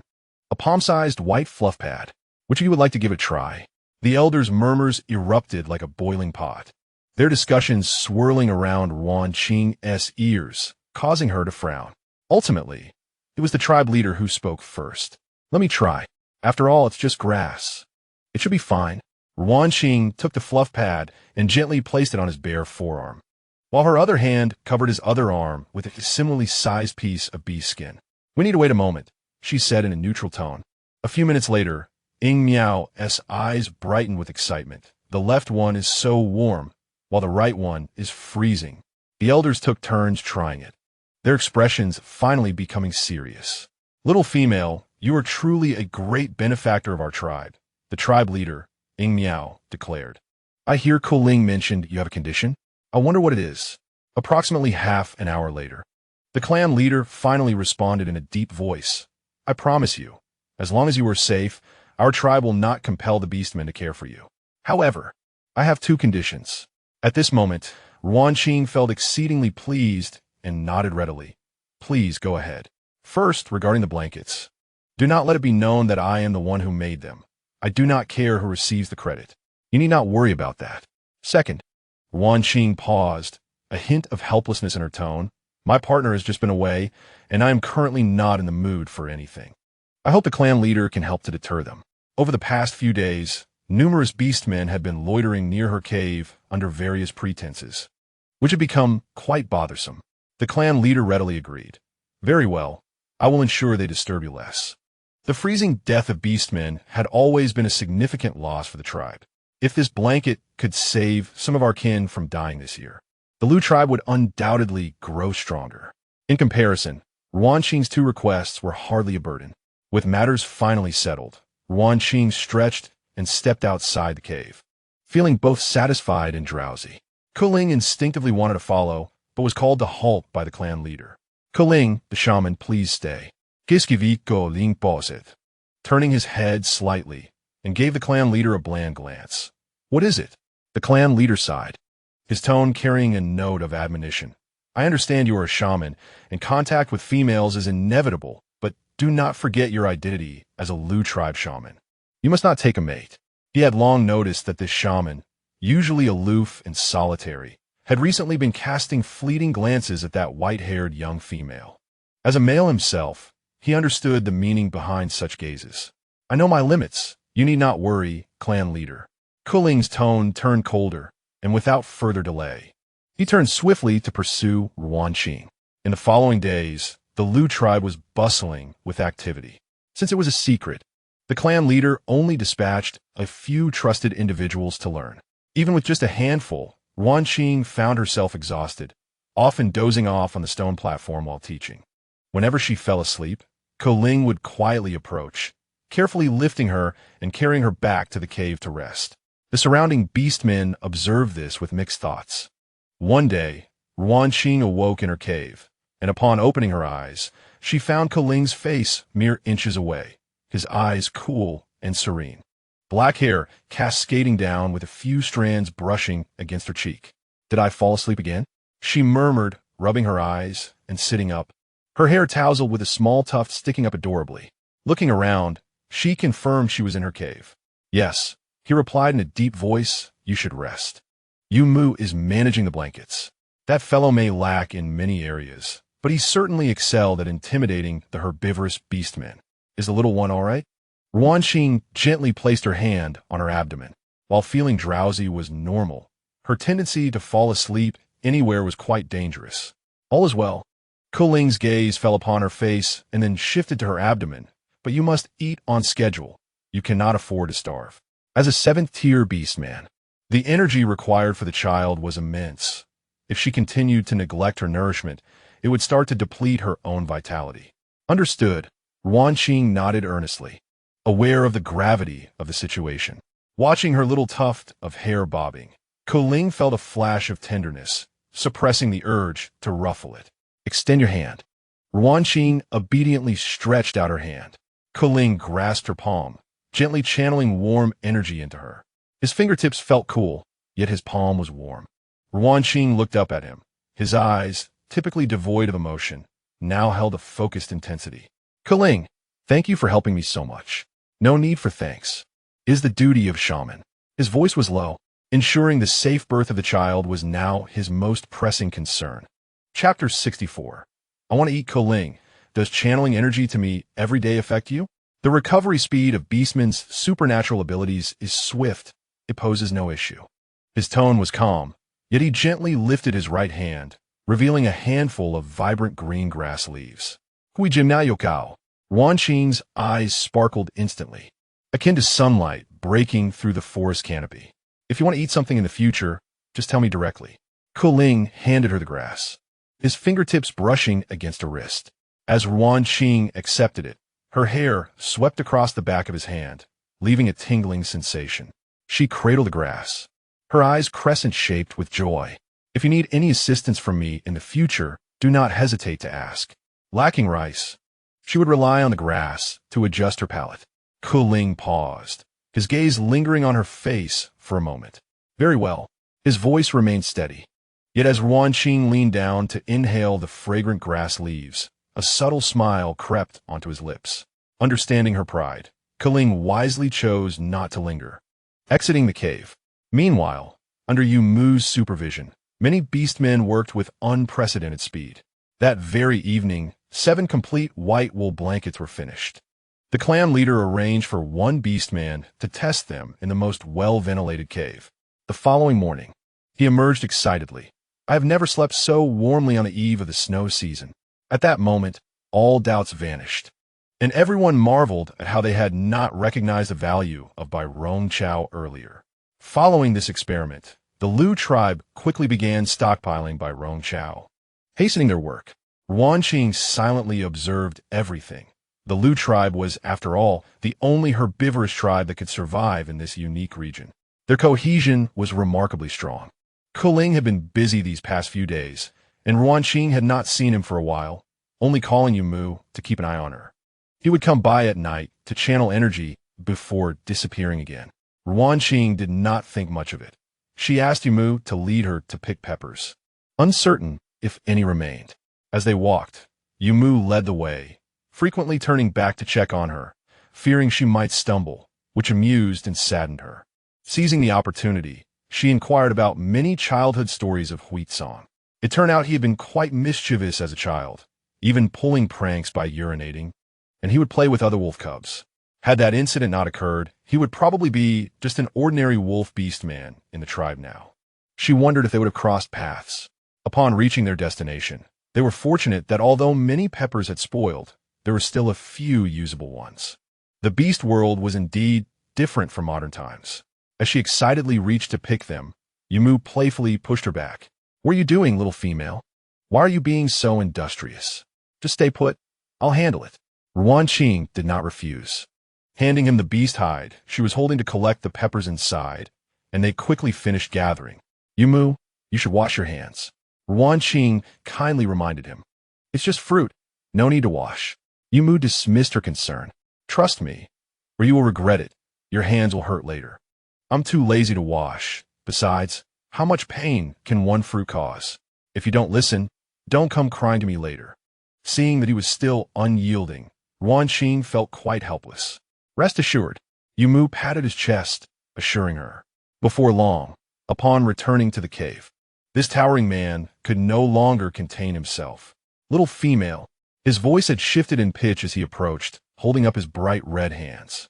What kind of fruit is this? It hurts like crazy, as if it's on fire. Ruan Qing couldn't help but laugh at the sight of his rugged face contorted in pain. Now you know it hurts? Who told you not to listen to me? The authority of the pepper could not be challenged. Don't laugh at me. What should I do? Umugrimest. Never imagining he would be brought to such a state by a mere fruit. First, apply some cold water to soothe it. If there are any fatty bits from a carcass that are white, yellow, and soft, rubbing them will help even more. The beast world lacked dish soap and cooking oil, and she was unsure if fat would suffice. Kuling had just returned from stockpiling plant seeds when he stumbled upon this scene. The little female was laughing joyfully, gazing at Yumu's pained face with a lively and charming smile. Why is she so happy? Kuling's lips pressed into a straight line, a twinge of bitterness stirring within him. He stepped forward, his tall and slender figure enveloped in an unspoken silence. What is wrong? He inquired. Upon hearing his voice, Ruan Qing turned her head and her eyes sparkled upon seeing him. Kuling, you're back. Wumu wouldn't he listen to my advice? I told him to wash his hands, but he ignored me, and now he is suffering from the spice. Kuling's gaze lingered for a moment on her radiant smile before shifting to Wu Mu, his tone devoid of emotion. The prey is oily. There are newly hunted, antlered beasts by the river. Wu Mu, feeling as if he had been granted a reprieve, hurriedly expressed his gratitude and ran off. They were left alone. Kuling took a step forward, aware that he should refrain from asking, yet unable to resist. You seem quite concerned about him. Ruan Qing, oblivious to the subtle tension, bent down to gather the peppers, preparing to dry them, her tone casual. He is a friend of Huizong, and it was my fruit that caused the trouble. It's only right. Kuling fell silent. Huizong again, observing the little female engrossed in her task. He suddenly felt a surge of dark thoughts. He wished to conceal her, to let that bright smile blossom solely for him. Yet he knew it was impossible. The little female's heart belonged to that wolf tribe beastman, and he could not offer her a future. All he could do was cherish the fleeting days of the snow season. He remained silent, his gaze downcast as he placed the seeds in a secure location. This was her sustenance for the snow season. It must be preserved well. Before long, the first snow quietly descended. The cold wind howled, and in just one night, the mountains and forests were cloaked in a thick blanket of silver. This year's snow season had indeed arrived. Ruan Qing stood at the cave entrance, watching with curiosity. Having been born in the south, she had seen snow before, but had rarely encountered such a heavy snowfall. Wrapped in thick animal skins, she still felt the cold wind penetrating to her bones. Come inside. Kuling had somehow positioned himself before her, his body shielding her from most of the chill. He held a steaming bowl of meat soup, taking a sip. Ruan Qing accepted the bowl. From today onwards, you will stay here. It will be convenient for me to take care of you. MHM. Ruan Qing nodded. Survival was challenging during the snow season, and she wouldn't be stubborn. Kuling exhaled almost imperceptibly, then turned to gather her belongings from the neighboring cave, bustling back and forth. Ruan Qing watched his busy silhouette, her hand instinctively resting on her visibly swelling abdomen, momentarily lost in thought. Sometimes, she would mistakenly feel they were a family of three, but she quickly shook her head. Kuling was not Huizong, he was not. Let me help you. She stepped forward to assist in the tidying up. As they organized, Ruan Qing picked up a pot of multicolored flowers, searching for a suitable spot. I'll do it. Kuling took it from her, using his abilities to securely place it high in the cave. Ruan Qing looked up and suddenly noticed a hint of translucent blue nearby. Oh, qu'est-ce qui vit, Kuling? Is it also a plant? MHM. Kuling's voice was low, concealing a hint of melancholy. It was only now that she noticed Xiao Yi, indicating she had not previously scrutinized her cave closely. Can I take a look? Kuling hesitated for a moment, but ultimately used his powers to retrieve it and hand it to her. Ruan Qing received it, not even glancing at its appearance. Instead, taking a careful whiff. It smells so good. The fragrance was reminiscent of Kuling's earthy scent. Could it be that he had nurtured this plant? Qu'est-ce qui vit, Kuling? Ruan Qing offered the grass forward, her eyes sparkling with excitement. Can you grow grass like this? What is wrong? It smells so fragrant. Ruan Qing felt a little shy, laughing softly. I want to eat it. Chapter 65. Acknowledging him as Father, Kuling's lips twitched slightly. The grass in her hand trembled as if shivering. He almost snatched the plant back from her. I'm sorry, This one is quite special. I can't do that for now. Noticing his rare display of anxiety piqued Ruan Qing's curiosity further. She leaned in for a closer inspection, realizing the little grass was exceptionally adorable. Its thick, round leaves resembled little faces, somewhat akin to modern four-leaf clovers, with two oval leaves on either side resembling tiny arms. Unable to resist, she poked at one of the plump leaves. The grass quivered gently. Simultaneously, Ling froze, as if jolted by an electric shock. The symbiotic plant was attuned to his senses, and that tender touch felt like a gentle prod to him. It's so cute. Ruan Qing was utterly smitten, completely unaware of the flush creeping up Ling's ears. Could you place it down below? I'll take care of it. She poked it once more. This time, the two leaves timidly wrapped around her finger, the entire plant swaying gently as if it were being affectionate. Ruan Qing felt no fear. Having seen many wondrous things in the beast world, she found it endearing. Her heart seemed to melt, as if pink bubbles were floating around her. Seeing Ling remain unresponsive, she tilted her face up, her emerald eyes blinking at him, softly pleading, "Just keep it beside me. I promise to take good care of it, truly."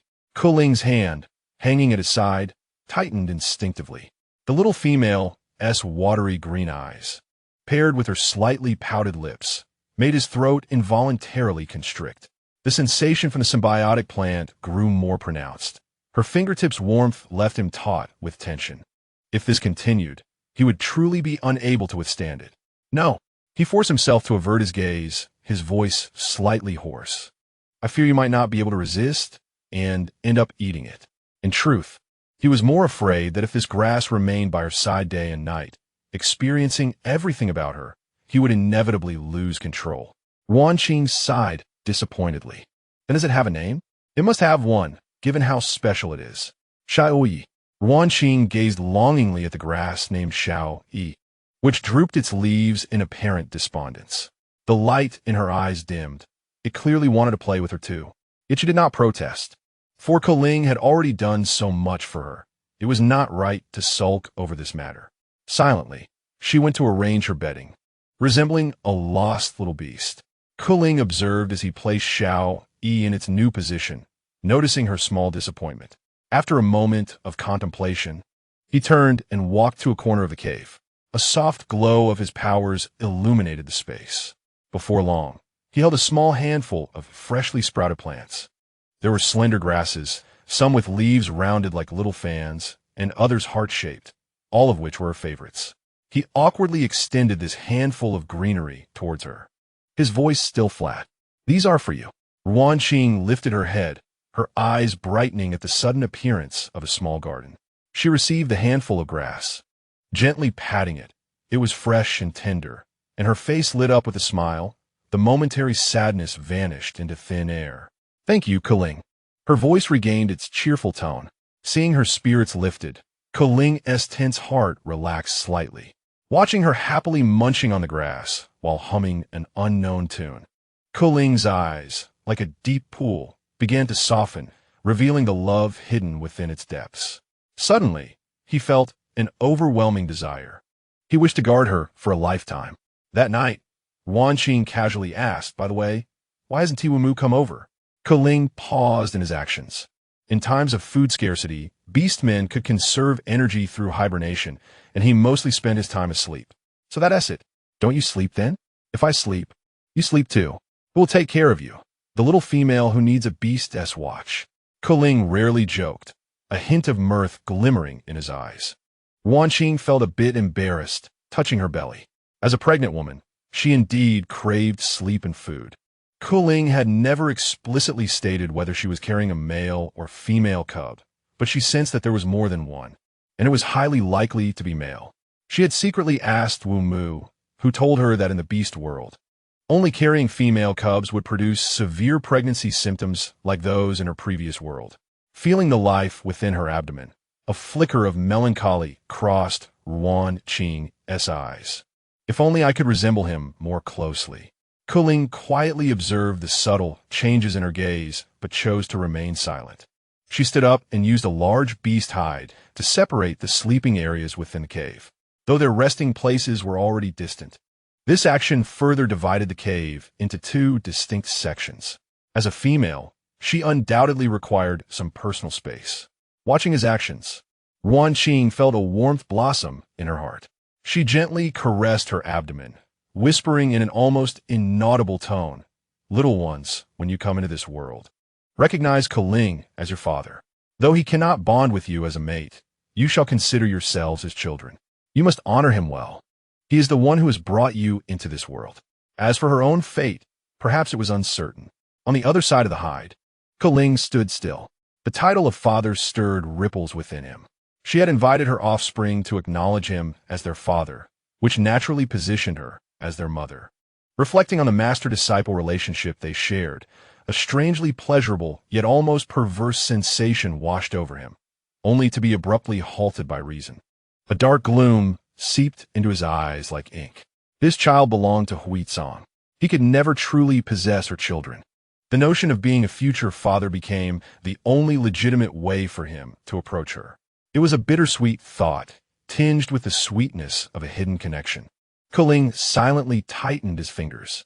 That night, in a different position, perhaps due to carrying the child, Ruan Qing slept deeply, curled up in the thick blankets, her breathing steady. Suddenly, a corner of the beast hide was gently lifted. Keling, shrouded in shadows, sat with his emerald-green eyes fixed on her like a lurking beast, unblinking. The night vision of the beastmen remained unaffected, allowing him to clearly see her gentle form in the darkness. She lay on her side, her white hair cascading, accentuating her delicate face, with her green eyes closed and long lashes resembling raven feathers. Watching her, Keling felt a twinge of self-mockery. Indeed, it was only when she was asleep that he could gaze upon her without restraint. Though Ruan Qing appeared obedient, she was heavily guarded.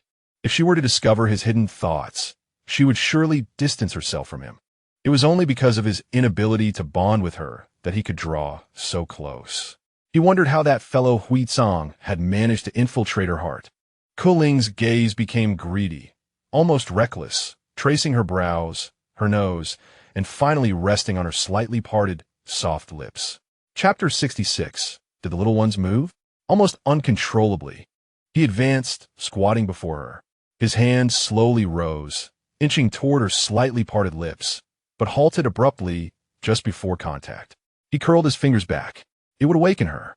She was already enduring enough hardships while carrying the child. That night, he kept vigil, his gaze heavy upon her face, his form solidified in the darkness like a statue. Morning light filtered through the crevices of the cave.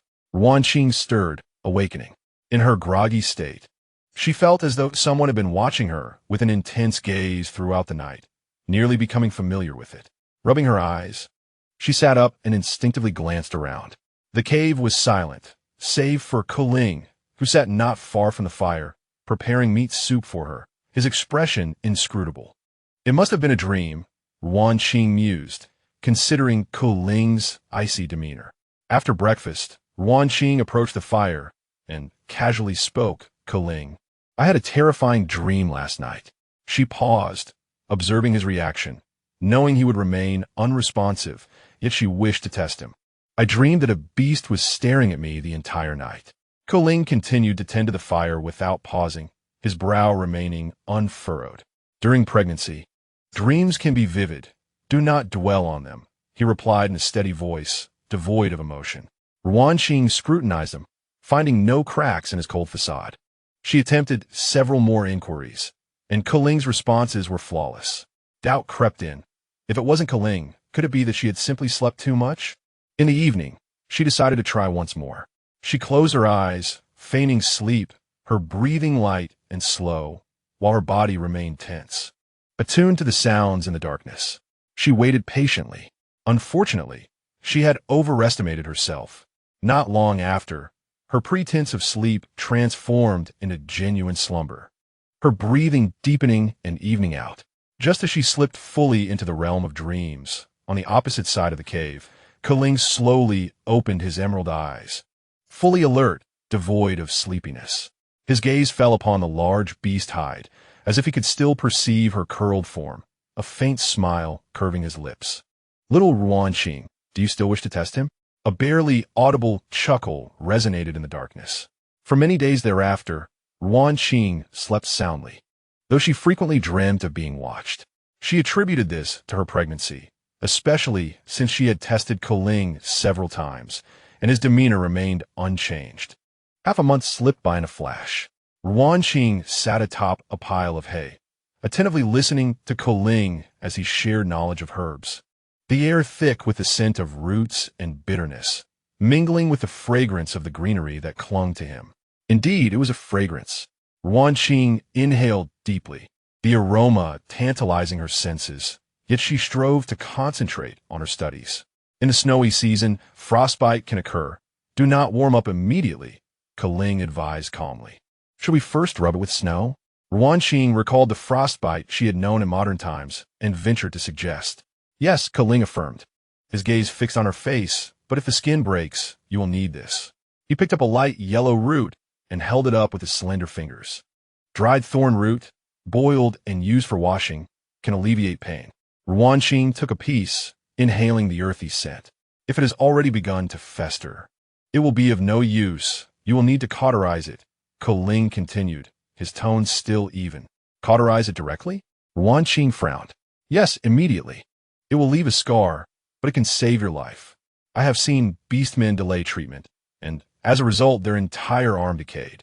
Just as Ruan Qing was about to nod in understanding, a gentle movement stirred within her abdomen. She instinctively pressed her hand against her belly, followed by a soft kick. She froze, her entire focus consumed by this unfamiliar sensation. Seeing her silent, Keling turned his head. The little female was gazing down, her eyes wide with wonder. Did the little ones move? His voice unconsciously softened. Ruan Qing nodded, still in a daze. Does it hurt? She shook her head, her expression appearing both soft and bewildered. A warmth flickered in Keling's eyes as he gently lifted her, placing her on the thickly lined sleeping mat. I will channel some energy to the little ones and check their condition, he said, kneeling beside her and placing his palm on her rounded abdomen. Separated by the beast hide, feeling the lively movements within, he gradually transferred his energy.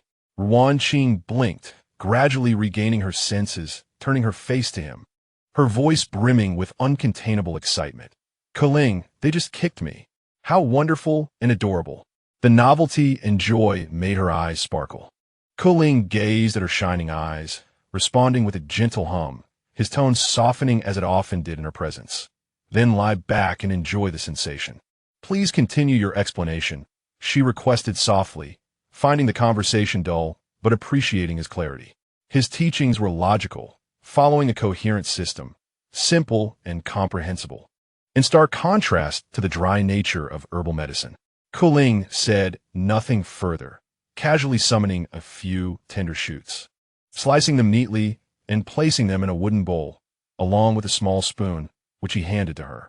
He then shifted the herbs beside her, squatting down to continue his explanation. If you encounter a beast man, the symptoms are... Ruan Qing took small bites of the sweet grass leaves, her gaze following Keling's hands. Listening to his low, soothing voice, she couldn't help but exclaim, it can be done this way too? There are many solutions if... Oh, I see. In the land of deserts, within the stone prison. Previously, the orc thrown in here bore numerous marks of being beaten. His face pale as a ghost, lips chapped, and his molten gold hair dry and unkempt. Yet, when he gazed at the gray wolf, his eyes revealed a starkly different emotion, laziness, boredom, and curiosity intertwined. From his vantage point, he could clearly see the gray wolf, which had been asleep for several days, shedding tears like beans from its tightly shut eyes. Even under the influence of supernatural powers, it could still weep. This piqued Qi Yang's curiosity even further. What could possibly make a seventh-tier orc shed tears? Reflecting on the passage of time, he realized that it was nearly time. If he did not awaken the wolf soon, he would miss the story. Very well, I shall assist you, Qi Yang thought, as a golden beam of light shot forth towards the gray wolf. Deep within the giant wolf's consciousness, the power of its bloodline surged within its body, and the gray wolf's eyes faintly glowed red. It had always known that Ruan was nurturing her offspring. He was aware of the condition and number of the cubs. He also knew that today, For the first time, they had stirred. He wondered if his little bunny had been hurt, considering the strength of carnivorous beasts was generally overwhelming. Grinding his teeth, veins bulging, he attempted once more to lift his heavy arm, yet he remained immobile, collapsing back to the ground. A complex expression flickered across the rugged features of the gray wolf, and a low, hoarse murmur escaped his throat. "Foolish bunny. Did I not say before that the decision of whether to keep or let go of the cubs lies with you? Why are you so stubborn? If the energy of the cubs is insufficient, it will backlash against the mother. If your body cannot endure, do not force it. If it truly causes you pain to the point of tears, there is no one here to offer you comfort." Chapter 67. Nonsense. I did not cry. He was wrong. Knowing full well that Ruan was afraid of being a mother, why could he not restrain himself? He should have sought out a shaman to procure some herbs for himself, putting an end to it all. Normally, even a slight exertion on his part would bring her to tears. During this time, he could only imagine how many times she had cried in secret. As a high-tier wolf tribe orc, the energy required by his offspring was immense, and it must align closely with his own supernatural abilities. How had Ruan resolved this issue? Who had she sought assistance from? Would that orc treat her with the same tenderness he did? Or was he merely interested in her reproductive capabilities as a female? She was so innocent. Would she be deceived? As a female left in the tribe, he could only wonder how she was faring and whether she had suffered any mistreatment. On such a cold day, without his warmth to hold her while she slept, he could not help but worry about her. "Be obedient, foolish bunny," he whispered weakly, his eyes tinged with bloodshot hues, tears slowly cascading down his cheeks as if pleading or commanding. "If the cubs are lost, consider it as if I have perished, and find a reliable orc to care for you. Do not seek a carnivorous beast. Rather, choose a herbivore, for they may not possess the restraint I have and could succumb to their instincts, developing an appetite for your rabbit form." All this talk of bloodline continuation, reproductive instincts, and inherent possessiveness means nothing in the face of your tears. At that moment, a surge of supernatural energy struck, breaking the suppression that had held the gray wolf captive. Greatsong's expression shifted, and he immediately stood up.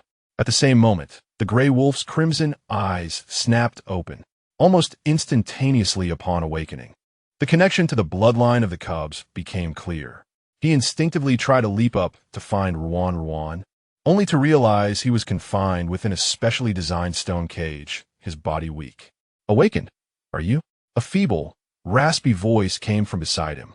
Greatsong turned sharply, his wolf eyes gleaming ominously in the dim light, locking onto the seemingly frail golden-haired orc nearby. The wolf's nose twitched slightly as Greatsong transformed into human form. Qiyong observed discreetly. The orc's appearance was passable, albeit slightly inferior to his own. "Are you from the Jinshi tribe?" Greatsong's voice was hoarse from disuse, though it bore an unmistakable tone of certainty. It was said that the Jinshi tribe resided in the desert, composed entirely of warriors. The strongest tribe. How could someone like him be so weak? "Yes." The orc coughed softly, appearing even more feeble, recalling the supernatural force from his previous consciousness. Greatsong's tone turned laced with undisguised hostility. "Did you orchestrate my awakening?" Qiyong replied weakly. "Do not misunderstand. I could only assist you to this extent. Seeing you weep so painfully in your dreams, I could not bear it." These words struck a nerve with Greatsong, who immediately slammed his hand against the stone cage, sending shards flying as a testament to his fury. "Nonsense. I did not cry. So what if I am awake? I am still trapped here, unable to even check on my bunny or comfort her." Qiyong regarded him, resembling a cornered beast, and spoke languidly. "Is it for your partner?" Greatsong's body stiffened instantly, his gaze sharpening as he scrutinized Qiyong. "What do you know?" "I know nothing, truly," Qiyong mused, coughing a few times. What else could cause a seventh-tier orc to feel this way, if not for a partner or cubs? He leaned against something, lowering his voice. "Do you wish to return to her? We can cooperate." This statement struck a chord deep within Greatsong. "How do you propose we cooperate?" His tone darkened. He needed to return to Ruan, perhaps in time to witness the birth of their young. Very simply, Qiyong managed a pale smile. "I will help you regain your strength. We shall await the opportune moment to escape." In half a month, the Jinshi tribe will come to attack this place. Once you are free, you must take me with you out of this desert." He gestured to himself. "As you can see, in my current condition, I cannot travel far." Greatsong fell silent for a moment. This orc was no ordinary being. He had the ability to dispel supernatural forces, yet his abilities were only at the 5th tier, leaving his background shrouded in mystery. Besides that, he himself was a member of the Jinshi tribe, and sought to leave. He was not to be trusted. However, he would not overlook any opportunity that could expedite his return to Ruan. As for this orc, he would see how durable his life was. "Deal." Greatsong squeezed out 2 words between clenched teeth, his gaze intense. Qiyang seemed unfazed by the threat, instead smiling with satisfaction. "A pleasant cooperation, Brother Wolf." Greatsong lifted his head, his eyes seemingly piercing through the thick stone prison, looking far into the distance as he silently roared, Ruan, wait for me. If the cubs dare to trouble you again, when I return, I will ensure you can bite them to your heart's content." After venting his frustrations, he sat down, and Qiyang gradually approached to restore his energy. Yet, only a few seconds passed before cold sweat beaded on his forehead, and his hands trembled violently. The golden light flickered a few times before extinguishing. "I cannot continue." Qiyang collapsed onto the ground, gasping for breath. Greatsong felt a slight recovery. Perhaps only 10%, far too little. This lion tribe orc was somewhat inept. However, even a little was better than none. Greatsong eagerly turned onto his side, tearing open his beast skin clothing. Ruan had said that his body could only be shown to her, and he must obey. Seeing the gray mark before him, a wave of murderous intent surged in his eyes. "Luo, once I escape, I will tear you to shreds." He attempted to channel his supernatural energy to break free, but found it utterly ineffective. His tear was not strong, yet the supernatural force was so peculiar. "Very well. I shall wait until my powers are restored." Ruan is unaware of my situation, which may keep her safe. Greatsong thought to himself, settling down comfortably, closing his eyes to recuperate his abilities. The sooner he recovered, the sooner he could leave. "Foolish bunny, wait for my return." At the same time, in the Kuling cave, since becoming pregnant, Ruan Qing had hardly slept well. She dreamt of Greatsong again, where he urged her to discard the cubs and find another orc to care for her. Yet how could that be possible? These were their children, carrying his bloodline. She would certainly give birth to them. "No, I will not heed your words." In the depths of slumber, Ruan Qing furrowed her brow tightly, her long and dense eyelashes dampened by tears, softly murmuring to herself. Kuling, standing silently by her side, observed the scene unfold in the darkness of the cave, his eyes like pools of still water resting quietly upon her face. Noticing the tears cascading down her cheeks, he extended his hand, gently wiping the dampness from the corners of her eyes, whispering soothingly, "It is merely a dream. Everything is all right." Yet, Ruan Qing remained ensnared in her nightmare, her sobs fragile and pitiful, her body trembling. Kuling was aware that she had previously spoken to the air every night, but since moving to his cave, she had ceased sleeping soundly each night. However, he knew that she had always cherished thoughts of him, even if unspoken. Today, however, was a first of its kind. Chapter 68. His involuntary urges. Kuling's gaze darkened. No longer hesitating, he sat beside her. With one arm, he encircled her waist, gently pulling her small frame into his embrace. He tucked the blanket around her snugly. Ruan Qing's back pressed closely against his chest, separated only by a thin layer of animal hide, almost able to feel each other's heartbeat. With a soft hum, she instinctively nestled deeper into his hold, as if a drowning soul had clutched onto a piece of driftwood. Kuling lowered his head, his lips brushing against her ear, his breath warm as he reassured. "Do not fear, Ruan. As long as I am here, no one can compel you." His arm wrapped around her waist, his palm securely resting upon her lower abdomen, where their child was being nurtured, a child she desperately wished to bring into the world. Ruan Qing's rapid breaths gradually calmed, her murmurs and weeping ceased. Finding the most stable position in his embrace, her damp white hair brushed against his neck, akin to a young beast finally finding shelter.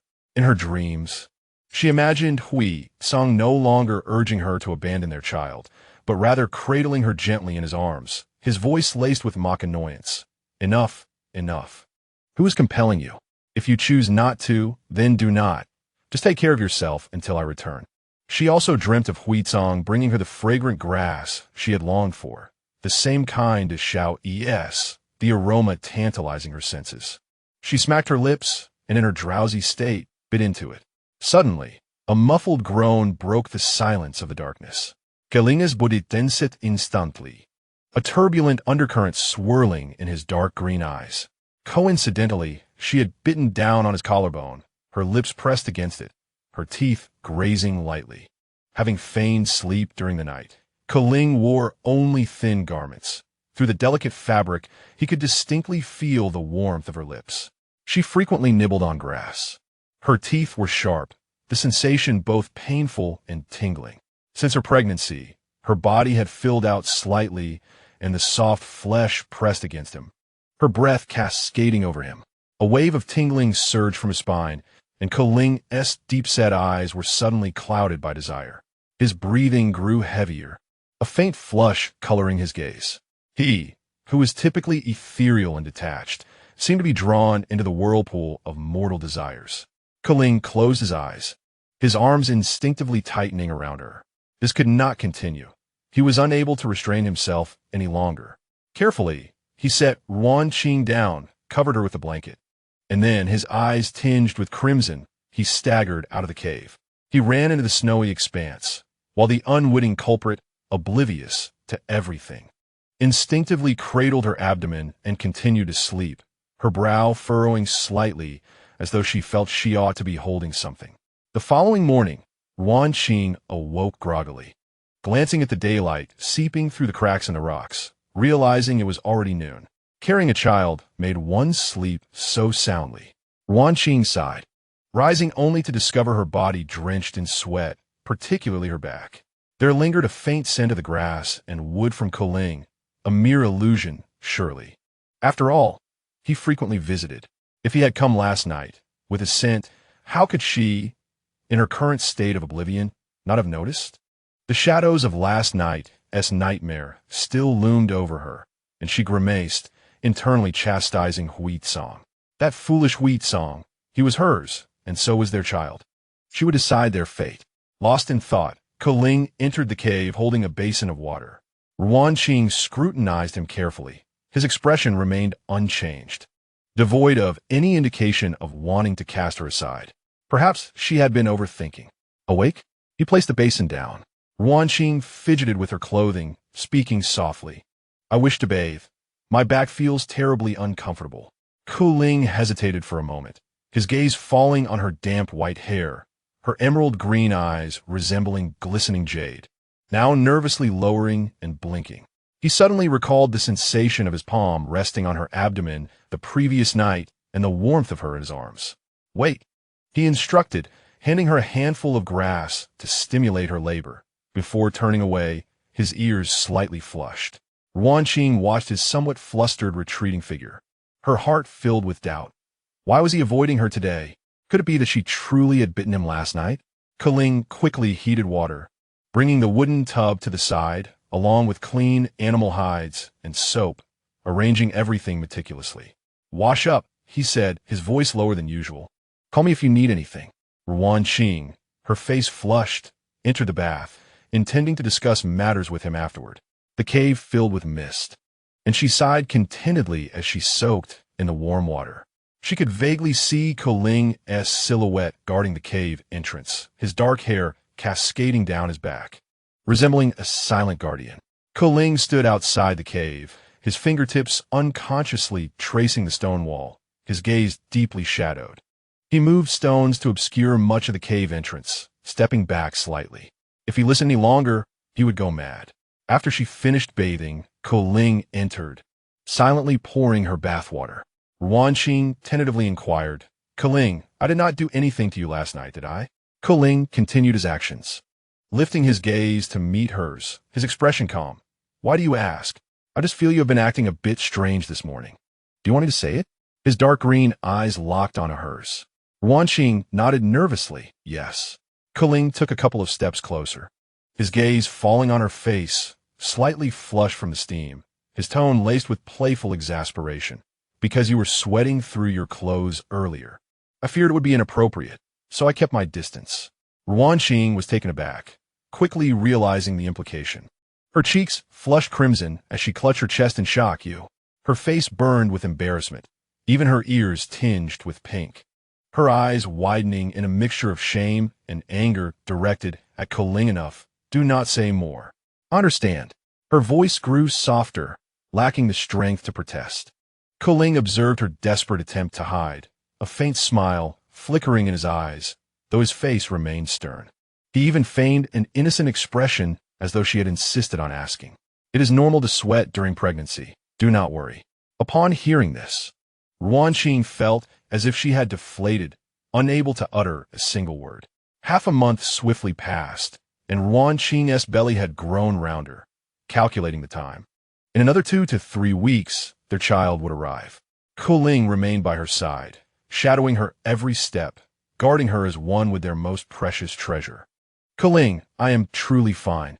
I only wish to walk a few steps in the cave, Ruan Qing said, supporting her waist with a hint of exasperation. He, with his icy demeanor, shook his head. You walk as you please. I will watch. With no other choice, Ruan Qing slowly strolled for a while, then sat down to pick up a bone needle. Recently, their child had been growing rapidly, and her waist had thickened considerably. Her previous garments required alterations. However, after sewing just 2 stitches, the item was snatched from her hands. The dim light strained her eyes. Kuling took the needle and thread, deftly sewing according to the style she had worn from memory, his fingers moving gracefully, as if he were not a male. Ruan Qing couldn't help but laugh. You're doing all the work. What shall I do? Without lifting his head, he handed her a handful of tender green grass. Eat. Since the cold season began, he had sewn a pouch for seeds onto his clothing to ensure Ruan Qing could always access grass. Chapter 69. She is the best in the beast world. Ruan Qing accepted the grass, chewing while watching him. The flickering flames illuminated his dark green eyes and black hair, and his usually aloof face was now softened by the warm glow. Ruan Qing gazed ahead, as certain thoughts surged uncontrollably within her. The benevolence one person extends to another often harbors ulterior motives, either a desire for material gain or an attraction to the individual themselves. Previously, Kuling's treatment of her had been somewhat unique, yet now, even the way he addressed her had inexplicably shifted to Ruan, a name he had only used during her rabbit form, never to be uttered again thereafter. Such distinctions were evident even to her, a person usually oblivious to subtleties. The shaman of the Lu tribe was forbidden from forming romantic bonds. What was he attempting to portray as a deeply affectionate secondary character? She yearned to inquire, but feared the possibility of misinterpreting his intentions. After much internal deliberation, Ruan Qing clenched her fists, ultimately unable to suppress her curiosity. Some matters could only be clarified through her own understanding of the situation.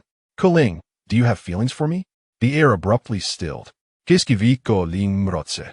His needle poised in midair, and he lifted his gaze to meet hers. Ruan Qing opened her mouth, eager to press further. However, in the next instant, without warning, a brilliant flash of light swept through. Only a pile of garments remained, along with a bewildered rabbit beast nestled among the clothes. Its soft, fluffy ears drooped at either side, and its emerald eyes blinked innocently, complemented by its rosy cheeks, appearing both dazed and endearing. Ruan Qing looked at the suddenly towering figure of Kuling, feeling utterly exhausted. How could this happen at such a crucial moment? After a month of perseverance, could it be that the energy depletion from carrying her offspring was to blame? She had initially expected to have several months left. Anger surged within her, compelling her to leap about, yet the thought of her unborn child restrained her. Now, she had no regard for anything else. Uncertain of how her transformation into a rabbit would affect her offspring, Ruan Qing gently lay down, cautiously exposing her soft belly. She cast a worried glance at Kuling before looking down at her own abdomen. Please, check if the baby is all right. She conveyed this thought through her gaze, hoping he would comprehend her intentions. Kuling, still in shock, was contemplating excuses to deflect the conversation when he witnessed the living embodiment of a female rabbit beast. He remained still, secretly observing her actions. After a moment, he understood. It seemed Ruan could not freely transform back in her beast form. Or perhaps there were limitations imposed upon her. Otherwise, with her tenacious personality, she would have undoubtedly transformed back into her human form to pursue answers. A weight lifted from his heart as he gently scooped her up and placed her upon his knee. "Are you worried about the baby? Let me take a look." As he spoke, he aligned a few of his fingers, carefully pressing them against the rabbit's rounded belly. Ling cautiously infused her with energy, occasionally observing her expressions. The rabbit beast's eyes gradually closed in comfort, and Ling sighed in relief, gently setting her down. "Rest assured, the baby is fine. But what about you? Will you not transform back?" Ruan Qing felt a significant weight lift from her heart, glancing at Ling, whose eyes sparkled with warmth, before turning away in irritation. He must have guessed that she couldn't revert to her original form, and it was all deliberate. How had she not realized his cunning nature before?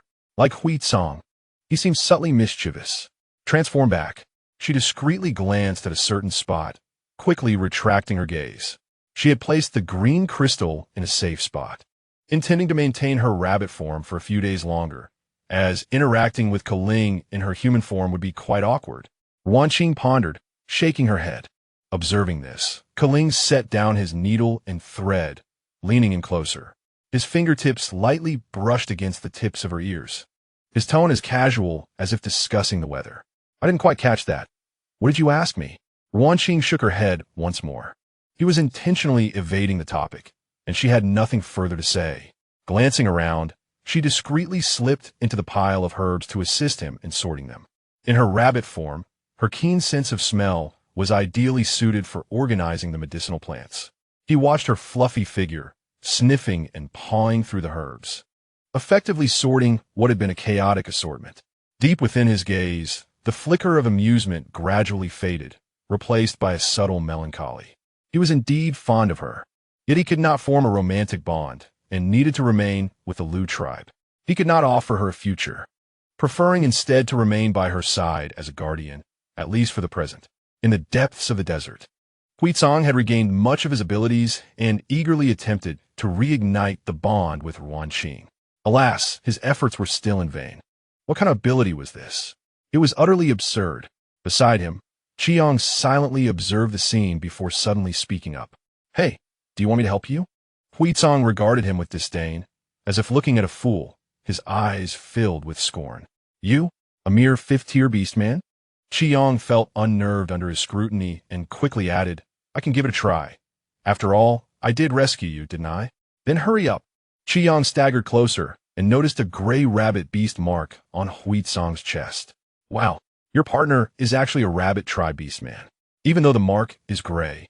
The liveliness in those eyes cannot be concealed. Quite adorable, really. So this wolf tribe beastman had a preference for such types." He mused, his fingertips glowing faintly.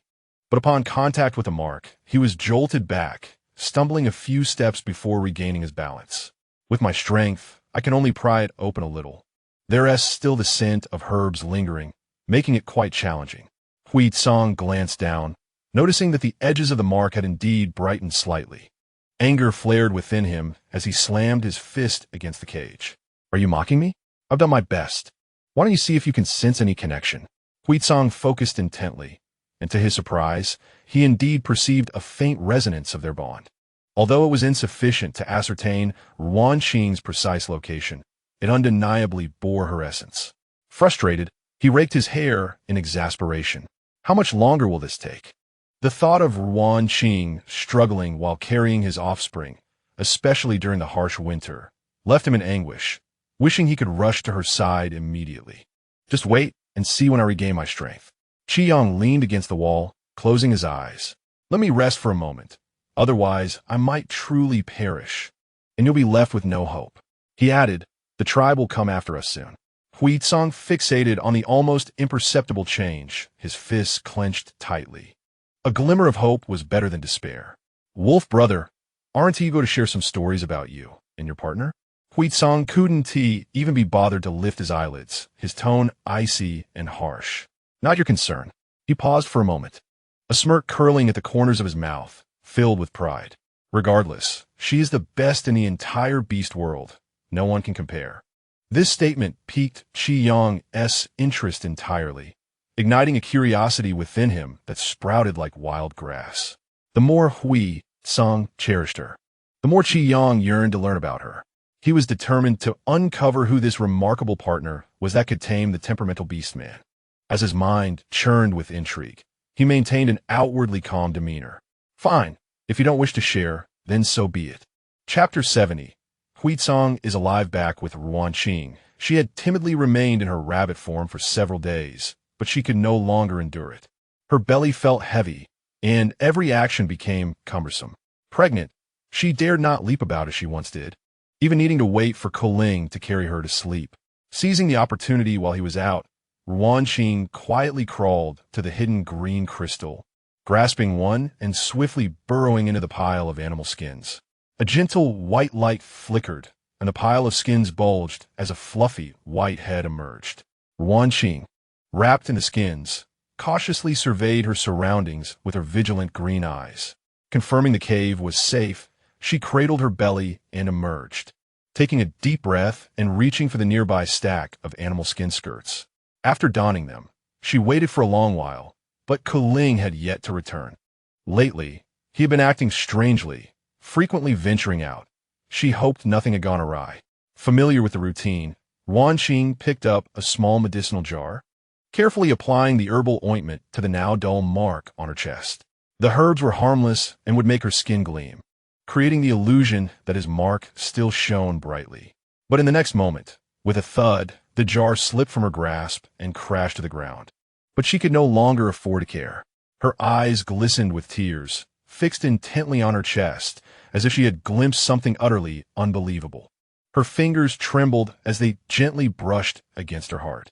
Her lips quivered, yearning to utter words, yet silence enveloped her. Upon closer inspection, her entire body quaked slightly. The edges of the long-dimmed mark began to emit a faint glow. This mark was intimately familiar to her. She gazed at it daily. Could it be that Huizong was alive? Though she possessed no extraordinary abilities and her perception paled in comparison to Huizong's, the mark was never deceptive. Her heart raced violently, pounding against her chest painfully, and she sprang to her feet, a singular thought flooding her mind, to find him and to do so at once. Ignoring all else, she dashed toward the cave's entrance, the cold wind laced with snowflakes striking her face sharply. At that moment, a wave of sharp pain coursed through her lower abdomen. She halted abruptly, her voice choked as she pressed her hand firmly against her belly. There was still the little one. She could not afford to take risks. The frigid wind, accompanied by swirling snowflakes, tousled her silvery hair, dusting her eyelashes with white. She glanced toward the distance several times before slowly retreating into the cave. Her back pressed against the icy stone wall as she sank to the ground in a curled position. She gently placed her hands over her abdomen, as if seeking to soothe the fragile life within. Do not be afraid. Your mother will not act recklessly. Your father is still out there. Once you're born, we will seek him together, all right? Tears fell unbidden, and she hastily wiped them away. Your father always says, I'm a crybaby. Though her voice trembled, a soft smile broke through. You mustn't mimic me, but if you feel like crying, then cry. If you wish to laugh, then laugh. Pay no mind to what others think. The appearance of beastmen is for oneself to behold. Time slipped away unnoticed as her red and green eyes gazed at the swirling snow outside the cave. Huizong, once I bring you into this world, I will come find you. Slowly, she rose, dried her tears, changed into a clean outfit, and prepared a pot of soup over the dwindling fire, quietly awaiting Koling's return. As dusk approached and the light at the cave entrance dimmed, a tall figure stepped inside. His dark green eyes swept across the cave, landing on the obedient figure by the fire, his steps momentarily faltering. She had returned to herself. A faint disappointment flickered in Koling's heart. This meant he could no longer find excuses to hold her close. He calmed himself, gazing steadily at her, but his gaze froze the next moment. The firelight illuminated her pale profile, her hair cascading softly, yet her eyes appeared swollen, and faint traces of tears lingered on her cheeks. "Have you been crying?" His voice was cold, devoid of emotion. Ruan Qing inwardly berated her carelessness, shaking her head. "No." Culling crouched before her, fixing his gaze upon her resolutely. "Say it again." His tone was calm, but carried an unusual pressure. Ruan Qing stubbornly lowered her head, refusing to speak. The air grew heavy, punctuated only by the crackling of the fire. Suddenly, Culling grasped her chin gently, compelling her to meet his eyes. His fingers brushed beneath her eyes. "Did the little one hurt you?" His voice softened slightly. "No." Ruan Qing instinctively played. Culling scrutinized her, the flame of unnameable anger within him growing fiercer. He was angry at her reticence, and even angrier at himself. She was like a small beast hiding in a shell, barely peeking out, only to retreat at the first sign of trouble. It was clear she had begun to open up to him, yet now she reverted to her former self, bottling up all her true emotions. Suddenly, he seized her wrist, his grip gentle but firm, and Ruan Qing found herself unable to break free. "Ruan Qing," he leaned closer, his eyes darkening with intensity. "Am I truly so unworthy of your trust?" They were so close that their breaths mingled, and Ruan Qing could discern the clarity of his long lashes and the panic reflected in his eyes. She opened her mouth, yet tears fell before her words, tumbling down in honesty. "Huaitsong is not dead." Her voice trembled as she cradled her belly, her hand slightly shaking. "I saw the mark glowing, but I cannot go to him now. I still have the little one. Even without it, I cannot find him." No matter how much time passed, she remained a burden. In her previous life, there had been those who adopted her, only to return her later. In every world, she was a liability. Culling's pupils constricted as he observed her trembling shoulders and the protective gesture over her abdomen. Ultimately, he released his grip, placing his hand on the back of her neck, gently resting her forehead against his chest. "Do not cry." His voice was hoarse, his fingertips weaving through her hair with tenderness. "No one sees you as a burden." He paused. "You, my dear Ruan, are truly a radiant little sun." His tone was cool and steady. Yet even the sun grows weary and occasionally needs to be illuminated by another light. Huaitsong will surely sense the little one and will come.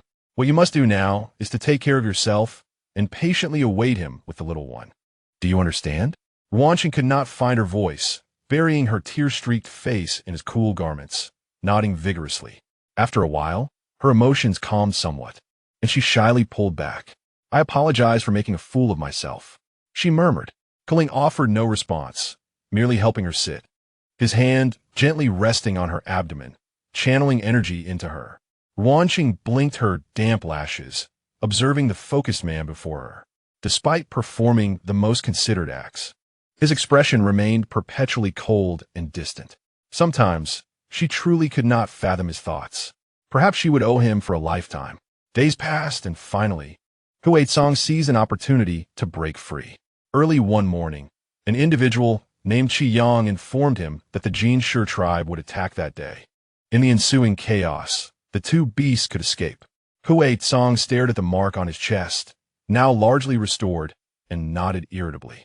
He longed for her desperately. Suddenly, the sounds of battle erupted outside, confirming the Jinshi tribe's attack. Qiyang approached with a grin. "Shall we go?" Huaitsong seized his arm, unleashing his formidable powers to shatter the confines. In the ensuing turmoil, he dashed out. However, he did not encounter Loma along the way, and his agitation prevented him from searching. His focus was solely on returning to her. "Protect her." Qiyang struggled behind him when a Jinshi beast charged forward, mistaking the leading wolf tribe beastman for an enemy. Just as it leaped, it halted abruptly, eyes wide with terror. Beast God! Who could explain why this disheveled beastman was the very king who despised filth? Before he could gather his thoughts, a long-tailed scorpion lunged at him, disrupting his contemplation. The Jinshi let out a low growl, immediately engaging with the scorpion beast, and chaos ensued. Huaitsong fought through the fray alongside Qiyang, yet curiously, no black scorpion beastmen pursued them. It was the snowy season, even the desert cloaked in a blanket of white, making the ground beneath them harder than usual. Hui Tsong glanced sideways at Qiyang, suddenly pushing him forward. You can manage on your own now. Qiyang stumbled, but continued to smile. Is it not rather unkind to just cast me aside like that? Hui Tsong scoffed disdainfully. I promised to bring you out, but I did not promise to look after you. With that, he transformed into his beast form, not looking back as he raced toward the little one. He needed to shake off this nuisance and return to find Ruan. Watching Hui Tsong's retreating figure, Qiyang's smile gradually faded. Heavy footsteps approached from behind. A group of bloodied Jinshi followed, transforming into human form and bowing their heads, too afraid to meet their king's gaze. Qiyang's aura shifted dramatically, his powers surging upward. 5th tier, 6th tier, finally stabilizing at 7th tier, nearing 8th. Sensing the pressure, the beastmen behind bowed their heads even lower. Step back. Your scent is overwhelming. Zidang Fadao Wen. All the beastmen took several steps back, internally grumbling. Your Majesty, perhaps you should reconsider your own words. You are the one who reeks. In order to avoid arousing suspicion among the Wolf Clan orcs, their king had truly not bathed for quite some time. His body emitted a foul odor, more repugnant than that of a plump, prickly fruit. Nevertheless, he bore the oppressive atmosphere, refraining from uttering a word. Have they been eliminated? The voice of Qiyang was faint. The orc closest to him, Lei Jia, bowed his head to report there was one from the Hyena clan, and a few from the Black Scorpion clan, but their special abilities allowed them to escape. Useless, he replied with a serene tone that sent chills down the spines of all the orcs. Though it was the snowy season, many orcs broke out in cold sweat. Who among them did not know that the king's most terrifying moments were not when he was relaxed and languid, but rather when he maintained a stoic expression? Deploy the forces. Send orcs to occupy this area, he commanded as he surveyed his surroundings. From this day forth, this desert belongs to us. Were it not for the old man's soft heart, we would not have sunk to the level of fighting over territory with those hideous creatures from the Black Scorpion clan. Understood. The orcs swiftly dispersed in response to his command. Qiyang again glanced in the direction where the gray wolf had vanished, a playful smile curling at the corners of his mouth. He cradled a small, multicolored orb in his palm, a reserve of abilities he had secretly accumulated each time he restored the other's powers. I have said before, his eyes glinted with determination. What I wish to know, I shall certainly uncover. Licking his cracked lips, he turned and took a step, though he stumbled slightly. The act was genuine, yet enduring such hardships in this desolate place was not without its toll. His expression darkened as he tightened his grip on the memory orb. He would review it upon his return. He hoped that this tale would be worthy of his efforts. Shifting his gaze back to Ruan Qing. She would soon give birth in just over 10 days, and the little one had been quite restless of late. It did not cause her pain, but it certainly disturbed her sleep. Please do not trouble me any further. Once your father arrives, I will have him discipline you. I am certain he will heed my words over yours, she murmured, gently patting her abdomen. Whether it was her words that had an effect or something else, the little one surprisingly ceased its commotion. Ruan Qing sat by the fire, sewing animal skins, occasionally glancing outside the cave. Ever since she sensed the presence of Hui Tsong, she had left a small opening at the cave's entrance, hoping he might arrive at any moment. The mate bond had restored itself significantly, allowing Ruan Qing to sense his location, feeling him draw ever closer. She often claimed they were both racing towards one another, yet in reality, it seemed he was the one exerting greater effort. Surely, he had endured much hardship. In her perception, Hui Tsong had been running tirelessly, stopping only occasionally. Ruan Qing looked down at her abdomen, her thoughts in disarray. Would he be surprised or delighted by the unexpected arrival of their child? Most likely the latter. Orcs were surely eager for the continuation of their bloodline. Moreover, this little one was particularly challenging to protect. Ruan Qing observed Keling, who was diligently preparing herbal remedies. Lowering her eyelashes, she had later asked him once more if he had feelings for her, but Keling merely deflected the topic.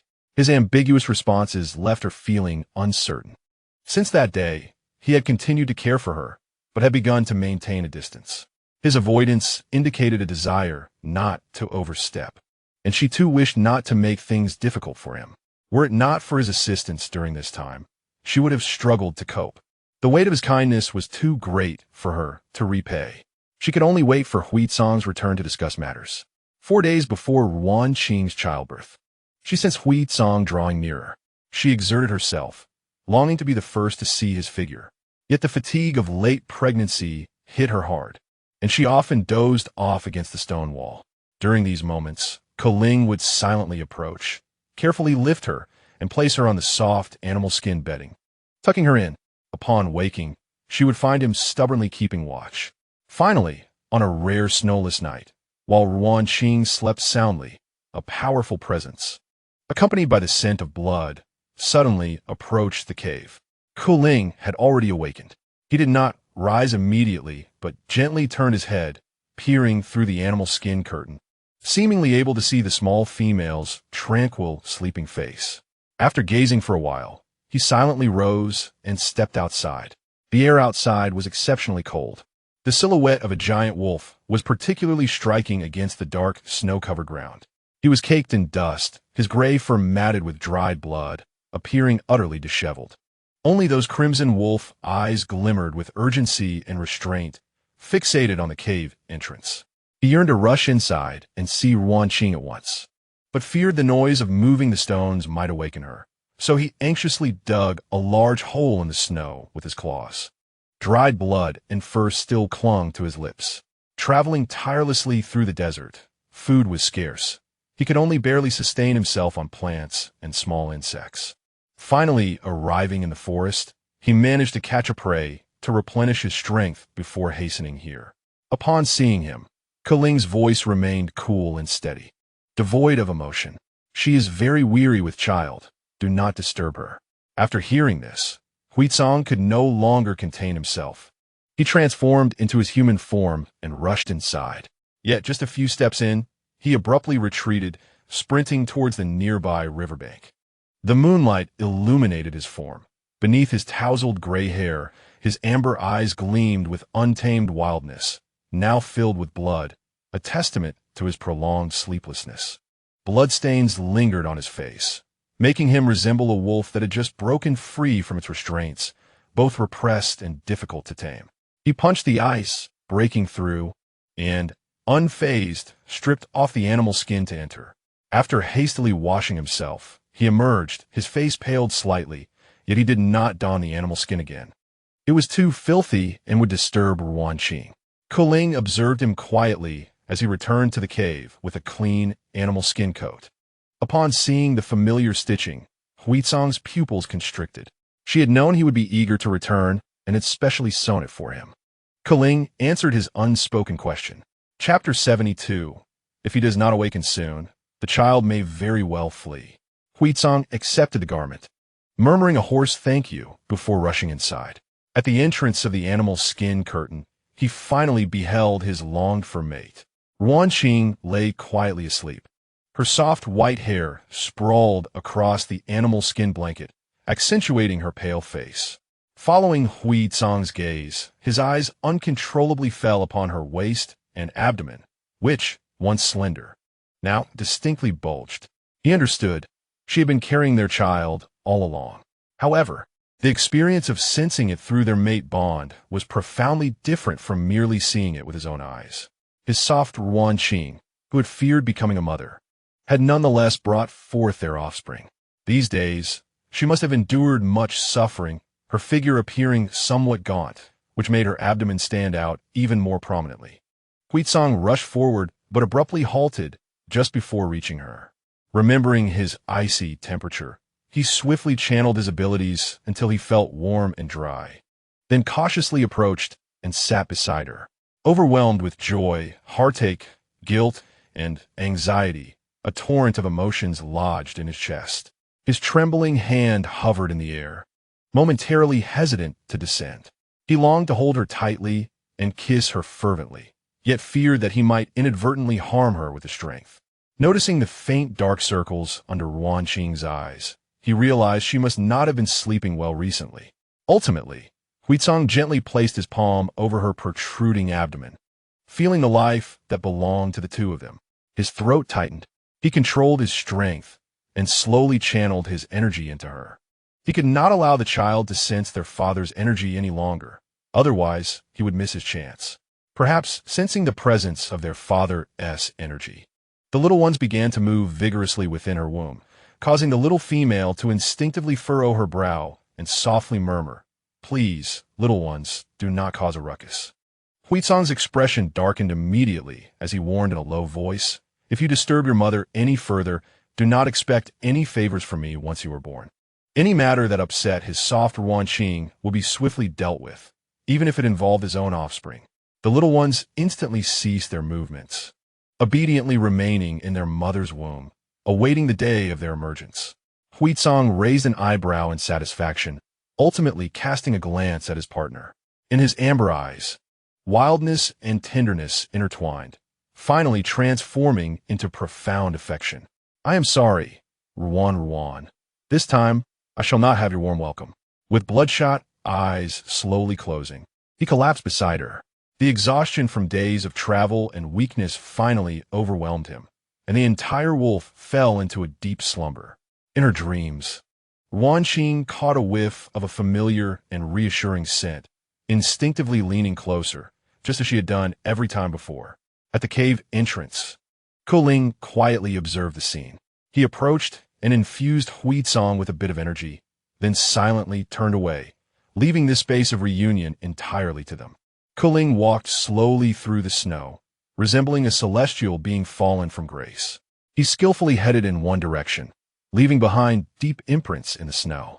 Eventually, he halted behind a small hill where an unfinished snowman remained. Ever since that night when she bit him in her sleep, every encounter with her had ignited a fever within him. He simply fled to this place. The small bone knife turned in his fingers as he began to sculpt the snowman's face, his expression intensely focused. Uncertain how long had passed, when the final stroke was made, the snowman, bearing a 6/10 resemblance to Ruan Qing, gazed up at him amidst the snow. He stood quietly opposite the snowman, seemingly merging with the vastness of the world. He knew that this snowman could never see the light of day.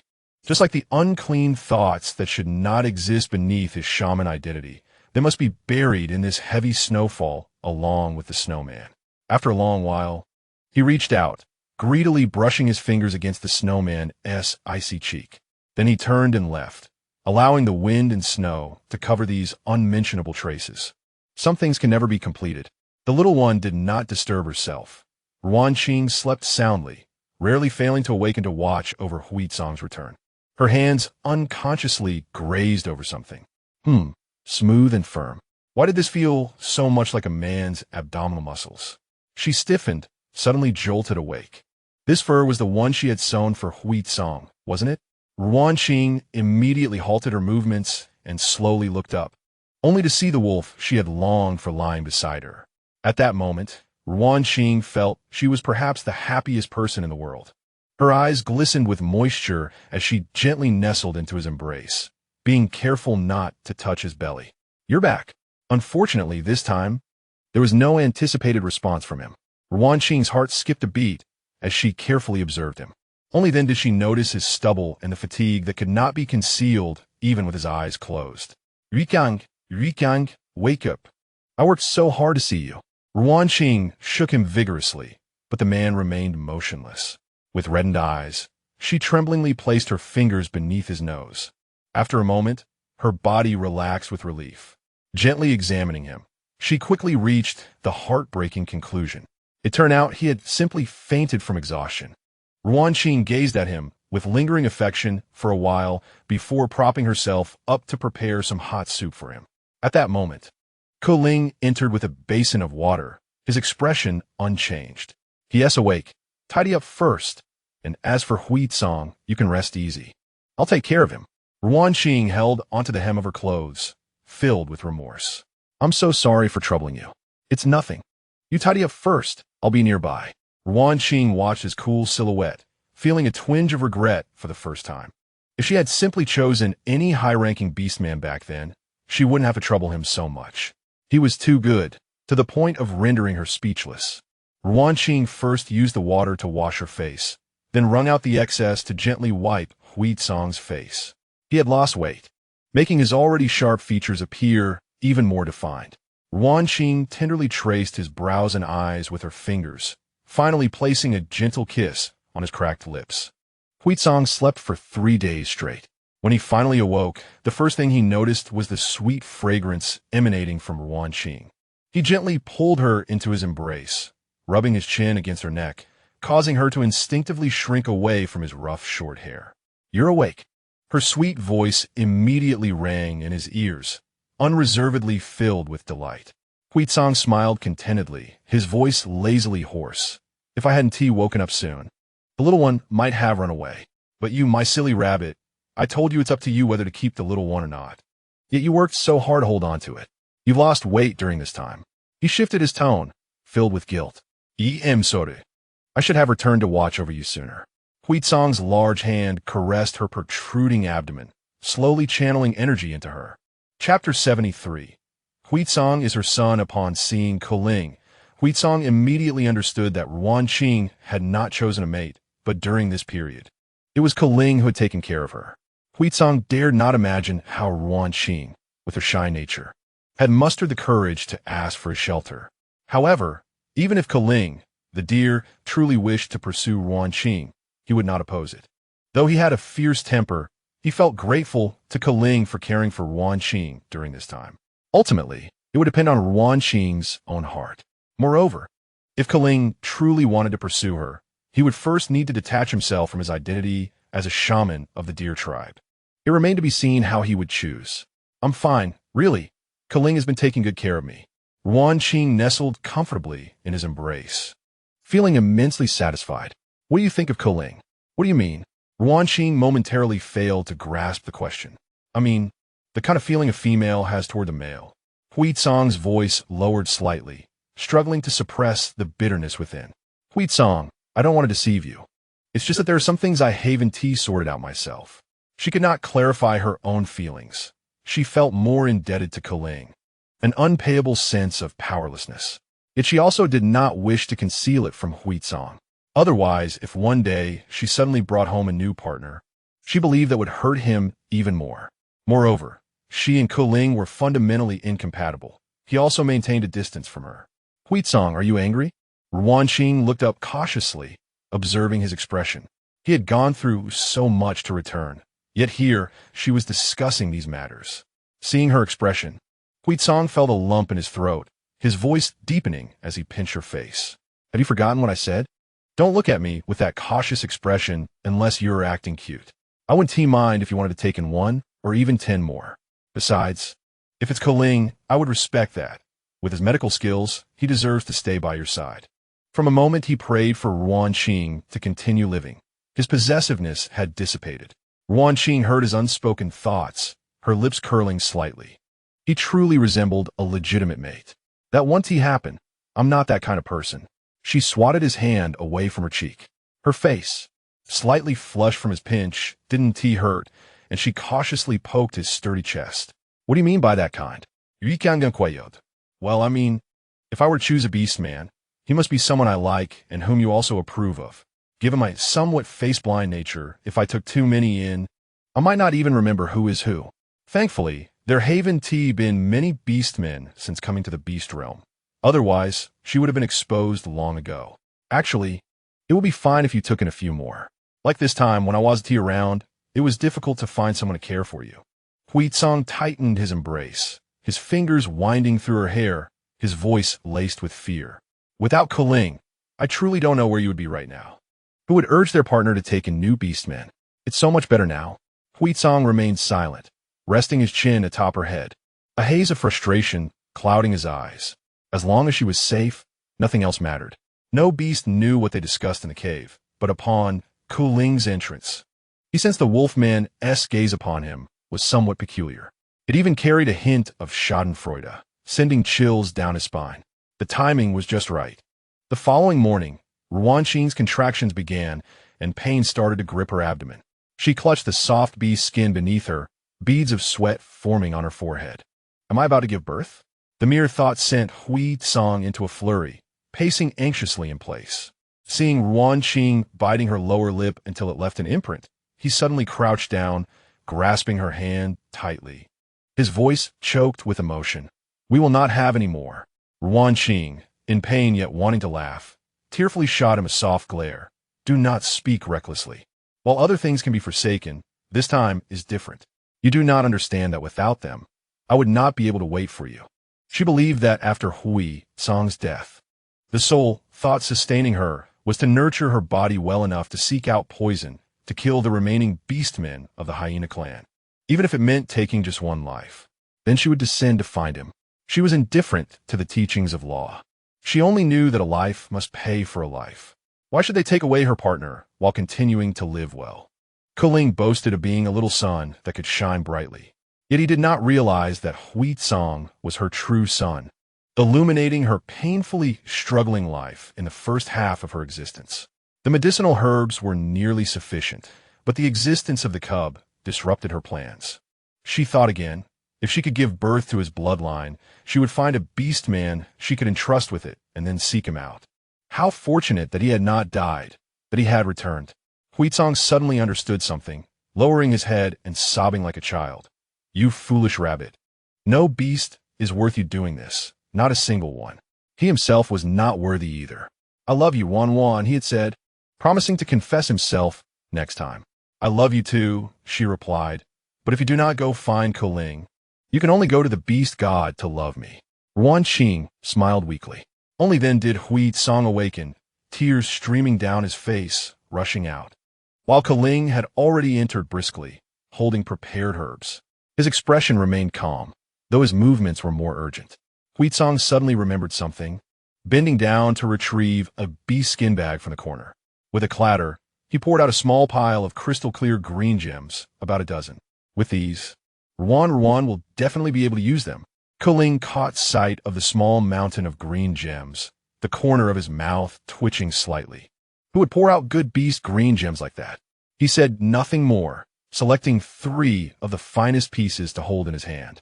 He approached the bed and leaned down to look at Ruan Qing. His deep green eyes offered a peculiar sense of calm. Ruan Qing, he spoke softly. Do you trust me? It will not hurt too much. Ruan Qing nodded. I trust you. From a moment she entrusted her and the cubs' lives to him. She had no choice but to trust. Kuling moved swiftly and assuredly, placing the green gems above her abdomen, his palm emanating a gentle green light. A cool, soothing breath gradually permeated. Breathe with my rhythm. Kuling's voice was low and steady. Yes, just like that. It truly did not hurt too much. Ruan Qing even found her thoughts drifting to Hui Song's chaotic voice. No more. I will never let her bear again. Whoever mentions having cubs from now on will face my wrath. She could not help but chuckle softly. Then she heard him anxiously thinking. Ruan is in pain and even laughing. Finally, the cave echoed with the weak whimpers of the cubs. They were 2 little wolf cubs. Kuling carefully cleaned them up and placed them beside Ruan Qing. The 2 little creatures were drenched, their eyes closed. One resembled Hui Song almost perfectly, except for the white fur between its brows. Ruan Qing noticed it was still a diamond shape. The other, however, was pure white, a white wolf.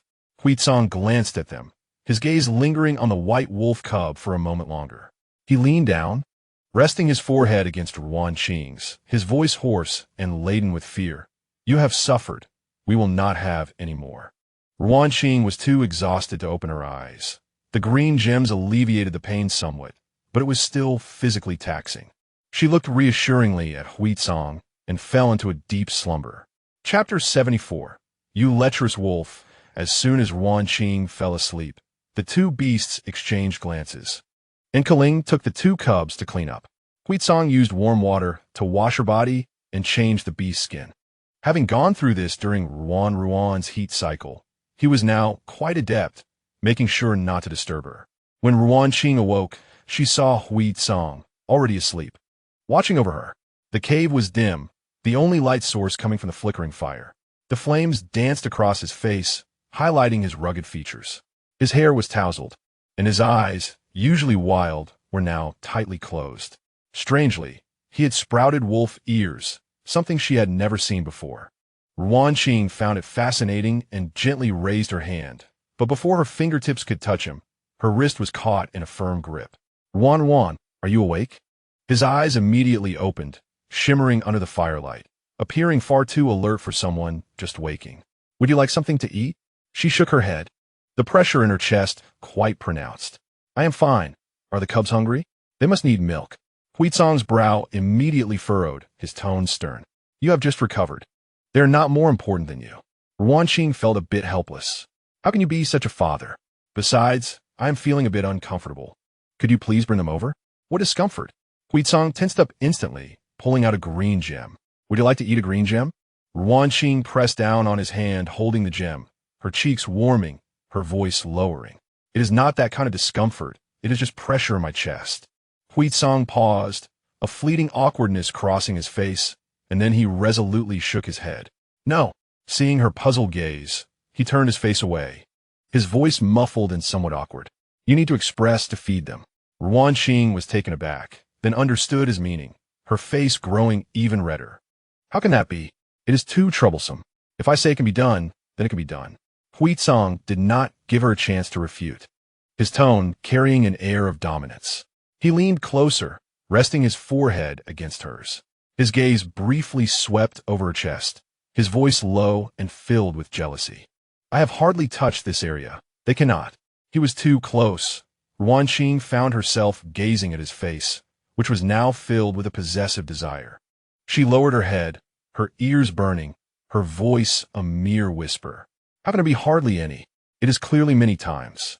Although it was her own offspring, she still felt a hint of apprehension, given that they were wolves. Under his intense gaze, she finally relented. Fine. I do not really understand the habits of the wolf clan. Huizong then smiled in satisfaction, a triumphant smirk appearing on his lips. Recently, Koling had often been absent from the cave, seemingly leaving space for them.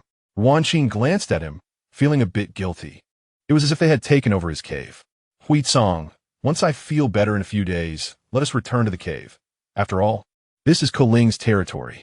All right, Huizong responded casually, quickly focusing back on the matter at hand, disregarding everything else. I can do it myself. You step aside. Ruan Qing pushed him away, but Huizong pinned her down. This requires strength. Do not make a fuss.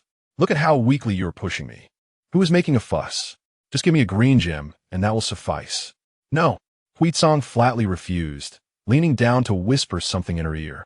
Ruan Qing's face flushed crimson, her gaze inadvertently drifting to a certain part of him. Then hurry. MHM.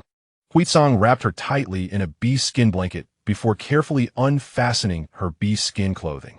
The sight before him made his eyes darken. It was said that a female's body undergoes some changes during pregnancy, and Ruan's changes were rather pronounced.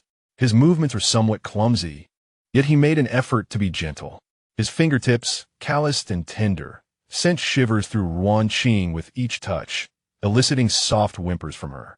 Ruan, if you make another sound, Huizong's voice tightened, his Adam's apple bobbing, I will lose control.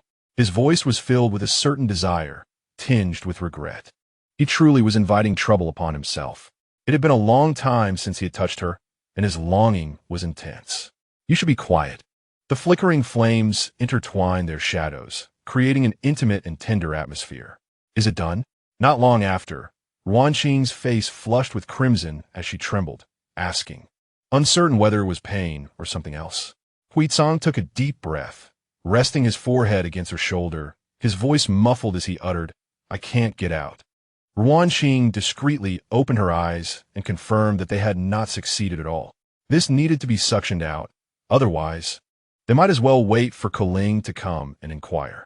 Before Ruan Qing could finish her thought, Huizong gently laid her down and leaned in to kiss her. After a considerable while, she playfully scolded, You lecher, once you're done, get off. Ruan Qing lightly tapped his head, her neck already flushing pink. Huizong lifted his head, wiped his lips, and wore a slightly mischievous expression. Next time, don't mention him in front of me, understood? The Haven tea even started yet. Right now, you are merely mine. I understand, just help me up quickly. She was already weak, and his actions drained her even more. She worried about potential bacterial infections. This wolf was truly troublesome. I'll assist you. Having tasted a hint of sweetness, Huizong was particularly accommodating, gently supporting her to lean against him. Although he had successfully cleared the blockage, he still moved cautiously. with beads of sweat forming on his brow, a stark contrast to his usual arrogant demeanor. Finally managing to resolve the issue, Huizong gazed at the stone bowl filled with milk, as if he had accomplished a significant task, visibly relieved. "Hurry, Ruan Qing, adjust your clothing," he urged. "They must be starving." Huizong snorted, cautiously lifting the hard-won bowl of milk. He approached the small den made of animal skin in the corner, where two wolf cubs were huddled together. They were still too young, their eyes tightly shut, their gray and white fur not fully developed, moving only slightly by instinct, emitting faint whimpering sounds. Ruan Qing couldn't resist propping herself up to take a look. Huizong knelt down, dipped his finger into the warm milk, and gently brought it to one of the cubs' mouths. The little wolf cub, with its keen sense of smell, twitched its tiny nose and immediately extended its pink tongue, eagerly lapping at the milk. "Slow down," Huizong whispered, his eyes reflecting a patience he wasn't even aware he possessed. He took turns feeding the two cubs, his large hand cradling their soft necks. "I want to feed them too. Bring them over," Ruan Qing said, feeling a pang of longing as she gazed at the adorable cubs. "Rest well," Huizong replied without lifting his head, his fingers gently brushing the corner of the cub's mouth. "You've endured enough carrying them. Leave the rest to me." Ruan Qing observed her partner's focused profile. Perhaps she would never learn how to be a good mother, but at that moment, she felt that being his companion was more than sufficient. Time seemed to stretch indefinitely. "Huizong," she suddenly called out to him. The man immediately lifted his head, showing no sign of impatience. Chapter 75. "You won't really eat me, will you?" Ruan Qing pointed to the top of her head and said, "Your ears are so cute." Huizong, puzzled, raised his hand, and as his fingertips brushed against the furry wolf ears, his entire body stiffened. His face turned crimson in an instant, and he attempted to retract his animal ears, but to no avail. Watching the still whimpering cubs, he clenched his jaw and continued to feed them, his pair of gray wolf ears uncontrollably twitching. Once the two little ones were full and fast asleep, Huizong casually grabbed a piece of animal hide to cover them and almost fled the scene. The icy surface reflected his chiseled face and the upright wolf ears. Huizong, feeling vexed, raked his hair in frustration. How could a seventh-tier warrior not control his beastly traits? If this got out, he would lose all face. Glancing around, he was relieved to find that during the heavy snow season, there were no other beastmen around. Returning to the cave in a huff, he skillfully harnessed his abilities to warm himself and pulled his partner into his embrace. Yet, he could hear her still laughing. "No laughing." Huizong gritted his teeth. "I won't laugh anymore," Ruan Qing promised, tilting her face up, her green eyes sparkling. "It really is quite cute. I'm not lying to you. Do you really like it?" "I like it a lot." Ruan Qing nodded earnestly. "All right then." Huizong sighed helplessly. Having his partner's affection was not a bad thing. Most importantly, he still couldn't revert back to his human form. Embracing his partner for a long while, he suddenly remembered something and casually asked, while with Kuling, "Did you revert back to your beast form?" Did he have any special reactions?" Ruan Qing leaned against his chest, pondering before shaking her head. "None. Except for always finding excuses to hold me. Everything else was quite normal." Huizong narrowed his eyes, tightening his arms around her. "Something's not right. The soft beast form has a natural allure for beastmen. Previously, he was protected by my aura, so Kuling should not have remained unresponsive." He gazed down at the person nestled against him, who was currently relying on him with a gentle demeanor. He silently tightened his embrace. What could the secret of her beast form be? Unable to figure out, he decided not to dwell on it. The soft body in his arms always stirred a certain yearning within him. Huizong gently caressed her flushed cheek with his fingertip, his voice low and husky, laced with temptation. Ruan, once you've regained your strength, you must make it up to me." Ruan Qing stiffened slightly, her face burning with embarrassment, yet she gently nodded. In truth, she missed him as well. It was rare that she did not immediately reject him in such matters. And Huizong's mood brightened significantly as he lowered his head to kiss her fervently. He only released her when she softly pushed against his chest, still lingering in the moment. "Help me," he said, resting his forehead against hers, his breath heavy and his tone pitiful. He had only wanted to quench his thirst, but ended up feeling worse. "How can I help?" Ruan Qing, still dazed from his kisses, instinctively asked, but soon regretted it. Is it done? Not yet. The man breathed heavily, his voice hoarse, leaving Ruan Qing blushing as she continued. She could distinctly feel the rise and fall of his chest. Listening to his impulses and restraint, her face reddened even more. Huizong looked down at the person beneath him. Her soft, white hair cascaded over the animal hide, accentuating her delicate features, and her usually bright green eyes were now misty with shyness, not daring to meet his gaze. Both bashful and obedient. Yet she was engaged in the most intimate act with him. It nearly drove him to madness. Finally, everything returned to tranquility. Huizong lay heavily against her neck. Calming his breath, Ruan Qing remained still, her hands numb, her face hot enough to fry an egg. The scent of him enveloped her, making her want to slip away quickly. What are you afraid of? I won't really eat you now. Huizong noticed her stiffness and chuckled softly, his voice still laced with post-activity languor and huskiness, as he leaned over to kiss her flushed ear. He propped himself up, fetched water, and helped her clean up. You rest. I'll stay with you for another day, and tomorrow I'll go hunting.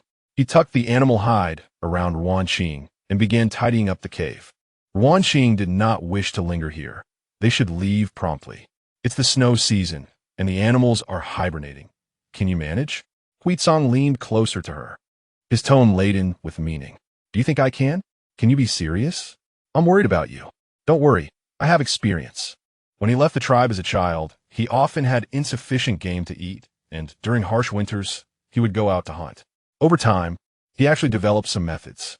Ruan Qing observed his calm expression and recalled the stories Wu Mu told her about Huizong's childhood. Yuqiang, help me carry that pile of herbs over. Although Huizong was puzzled, he complied.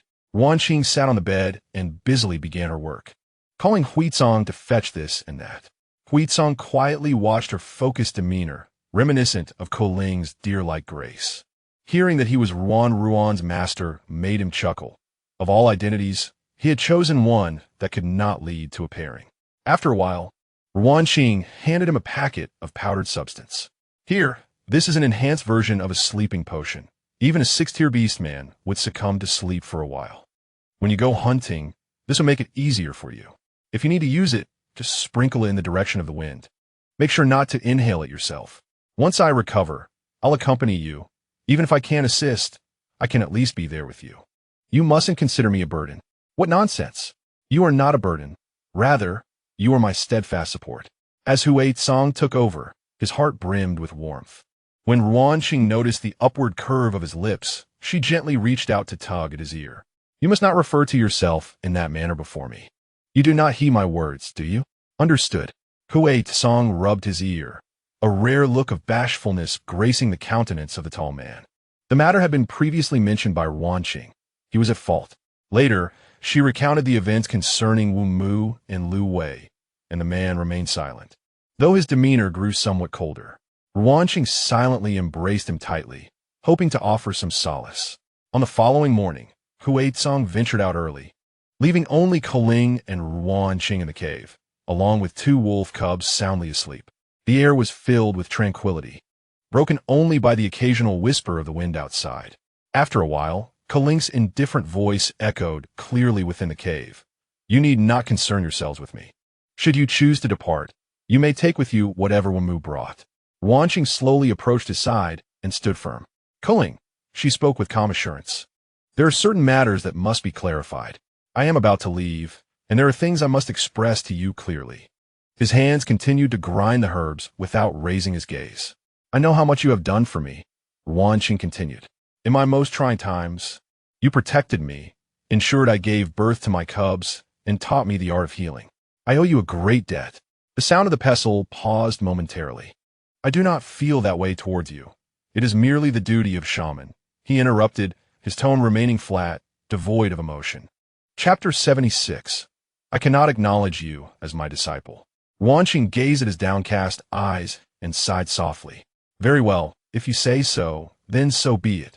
But Koling, heed my words. Your actions saved my life and that of my cubs. I am not the type to easily cast aside a benefactor. Should there come a day when you require my assistance, I shall return. A female promising to aid a male orc was virtually unheard of in their world. Culling finally ceased his grinding, but still did not look up. The cave fell into silence once more, with only Ruan Qing's words resonating in his ears. Once the snow season passes, I shall depart with Hui Song from the Lu tribe. If possible, you must trust me. Becoming a deity of the tribe would not be beneficial. With your abilities, you should not be confined to this small tribe.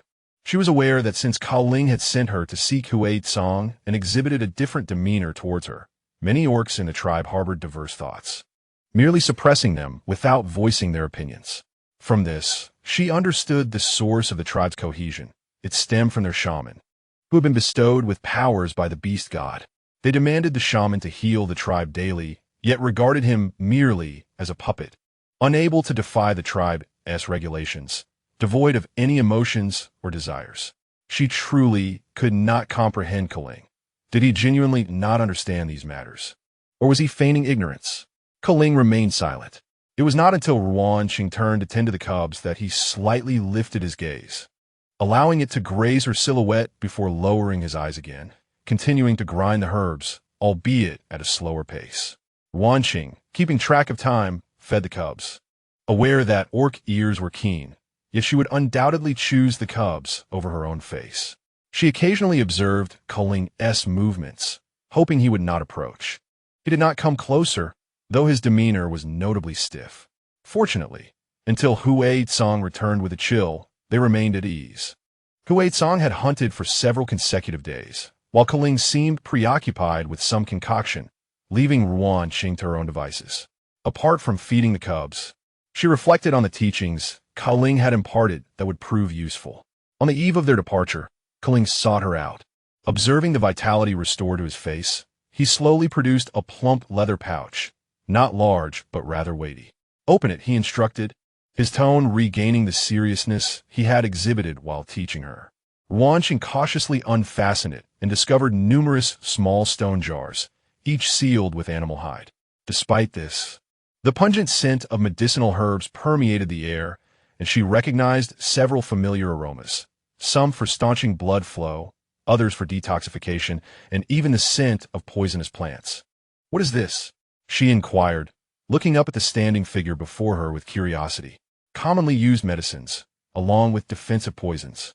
You know how to utilize them?" Culling replied, turning to retrieve more herbs. "Who knows what opportunities may arise in the future? Today will be your final lesson. Pay close attention. This knowledge will serve you well." Ruan Qing listened, her eyes widening slowly as he instructed her, revealing a repertoire of various poison concoctions. "You," she began, her voice catching in her throat. Culling's tone remained steady, yet the depths of his gaze were inscrutable. "Remember, you have not fully mastered my skills. You are not yet my disciple. After you leave, you cannot claim to be my student." He leaned in slightly, drawn closer to her, inhaling the faint scent of milk on her.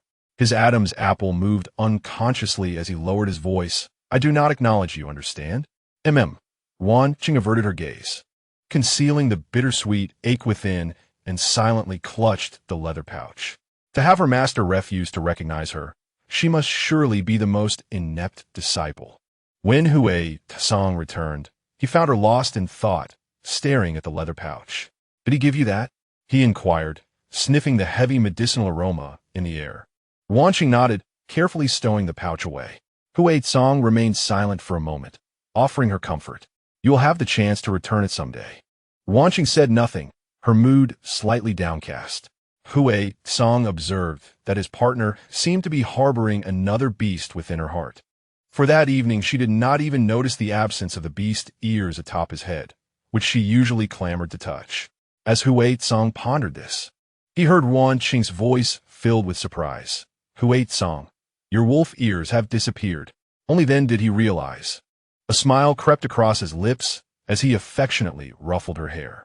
"Show them to me again when they return. I will only look, not touch." In response, Hui Song scoffed lightly. "I know you too well. What you say and what you do are two different matters. If you do not wish to share, so be it. Hurry and pack. We leave tomorrow. Do not worry. You and the cubs will go ahead. I have a surprise for you." "All right. Do not deceive me," Ruan Qing acquiesced. "Have no fear." The following morning, the snow had ceased. Ruan Qing cradled the cubs, her entire being wrapped snugly by Huaid-song. After consuming the green crystal, she felt her body had healed, yet unable to withstand the man's insistence. She acquiesced. She looked up at the small tree above, waving gently. Uncertain if the system had meddled with her. After giving birth, the deadly allure Ka-Ling and the small he held over her had faded. Moreover, she had developed an unusual fondness for grazing on grass during her labor. No wonder she had uncontrollably squatted down to munch on it the first time Ka-Ling led her into the woods. It seemed she had already been with cubs then. When the system returned, she would need to inquire further. As she and Huaid-song stepped out of the cave, she took one last glance back. A clear voice within her whispered, "Even within the tribe, you will not see them again." With that, she withdrew her gaze and patted the sturdy back of the great wolf beneath her. Huaid-song let out a low growl in response. "Farewell, master." Deep within the cave, Ka-Ling lay quietly on the stone bed, his eyes clear and devoid of sleepiness. He slowly closed his eyes. The Lu tribe shaman must not harbor personal attachments. Yet, the orc Ka-Ling had long possessed a desire to protect a female. High above, the leaves of the small stirred without wind. Droplets of crystalline water forming at their edges and falling silently. Upon returning to the previous cave, Huaid-song gently allowed her to slide off, then rubbed his wolf rear against a small stone until the dust was cleared. Only then did he shift into human form and invite Ruan Qing to sit beside him. "Sit tight. I will tidy this place up." Huaid-song spoke and proceeded to tidy up, while Ruan Qing patiently waited by the side, cradling the little ones. Observing this scene, she felt a sense of familiarity, reminiscent of her initial arrival here. "Huaid-song, once the snow season passes, let us depart from this place." He did not inquire about her reasons. After all, whatever Ruan desired was permissible. Furthermore, the Lu tribe was indeed not an ideal location. Other than ensuring Ruan's safety in her beast form, the rest, aside from that fellow Ka-Ling, were utterly useless. "Aren't you curious why I want to leave?" she asked with genuine curiosity. "This household is governed by your will. I am wholly yours, thus I shall heed your wishes." "You again." Ruan Qing's cheeks flushed slightly as she shot him an admonishing glare. Huaid-song chuckled softly, ceasing his teasing and focusing intently on his task. Before long, the cave was spotless, and he made sure Ruan Qing was settled before turning to retrieve her belongings. With nothing else to occupy her, Ruan Qing decided to amuse her little ones. The two wolf cubs were indeed her children, an experience that felt quite extraordinary. When Huaid-song returned to Ka-Ling's cave, he found Ka-Ling diligently grinding herbs, his movements precise and meticulous.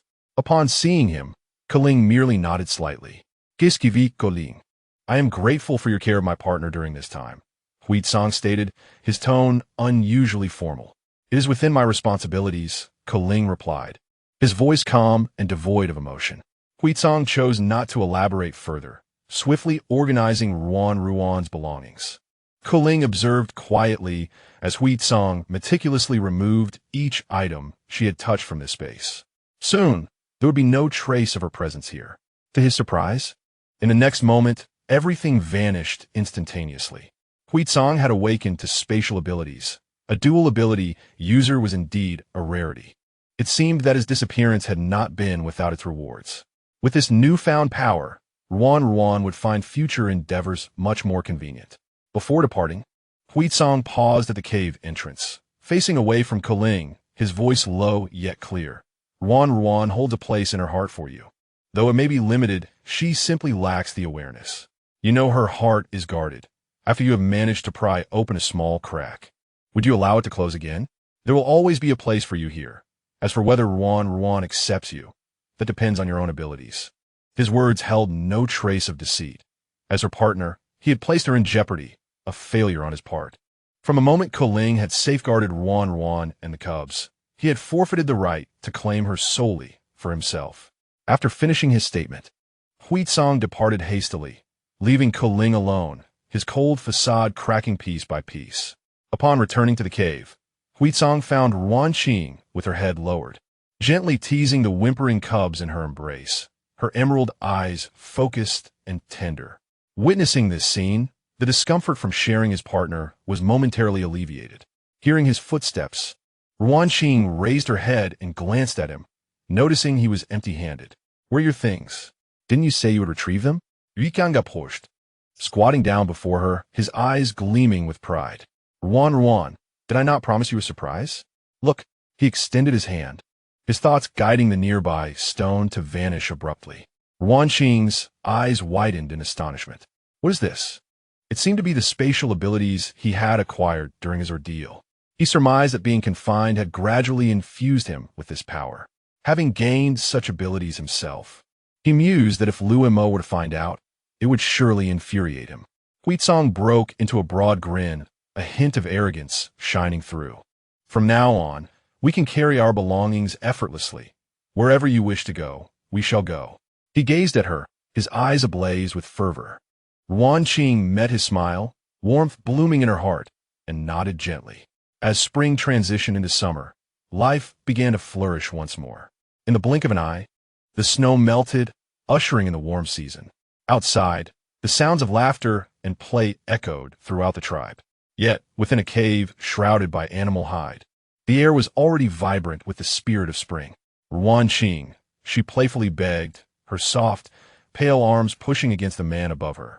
His damp gray hair brushed against her warm cheek, and his voice was a low murmur. "You promised to make it up to me. How many times has it been?" "Just teasing you," she replied, her eyes glistening, strands of hair cascading onto the hide, her body languid. He leaned down, brushing away the tears from the corners of her eyes, soothing her in a hushed tone. "Be good, Ruan, just a bit more." "You just said that," she gasped, accusingly. "This time, I truly mean it." He whispered near her ear, a hint of grievance in his tone. "When I was confined, I missed you to the point of madness." Ultimately, Ruan Qing relented, her cheeks flushed as she wrapped her arms around his neck. "Then you must be gentle." Not far from the cave, the accumulated snow melted away, allowing the waterfall that had oppressed the winter to finally stretch out freely.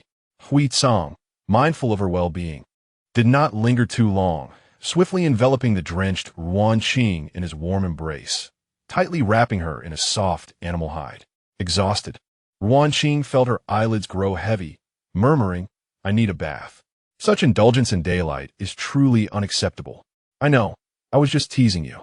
Yuikan smiled affectionately, the aftermath of their intimacy leaving only satisfaction and tenderness. After changing the animal hide, Huizong leaned down to gaze at her sleeping face, pressing a gentle kiss upon her damp, salty eyelids. When Ruan Qing awoke again, the sky had darkened. She felt refreshed, dressed in clothes that carried a faint scent of herbs, specifically the swelling-reducing herbs Huizong had often kept on hand. 2 large hands rested on her waist, diligently kneading. "Awake?" Huizong's eyes sparkled, a smile gracing his lips. Ruan Qing contentedly squinted. "At least you have a conscience, knowing to help me with my back." "It is my duty." The man, satisfied after their union, was particularly amiable, willingly attending to his partner's needs. Ruan Qing enjoyed the moment until a sudden thought crossed her mind. "Quickly bring the cubs over. I am worried." She should have anticipated this. Huizong had been inquiring about her health and feeding her green crystals for days, clearly plotting something. Today, he had even sent the 2 cubs to a neighbor's house, making his intentions glaringly obvious. "Understood. You have worked hard. Rest well." Huizong leaned down to plant a firm kiss on her forehead before turning to retrieve the children. Ruan Qing, scrunching her nose at the saliva on her forehead, lazily flopped back down. Before long, the cave entrance darkened as the tall man returned, followed by the 2 unsteady wolf cubs. Ruan Qing watched, amused, as if he were walking dogs. He was far too careless. The cubs were still learning to walk, and he wasn't even carrying them. Ruan Qing called to the 2 little wolf cubs, "Come here, my darlings." Upon hearing their mother's call, the gray and white fur balls hastened forward, only to trip over their own paws and tumble on the ground, their little faces instantly smeared with mud. Ruan Qing couldn't help but chuckle, quickly stifling her laughter.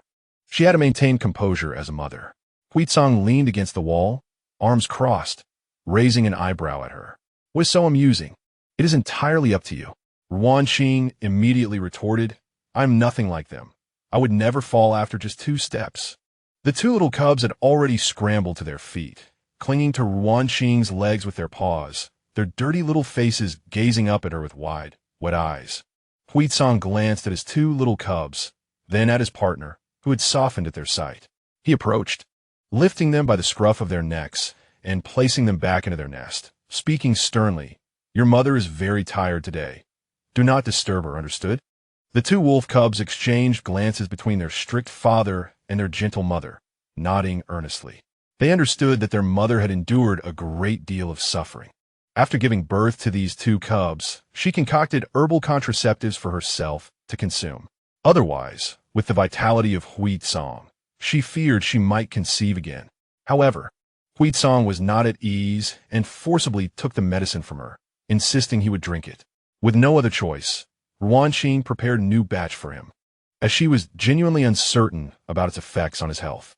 After all, modern contraceptives were primarily designed for female consumption. "Rest assured," Huizong said, tousling her white hair. "I didn't actually take your medicine.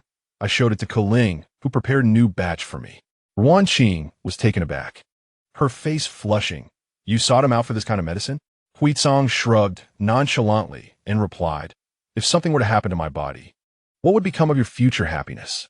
He leaned closer, lowering his voice. "In this matter, you must keep to yourself. In the beast world, it was primarily females who wished to bear young. There were hardly any males who took the initiative to prevent pregnancy, and such news must not be spread." "I understand." Yet, she couldn't shake the feeling that the notion of happiness carried a hint of ambiguity. Noting that he did not pursue the topic further, she decided to let it go. She gazed at the 2 fluffy wolf cubs and quietly inquired, "When will they be weaned?" Since conceiving, she had been feeling quite uncomfortable in her chest. "Uncomfortable?" Huizong frowned, reaching out to offer her a massage. Ruan Qing swatted his claw away, her ears turning red. "I mean it." Huizong withdrew his hand, contemplating, "Soon, in a few days, we can mix in some meat paste to feed them and gradually wean them." Ruan Qing nodded, drawing the animal skin curtain to prevent the cubs from seeing, and with his assistance, she squeezed their food into a stone bowl. Huizong did not interfere, simply holding the bowl for her. Having already sampled it, he made no advantage of the situation. Though his gaze lingered on the red marks on her skin, his expression darkening slightly. After receiving several sharp glares from Ruan Qing, he settled down. He placed the bowl aside, saying, "Here, eat." The little wolf cubs immediately buried their heads in the food, producing loud, slurping sounds. Huizong crossed his arms, standing nearby with a smirk, his face displaying impatience. Yet his eyes remained fixated on the 2 fluffy forms. Ruan Qing observed him quietly, despite his outward brusqueness. It was evident that he cared deeply for the cubs. Her decision to bear them had undoubtedly been correct. Previously, when she had asked Huizong to name them, he casually suggested a nickname, claiming that beastmen would eventually name themselves as they grew. Ruan Qing did not insist. She was too lazy to change the customs of the beast world. Ultimately, she named them after much deliberation, Bai Yu and Huining. The personalities of the 2 cubs were as different as night and day. Hui was quiet, while Bai was boisterous. Fortunately, Huizong showed no favoritism. Otherwise, she would have been the first to object. Sometimes, experiencing favoritism during early childhood could have lasting effects, and she did not wish for her cubs to suffer such a fate. When the names were finalized, Huizong stared at her for several moments, as if unable to believe she could come up with such names. After a long pause, he finally spoke softly, "Ruan, those names are quite good. Perhaps they will like them as they grow, and we one team need to change them." Suddenly, Huizong interrupted her reverie, stating, "Keling mentioned that some ingredients in the medicine you prepared need adjustment. I must take the next batch to him for his opinion."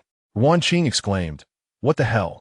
How is this any different from being caught with your homework errors in front of the teacher? And when did you 2 become so close?" They had initially decided to depart for the wolf territory in a few days. Unexpectedly, the deer tribe was holding a grand, welcoming ceremony for the new season's harvest, while also mourning the clan members lost during the snowy season.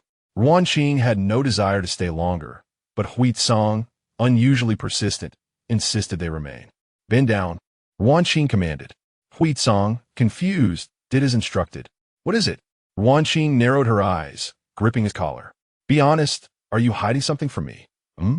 Absolutely not. Huitsong chuckled softly, taking the opportunity to pinch her soft cheek. It's just that there will be many fruits at the welcoming ceremony that herbivorous beastmen enjoy.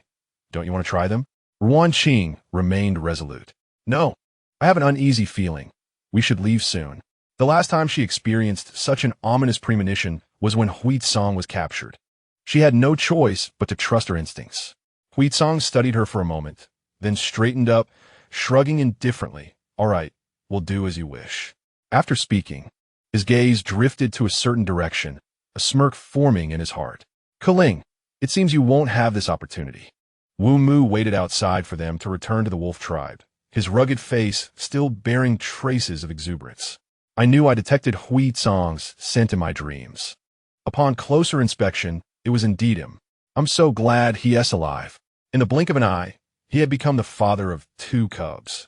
Yet he had no idea where his partner was. Wu Mu sighed deeply, lamenting that Lu Wei had already gone to meet the beast god. Ruan Qing and her companions did not intend to bid farewell to the tribe leader. They knew he would understand they had left since they would not be seen that evening. However, along the way, she overheard some fragmented whispers. Keling, the shaman, grew up in the tribe. How could he not abide by the rules? I heard he let a female stay in his cave during the snowy season and cohabited with her for so long. I must hurry. The tribe leader has already planned. They will go over later, and I want to see the spectacle.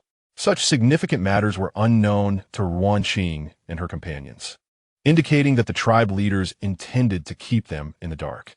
After all, with a 7th-tier beastman like Huitsong nearby, who would dare to act against them?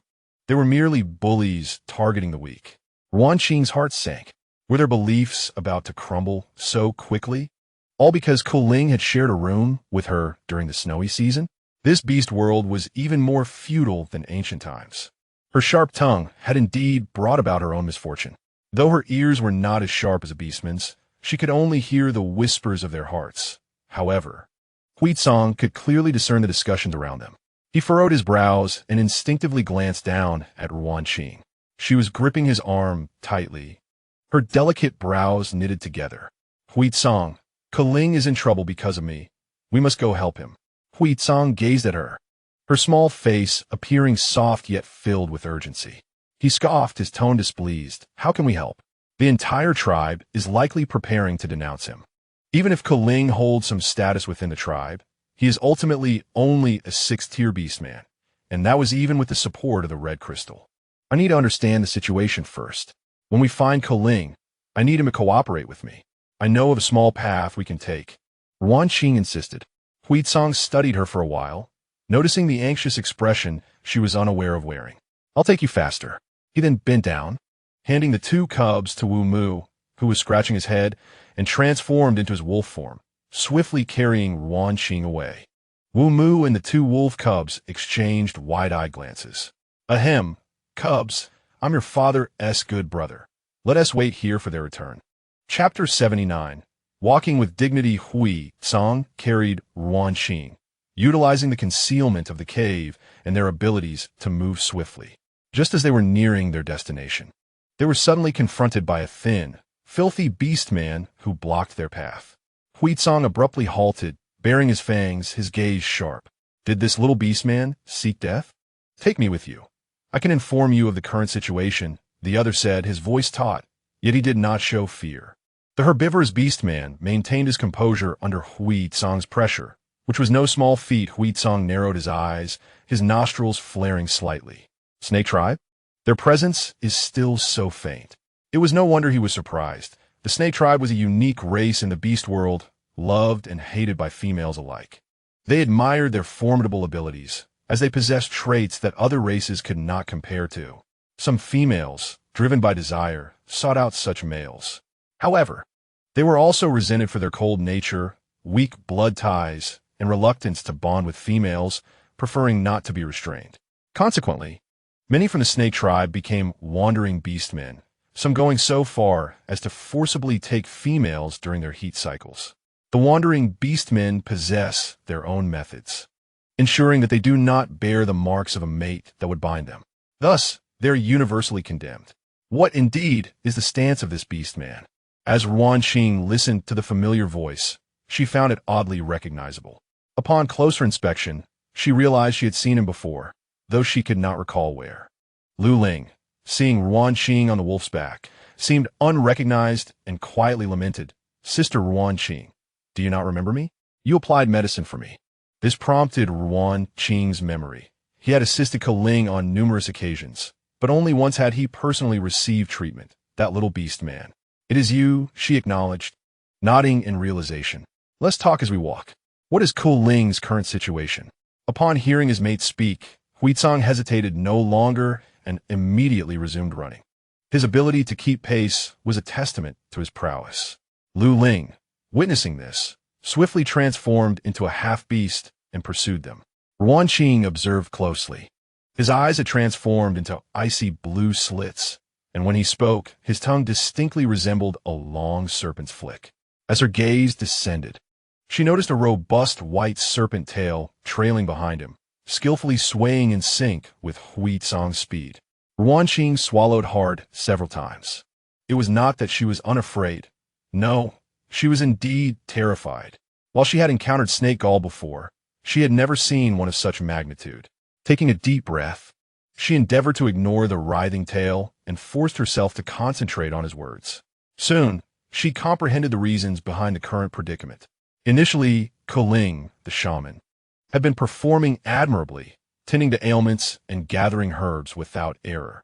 However, since she had drawn closer to him, he began to smile and frown, even making mistakes with the herbs, something that had been inconceivable before. What the tribe found most intolerable was that Ko Ling had audaciously sent Ruan Qing to the wolf clan to find Huizong and had lingered there for several days, trampling upon their established rules.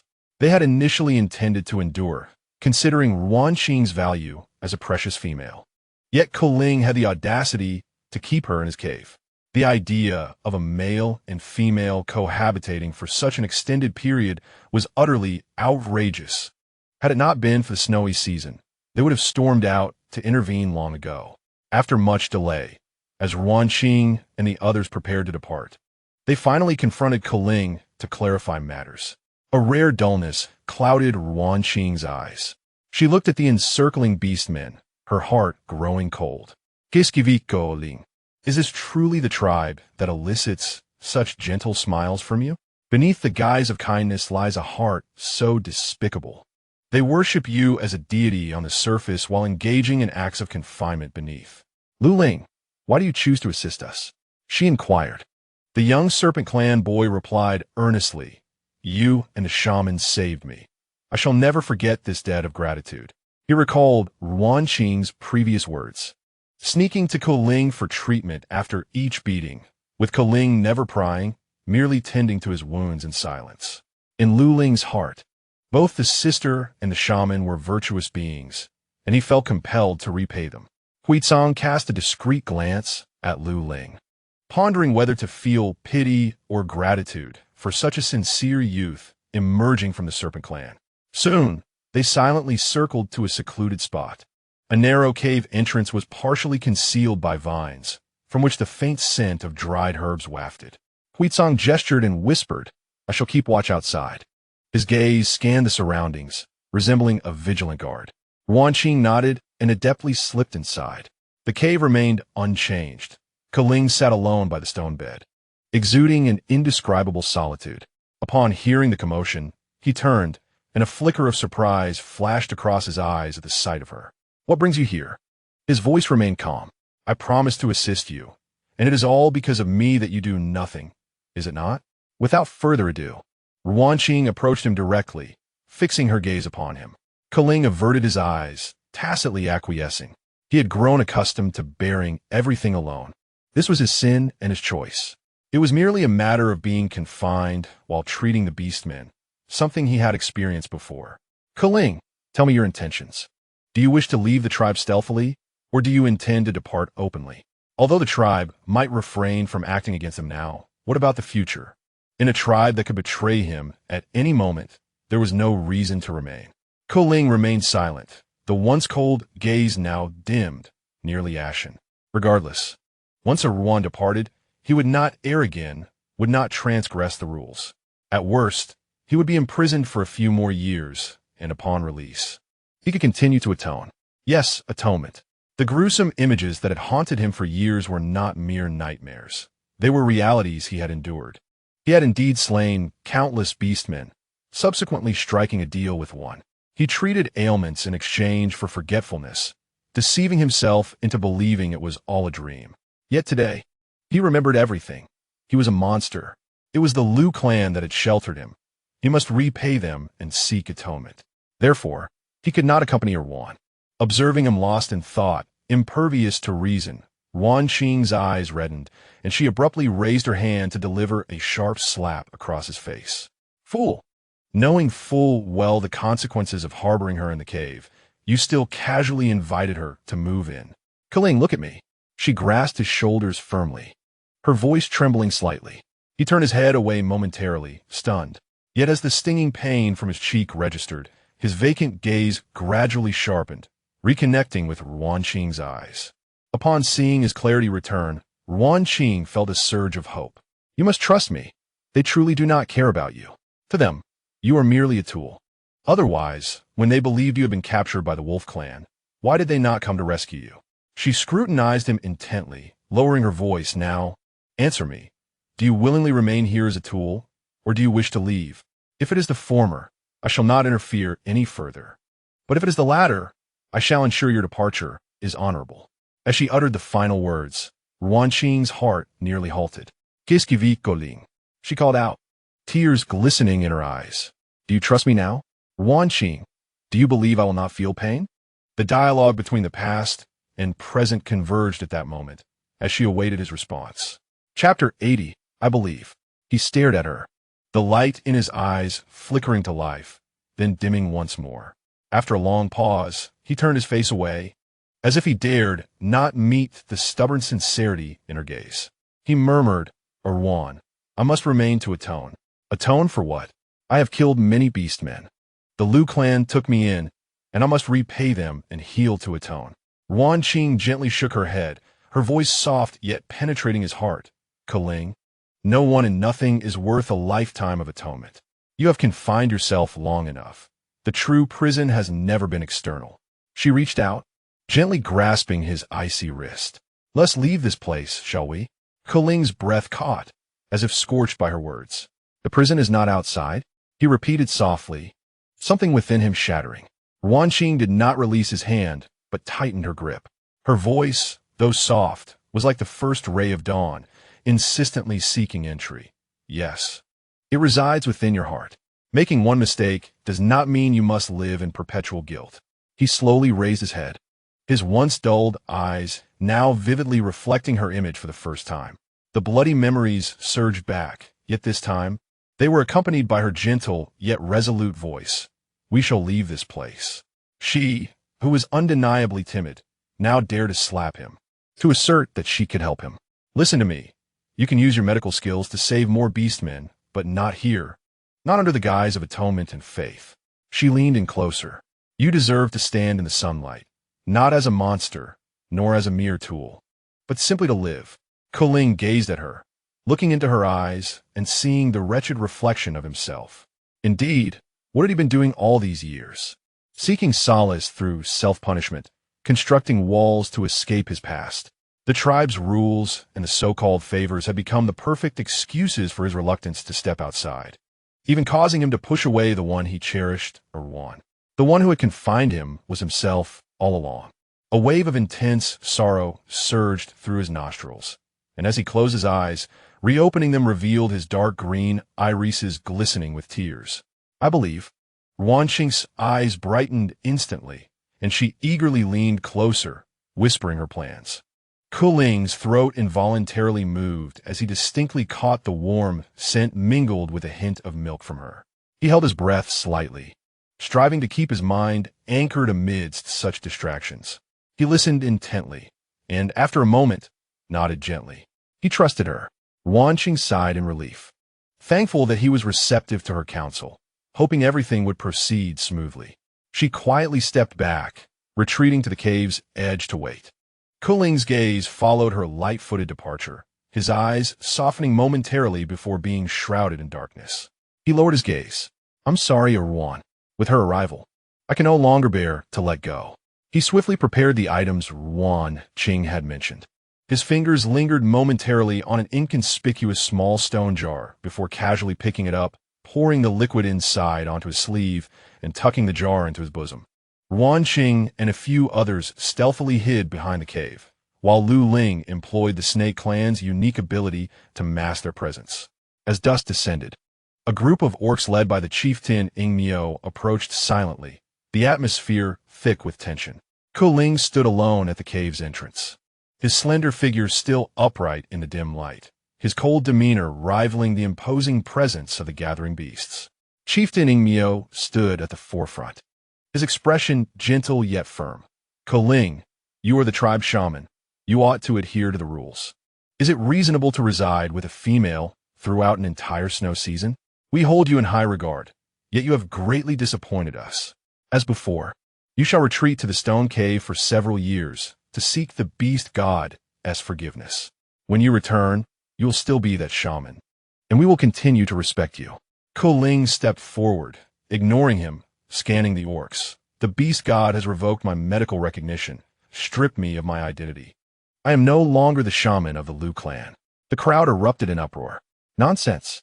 The shaman of the Lu clan is chosen by the beast god. How could it be taken away just like that? Ko Ling ceased his explanations, moving to the torch and, under the gaze of all, thrusting his hands directly into the flames. The flames licked at his palms, yet his expression remained unchanged and scathed. The orcs gasped in disbelief, their skepticism wavering. It must be a coincidence, a voice murmured. This is the beast god's directive. He has chosen another. Ko Ling withdrew his hands, and I shall soon face punishment. Before his words could settle, he slightly furrowed his brow, rubbing his eyes uncomfortably with his sleeve. Soon, he let out a muffled groan, his body swaying. When he opened his eyes again, his once sharp green irises had lost focus, becoming gray and hollow. Look, my eyes, his voice was hoarse, I can no longer see. The beast god's punishment has arrived. At this, Ruan Qing's heart tightened. This was not part of her plan. The orcs fell into complete silence, fearfully observing as he extended his hand, blindly groping in the air. The beast god's punishment is indeed severe, someone asked tremulously. Doubtful gazes gradually morphed into fear and belief. For orcs who relied on sight for hunting and survival, blindness was akin to losing half of their capabilities. They would have to rely solely on scent. As for the shaman, aside from gathering herbs, he rarely ventured up the mountain, often treating them. Ingmio fixed his gaze on him, wanting to say something further. But Ko Ling spoke softly. I have been punished, and I am no longer a shaman. I am severed from the Lu clan. He silently steadied himself, unsteadily turning away, navigating toward the cave by memory. His back appeared forlorn, causing many orcs to lower their heads. That was not their intention. Relying on memory, Ko Ling ventured deep into the cave, disregarding any voices behind him. He used his abilities to retrieve Xiao Yi, placing it silently in Ruan Qing's direction, making a gesture. Ruan Qing understood. He was entrusting her with its safekeeping.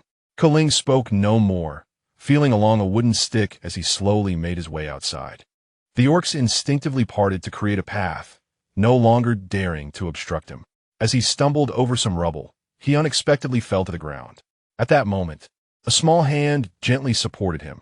He recognized the scent of a young female orc, merely a few years old. They had crossed paths during the hyena tribe's attack. With tears in her eyes and a quivering voice, the little female said, Ko Ling, shaman, thank you for saving my father last time when the hyena tribe attacked us. I will lead you. The child, oblivious to the complexities of adult matters, only remembered the one who had saved her beloved father at the brink of death. That green-eyed sister had told her to be grateful as a beast person. Now, she had come to repay him. She carefully tugged at Ko Ling's clothing, guiding him step by step forward. Thank you, little one. Ko Ling nodded gently. A fleeting warmth crossed his usually cold expression, at least in this moment. All he had done over the years received the purest of returns. Many orcs had not yet dispersed. Witnessing this scene, their faces reflected an inability to maintain composure. They, the Lu clan, were not a tribe that forgot their debts of gratitude. With a dull thud, a male orc knelt on one knee, bowing to the ground. As we part, I, from Lu Mountain, wish you well, Koling. Another voice echoed. Another orc kneeling heavily. I, by two, also wish you well. Giskivi Koling. Following that, a third, a fourth, one after another, all orcs knelt on one knee, bowing their heads to bid farewell to their former shaman. In that moment, Koling did not pause his steps. The warmth he felt was genuine, yet he understood that the current scene was largely one of guilt. He did not require insincere farewells, nor did he believe in belated kindness. His debts had been repaid. He was destined to walk his true path now. Among the crowd of beasts, only Chieftain Ingmyo remained standing, watching Koling depart with a complex expression. He had not participated in the tribal wars of yore, but had encountered that little white deer along the way. The little creature had barely a breath left, its body marred with wounds, burns, and cuts, having endured unimaginable suffering. Yet, he had been moved because the little deer bore a translucent blue leaf-shaped mark on its heart. The beast god's blessing. Surely it was sent to protect the Lu clan. Ever since the old shaman's passing, the Lu clan's status had plummeted, and all hope rested on this little beast person. Indeed, it wasn't long before he was endowed with medical skills. They offered him up on the altar, yet bound him with invisible chains. But he had never regretted it. Now that the shaman had been stripped of his identity by the beast god, he needed to find another way. Koling was guided away from the tribe by that little female, proceeding to the designated meeting place as Ruan had instructed. After sending the little female away, he closed his eyes, standing quietly as if he were a statue. Soon, footsteps approached. He heard a Ruan's voice, filled with regret. I'm sorry, I didn't anticipate you would resort to such extreme measures. This wasn't in the plan. She had arrived a bit later due to the tumultuous emotions of the orcs. She could sense that many were genuinely remorseful. But that was all it was. Over the years, they had unconsciously become accomplices in shackling Koling, just as they had today. Such actions were unforgivable. Had any one of them noticed something amiss and spoken on Koling's behalf, he would not have appeared so wounded today. Koling turned his gaze toward her voice, gently shaking his head, his tone betraying no turbulence. Only in this way will they truly believe. Ruan Qing looked at him with guilt. Yet, he failed to notice that Kaling's other hand, hanging in his sleeve, was gently caressing. It is done, he thought. At last, he found a legitimate reason to remain by her side. He understood Ruan Qing. Had it not been for this, she would never have taken the initiative to invite him along. Perhaps she harbored some affection for him, but it was far from enough to justify keeping him close. He needed an opportunity, a bold and undeniable reason she could not refuse. I should apologize, he said, lowering his voice at an opportune moment. His cool tone tinged with a hint of helplessness. I merely applied a bit of poison to my eyes. Unfortunately, the antidote has been misplaced, and I fear I must trouble you to assist me in concocting it. He extended a small stone vial toward her. Ruan Qing accepted it, inhaling its contents with a furrowed brow. You have only taught me how to poison. You have never instructed me on how to create an antidote. I cannot do it. Don't you know the formula? Tell me, and I will have Huaitsong fetch it. No need, Kaling replied, shaking his head, a smile playing on his lips. Yet, his words caused Ruan Qing's heart to leap. The principles of antidotes and poisons are interconnected. I would like to observe how much you have progressed. Are you truly willing to test the potion on yourself for my sake? To the utmost, he said calmly, before changing his tone. However, once the antidote is prepared, I will need to inspect it first. At the very least, do not let me become completely blind. Very well, Ruan Qing conceded, not wanting to appear obstinate. After all, she was a half-hearted apprentice, even if he refused to acknowledge it. With this predicament, it was up to her to take matters into her own hands. Wu Mu cradled Bai Yu and Hui Ning, and at that moment, Bai Yu had ceased his fussing. The two little ones were fixated on Kei Lang. Even the usually composed Hui Ning could not suppress his expression. This aura felt so familiar. It seemed to belong to the beastman who had always cared for their mother while they were in her womb.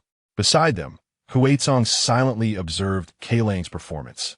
Glancing down at his oblivious mate, he pinched his partner's cheek again, exasperated.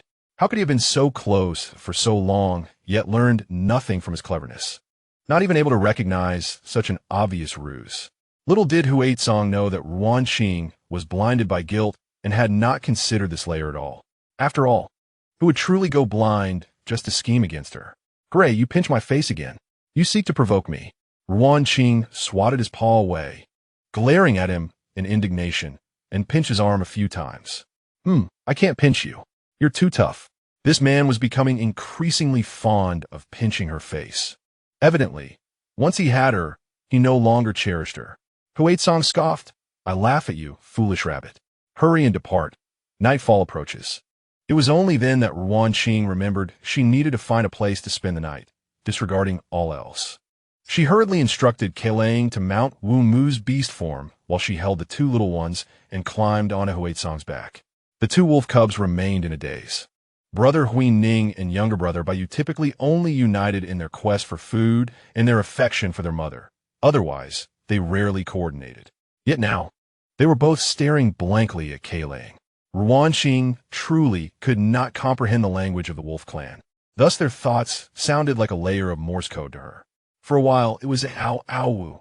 Then, ow wu ow wu. Hearing this, Ruan Qing felt her head grow heavy, following their gazes. They were actually staring at Keilang. She gently patted the cubs' heads, and the two little ones whined in grievance. Stop staring. You are embarrassing the wolf clan. How can you fixate on each other upon first meeting? Seeing their distress, her heart softened. Mother was wrong, but it isn't polite to stare at other beasts. Not at all, Keilang said softly, clearly aware of their intense gaze directed towards him. Are they your cubs? It has been so long since I last saw them. They must be adorable. Alas, I cannot see them. In a few days, when your eyes are better, you will be able to see them, Ruan Qing replied. Just as she finished speaking, Huining suddenly broke free, leaping toward Keilang. Huaizong instinctively moved closer to Wu Mu.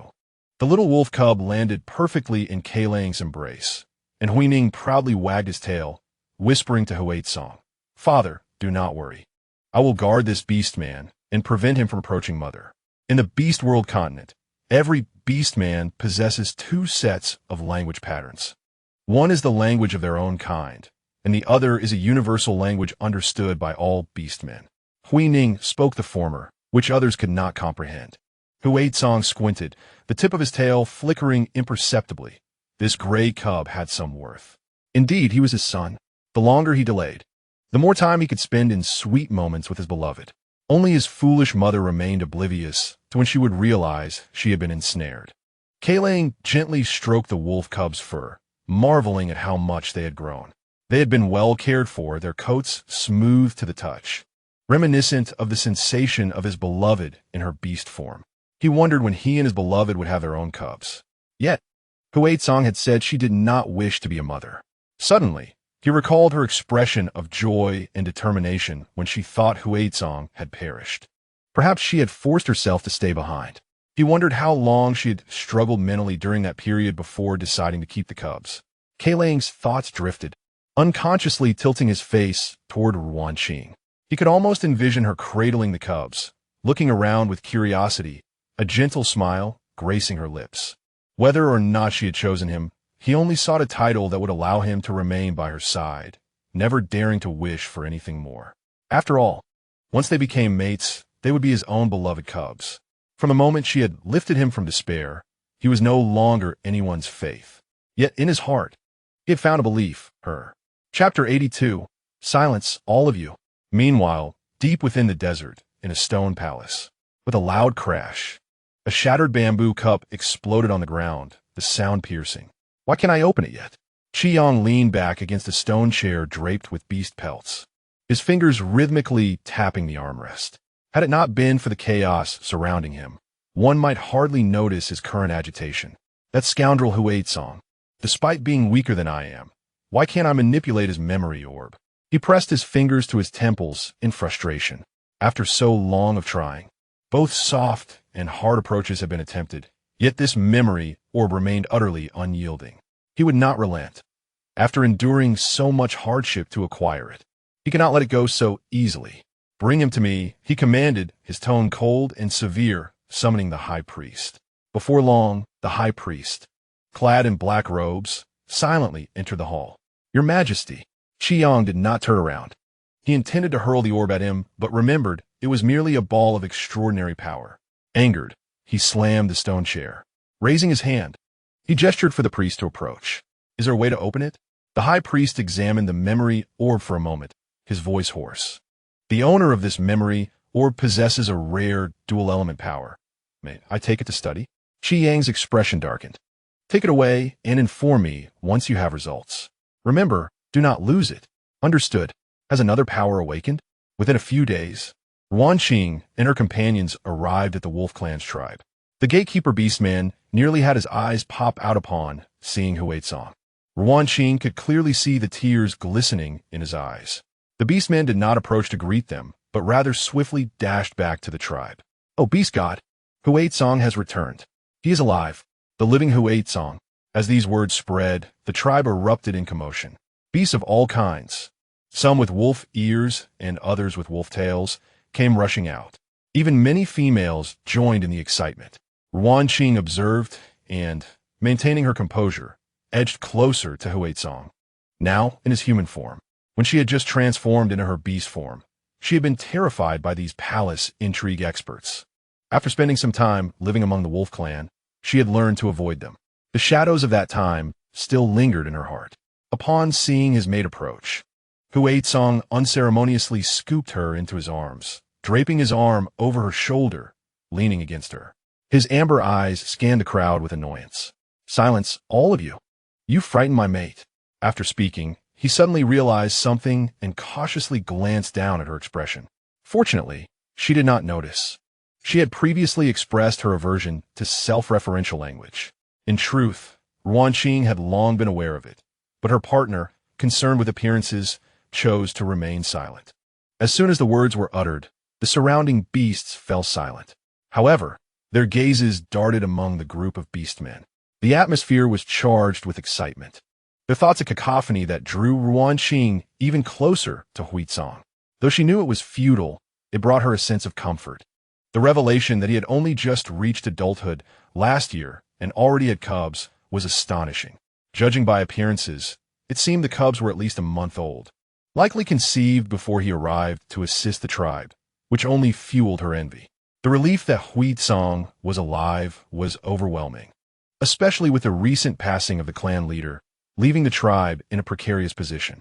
The absence of Wumu, who had gone to find Huizong's partner before the snow season and had not returned, was also a source of concern. Who was this unfamiliar deer tribe beastman? Could he possibly be the suitor of a young female? The distinct aura of this deer tribe beastman set him apart from the wolf tribe, which Ruan Qing found quite appealing.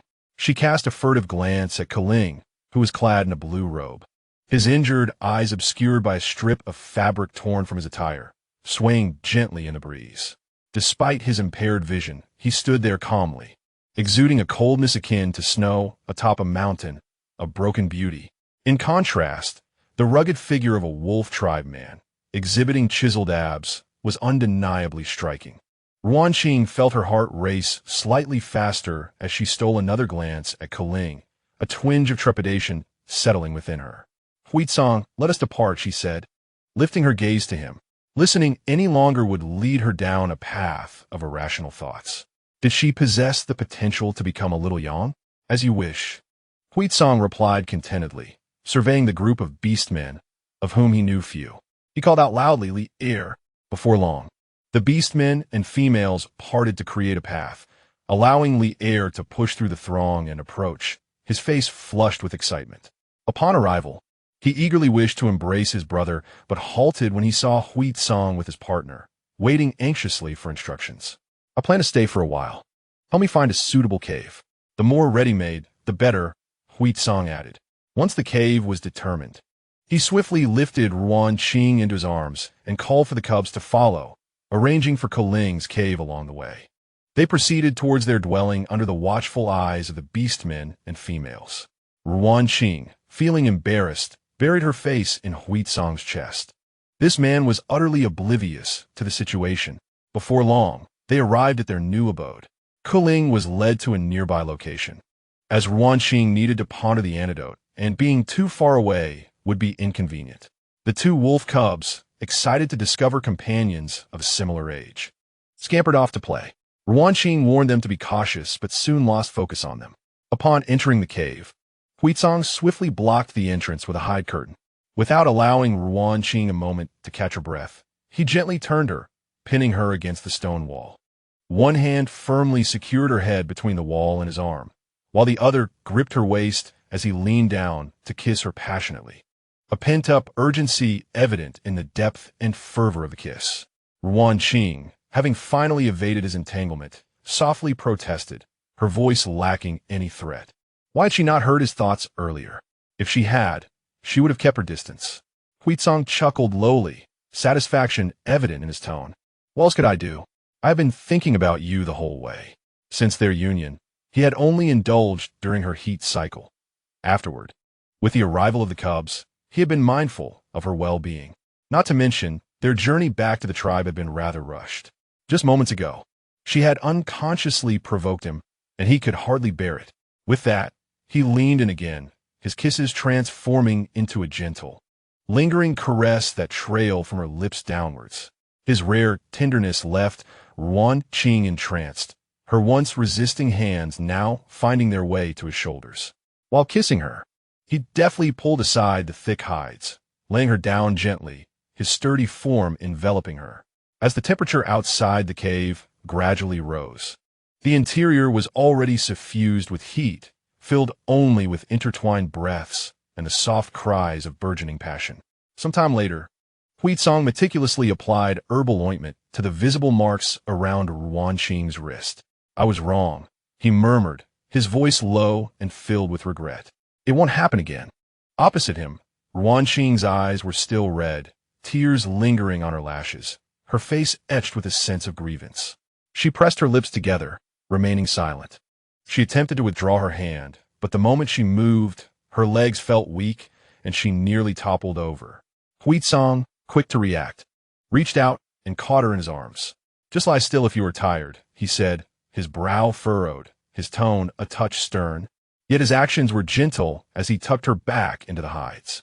What do you intend to do? I will handle it. Ruan Qing turned her head, presenting the back of her head to him. This time, she was genuinely upset and did not wish to speak with him. She had always believed that intimacy should be a shared experience, yet the earlier tenderness had been a facade. The latter part was merely an outpouring of his frustrations, harsh and relentless. Despite the pain she had already endured, he showed no concern. Although he had been domineering before, he had never been so disregarding of her feelings. Noticing her complete disregard for him, her shoulders trembling slightly, Huizong's jealousy was swiftly overshadowed by a surge of compassion. After a moment of silence, his large hand gently settled on her waist, kneading her sore muscles to alleviate her discomfort. Ruan Qing squirmed, attempting to escape his hold, but he stubbornly kept her close, soon bending down to envelop her in his embrace, as if confirming her reality. Soft one, please don't be angry. I promise there won't be a next time. He coaxed softly, observing his previously fierce demeanor now transformed into one of contrition. Ruan Qing's anger began to dissipate. She sighed and allowed herself to lean into his warm, solid chest. You must not do this again, she murmured, her voice thick with emotion. If you do, I will turn into a rabbit and bite you. Or simply become a rabbit altogether. Do not think to touch me. Very well, Huizong replied succinctly. After a while, he added, carry me into the forest. I wish to find some herbs. Kuling's eyes needed swift treatment, as she bore half the responsibility for his condition. You cannot go in your state. Huizong firmly shook his head. I will take a green crystal, and I will be fine. As you wish, Huizong replied dryly, retrieving a green crystal from his space and handing it to her. Ruan Qing consumed it, feeling considerably better. She rose to leave, but the man crouched before her. I will carry you. Hurry. Ruan Qing said nothing, gently leaning against him, and suddenly remembered something. Oh, the cubs. Rest assured, I have instructed Wu Mu and Lop-Eared to take them to play. I will go fetch them later. Ruan Qing replied, remaining silent as she rested against Huizong's back. Huizong realized he had deeply offended her and refrained from speaking, obediently carrying her onward. By the time they returned, night had fallen. Ruan Qing remained absorbed in her study of the detoxifying herbs, ignoring Huizong's attempt to persuade her otherwise, leaving him to clumsily assist her instead. Seeing him clumsily trying to help, Ruan Qing softly suggested, "You should go get some rest. I will consult with Keling." Without waiting for his response, she gathered her herbs and departed. Huizong watched her retreating figure, his fists clenched, striking the stone wall in frustration, causing a crack to form.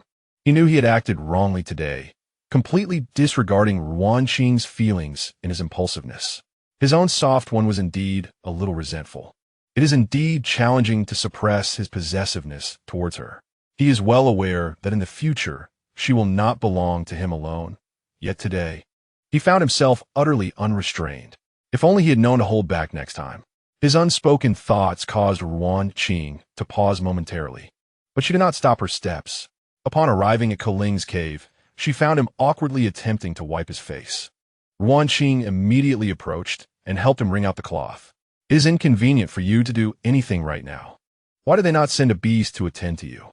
I am not accustomed to being cared for by other beasts, so I came myself." Keling's nostrils flared slightly as he caught the strong scent of Huizong on her. It was not difficult to surmise what had transpired between them that afternoon. His expression remained unchanged, as calm as ever. Ruan Qing carefully placed the cloth in his hand while he quietly finished wiping his face, and she took it back once he was done. She then busied herself with the medicinal herbs she had brought. Keling faced the direction from which the sound emanated. Today, she was eerily quiet, a stark contrast to her usual lively demeanor. Had Huizong heard her? If it were him, he would undoubtedly cherish her like a treasure, treating her with tender care. The thought that someone else had caused her pain stirred a mix of reluctance and heartache within him, yet his countenance remained serene. "Did you have a quarrel?" he inquired, his tone remarkably calm. "No." Ruan Qing shook her head, wishing for a moment of solitude and preferring not to see Huizong. Moreover, discussing matters from her home was not something to be shared indiscriminately.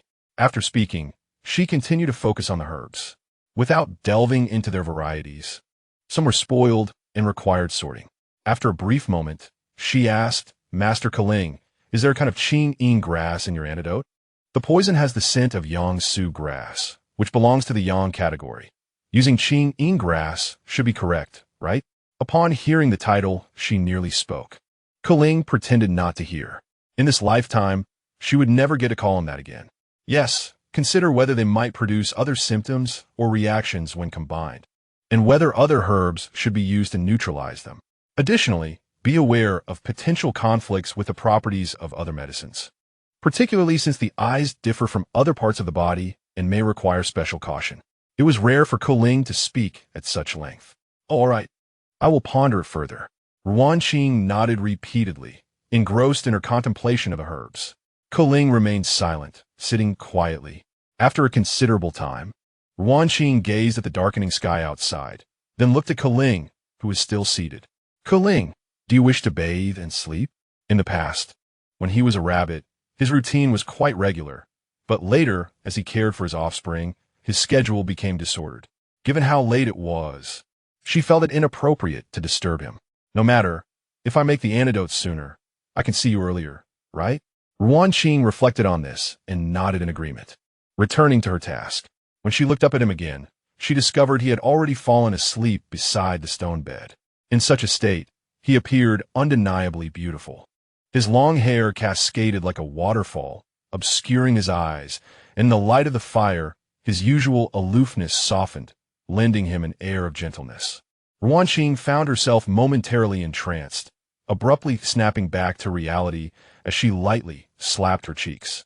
No more wandering thoughts. She closed her eyes to calm her mind. But before long, she opened them again, stealing a glance at him, who possessed a beauty starkly different from Huizong's.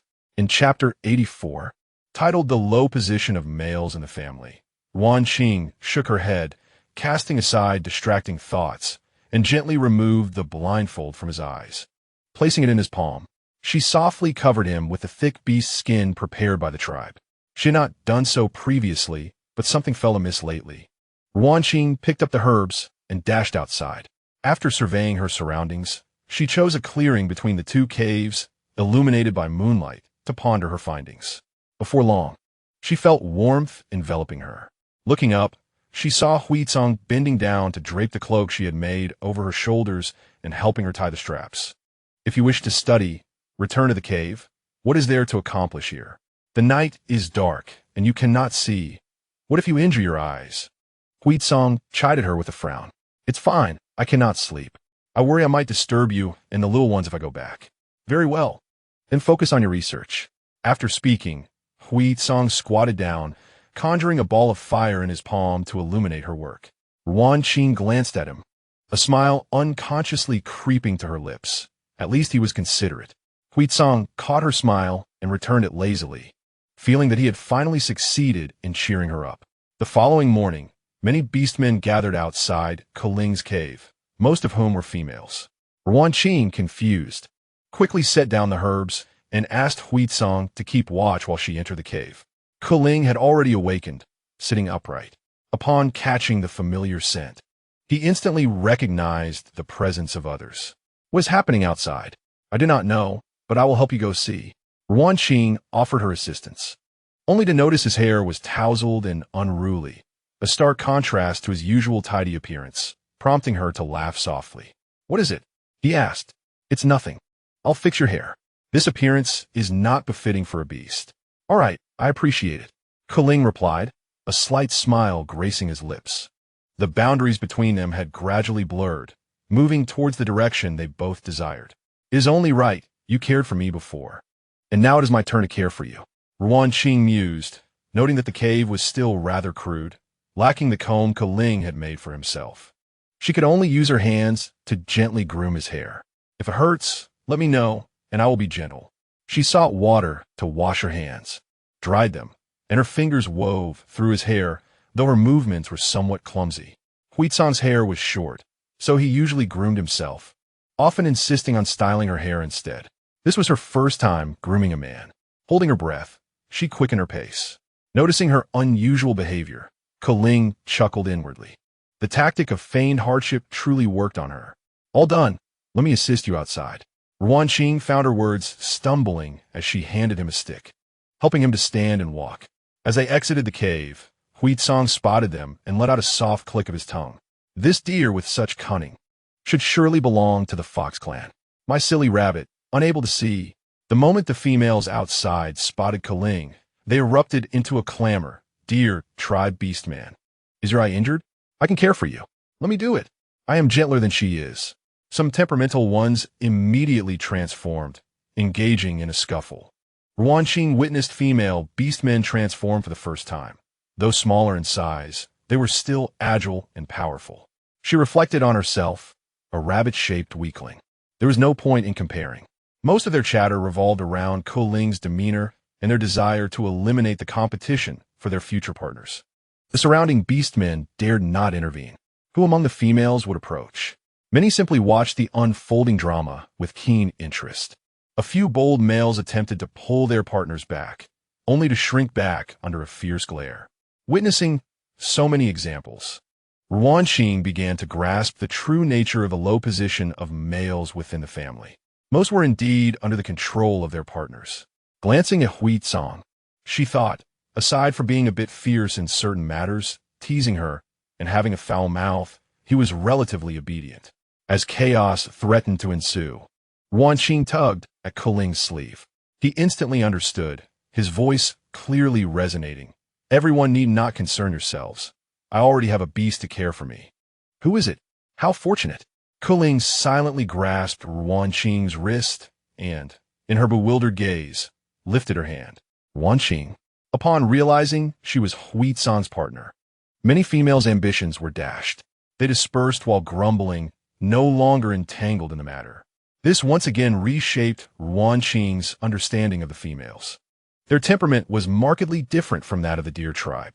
The females of the Luzu exhibit a gentle demeanor, while the majority of the Longzu display a more robust and forthright nature, often devoid of any shyness. Could it be that the few she encountered last time were rare specimens of excellence, and she was fortunate enough to meet them? Once they dispersed, Kuling finally released her, feeling somewhat embarrassed as she offered an apology to Ruan Qing. I apologize, Ruan. You know I dislike being touched by strangers. I can only use you as a barrier. It's all right, Ruan Qing replied with graciousness, then recalled something and added, however, you will need a beast to care for you, otherwise it will be quite inconvenient. No worries, just return occasionally to assist me, Kaling responded softly. Remembering the incident when she brushed against his wrist, she chose not to decline further. If she reacted that way, one could only imagine how other females would fare. In any case, Huai-Tsang had a good relationship with him, so they could take turns looking after him. I will help you back to rest. I shall go and experiment with the antidote, Kaling murmured. After assisting Kaling into a resting area, Ruan Qing brought in the herbs she had pondered over throughout the night. She felt that several key ingredients had been finalized, but the secondary ones remained unclear. The poison was a blend of toxins, yet the antidote proved to be quite troublesome. Before long, a delightful fragrance wafted through the air. Ruan Qing turned to see Huai-Tsang entering the cave, striding confidently with a large object in hand. Behind him trailed two small creatures, each struggling to carry a stone bowl. What brings them here? She wondered. Upon spotting their mother, both wolves dropped their bowls and eagerly rushed toward her. However, the strange bitter aroma halted their advance. What a foul-smelling herb! Huai-Tsang ignored the pups, handing one of the bowls to Kaling before squatting beside her. He glanced at her soiled hands and, with a resigned tone, offered her a piece of roasted meat, stating, "Eat." Ruan Qing took a bite, her words muffled. "At least you have a bit of conscience, knowing I'm still hungry." "Of course, Xiao Huaining, bring me that bowl," Huai-Tsang commanded. The steady Huaining promptly complied. Ruan Qing watched as the little gray wolf cub, clutching a small stone bowl, stumbled toward her, melting her heart. Huai-Tsang received the bowl, filled with freshly cleaned, fine grass, accompanied by a tiny wooden spoon. Ruan Qing's eyes lit up. Huai-Tsang chuckled at her unrefined appearance, scooping a spoonful of grass for her. Having decided to accept her assistance, he would no longer act foolishly. She would focus on treating his eyes, while he and the cubs would support her. "Where is Xiaobai?" Ruan Qing inquired, glancing around. "Over there," Huai-Tsang replied, somewhat exasperated. Following his gaze, she spotted a little white ball nestled comfortably in Kaling's embrace, its tail wagging contentedly, resembling a small dog. Chapter 85. She just has a thick skin. Why do they treat Kaling so exceptionally? She understood that her cubs were not the type to easily lower their guard. While they were in your womb, nearly all the energy they required was provided by Kaling, which naturally fosters a closer bond with him. Amused by his suppressed jealousy, Ruan Qing enjoyed her partner's feeding while continuing to contemplate the herbs. Soon after, Huai-Tsang took her to gather more herbs, and they busied themselves throughout the day. Finally, on the third morning, Ruan Qing found herself before Kaling, her palms sweating with tension, far more agonizing than during her college entrance examination. "Kaling, I have completed it." Tell me," he replied. Taking a deep breath, she smoothly recited the fruits of her labor from the past few days. Qingyin Cao, Wangan Cao, Xuninghua, Hoshigua, correct? Casually raising her eyes, she noticed the blindfolded man chuckling softly, his voice low. "Xiao Ruan, your detoxifying skills are far inferior to your medical knowledge." Ruan Qing's shoulders slumped. How can this even be compared? Medical studies have a foundation from my past life, while detoxification is a complete blind venture. At least she had gotten half of it right, a third of a third. She would persist. After another 4 or 5 days of relentless effort and reporting 3 times, each result was more disheartening than the last. Ruan Qing, thoroughly disheartened, could no longer bear it. One night, she nestled against Kaling and gently tugged at his sleeve. "I truly cannot do this. Could you simply give me the formula? Look at how much you have endured these past few days. It is not worth it." The soft touch of the little female stirred a reaction in Kaling. Yet he did not withdraw his hand, allowing her to hold him. "Seeing you so pitiful, I will teach you tomorrow." Ruan Qing's eyes brightened. It was certainly better than her solitary musings. "It's a deal." After ensuring he was well taken care of, she covered him with a beast hide and returned to her cave, weary. Inside, it was already pitch dark as she carefully navigated the stone walls. In her pursuit of the antidote, her cave had accumulated many bottles, necessitating caution. Just then, a robust body pressed against her from behind, two strong arms encircling her waist, a chin resting heavily upon her shoulder. Ruan Qing let out a soft sound as she was embraced, the familiar scent revealing it was Song. "What are you doing? Scaring me half to death," she whispered, careful not to wake the cubs. She shifted, attempting to escape, but to no avail. Ruan. Song's voice was hoarse, laced with a sense of grievance. "I miss you." His heated lips brushed against her neck, his breath rapid and warm. Ruan Qing's heart softened, realizing he had endured several days of longing. "I am exhausted. Can we postpone this for another day?" she suggested gently, knowing she had indeed neglected him lately. Her eyelids growing heavy. Song huffed in discontent, his teeth grazing the fabric near her neck in frustration. Having matured only a few years, his energy was overwhelming. Reflecting on last year, she recalled that his mating season was approaching, and merely thinking about it made her weak at the knees. "Shall we prepare some medicine for you? Then you help me with your hands." Song compromised, his voice muffled. "I lack the strength," Ruan Qing admitted, finding even lifting her hand to be laborious. "You do it yourself." "I'm too drained." After a moment of silence behind her, Song's resigned murmurs followed. "Then do not move. Allow me to hold you for a while." He made no further advances, simply burying his face deeply into her shoulder. Ruan Qing could distinctly sense an undeniable presence, feeling both amused and sympathetic. He had endured much these past few days, caring for the cubs and organizing their new cave, almost becoming a father figure. It was rumored that the tribe was considering nominating him as the chief, which must also be quite taxing. Ruan Qing decided to relax against him, whispering, "Just for a moment, I truly need to sleep." Song emitted a vague response from his throat, seemingly acquiescing. However, before long, the weight upon her shifted, and her partner had indeed fallen asleep. Frustrated yet helpless, Song swiftly lifted her and laid her upon the stone bed covered with beast hides. Sleep would be impossible for him tonight, and with gritted teeth, he glanced at the sky. Hunting. The next day, Ruan Qing entered the mountains to gather herbs alongside Kaling. Initially, she had insisted he need not accompany her, yet he was adamant about following. Unable to persuade him otherwise, she supported him as they walked. Despite his injury, he moved surprisingly well, making it easy for her to assist him. After collecting a few herbs, rain began to fall unexpectedly. "It's raining. Quickly find a place to hide." She instinctively grasped Kaling's wrist, drawing him closer as they hurried uphill, carefully watching her steps to guide him. Kaling allowed her to lead, matching her pace precisely amidst the rush of rain. He trusted her not to let him fall. After much effort, they discovered a shallow cave, and Ruan Qing hurriedly ushered him inside, though she ended up drenched on one side. Breathing heavily, she wrung out her hair and clothes. The cave was shallow but sufficiently sheltered from the rain. They were close enough that she could sense the earthy aroma from Kaling. "Your clothes are wet," he suddenly inquired. "Huh?"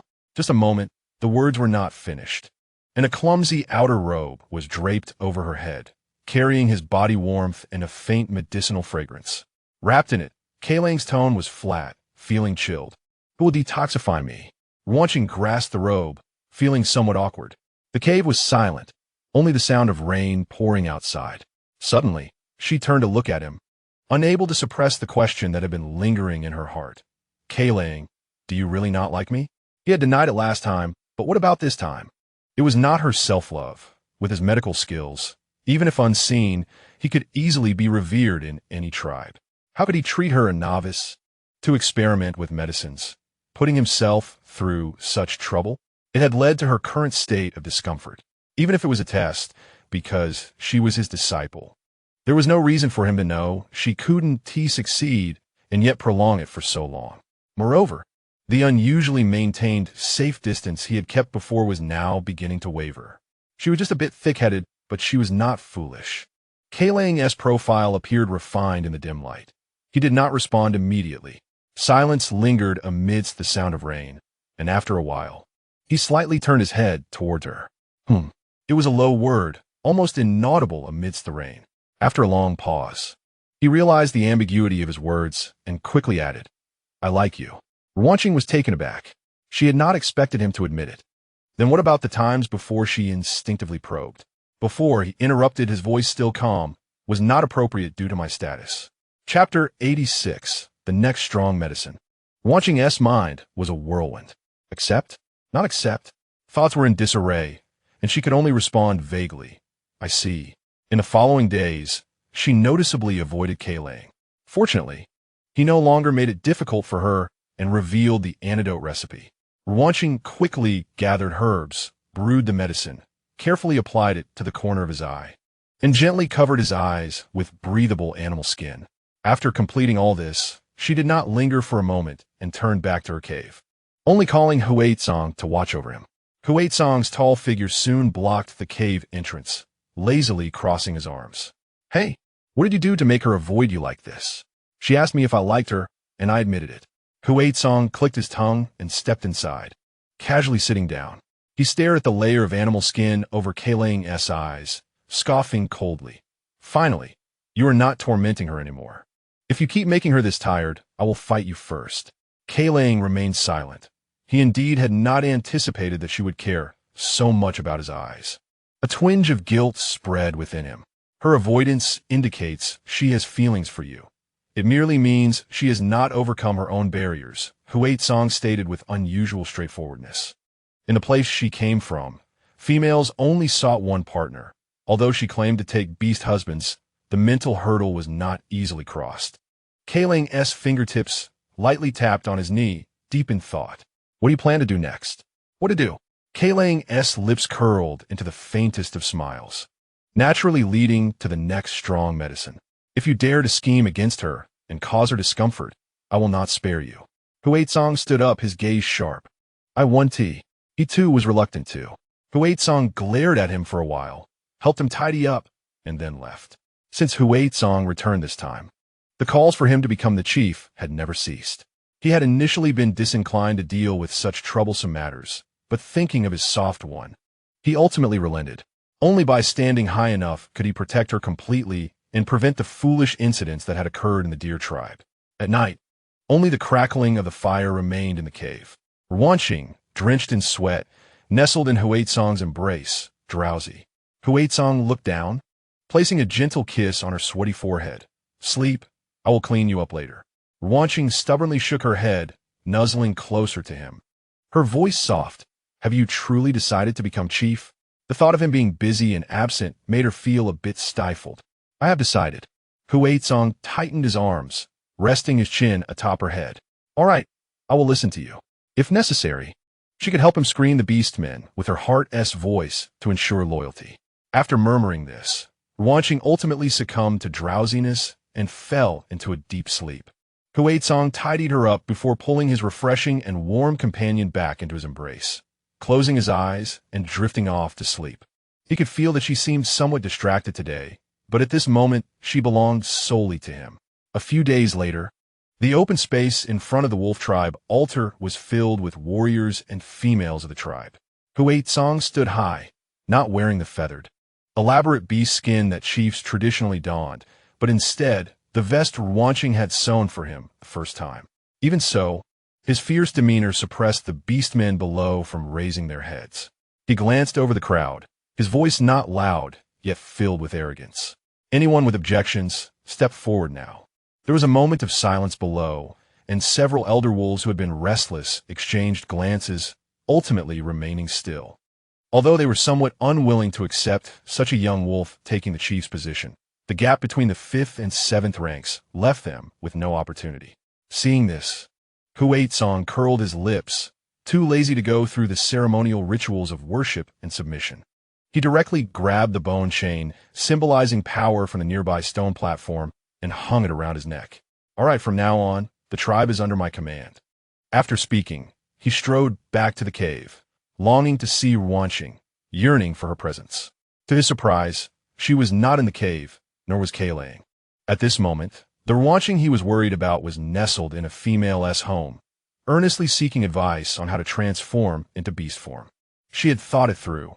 In case Huizong went into heat and she couldn't handle it, at least she could turn into a fluffy ball to hide. She couldn't ask Huizong for help, as it would surely reveal her secret, and Kaylang was even less of an option. There were some things she had yet to clarify. After much contemplation, she could only seek out other females in the tribe. After observing for a long time, she finally chose Lanyue. The latter was robust, straightforward in speech, yet not ill-natured. Now that Huizong had become chief, she could not keep this matter hidden. So she simply approached her. After offering a few small gifts, she managed to win Lanyue's favor, who readily agreed. Little Ruan, you need to concentrate. Think of your beast form, and feel the heat flowing in your body. Then, open your eyes, and you will transform. Lanyue demonstrated. Ruan Qing tightly closed her eyes, desperately searching for the sensation. It seemed like there was a hint of progress. She held her breath and suddenly opened her eyes. It was still the same perspective. All right, yet another failure. Ruan Qing was utterly deflated, resting her hands on her cheeks. Sister Lanyue, I can't do it. Her green eyes were moist, and her entire demeanor radiated disappointment. Lanyue, amused by her, reached out to pinch her slightly plump face. Oh, how can you be so adorable? No wonder the chief has his eyes on you. I almost want to snatch you away. The chief and the leader were synonymous in meaning, and Lanyue felt that calling him chief sounded younger, hence her choice of words. Ruan Qing angrily swatted her hand away. What nonsense are you talking about? Really? Lanyue laughed. All the females in our wolf tribe are tall, and you're the only soft one. Who wouldn't be tempted? Sister Lanyue. How do I? Before she could finish her sentence, a tall figure burst in, followed by 3 of Lanyue's beast husbands, their expressions inexplicable. Huizong's gaze swept over the scene, landing on the small figure, his mouth twitching. Soft one, what are you doing here? Wasn't she usually averse to interacting with strange beasts? Little Ruan came to consult me before she could finish. Ruan Qing quickly covered her mouth.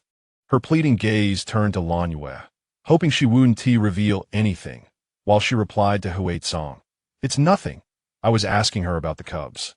Lanyue's eyes darted back and forth between the two beasts, glancing at the chief's certain area, then at the petite Ruan Qing. She immediately felt she understood the truth. With a confident nod toward Ruan Qing, she slowly released her grip.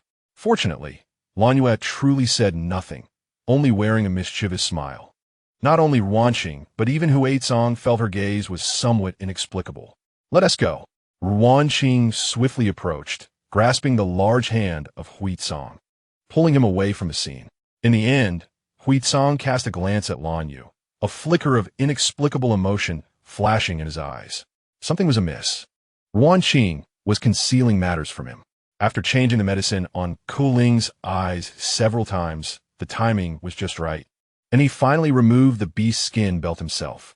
As his dark green eyes were once again illuminated, he adjusted to the light, his elongated, cold gaze precisely sweeping towards the mouth of the cave. At that moment, Ruan Qing was carrying a pile of beast skins, her head lowered as she hurried past. Ruan Qing. His voice was not loud, yet it carried an undeniable authority. Ruan Qing's body stiffened. Instead of stopping, she quickened her pace. Kuling's expression darkened, and in a swift motion, he positioned himself firmly in front of her. Ruan Qing nearly stumbled into his embrace, startled as she took a half-step back, her gaze colliding with the depths of his profound eyes. Chapter 87. He was seducing her. How long do you intend to evade me? Kuling advanced step by step, cornering Ruan Qing against the stone wall, leaving her nowhere to retreat. I am not avoiding you. Ruan Qing's voice dwindled, her confidence waning with each word. Then let us discuss our situation. He lifted her chin with his hand, compelling her to meet his gaze directly. Ruan Qing found herself lost in his dark green eyes.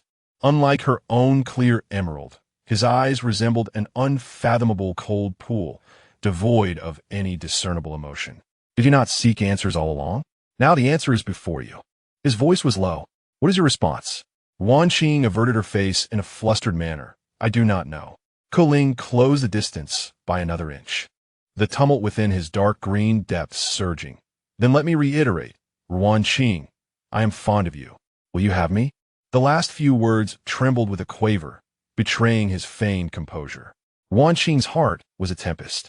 During those darkest days, when he had been by her side, how many times had she awakened from slumber only to find him silently seated nearby, providing her with a myriad of unspoken security?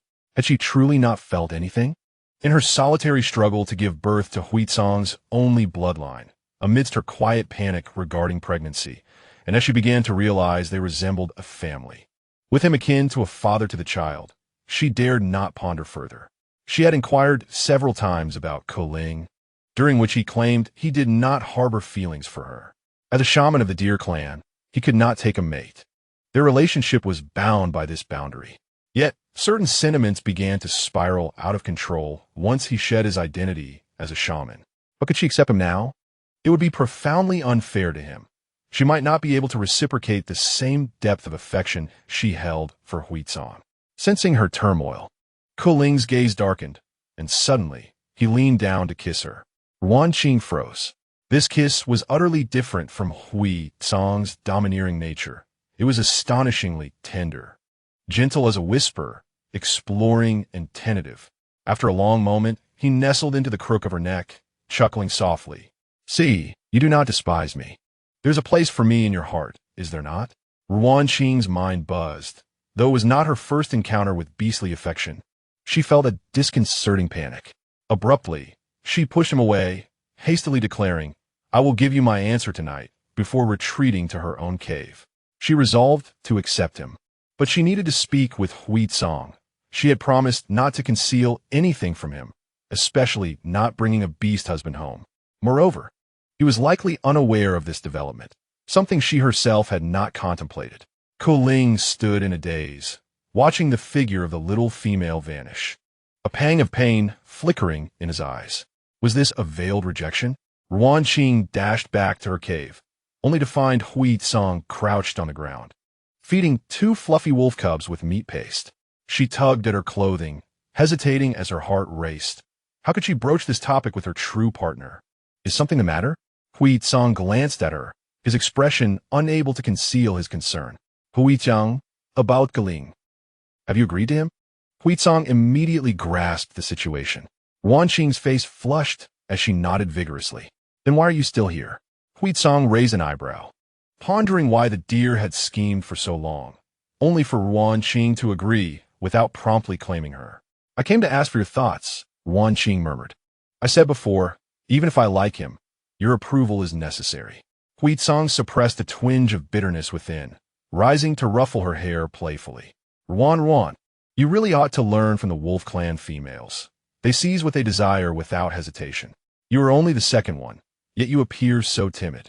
Do not worry, I will not obstruct you. I will merely observe whether this beast is reliable." Ruan Qing buried her face into his embrace, her nose tinged with sorrow. She understood him.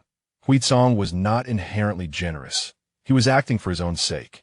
Noticing her distress, Huizong softened his touch, stroking her long hair gently. "Silly rabbit, as your first beast husband, this is my duty. Whoever you like, I will support you. We will care for you together. Do not overthink. Pursue what you desire. I will not strike you."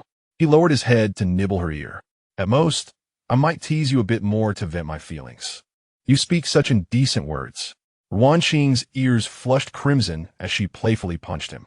Huizong laughed heartily, pulling her in for a fierce kiss. "Go seek him out. I will take the cubs out for a stroll." "Where to?" Ruan Qing looked up, surprised that he was not taking her along. Noticing Yuikange's silence, she decided not to press further. "Very well, take care." As twilight descended, Ruan Qing took a deep breath and approached Koling's cave. She needed to clarify. She required time. Her feelings might never rival the depth she held for Huizong, but she would strive for fairness. Furthermore, she did not wish to conceive again in the near future. However, upon reaching the cave entrance, she beheld Koling with his back to her, tightly gripping a bone knife. The blade pointed ominously at his own heart. Ruan Qing's mind buzzed with alarm. Without a moment's thought, she rushed forward, wrapping her arms around his from behind. "What are you doing?" Koling slowly turned, his face devoid of surprise, only bearing a serene desolation. "Is it because I am your master?" He managed a bitter smile. In the beast world, the rules dictate that masters and disciples cannot become mates. If this identity hinders you, then I shall relinquish it. Before he could lift his hand again, Ruan Qing quickly covered it. "I'm not doing this because of that. I was unaware of the rule. I do not care." Suddenly, She comprehended why he had previously refrained from allowing her to call him master. She lowered her head, filled with guilt. I accept you. I am just afraid that I can never offer you equal affection. That would be unfair to you. I hope you understand. I do have feelings for you, perhaps not extensive, but the bone knife clattered to the ground as Ku Ling's emotions surged. Her words remained unspoken. The man abruptly pulled her into his embrace, burying his face in her snow-white hair, his voice hoarse. It is all right, Ruan. You need not love me equally. Just let me remain by your side, occupying a small place in your heart, and that is enough. Ruan Qing instinctively wrapped her arms around his slender waist, momentarily lost in his words, staring blankly ahead. Why was there no emotional response? Beneath his cool exterior lay the fervent yet humble affection for her. During her most arduous days, there had been a beast silently harboring that heart, cloaked in simplicity. He had remained by her side, yet never uttered a word of love. When she finally regained her senses, she found herself laid upon a stone bed covered with thick beast skins. The cave was dim, devoid of fire, with only moonlight filtering in through the cracks. Ku Ling leaned closer, gently caressing her cheek with his fingertips, his dark hair cascading down, intertwining with her silver locks. In the dimness, those dark green eyes shone brightly, with a hint of red at the corners. The chill in his demeanor lessened, replaced by an alluring warmth. Is this permissible? He leaned in closer, their breaths mingling, nearly touching. Ruan Qing's fingers clutched the beast skin beneath her. She could not shake the feeling that he was seducing her. Chapter 88. The first stir of emotion. Ruan Qing felt her cheeks flush, her heart racing as if it might leap from her chest. Despite her shyness that made her avert her gaze, she mustered the courage to nod gently. To like someone is simply to like, and to dislike is to dislike. Some matters, after all, must be faced eventually. Moreover, she truly felt ensnared by him. Don't be afraid. It won't hurt you, said Ku Ling, lowering his head to kiss her, his movements slow and lingering. He was exceptionally gentle, perhaps overly so, as if fearful of causing her any pain. Yet this slow and tender contact rendered Ruan Qing dizzy, leaving her to follow his rhythm. Time slipped away unnoticed. I still don't want to have offspring, came the man's melodious yet uneven voice in response to her. The thought that he, whom she once referred to as master, was now engaged in such intimacy with her made her entire body tense. Don't worry, I took the medicine, but Ruan Qing, you should relax. This usually composed and aloof shaman had finally released all his fervor and abandon in the presence of the female he desired. Ruan Qing found his words somewhat peculiar, yet she was too enraptured by his tenderness to ponder further. The pressure of their bond unconsciously radiated around them. Many males cast envious glances towards a certain direction, while the females appeared more than a little envious. Indeed, that special deer tribe beastman was the little female's partner. But having just formed a bond today, was the beastman truly capable? In the stillness of the night, it was indeed the perfect time for such matters. However, within the cave of Lanyue, the atmosphere felt particularly oppressive. Huizong sensed the weight of this pressure, his gaze drifting toward that direction, his knuckles unconsciously tightening as he clenched the animal hide draped over him. The two cubs nestled at his feet remained surprisingly quiet. Lanyue, what exactly does Ruan Qing want from you? He suppressed his rising impatience, his tone barely respectful. Aside from being gentle in front of Ruan Qing, he typically did not speak kindly to other beastmen, even the females. Lanyue blinked, her words laced with teasing. Chief, shouldn't you be the one asking that? Ask me? Huizong frowned, completely perplexed by her meaning.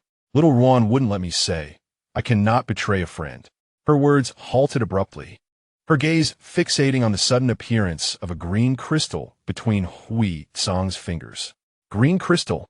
Among my current beast husbands, only Xianxiang is a fifth-tier beastman. I cannot spare him to seek a green crystal. Chief, is this for me? State Ruan Qing's purpose, and it is yours.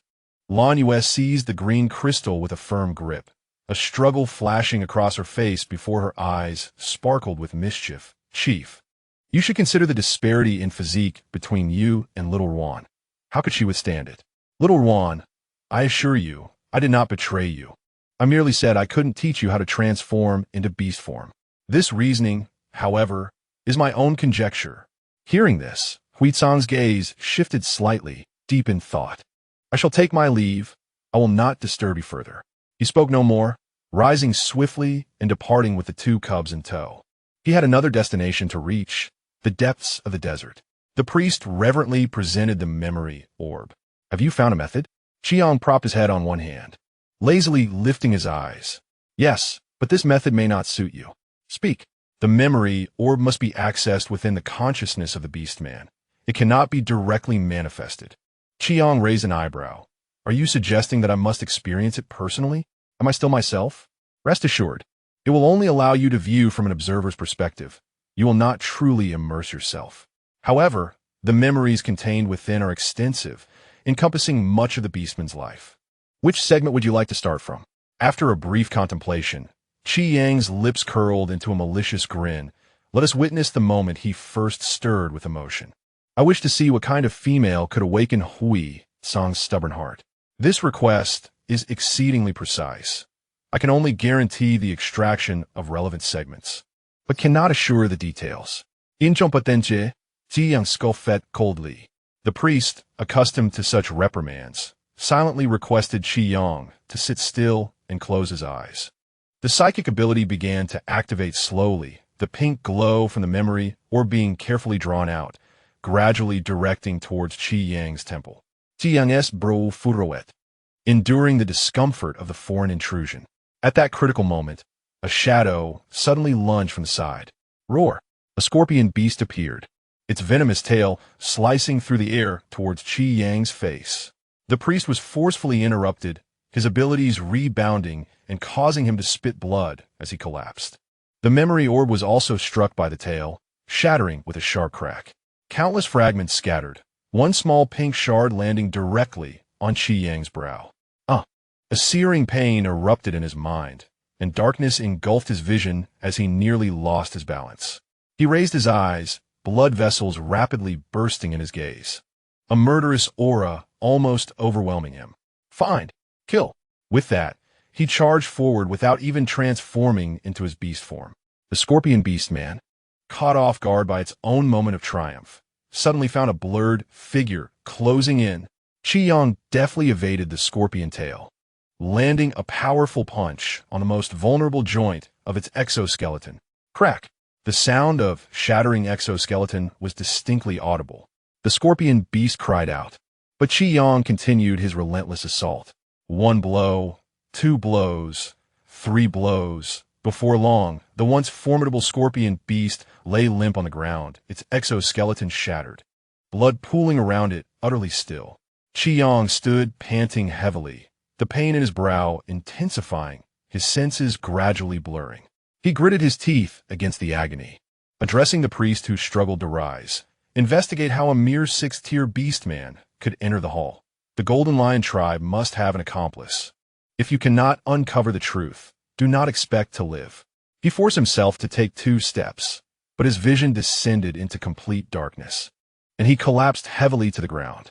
As the sharp pain and uproar faded, the scene before him became clear. Qi Yang found himself standing at the entrance of a dilapidated cave. Instinctively, he frowned.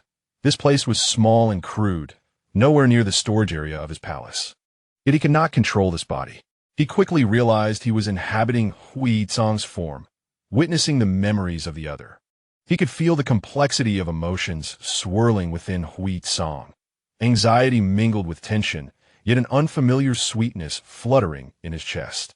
A gentle voice seemed to call from behind. Huizong, or rather the current him, turned at the sound. In the next moment, he stood frozen. A small female clad in a white animal skin skirt stood within the cave, sunlight illuminating her, her silvery hair dazzling. She tilted her face upward, her clear green eyes sparkling like the brightest green crystal in the hall, filled with shyness. Strangely, it soothed all of Qi Yang's fury, bringing an unprecedented tranquility. Those eyes mirrored the imprint he had seen before, lively and cunning. She took a few steps forward, tilting her head to gaze at him. Her innocent voice tinged with playful mischief. What? You don't like it? The faint fragrance of her scent mingled with the delicate aroma of the surrounding flora. wafting into his nostrils. Through Huizong's perception, Qiang distinctly sensed a heartbeat that skipped a beat. No, it was impossible to discern whose heart was racing. The exhilaration was swift and heavy, tightening his breath. Chapter 89. Yes, it is I who desires. He suppressed his heartbeat, waiting to see what would unfold next.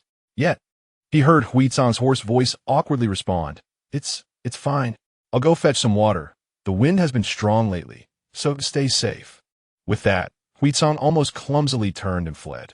Behind him, her bright laughter rang out, crisp and clear. Qiang could sense Huizong's current turmoil, a mix of entanglement and embarrassment swirling together, a blend so pathetic it ignited his frustration. He wished to continue observing, but suddenly, darkness enveloped him, consciousness severed. Clearly, this segment of memory had come to an end. Damn! Deep within his consciousness, Qiang muttered a low curse. Even he was uncertain of what he was condemning. Unaware of the tremendous upheaval she had unwittingly stirred among others, Ruan Qing was merely rubbing her eyes awake.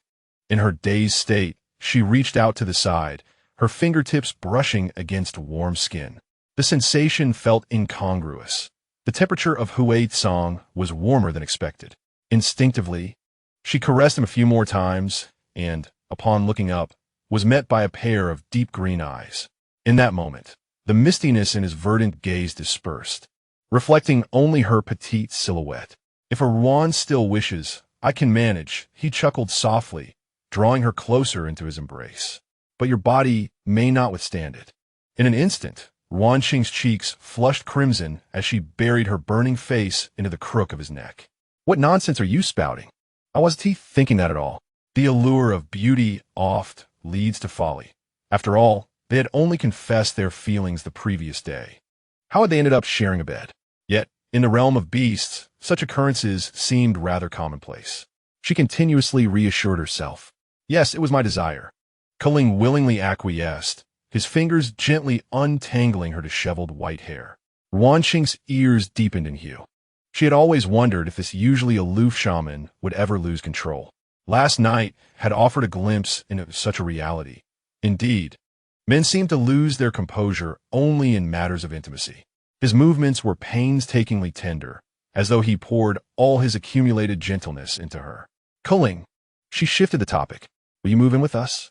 Huizong has become the clan leader, and we will be relocating to a new cave. In her view, families should always be together. If he agrees, then I shall move. Culling seemed to have shed the huskiness from the previous night. As the foremost beast husband, Huizong naturally was willing to yield, provided he could remain by her side. Other matters were of little concern to him. Very well. Ruan Qing suddenly recalled something. By the way, where is your partner mark? Huizong mentioned that each mark is unique, yet I have never seen yours. Culling's gaze darkened as he lightly tapped the small indentation on her lower back. It is here. His knuckles circled the area, igniting a shiver within her. Release me. Ruan Qing swiftly pulled his mischievous hand away. A flicker of mischief crossed Culling's emerald eyes as he obediently withdrew, halting his teasing. The small of her back was a secretive yet enticing spot, much like his profound thoughts. Alas, his Ruan was far too innocent to perceive any of it. After a moment, his fingers brushed through her white hair. It is time to rise. If you lie down any longer, I fear you may not be able to endure it. His deep voice carried an implication, causing Ruan Qing's cheeks to burn anew as she sprang up. Spotting the unmistakable marks on her body, a mix of embarrassment and anger surged within her. Unbeknownst to her, a pair of eyes behind her reflected her silhouette, tranquil yet fulfilled. Ruan Qing's legs felt weak as she hesitated to return to the cave, unable to bear the sight any longer. Culling stepped forward and swept her into his arms, setting her down just outside the cave entrance. Inside the cave, silence reigned. Huizong sat cross-legged on the stone bed, with Bai Yue and Ning squatting on either side, resembling some sort of grim assembly. The atmosphere was stiflingly tense. You have returned. Huizong's voice was faint, causing Ruan Qing to shrink back, afraid to speak. What was meant to be a simple confession had turned into a night of passion. Would he be angry? Stealing a glance, she found his expression unchanged. Huizong. Before she could finish, a gust of wind swept by, and her lips were abruptly silenced. "All done with your punishment," he murmured, his fingertip grazing her damp lips. A tempest brewing in his gaze. His eyes flickered over the red marks adorning her neck, yet he refrained from further actions. "You must be weary. Rest for now, and we will move later." He soon rose and departed, as being the clan leader entailed numerous responsibilities. Ruan Qing nodded in a daze, instinctively touching her heated lips, turning awkwardly towards Kaling. "Oh dear, how utterly embarrassing to be affectionate in front of my husband and another husband." Kaling seemed to see through her discomfort, guiding her to sit by the stone bed, gently helping her remove her shoes and tuck her in. He had grown accustomed to such tasks while caring for Ruan Qing during her pregnancy. It was second nature to him. "Ruan, you are the head of the household. We are all under your command, and you must learn to direct us." His tone was calm. "Furthermore, it is quite normal to engage in intimacy before other partners. There is no need to feel shy." Ruan Qing nodded, somewhat dazed. The world of beasts was remarkably open. She found herself overwhelmed by it all. She had thought she would struggle to sleep under such scrutiny, yet within moments, she slipped into slumber. Forming a bond was inherently exhausting. The last time she had consumed green crystals, but this time she had not, making her even more fatigued. Kaling watched her for a long while before summoning the two children to leave, lest they disturb her rest. Upon returning to his own cave, his gaze fell upon the thick animal hides he had gathered in the corner earlier, his eyes clouded with uncertainty. In the depths of Wan Shoucheng, the atmosphere was dark, with only a faint light filtering through. "Have the beastmen found him?" Reporting back, "His aura is quite unique. We have only narrowed down his general location to the territory of the Deer clan." One beastman bent down, catching a whiff of an unusual scent in the air, holding his breath tightly. "Hurry and bring him back." After the beastman departed, the man in the shadows slowly opened his eyes. A single white strand marred his otherwise jet-black curls, giving him an eerie appearance that accentuated his pallid complexion. His blood-red pupils glimmered with a damp, cold light, resembling a demon in the dimness. "Brother, we shall finally reunite. Do wait patiently for me." As he rose from the blood pool, a massive black snake tail erupted from the water with a splash, sending crimson droplets flying. Luo Chue glanced down at the sticky blood covering him, wrinkling his nose in disgust. "TSK, this blood is far from fresh." The clan leader's dwelling originally consisted of two large caves, but Hui Tsong had since expanded it to include two smaller chambers. The largest still served for clan affairs, while the young ones had their own separate cave. Ruan Qing now had her own grand cave, having acquired a second beast husband, with both men alternating their nights with her. The other beast husband, naturally, occupied the second small cave. Watching them silently arrange everything, Ruan Qing swallowed hard. Would she still be able to enjoy her sleep? One Hui Tsong was already more than she could handle. Now she had two. No, she must learn to transform into beast form quickly. She also needed to master some herbal knowledge. However, that thought was swiftly crushed by the man who leaned in closer. Chapter 90. This time I truly need you. Hui Tsong positioned himself above her on the stone bed, locking her in place. His amber eyes fixed intently upon her as though he could see through her very soul. "Little Ruan, aside from that one instance, I have never hurt you, have I?" He chuckled softly. Ruan Qing shook her head earnestly. Aside from a few rough movements, he had been gentle. "Then why seek Lan Yue?" Hui Tsong was genuinely perplexed. He released her and lay beside her. "I wish for her to teach me how to transform into beast form." She felt that it was inevitable to engage in intimacy, and she could no longer hide it. "Why not ask me and Kaling for help?" Hui Tsong turned to her, a sudden realization dawning upon him as he narrowed his eyes. "Are you frightened? Concerned about our heat cycles?" Ruan Qing instinctively recoiled, nodding honestly. Surprisingly, Hui Tsong did not express anger. Instead, he leaned in and pinched her cheek, his tone softening. "Do not be afraid. If you are unwilling, I will not force you." He gazed at her, sincerity evident in his eyes. "We are your partners, not beasts who only seek our own pleasure. That would make us no different from wild animals." Kaling likely feels the same way. Touched, Ruan Qing felt warmth spread through her heart. Just as she was moved, she caught sight of a teasing grin on his face. However, Hui Song leaned closer, lowering his voice to a whisper by her ear at that moment. Did you truly not enjoy it? Ruan Qing's face ignited, pushing his head away as she stammered, Well, not exactly. I was just too tired, my back ached, and my legs felt weak. Hui Song chuckled, pride evident in his tone. As long as you enjoyed it, we will not force you. However, he shifted the conversation. Heat cycles can lead to a loss of control. You may inevitably feel fatigued. In a few days, I will take the clan's higher-tier beastmen to hunt for some green crystals. The wolf clan has suffered significant losses. It is a perfect opportunity to obtain some for the females of our tribe. Can I assist? Or perhaps accompany you? Ruan Qing inquired tentatively. You? Hui Song ruffled her hair playfully. This time, could you guard the tribe for me? Ruan Qing's gaze dimmed instantly. He had promised to carry her in his heart wherever he went, yet she was engulfed by an overwhelming fear that he might never return. Hui Song gently pinched her cheek. This time, it was not merely a matter of protection. I genuinely need you. I am young, and many of the older ones are unwilling to submit and cannot match my strength. However, I have not grown up within a tribe, and I'm unfamiliar with many aspects, unable to recognize all the beasts. My intention in taking them out is precisely this. I fear they might take advantage of the opportunity to cause trouble, so I must impose upon you to guard our position. What about Lop-Eared and Wumu? Ruan Qing protested.